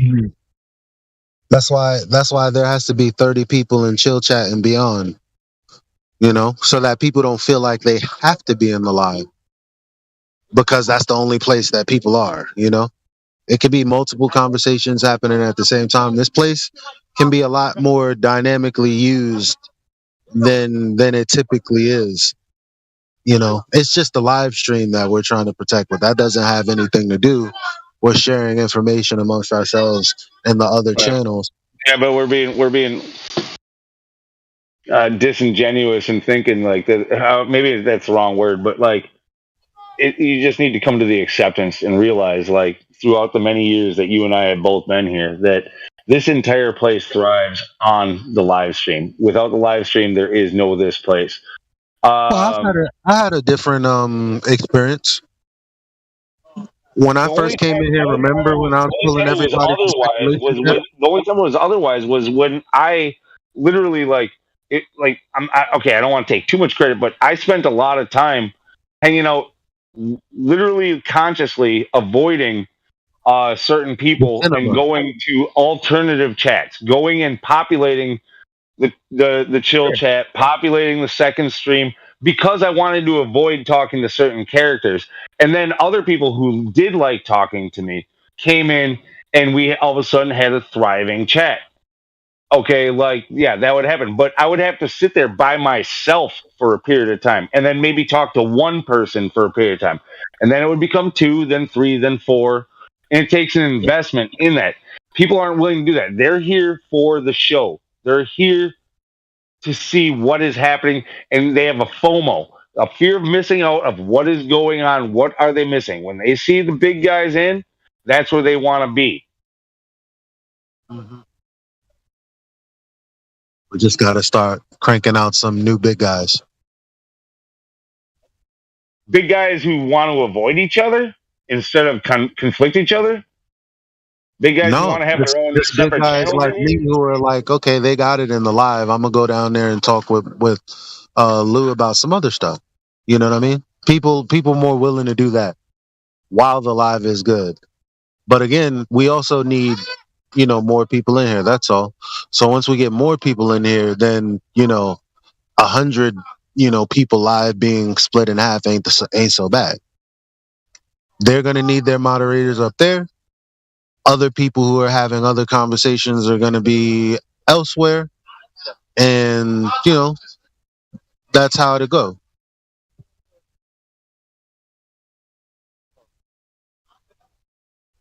Yeah, I guess my point more being is that it takes somebody who is putting in an effort to really keep a side chat going that has no FOMO, right? Like they have to just stay there, stay parked there, and keep that thing going, no matter what's going on up here. If you want that to happen. Yep. Like you volunteered. One of the things I wanted to talk about was understanding the perspective of the Glober, because sometimes we kind of forget it. Like we remember, but we're not really emotionally connected to the moment that this really, turned our lives upside down in a sense. And that's not something that we think about. I've been watching Dr. Stone. You ever heard of Dr. Stone, the anime? No, I'm not in the anime, so but no, Yeah. So I would to whomever is interested in anime, we would be having the conversation, and there are the other people listening in. But I'd like to talk about how specifically that show is about.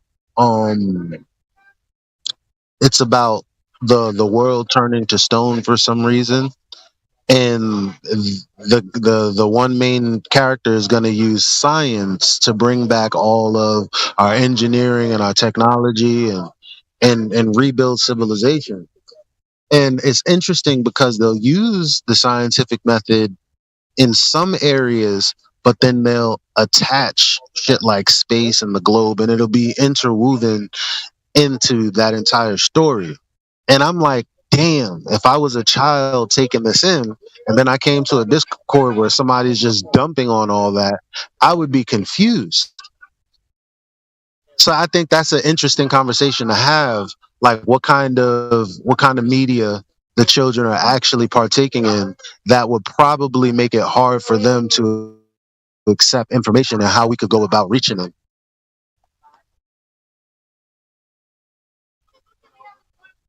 You know? Shout out to anime. I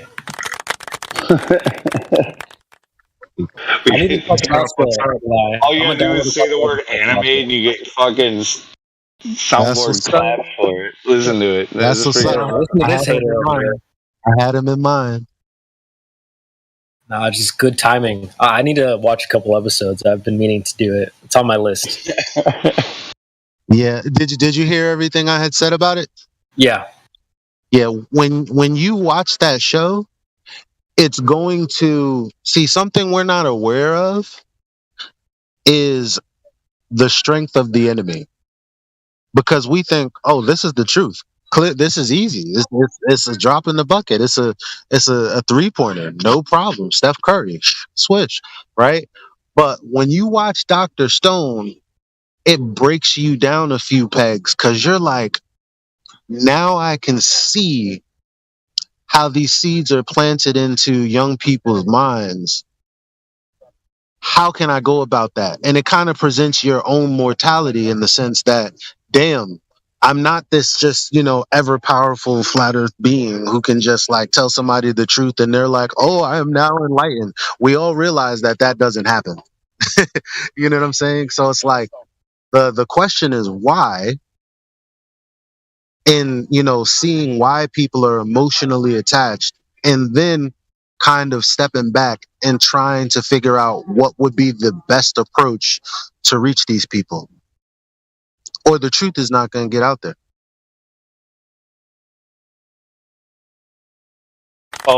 Side topic. I know I'm still only pseudo, but and actually don't fucking promote me, by the way. But I would like access to the VC check-in.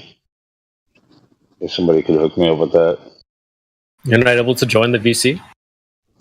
No, I got pseudo mod. It's like fake mod with fake roles. Like nobody's ever really gone over that very well. So What like the hell it's is pseudo mod? Just add.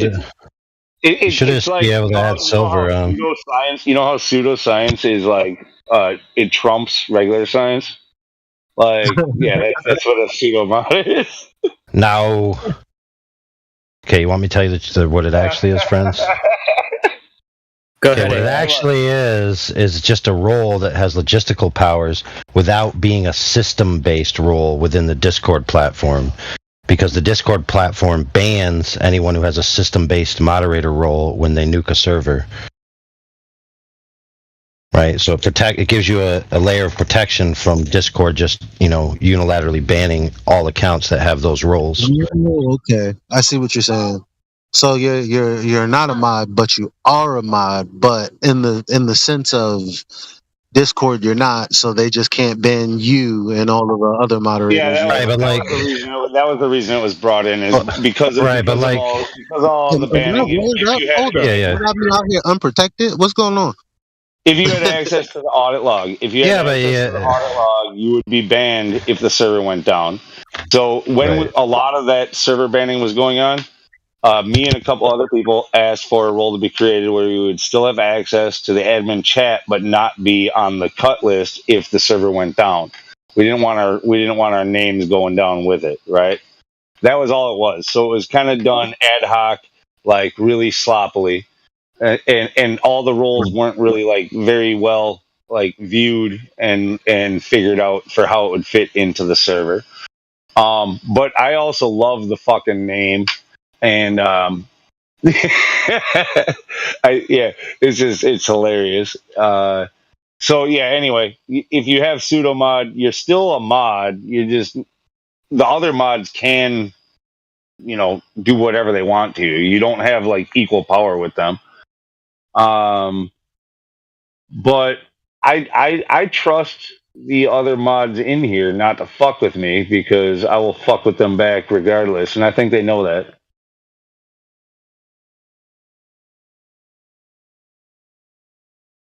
Yeah.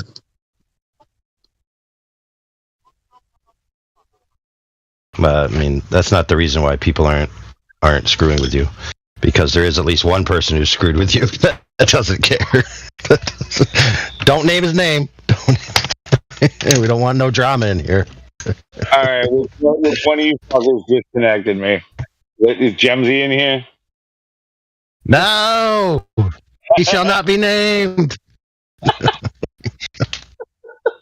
May I just say, going back to what Elijah was saying, I think, yeah, that's why I think this server has a bit of a challenge in the sense that, like, Elijah, yeah, what you're saying is we should show some empathy or understanding, but at the same time, some other people want to, shut down the globers and demonstrate, how crazy, fallacious, or whatever their thinking is. So it seems like we're sometimes stuck between a rock and a hard place.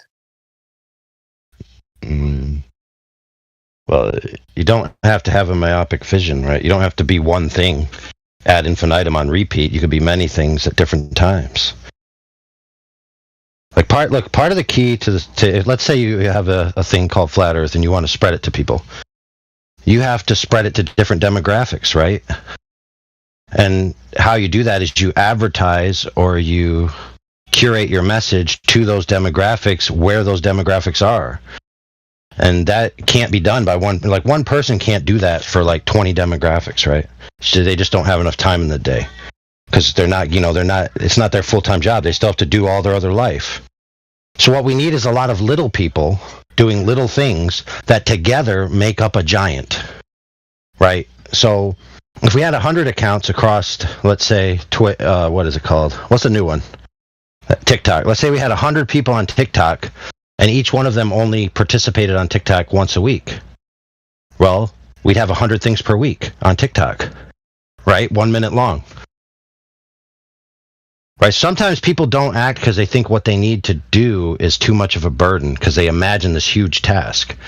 But really, you could make a small TikTok channel and literally just clip clips that other people have already clipped and just post them on yours and basically repost.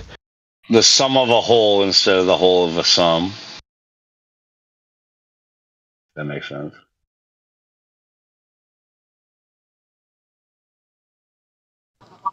Yeah, I think you're definitely right. That's why I'm saying, like, Jesus, before he performed any miracles, he, found his disciples first. He found a team first. People who were on the same accord, who were willing to work together. Then he performed miracles.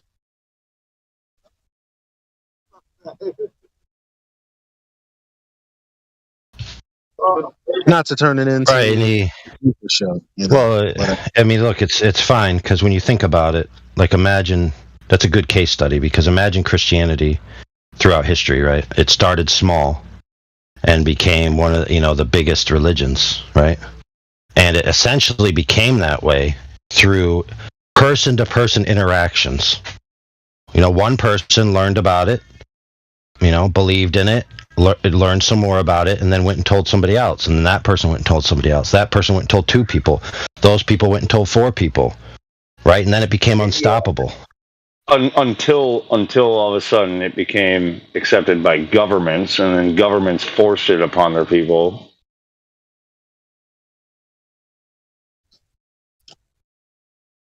Well, I mean, what are you talking about, really, with that last retort, lunatic? Because a man forced against his will is still of the same opinion. Still, that happens. All religions are like all countries. Let's not start with religion. Let's start with countries or powers. The powers that be. The powers that be might see a grassroots movement taking hold, and so what do? They accept it and they hijack it. They mandate it or they influence it. They it's not that Christianity is wrong. It's just that it might be misguided today, right? Well, you didn't hear the last part of my retort, because the last part of my retort, what I said was, a man convinced against his will is still of the same opinion still. So what you're referring to is merely a nominal profession. I cannot speak English all of a sudden. What you're talking about is a mere nominal profession, which was politically mandated by the Roman emperor and the subsequent, effectively, emperors of the Pope. But that's not an instance of people actually genuinely believing the doctrine.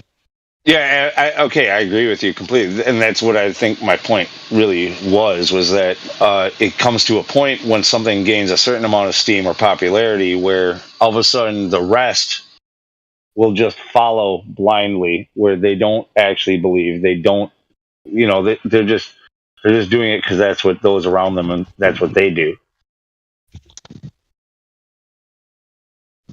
Oh, absolutely. If the flat Earth takes hold in the mainstream, it's going to be because it's been consumed by the mainstream, not because people have been, woken up in the sense that the whole Earth is now woken up to this new truth. It's just going to be a subsumed truth into a new paradigm, just like it always has been. The masses are always going to be the sheeple. It's not going to be like where you go out on a crusade and awake the masses with your, flat Earth truth, and then the whole world sings Kumbaya. Of course, just to clarify, that's not an absolute necessity. It's just what happens to be the case under the sovereign control of the God. Well, it's human nature. I mean, I think it might be an absolute. Well, human nature is not absolutely necessary. It could have just been the case that humans cannot wait to be critically considerate and self-scrutinizing and curious and logically infallible. It could have been the case that humans are just perfect as a creature can be. Our nature at present is not absolutely necessary. It cannot just only be this. We are faulty. Like we cannot be perfect according to your religion. We can't be perfect by our own effort. We can be perfect by the work of the God.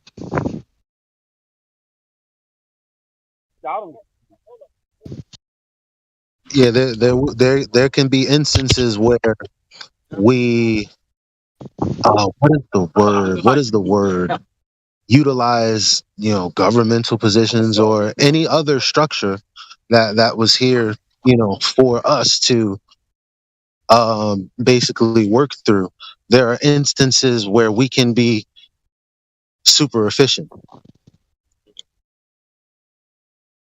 Efficiency meaning like as perfect as you can get because you're as close to how things ought to be. Yeah, but even the idea of efficiency, even the idea of efficiency is like being as close to perfect as possible without ever being 100% perfect. Like you're Well, talking if we're going to about, be paying attention to words, efficient is going well. This task is being performed well, at least well enough for the given end, right? Sufficiency is what is necessary. There's no such thing as a 100% efficient machine. Like not as far as it's been, not yet. Like that's beside the point. That's beside the point. That's not the point. You're talking about what this or that particular word is. So if we're going to be serious about rhetorical precision, well, I'm talking about this idea of wait, hang on. I'm talking about the God's work is only what is absolutely sufficient for humans to be perfected. The best that humans have to offer is insufficient. So, given the exerted human effort, they cannot be perfected. And given the exerted God effort, humans can be perfected.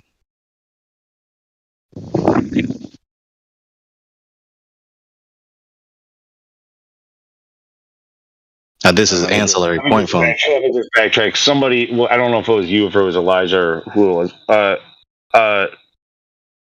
Like perfection. Like, I think it was you. Like, literally, like, can a person be perfect? Yes, it is possible. Then I specified what is necessary, what is sufficient. The best that humans are able to do in the current state is insufficient to attain that end. The God's work, given his current state, as he has always been and always will be and cannot be not, is the only thing that is sufficient. Now, this is an ancillary point to what AI was earlier talking about, right? The point he was talking about, which I just briefly chimed in on, is that human behavior, human tendencies, the human condition as it is now, right? As it concerns subscribing to this or that doctrine. I don't know. I'm having like Gregory.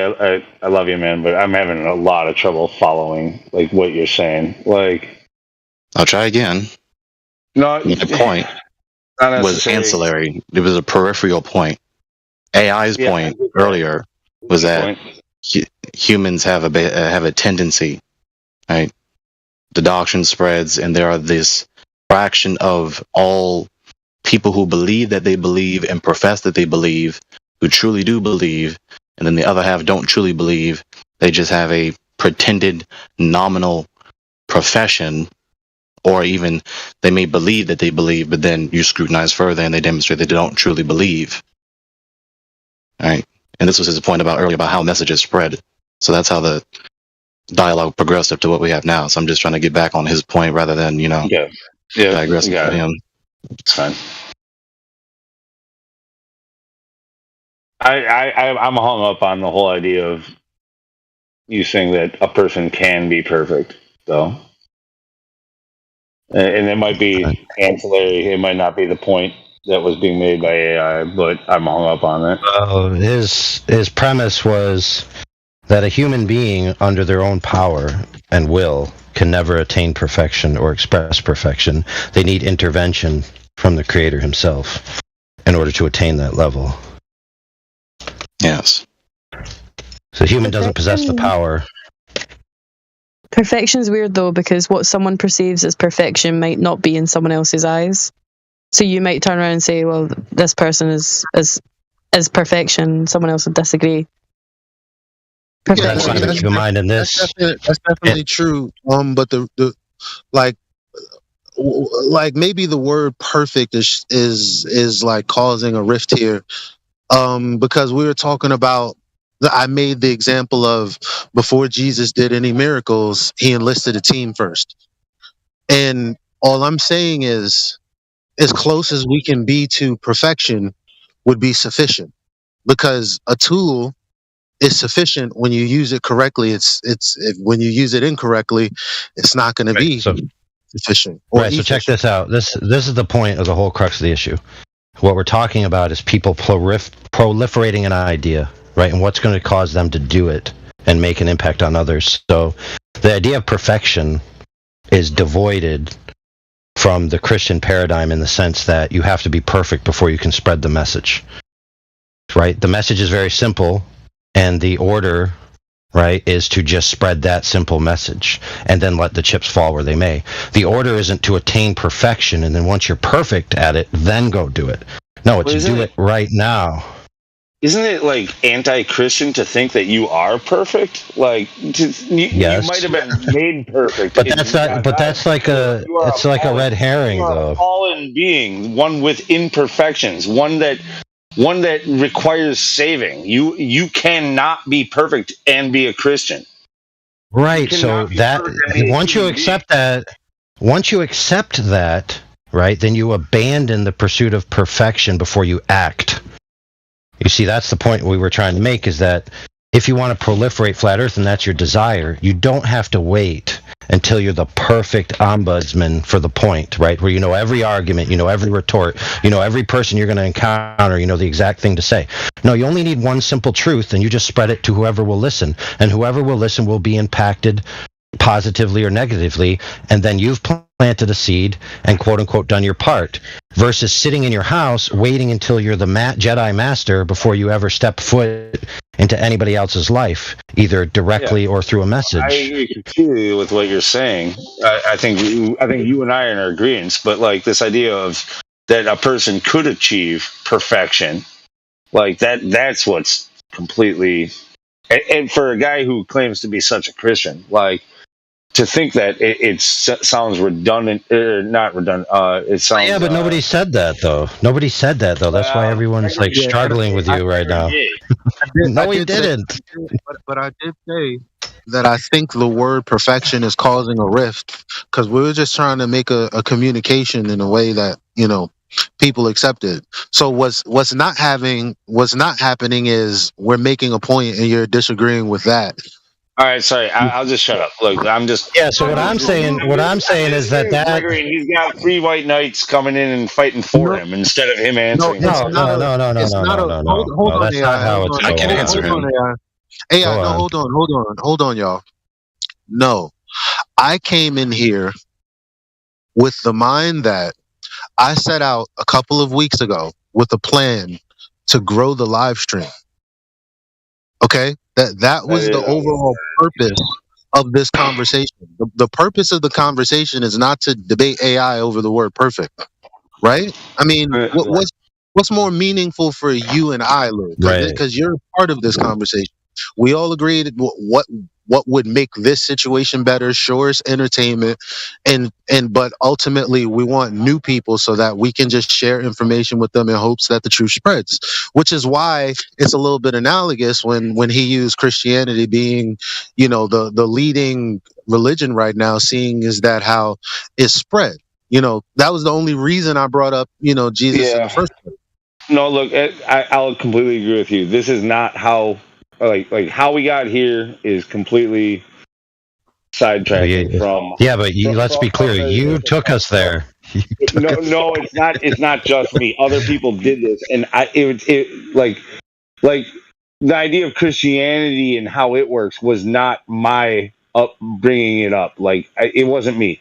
I'm good at picking on people for things that don't seem to fit. As all of us are. Like all of us here. Right, but you're still going down the red herring path. No, all of us are very nuanced. And when somebody says something that doesn't quite jive, like we're also, we like to make sure that somebody's logical reasoning is in line and so on and so forth. Yes, great. So let's wrap it up. So Gregory said that a human being can never attain perfection under their own doing, which you would agree. Gregory literally said that a man can be perfect. Oh my goodness. But how? Let me answer. Let me answer, because it's really not that difficult. Go ahead. Exactly. I said multiple times, you can wind the tape back. I said in no uncertain terms. Yes, I said the sentence verbatim. A human can be perfect, not by their own will or effort, but by the God's effort. I said that 3 times now, at least. Like, we're saying the sentence to you plain and clear, and you just don't grab it. You're right. I'm still not grabbing it. Look, what he's basically saying is that if God is the omnipotent source of all things, and he decides to transfigure a human into a perfect archetype, he has the power and will to do so. A human doesn't possess that power. So a human's attainment of perfection can only be from their creator, not from their own steam. Are we talking in hypothetical, or do you guys think that actually exists? That there are perfectly created people? Because if you're saying that these people do exist, that they have been formed as perfect, then we go straight back to what's perfect is objectifiable. Like, someone might disagree with what is perfect. But well, so nobody's making the she's mentioned this multiple times. I mean, you might as well address it. Go ahead. That's the second time I've mentioned it. Yeah, and the question was at the start was, do you think this is actually this is a thing that has happened? There are perfect people. Yeah, the point we just made, number one. Yeah, not yet. The point we just made is a statement of logic. That's a statement about what is possible. Secondly, right, okay, that was my question. Yeah, that was it. Secondly, as of now, at the present time, there are 2 persons, given the oracles of the Holy Mikra, aka Bible. Right? It was Adam, the first man, and technically Adam and Chava, Adam and Eve, right? The first man and first woman, and then Yahusha, aka Jesus. No one else, no other human besides them were perfect. Right? All have sinned and fallen short of the glory of the God, and no flesh is justified by the works of the law. Okay. Now in the future, the entire church, that is the entire body of all believers in Yahusha, the doctrine of Yahusha, Jesus as revealed in the apostolic scripture, and of course the Torah and the prophets, will then be perfected. The process of sanctification will be complete by that time at the resurrection at the last day. You asked, so. Yeah. Mm-hmm. Right, but the culmination of that is in the scripture, God performing a specific action of transmutating, transfiguring, and glorifying the human condition into something new. So it won't be, it is a human becoming something, right? But they're not going to be human in the exact same sense that they used to be. They're going to be something entirely new. This one was really new agey. That's really the new age sounding like us, but. Exactly. See, this is where... No, it's not new. Let me tell you why it's not new age real quick for Lou's benefit. The new age claims that mankind can achieve this through their own power. Okay. The biblical doctrine is that God does it for you. So the God tier level of power and authority accomplishes it, whereas the new age is humans do it for themselves without God's assistance, help, or decree. Under their own power, basically. I'm failing to see the difference there. Because, dude, that's mutually exclusive. I mean, I don't know, dude. Maybe try showing up not being drunk, and then you won't have that problem. Oh, listen, man. You just said doing it for yourself, and then when you finished your statement, you said God did it for you. You literally made a contradiction within a few sentences. That is a You are just flagrantly misinterpreting what he just said. One position, known as the New Age philosophy, believes that humans accomplish the task on their own. The other position, let's just call it classical biblical doctrine, asserts that God accomplishes the task. So one is humans doing it, one is God doing it. Those are mutually exclusive. The difference cannot be made any more clear than that, Lou. Let me ask you how you would determine whether God did something or you did, or humanity did something. Would you like to specify what you mean? Yeah, how would you scientifically determine, or how would you just determine? Like through, experiment is the only way we have to determining such things. So how would you determine if God did something for you? Please let me address this. How would you determine if God did something for you, or if humanity or yourself, you did something for yourself? How would you? Please let me answer him. But how are the spirits in this room so fickle that we went from, reaching more people about the truth to bigger? The answer is, you know why? The answer is inebriation. Answer. No, don't try to fucking throw me under the bus because you don't like my question. All right, please answer your question. Your question is dude. You literally been taking us back in a red herring loop because you're not able to think clearly because you're not at full capacity. Because you like to show up here when you're inebriated rather than at full capacity because you prefer the drama rather than being here for a purpose. My question is sound. Okay, ask it again and I'll answer it and then stop asking it after that. How about that? How do you then we can get back to the actual topic. I'm asking it right now. Honestly, How do you determine if God did something for you or if you did it for yourself? Oh, it's simple. Everything comes from God. So the ultimate source of anything is Him. So it's very easy. Everything that ever happens to you that's beneficial to you comes from Him. End of discussion. All right, let's move on. No, you can't just fucking no. No. Yes, I can. Let me tell you how. Hold on, lunatic. Wait. I highly suggest you either take it the fuck to religion or talk about flat Earth. Yes, keep in mind that we parsed this. I would answer you. Keep in mind, we parsed this that I would answer you, and then we'd move on. You don't have to like my answer, but you got an answer. No. So now, can we, for the love of? Okay, fine. So we're just going to kick you. No, we're not. We're just going to kick you from the discussion so we can go back to the point which we wanted to talk about 10 minutes ago. You understand that later on, when you ask somebody for a scientific reasoning, that's going to be held to you. Yeah, cool story, bro. Cool story. Science doesn't apply to this category. When you initially asked it, Gregor wanted to answer it. So if you want him to answer it, and if he's fine, you can just both go to the religion. Talk to Gregory instead of AI, but AI wants to fucking stand. Listen to what I'm saying. Listen to what I'm saying. Go to religion. Go to another VC so we can talk about flat Earth in here.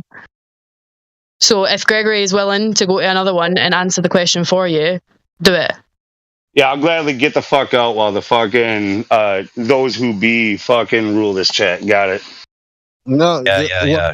Cry me a river, Holmes. wait, hold on. When no one else was No, I'm speaking, leaving. Later. later, man.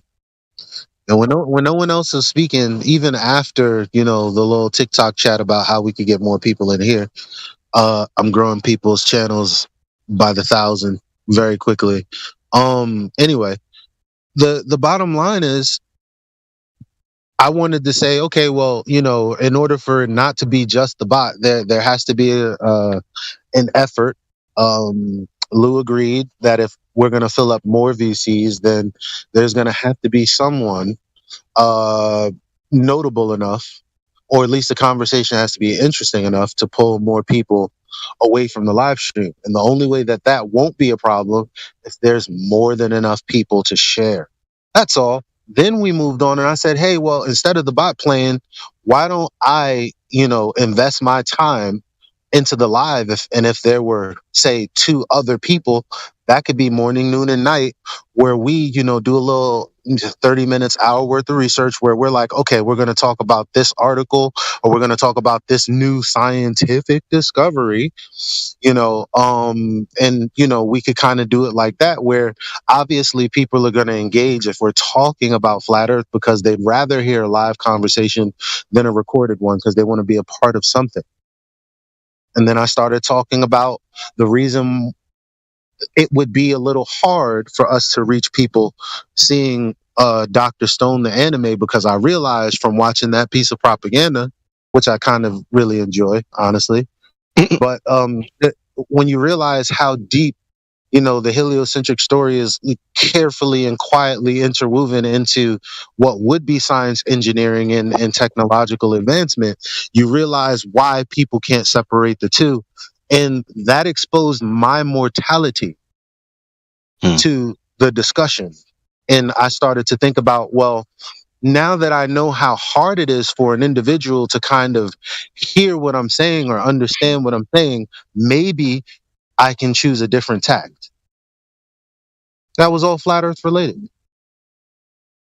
Now, what AI said earlier, before anyone rolls their eyes, if they haven't already, at the small altercation that just happened, AI made a simple comparison between the method of promulgation that I just recently came in on, about promulgating information about the cosmos, made that comparison to how the doctrine I'll just call Christianism was promulgated. It was a simple comparison on the method of promulgation.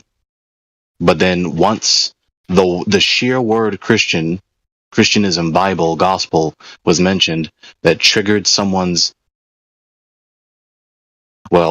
enemy response. Their sensor just went off. The detector just went off. As soon as they heard the word Christian, now I have to attack it. Now, anything that's remotely related to the doctrine of the Bible, however I may conceive or misconceive it, I had to attack it now.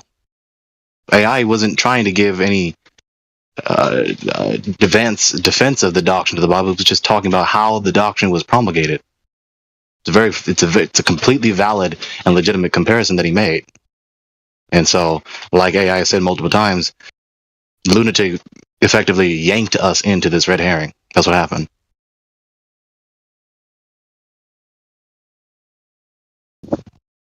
I only gave my 2 cents. The other side of it, though. Sorry, go ahead. No, I'm just going to say, cool, we can come out the other side of it, though. We don't need to just repeat what happened. There's no point. We're gaining nothing from it. But do you understand the point of what I just... I get it. Do you understand why I said what I said? Yep, 100%. I agree with you. Is there anyone in here with just VC verified, though? We do. We have one. Anyone spoke to, I don't want to butcher his name, Kathos 7? Hey. I don't think we have. Hey, how you doing? I'm doing okay. That's good. You got VC verified. Have you spoken here before? A little bit. Are you just kind of like teetering on the edge, or what do you think? No, I'm deeply embedded in the flat Earth camp, but I'm more here for the entertainment. No. Learning how to properly make arguments in order to not expose myself to, I don't know. Yeah, it's hard. Yeah, as soon as you start to say it out loud, as soon as you have a conversation, there's always things that they'll berate at you, and you've got to be prepared for everything you say. Like, I've done this for coming up in 5 years now, and you start to get a hang of, if I say something, you know what they're going to say, and you know how to retort it again. So it's learning what you've got to predict them almost, and it's so easy to predict them. I've learned Or you could do this. You could also do this, even if you're not confident in your ability to give a defense for your position, and even if you objectively are not sufficiently educated, equipped to give a defense for your position, it is perfectly valid and worthwhile and beneficial to talk to whatever the other person is, especially an anti-flat earther, and be honest with what you are. Now, the reason I'm saying this is because there is a what do I call it? How do I call this? There is a common learning curve. Not quite. No, there's a common pattern of thought. There's a common pattern of thought in the minds of the average person about anything, not just this cosmos controversy. Dang, I've been saying that all week, Gregory. Since time for us to talk again about the patterns that transcend, flat Earth, because it's about flat Earth, but it's more about the illogical thinking that you can see in patterns across the board. Well, go ahead. As it concerns when encountering a subject that seems to be rather cerebral, rather heady, rather intellectual, many people, some people are, notwithstanding those people, but most people feel this internal pressure and anxiousness in them to either immediately understand it the first time it's mentioned, or they must have an extreme high reverence for what the other person who seems to be rather educated on the matter is saying. I need to hurry up and believe what this very smart person is saying. That's the thought pattern. And really, that's not the case. And secondly, I should be ashamed ipso facto of this person that seems to know what they're talking about, strongly stating their case, when that's also not the case. Let's just talk about it, right? Hypothetically, you talk to the physicist of physicists, right? He is so smart. She is so smart. Pick your pronoun. I'll say she because I want to have fun. She is so smart, right? She is the physicist of physicists. She got all the awards. She's been to every laboratory. Fill in the blanks. She is up there, right? She is an anti-flat earther. And she has all of this technical jargon mastered. I don't know what the hell she's talking about. I'm just doing some research with YouTube videos. Then just be honest. Why should you hurry? Why should you make haste to believe her? Especially when this is a cosmological doctrine in a worldview where there are no obligations.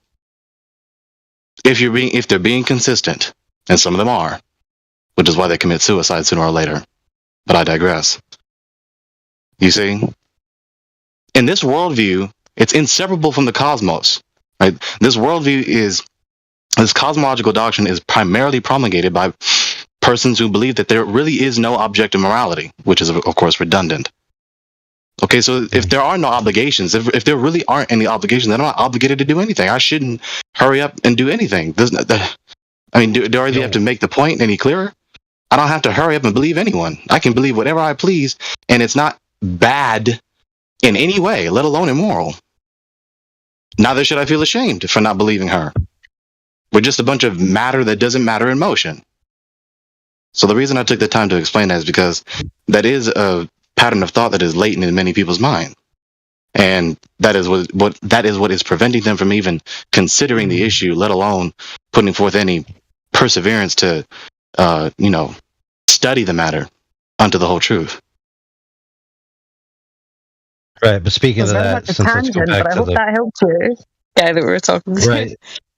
Yeah, let's bring it back to the point, which is this: you're a guy You're a flat earther.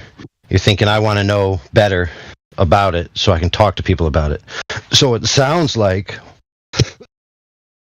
you have a desire to share it with other people. Is that true? I mean, those who are willing. I normally don't bring up the subject. I'm not like I'm not out here to convert anyone because I mean, you got to do it voluntarily, right? It sounds like the answer is no. What do you mean? Well, not necessarily, like because maybe you're saying, saying, I don't want to interact with people directly, but I still want to quote unquote spread the message. Let's say, do you have that desire? I mean, I'm not sure what you're getting at exactly, but I mean, I am interested in people learning about it, and you know, there you go. So you just said you don't want to do it to know, but you don't really want to. You don't really want to do the task of yourself promulgating it, which is fine. It's one of those things. Like he sounds as if he just wants to build. I would his rather start with something that's not as controversial. Maybe I guess when it comes to because it feels like you have to. There, that's the crux of the issue, friend. Okay, what we were talking about with Elijah, right? So we want to get back to it, which is this. Everyone who has a desire to quote-unquote spread the flat earth in any way, shape, or form, because there's varying ways and some are more confrontational than others, all they have to do is find a piece of content that they think is valid or convincing enough to them or something they're willing to share, however small it may be, and just share it in a new place that you don't see saturation of flat earth, or a new demographic within that same place where you don't see a saturation of the topic that you are interested in. For example, I'm very interested in optics, right? So if I'm in a platform that's talking about optics, you know, like in relationship to, let's say, there's the people who deny the moon landing, but they're still globers. There's a whole servers and pages about that. They'll sometimes talk about optics as part of their arguments, and they'll make bad arguments. So I'll just drop a few truth nuggets about optics, right? And that's all I'll do. And that'll be satisfying enough for me to know that I've given them a breadcrumb to follow, right? And it's very non-confrontational because you just drop what you have to say. You know, you don't follow up with the comments that are negative or anything. Just drop what you have to say. People will come along and read it eventually, and they'll learn from it, and that may influence them. And your little seeds that you plant may come to fruition a year down the road, and it might change somebody's whole life. For example, I say this quite often. Check this out. One of the most famous flat earthers in the community is Mr. Quantum Eraser. Now, Mr. Quantum Eraser had his whole life changed by a single phrase. That when he came across this phrase, it made him think about everything. And that phrase was, how do you have gas pressure without a container? And when he heard that phrase in that way, in whatever media or area he was in, when that came across his bow, he had to pause for a second. He said, wait just a minute. How do you have gas pressure without a container?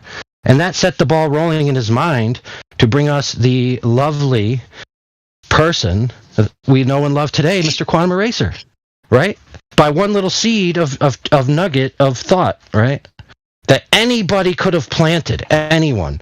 You could have done it. I could have done it. A person who's not willing to speak to a single human being with their real voice could have done it in a chat room. Somebody could be talking about things about space, this and that, and then somebody just says, quite simple, how do you have gas pressure without a container? Right? And that sends ripples that you don't know how much they're going to ripple, but it's also not that dangerous for you either. So it's like everybody, what I'm trying to say in regards to Elijah's point is that everybody has at least one avenue that they can speak seeds of truth into, no matter how small they are. Example? Sure. It's going to be very short because it's just to, add to what AI is saying. My friend, I hadn't spoken to her in some years, so she heard. Apparently, I had began looking into this right after we cut off communication, but she heard through the grapevine, through various people, that I was like an ardent flat earther, and they would send her screenshots and stuff, and they would joke and laugh at me about it because we weren't friends for this period of time. So she was comfortable, just flat earther, whatever. So we reconnected recently, and I was hesitant to bring it up to her. She knew I was a flat earther. I knew she knew, and it was like this big elephant in the room. And then one day I was able to ask the question, well, is knowing different than knowing about something? She's like, yeah. Okay, so how do you know that the sun is 93 million miles away? And she said, huh. And it wasn't until I said that the seed began to grow and grow. And then she said, what about that Discord? It's one of the first people that have actually asked me when I'm going to share the Discord with them. And I said, in time. And today I was able to, on Discord, share my screen with her and watch a video that I selected, which was Flat Earth Banjo. It's like a 17-minute video. And she literally asked her daughter, she's like, have you heard about the flat earth? And her daughter was like, no. And she's like, not on TikTok, nowhere. She's like, yeah. And she's like, well, what do you believe? And she's like, I believe that the earth is round. And she's like, well, there seems to be some information that will kind of, prove that it's not. And I was just like, whoa. Just from asking her, how do you know the sun is 93 million miles away? So there you go. Very good.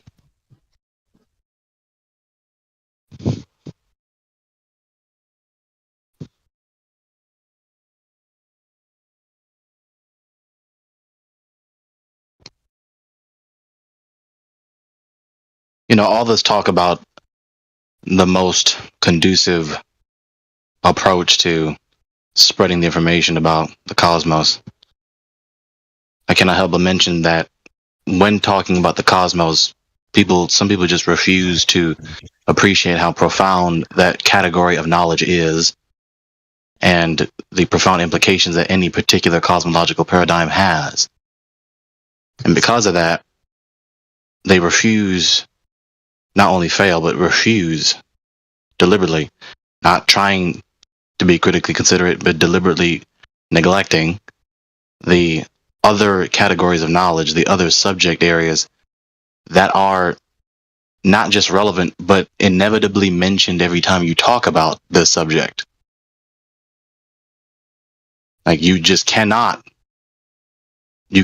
refrain from mentioning human nature when talking about the cosmos, especially this cosmological controversy, especially arguments and this, that, and the third, and what happens when the dialogue is had with these arguments. Some people just don't realize that the categories of knowledge are all interrelated. Some more close than others, some more distant from others, but they're all related. I mean, just do a little bit of research, type in Wikipedia, philosophy, and it'll pull up the basic categories of philosophy, and you will see metaphysics. You tap on metaphysics, you will look at what the contents list, and it will show you right there, cosmology. And right there within metaphysics, along with cosmology, is the mind-body problem, human nature, ontology. Hold on. We got to clarify. Why would cosmology be in the category of metaphysics? In my words, the word metaphysics, coming from the Greek, meaning after the physics. Why is it called that? Because the term comes from a set of volumes written by Aristotle, where he's talking about the other things of the world. He's talking about the physical things, right? Physica. Then after that, he's talking about the more ultimate things related to the physica, the physical things, the particulars of the world that you see around you. So then the term develops a connotation over time. And now the term is used as a technical term to refer to the area of knowledge concerning just the study of reality. But what does that really mean? In other words, metaphysics asks the questions that are relevant to every other area of knowledge. An example, what is the digestive system of the lion like? Okay, that's a biological question, very specifically concerned with lions. The question is, what is reality? Well, that question concerns the previous question I just said and all of biology and all other areas of knowledge. You see, philosophy asks the questions that are not particular to any delineated area of knowledge. It's not sheerly biological, it's not sheerly anthropological, it's not sheerly physical, it's not sheerly literary, it's not sheerly mathematical, but it concerns all other areas of knowledge. So it's called metaphysics because it's concerned with reality. And reality, the question of what is reality and what is real, is of course intimate to every other area of knowledge. If you know about it, then the thing which you supposedly know about is real. Or it's not real. Which of course has implications. If it's really not real, if it's not concretely real or abstractly real, then of course you couldn't know it at all. You couldn't even conceive of it. It could be concretely real and abstractly real, being aware of the concrete entity, or it could be not concretely real, but abstractly real, and you're conceiving it in your mind. Okay.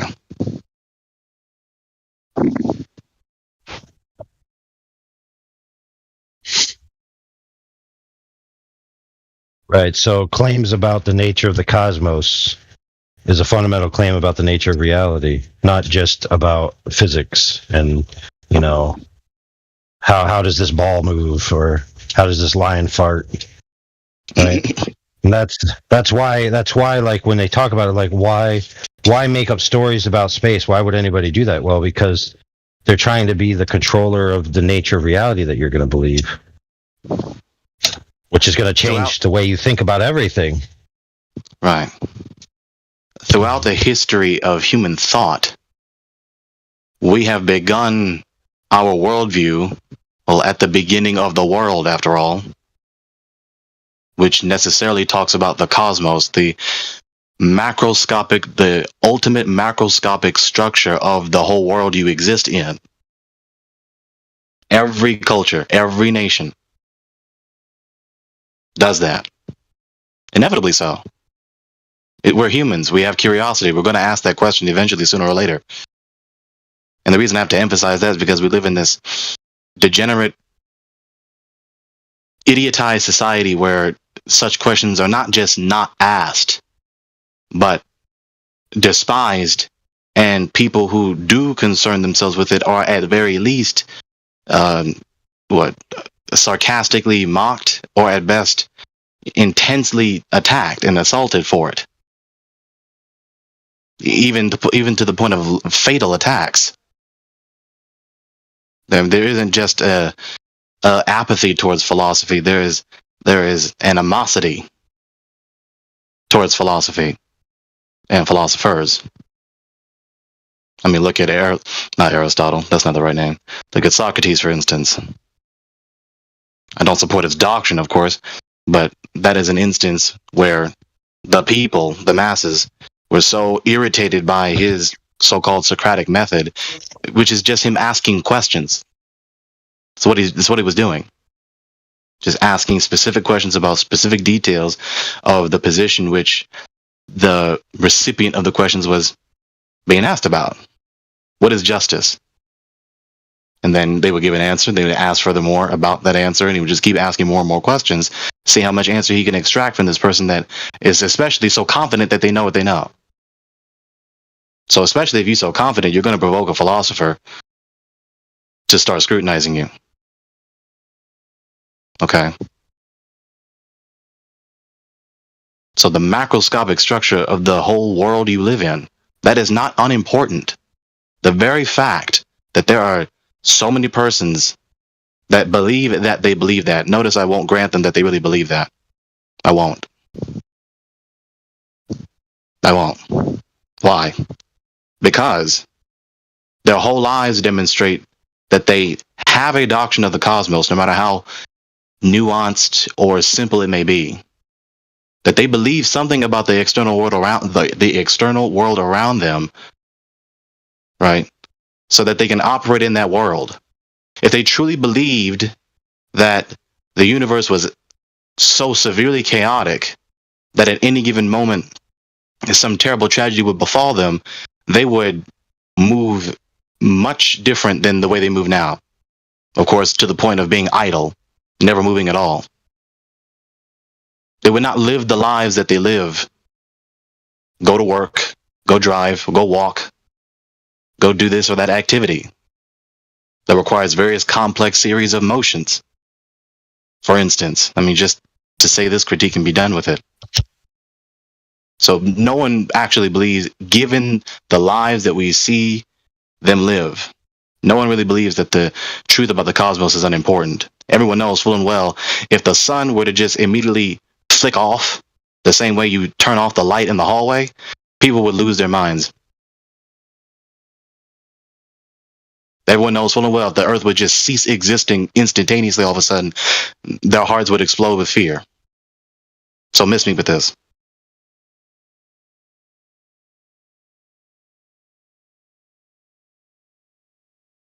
Well, we had an example of a kid that tried to claim that he thought about the world in a certain way, but then his language betrayed him. So he wanted to say, how old are you?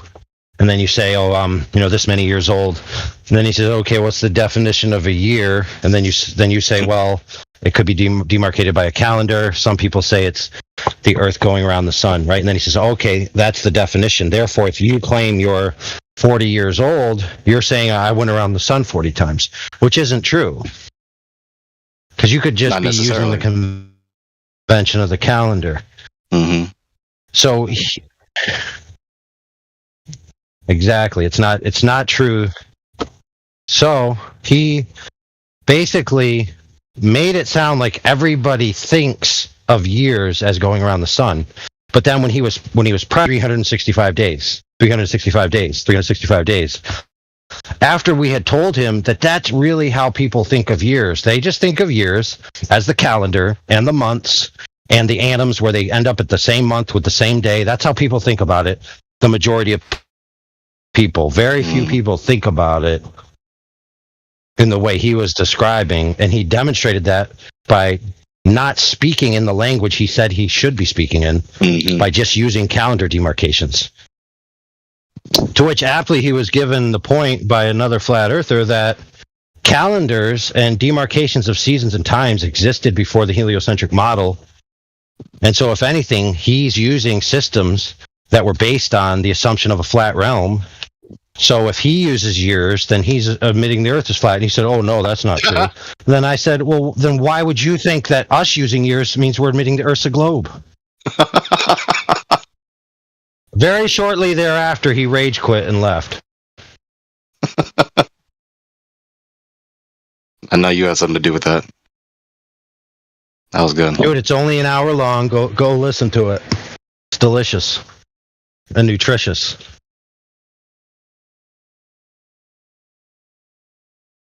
But yeah, see, like, we made a good hour of content. I was there. Our other friend, Scare Bear, was there. Elijah was there. Right? And there was enough clips, probably 20 good clips in the whole thing, plus the whole thing itself. You could easily have 20-minute clips. And so anybody who wants to, proliferate ideas, relative to the flat Earth idea, they could just find a content like that they enjoy, use the YouTube clip function, right? Clip it, then use a ripper and rip that clip, and then post it onto their TikTok or somebody else's feed. You could do that once a week, and by next year, you'll have 52 episodes that you contributed to the quote-unquote flat Earth idea. Yes, it may not be your original content, but it was your original thought to put it out there under your banner, right? And so everyone who sees it and searches for it, right, is going to benefit from your actions. And it's not just an idea either. There are plenty of YouTube channels that do that. Right. Correct.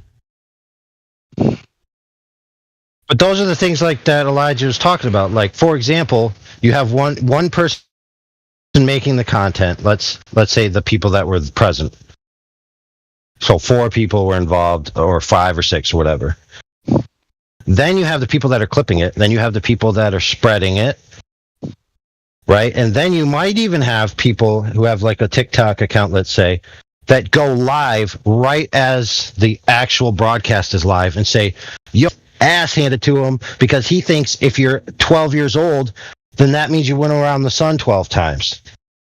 Come on in here and listen to this, or come on in here and comment on it, right? And then turn your live off, right? And then drop the link. Because rest assured, if you're watching it, one, you're already watching it, so you're present, probably. Two, you clearly have an electronic device because you're watching it on an electronic device, probably. Three, you most likely have fingers to use the electronic device or a voice token, right? And you could just go beep, boop, boop, and you could spread that message to another group of people as easy as that. And I'll give you a carrot.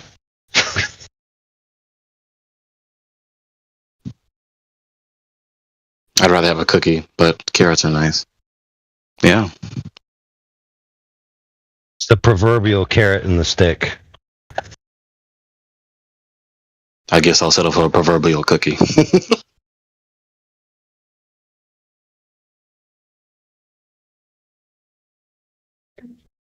Earlier, Bammy mentioned the question about perfection. Well, she didn't really say a question. She acknowledged that people vary, as we all too well aware in the human condition, that humans just disagree, not just disagree, but disagree so much. Now, before I touch that tangent, she mentioned the obvious fact that people disagree about what is perfection, right? Well, if we pause and think, if we're serious about understanding this or anything, perfection in principle is usually, and of course, said in the basic sense that this is the best possible state of being or state of affairs, right? Or action. The best possible state of being, state of affairs, or course of action. Now, of course, best in the sense of in and of itself, the thing itself is the supreme entity, or at least the supreme entity in this or that category. What is that? Maybe it's Someone's showing me, but I've got it. Okay. Oh, there it is again. Yeah, there's another one. Discord wants to sing all of a sudden. Yeah, it's another one. I'm just waiting to see who it is. I'm sure that sounded funny the way I said that, didn't it? I got him. I banned them. He should be There we gone in are. 2 seconds. Don't delete any messages. Whoa, this ban thing's now on the mobile. What the fuck? Alright, he's gone. Alrighty then. So, Alright, we're good to go. Perfection, right? Either you're talking about the thing itself being in the best possible state of being out of all categories of things, or in this or that particular category, or this is the best course of action or entity to be utilized in this course of action for this given end, right? Now, earlier we were specifically talking about humans being perfect. The human is perfect. Not perfect for this or that, but is itself perfect. Now, in what sense is that being said? Well, it depends on your worldview. And then that worldview is either true and sound or it's not. Right? Either you can make the notion of perfection intelligible, make it make sense, or you can't. And of course, if you can't, then that notion of perfection is absurd. But of course, if you do have a true and sound worldview, then you can and have made the very notion of perfection intelligible.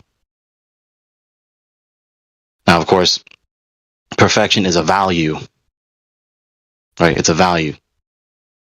Value evaluation, AI, TE, right? To call something perfect, that's a value judgment.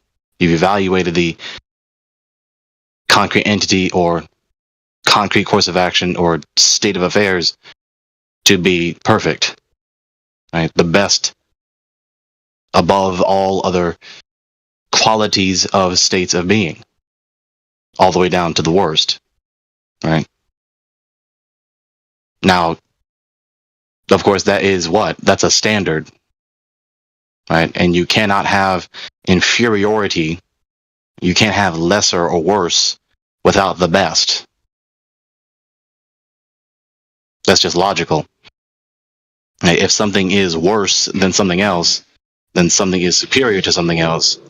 If there is no extremity or height or standard, then you cannot evaluate who is closer to the standard or not, who is closest to the highest, whatever, fill in the blank, the highest state of being in this instance. So you see, that's why I've come to articulate the question, if there is no supreme being, how do you know everything that you see or everything that can be seen is not the supreme being? By what standard are you comparing everything to? You know, you're trying to walk 10 feet. Okay, but you don't have any means to quantify 10 feet. So you haven't identified the location.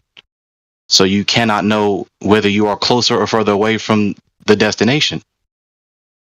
If you have no standard, you have no means to evaluate. You have nothing to compare anything else by, to discern the difference between perfect and non-perfect, between supreme and inferior to supreme, between closer and further, between there and not there.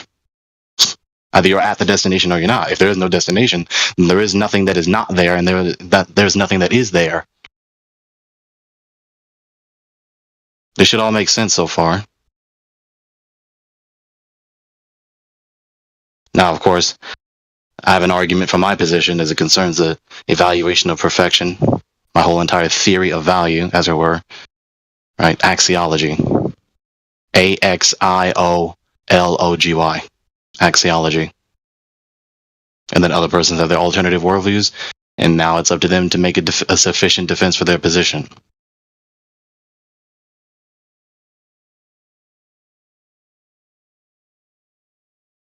And of course, we all already know that there's position A, and there's all these other positions that are non-A that are either all wrong, or one is right and the rest are wrong. They cannot simultaneously be all true. Many people don't want that to be the case, but oh well. Everyone wants that to be the case when they have a comfortable bank account. No, I do have $3.7 million in my bank account. Yes, I do. No, you don't. Yes, I do. No, you don't. What the hell are you? Yes, I do. Look at the bank statements. Look at my app. No, it's actually my money. You know, on and on it goes. Everyone wants to deny the law of contradiction, the logical law of non-contradiction, when they find themselves unable to defend their position that is contrary to other positions.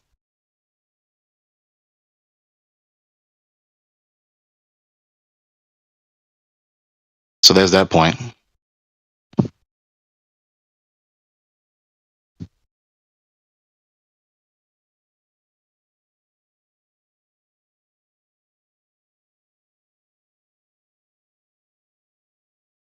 There really are flat earth cultists out there. Well, in what sense do you mean? Well, in the sense that you listen to them long enough and it becomes evident their supreme concern is what is the truth about the cosmos?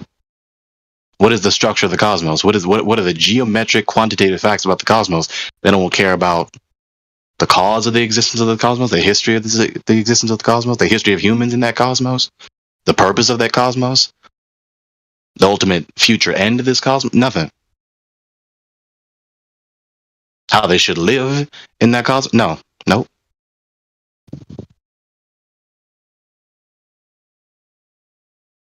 That's weird, to say the least.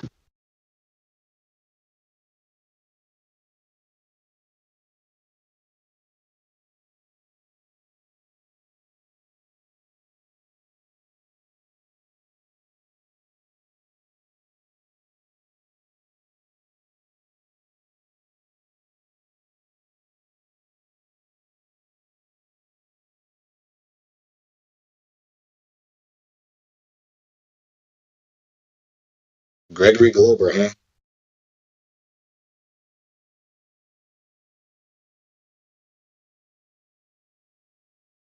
Interesting.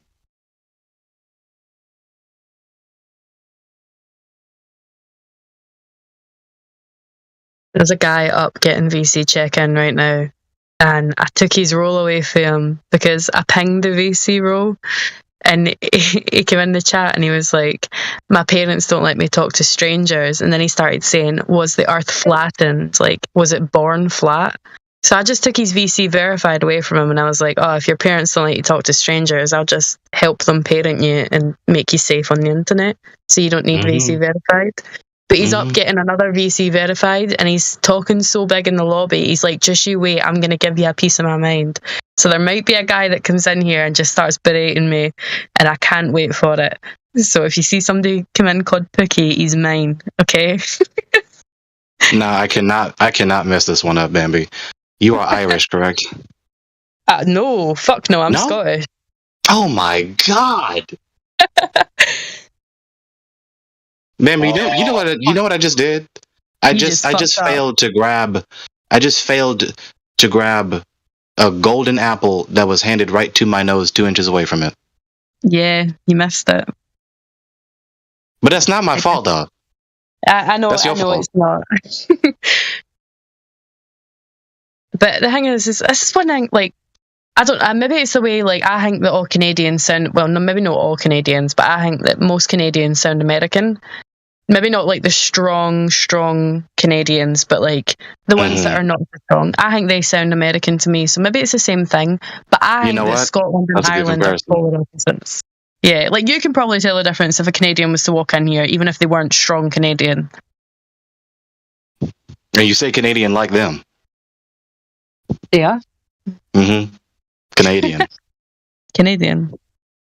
Oh, he's got VC verified now. Somebody, you got to give it to him. I'm hoping he comes in here. He said in the lobby, he was like, Bambi, I've got VC verified now. Canada is spelled Canda. No, that's not right. Canada. Yeah. So yeah, I corrected myself. See, same. Why don't we say Canadian? Canadian? Canada, Canadian. Yeah, that's true. Wow, that's wild. Because there is no E, right, in the word. There's no phoneme E in the word. Yeah.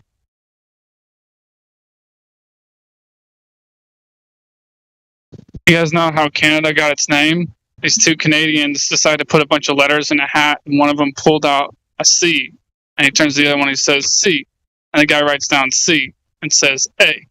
And then he pulls out another letter and it says N. He's like, N. Guy writes down N. And he says A. And then the guy pulls out a D. And the guy writes down D. And the guy writes it down and says A. Well. Look who it is. It's Pookie. He's here. Oh, I said that would happen. Hello, Pookie. Who's this? Is this Bambi? Yeah, how you doing? Are your parents letting you talk? You don't need to chit-chat before your mum and dad let you talk? Okay, you don't need to get smart. I was just trying to find a clever way earlier of saying that I didn't feel like talking to anyone, okay? You didn't have to ban me for that. That's all you had to do. I didn't ban you, I just took away the role. Like, you came in That's here the and it same was very... thing. You can color it any way you want, but that's what you did. You took my I can privileges show away. you what a ban is. It takes In you out the America, server. we don't take people's right to speak away from them, okay? That's messed up, and I would never do that to you. I'd never do that to anyone else in this Discord. And honestly, I feel like you should apologize for it. Do you know what a ban is? Because it takes you out of the server where you can't text or anything. All I did was take a I know role what away a ban is, okay? I invented a ban. I know what ban is. Okay, I'm struggling to believe you're really that insulted. I know. Did this turn into the butthurt feelings server, did it? For fuck's sake. VC verified. He got VC verified All right, again. one Just person come at in a here. time. Okay, seriously. I'm not talking to you. Stop He got talking VC about your verified feelings. again in the chat, and he literally said in lobby, and I quote, "I'm getting VC verified, and I'm coming to give you a piece of my mind." Yeah, well, that's what I'm doing here. What do you think this Listen, is? sweetheart, you came into the text chat. It wasn't about you. I added everyone that was VC verified, and you came in and said your parents don't let you talk, and you thought that was a witty way to do it, but it really wasn't funny. And then you turned around and you were like, I'm 22. How is the Earth flattened? I'm 27. 27, sorry. You were like, I'm 27. And then you said, how is the Earth flattened? Was it born this way? What's wrong with asking that question? Like, it was like, I'm You're being funny, but like, I'm asking if you guys always thought it was flat. You are 27 Like, are you serious? years old. That's why you did it? You got offended by that question? You guys are soft. I'm Like, not that's offended over crazy. anything. I genuinely, you're a troll, and I just I'm not trolling. I'm being 100% with you. Like, I You're a sarcastically ask 27-year-old questions, but I'm man not trolling. who chose to come in here and say that your parents don't let you talk and you have to chit chat, and then follow it up by saying, "Is the Earth born flat?" Are you just going to How is repeat it everything I said flattened? earlier? I was there for that. Yeah, so you're fucking trolling. All right, can we just start over? I'd like that. I'd like that Yeah, too. but are you wanting I'm to talk sorry. about I'm sorry I got offended. I'm sorry I called you a tyrant. I got a little mad over, it wasn't a big deal. You didn't ban me. I know. I'm sorry, okay? I'm sorry they killed your mom at the beginning of the movie, too. Thank you. I appreciate that.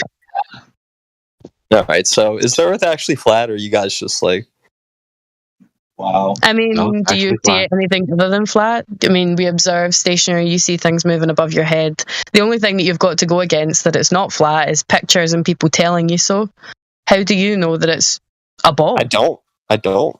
Exactly. So it's more, do you not think it makes more sense that the Earth is flat, considering you see flat, you feel stationary, all you do is observe the sun and moon and things moving above your head. That's all you observe. None of your senses tell you anything otherwise than it is flat and stationary. So, do you think, like... I'm not being like an asshole. I'm asking, like, do you think the sun is flat? And then, like, how does that work? But see, that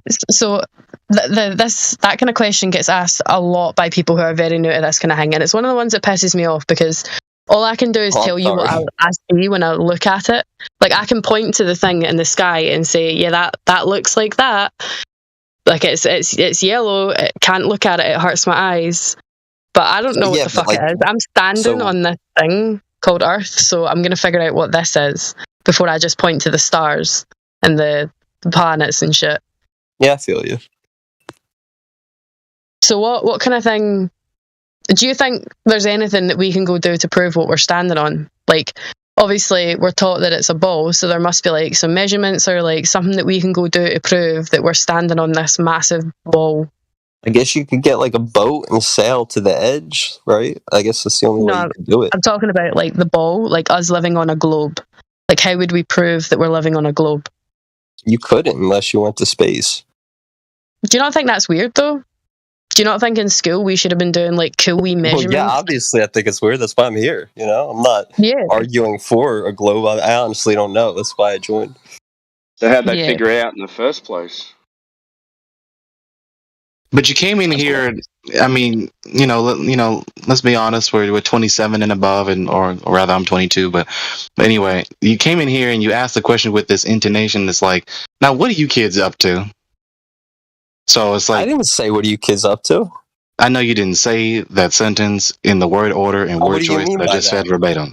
I'm well aware. Think I'm being like facetious and like making fun of you guys? I'm not. Yeah. I can tell. I can hear it in your voice. You're you like speaking, but wanting to laugh at the same time, and it's really condescending. You guys are crazy. I honestly don't. I just want to make sure. Oh my god! I just want to make sure who we're talking to, right? Because some person. You're talking to Pookie. Just some person's coming here.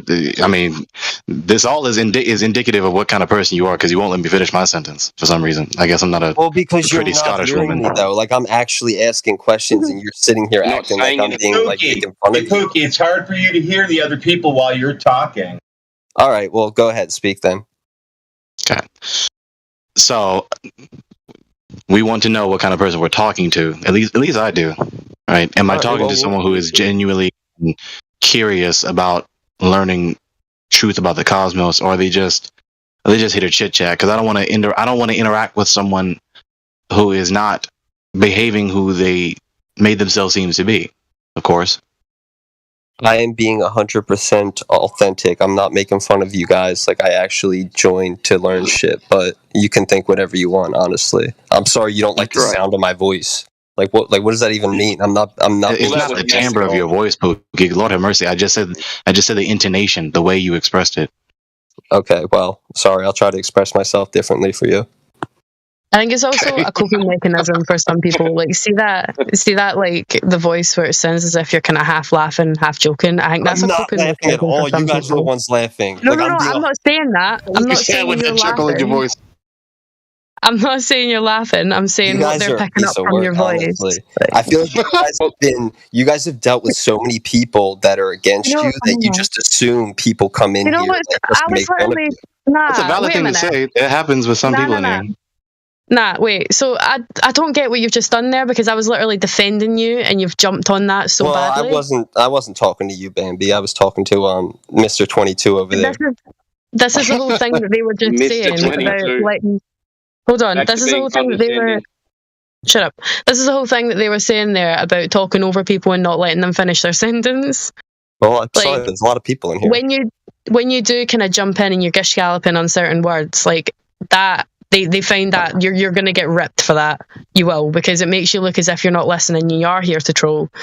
Oh, well, I apologize. You're probably right about that. It's just the American in me, I guess.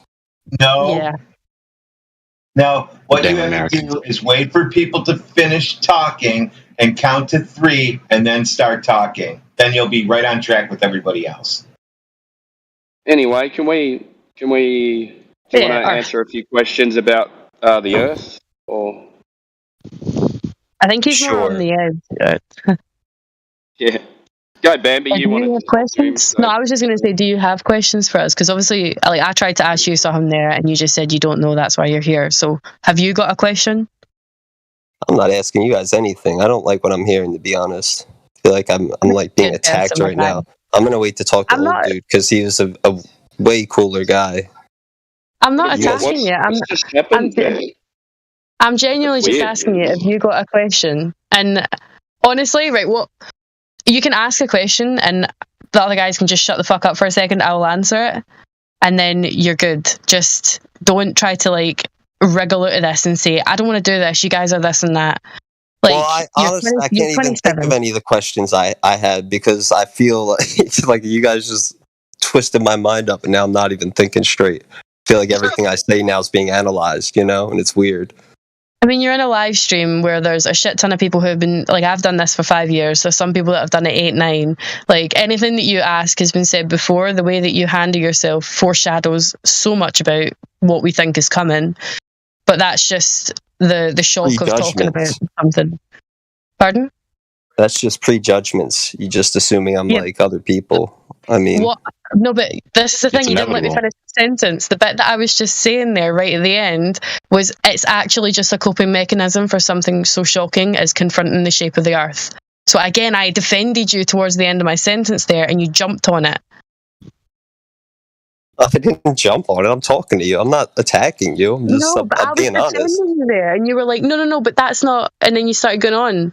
But what I'm saying is, the way that you're kind of holding yourself and what they think is foreshadowing to come is sometimes not always the truth. It's just people that are no flustered. That's not really a right word, but trying to handle what they're about to talk about, which is something as big as, like, you've lived 27 years thinking you live in a ball, and you've only probably started questioning it in the past few months, maybe a year at most. You've had it in your head. But you're going to come in here and everyone has the same attitude and the same kind of, no giggle in your voice, but just the same way you're posing yourself. And some of the people that have been doing this. Like, do you want me to join and like just be like for your side? You know what I mean? I'm not like No, not at all. That's why I'm asking you if you've got a question. I'm not saying be for your side. Like, I don't want to convince you that the Earth is flat. I want you to go away and go, I'm going to look into this and I'll come back and figure out what I think it is. You can go and fucking look into it and come back and say, you guys are all wrong. This is what I think and here's the proof for it. Like, fuck, do that. If we're wrong, come back and do that. But the point of this is you're supposed to come in here and go away and think about it. I'm not here to convince you or trade you or turn you to this side. That's not what it is. Okay, you gave all this deliberate effort to come into this VC, supposedly to discuss the subject of the cosmos. But after all this time, I actually joined because I wanted to. See, all of this is indicative of something. All of this is indicative of something. You made all this effort to come into the VC to supposedly discuss the subject of the cosmos, but after you've been in here for several minutes, what we have done is have a quasi-ethical discussion and rhetorical analysis. That's rather not than true, talking though. about the cosmos. That's not why I joined. I joined the other night to talk about that. I joined this chat to tell Bambi, to give her peace of my mind. I wasn't planning on talking to you guys about Earth. It just came up. Okay, Pookie, I just described what you just did. I just described your behavior over the past several minutes. Okay, that's what you've demonstrated to us. You're sitting here demonstrating yourself to be one way, and then once we describe the way you're behaving, you then just categorically deny and contradict what we just said. What's the name of the server, Pookie? I don't know. Flat Earth. What's the name of the server? You joined it, so what is it? Hold on, I'll tell you in a second. Yep. Flat Earth. Maybe we can. Yep. Go ahead. 24/7 Flat Earth Discord. Is that right? Yeah. What are you getting at? Maybe let's stop talking about how about our feelings, and let's talk about the Earth. Well, one of the rules was not to be a tyrant. I was just saying that one of your no one's been a tyrant, so let's move on. All right. Well, I already did move on, but I'm telling you why I joined. Like that's okay. Great. The name of the server is 24/7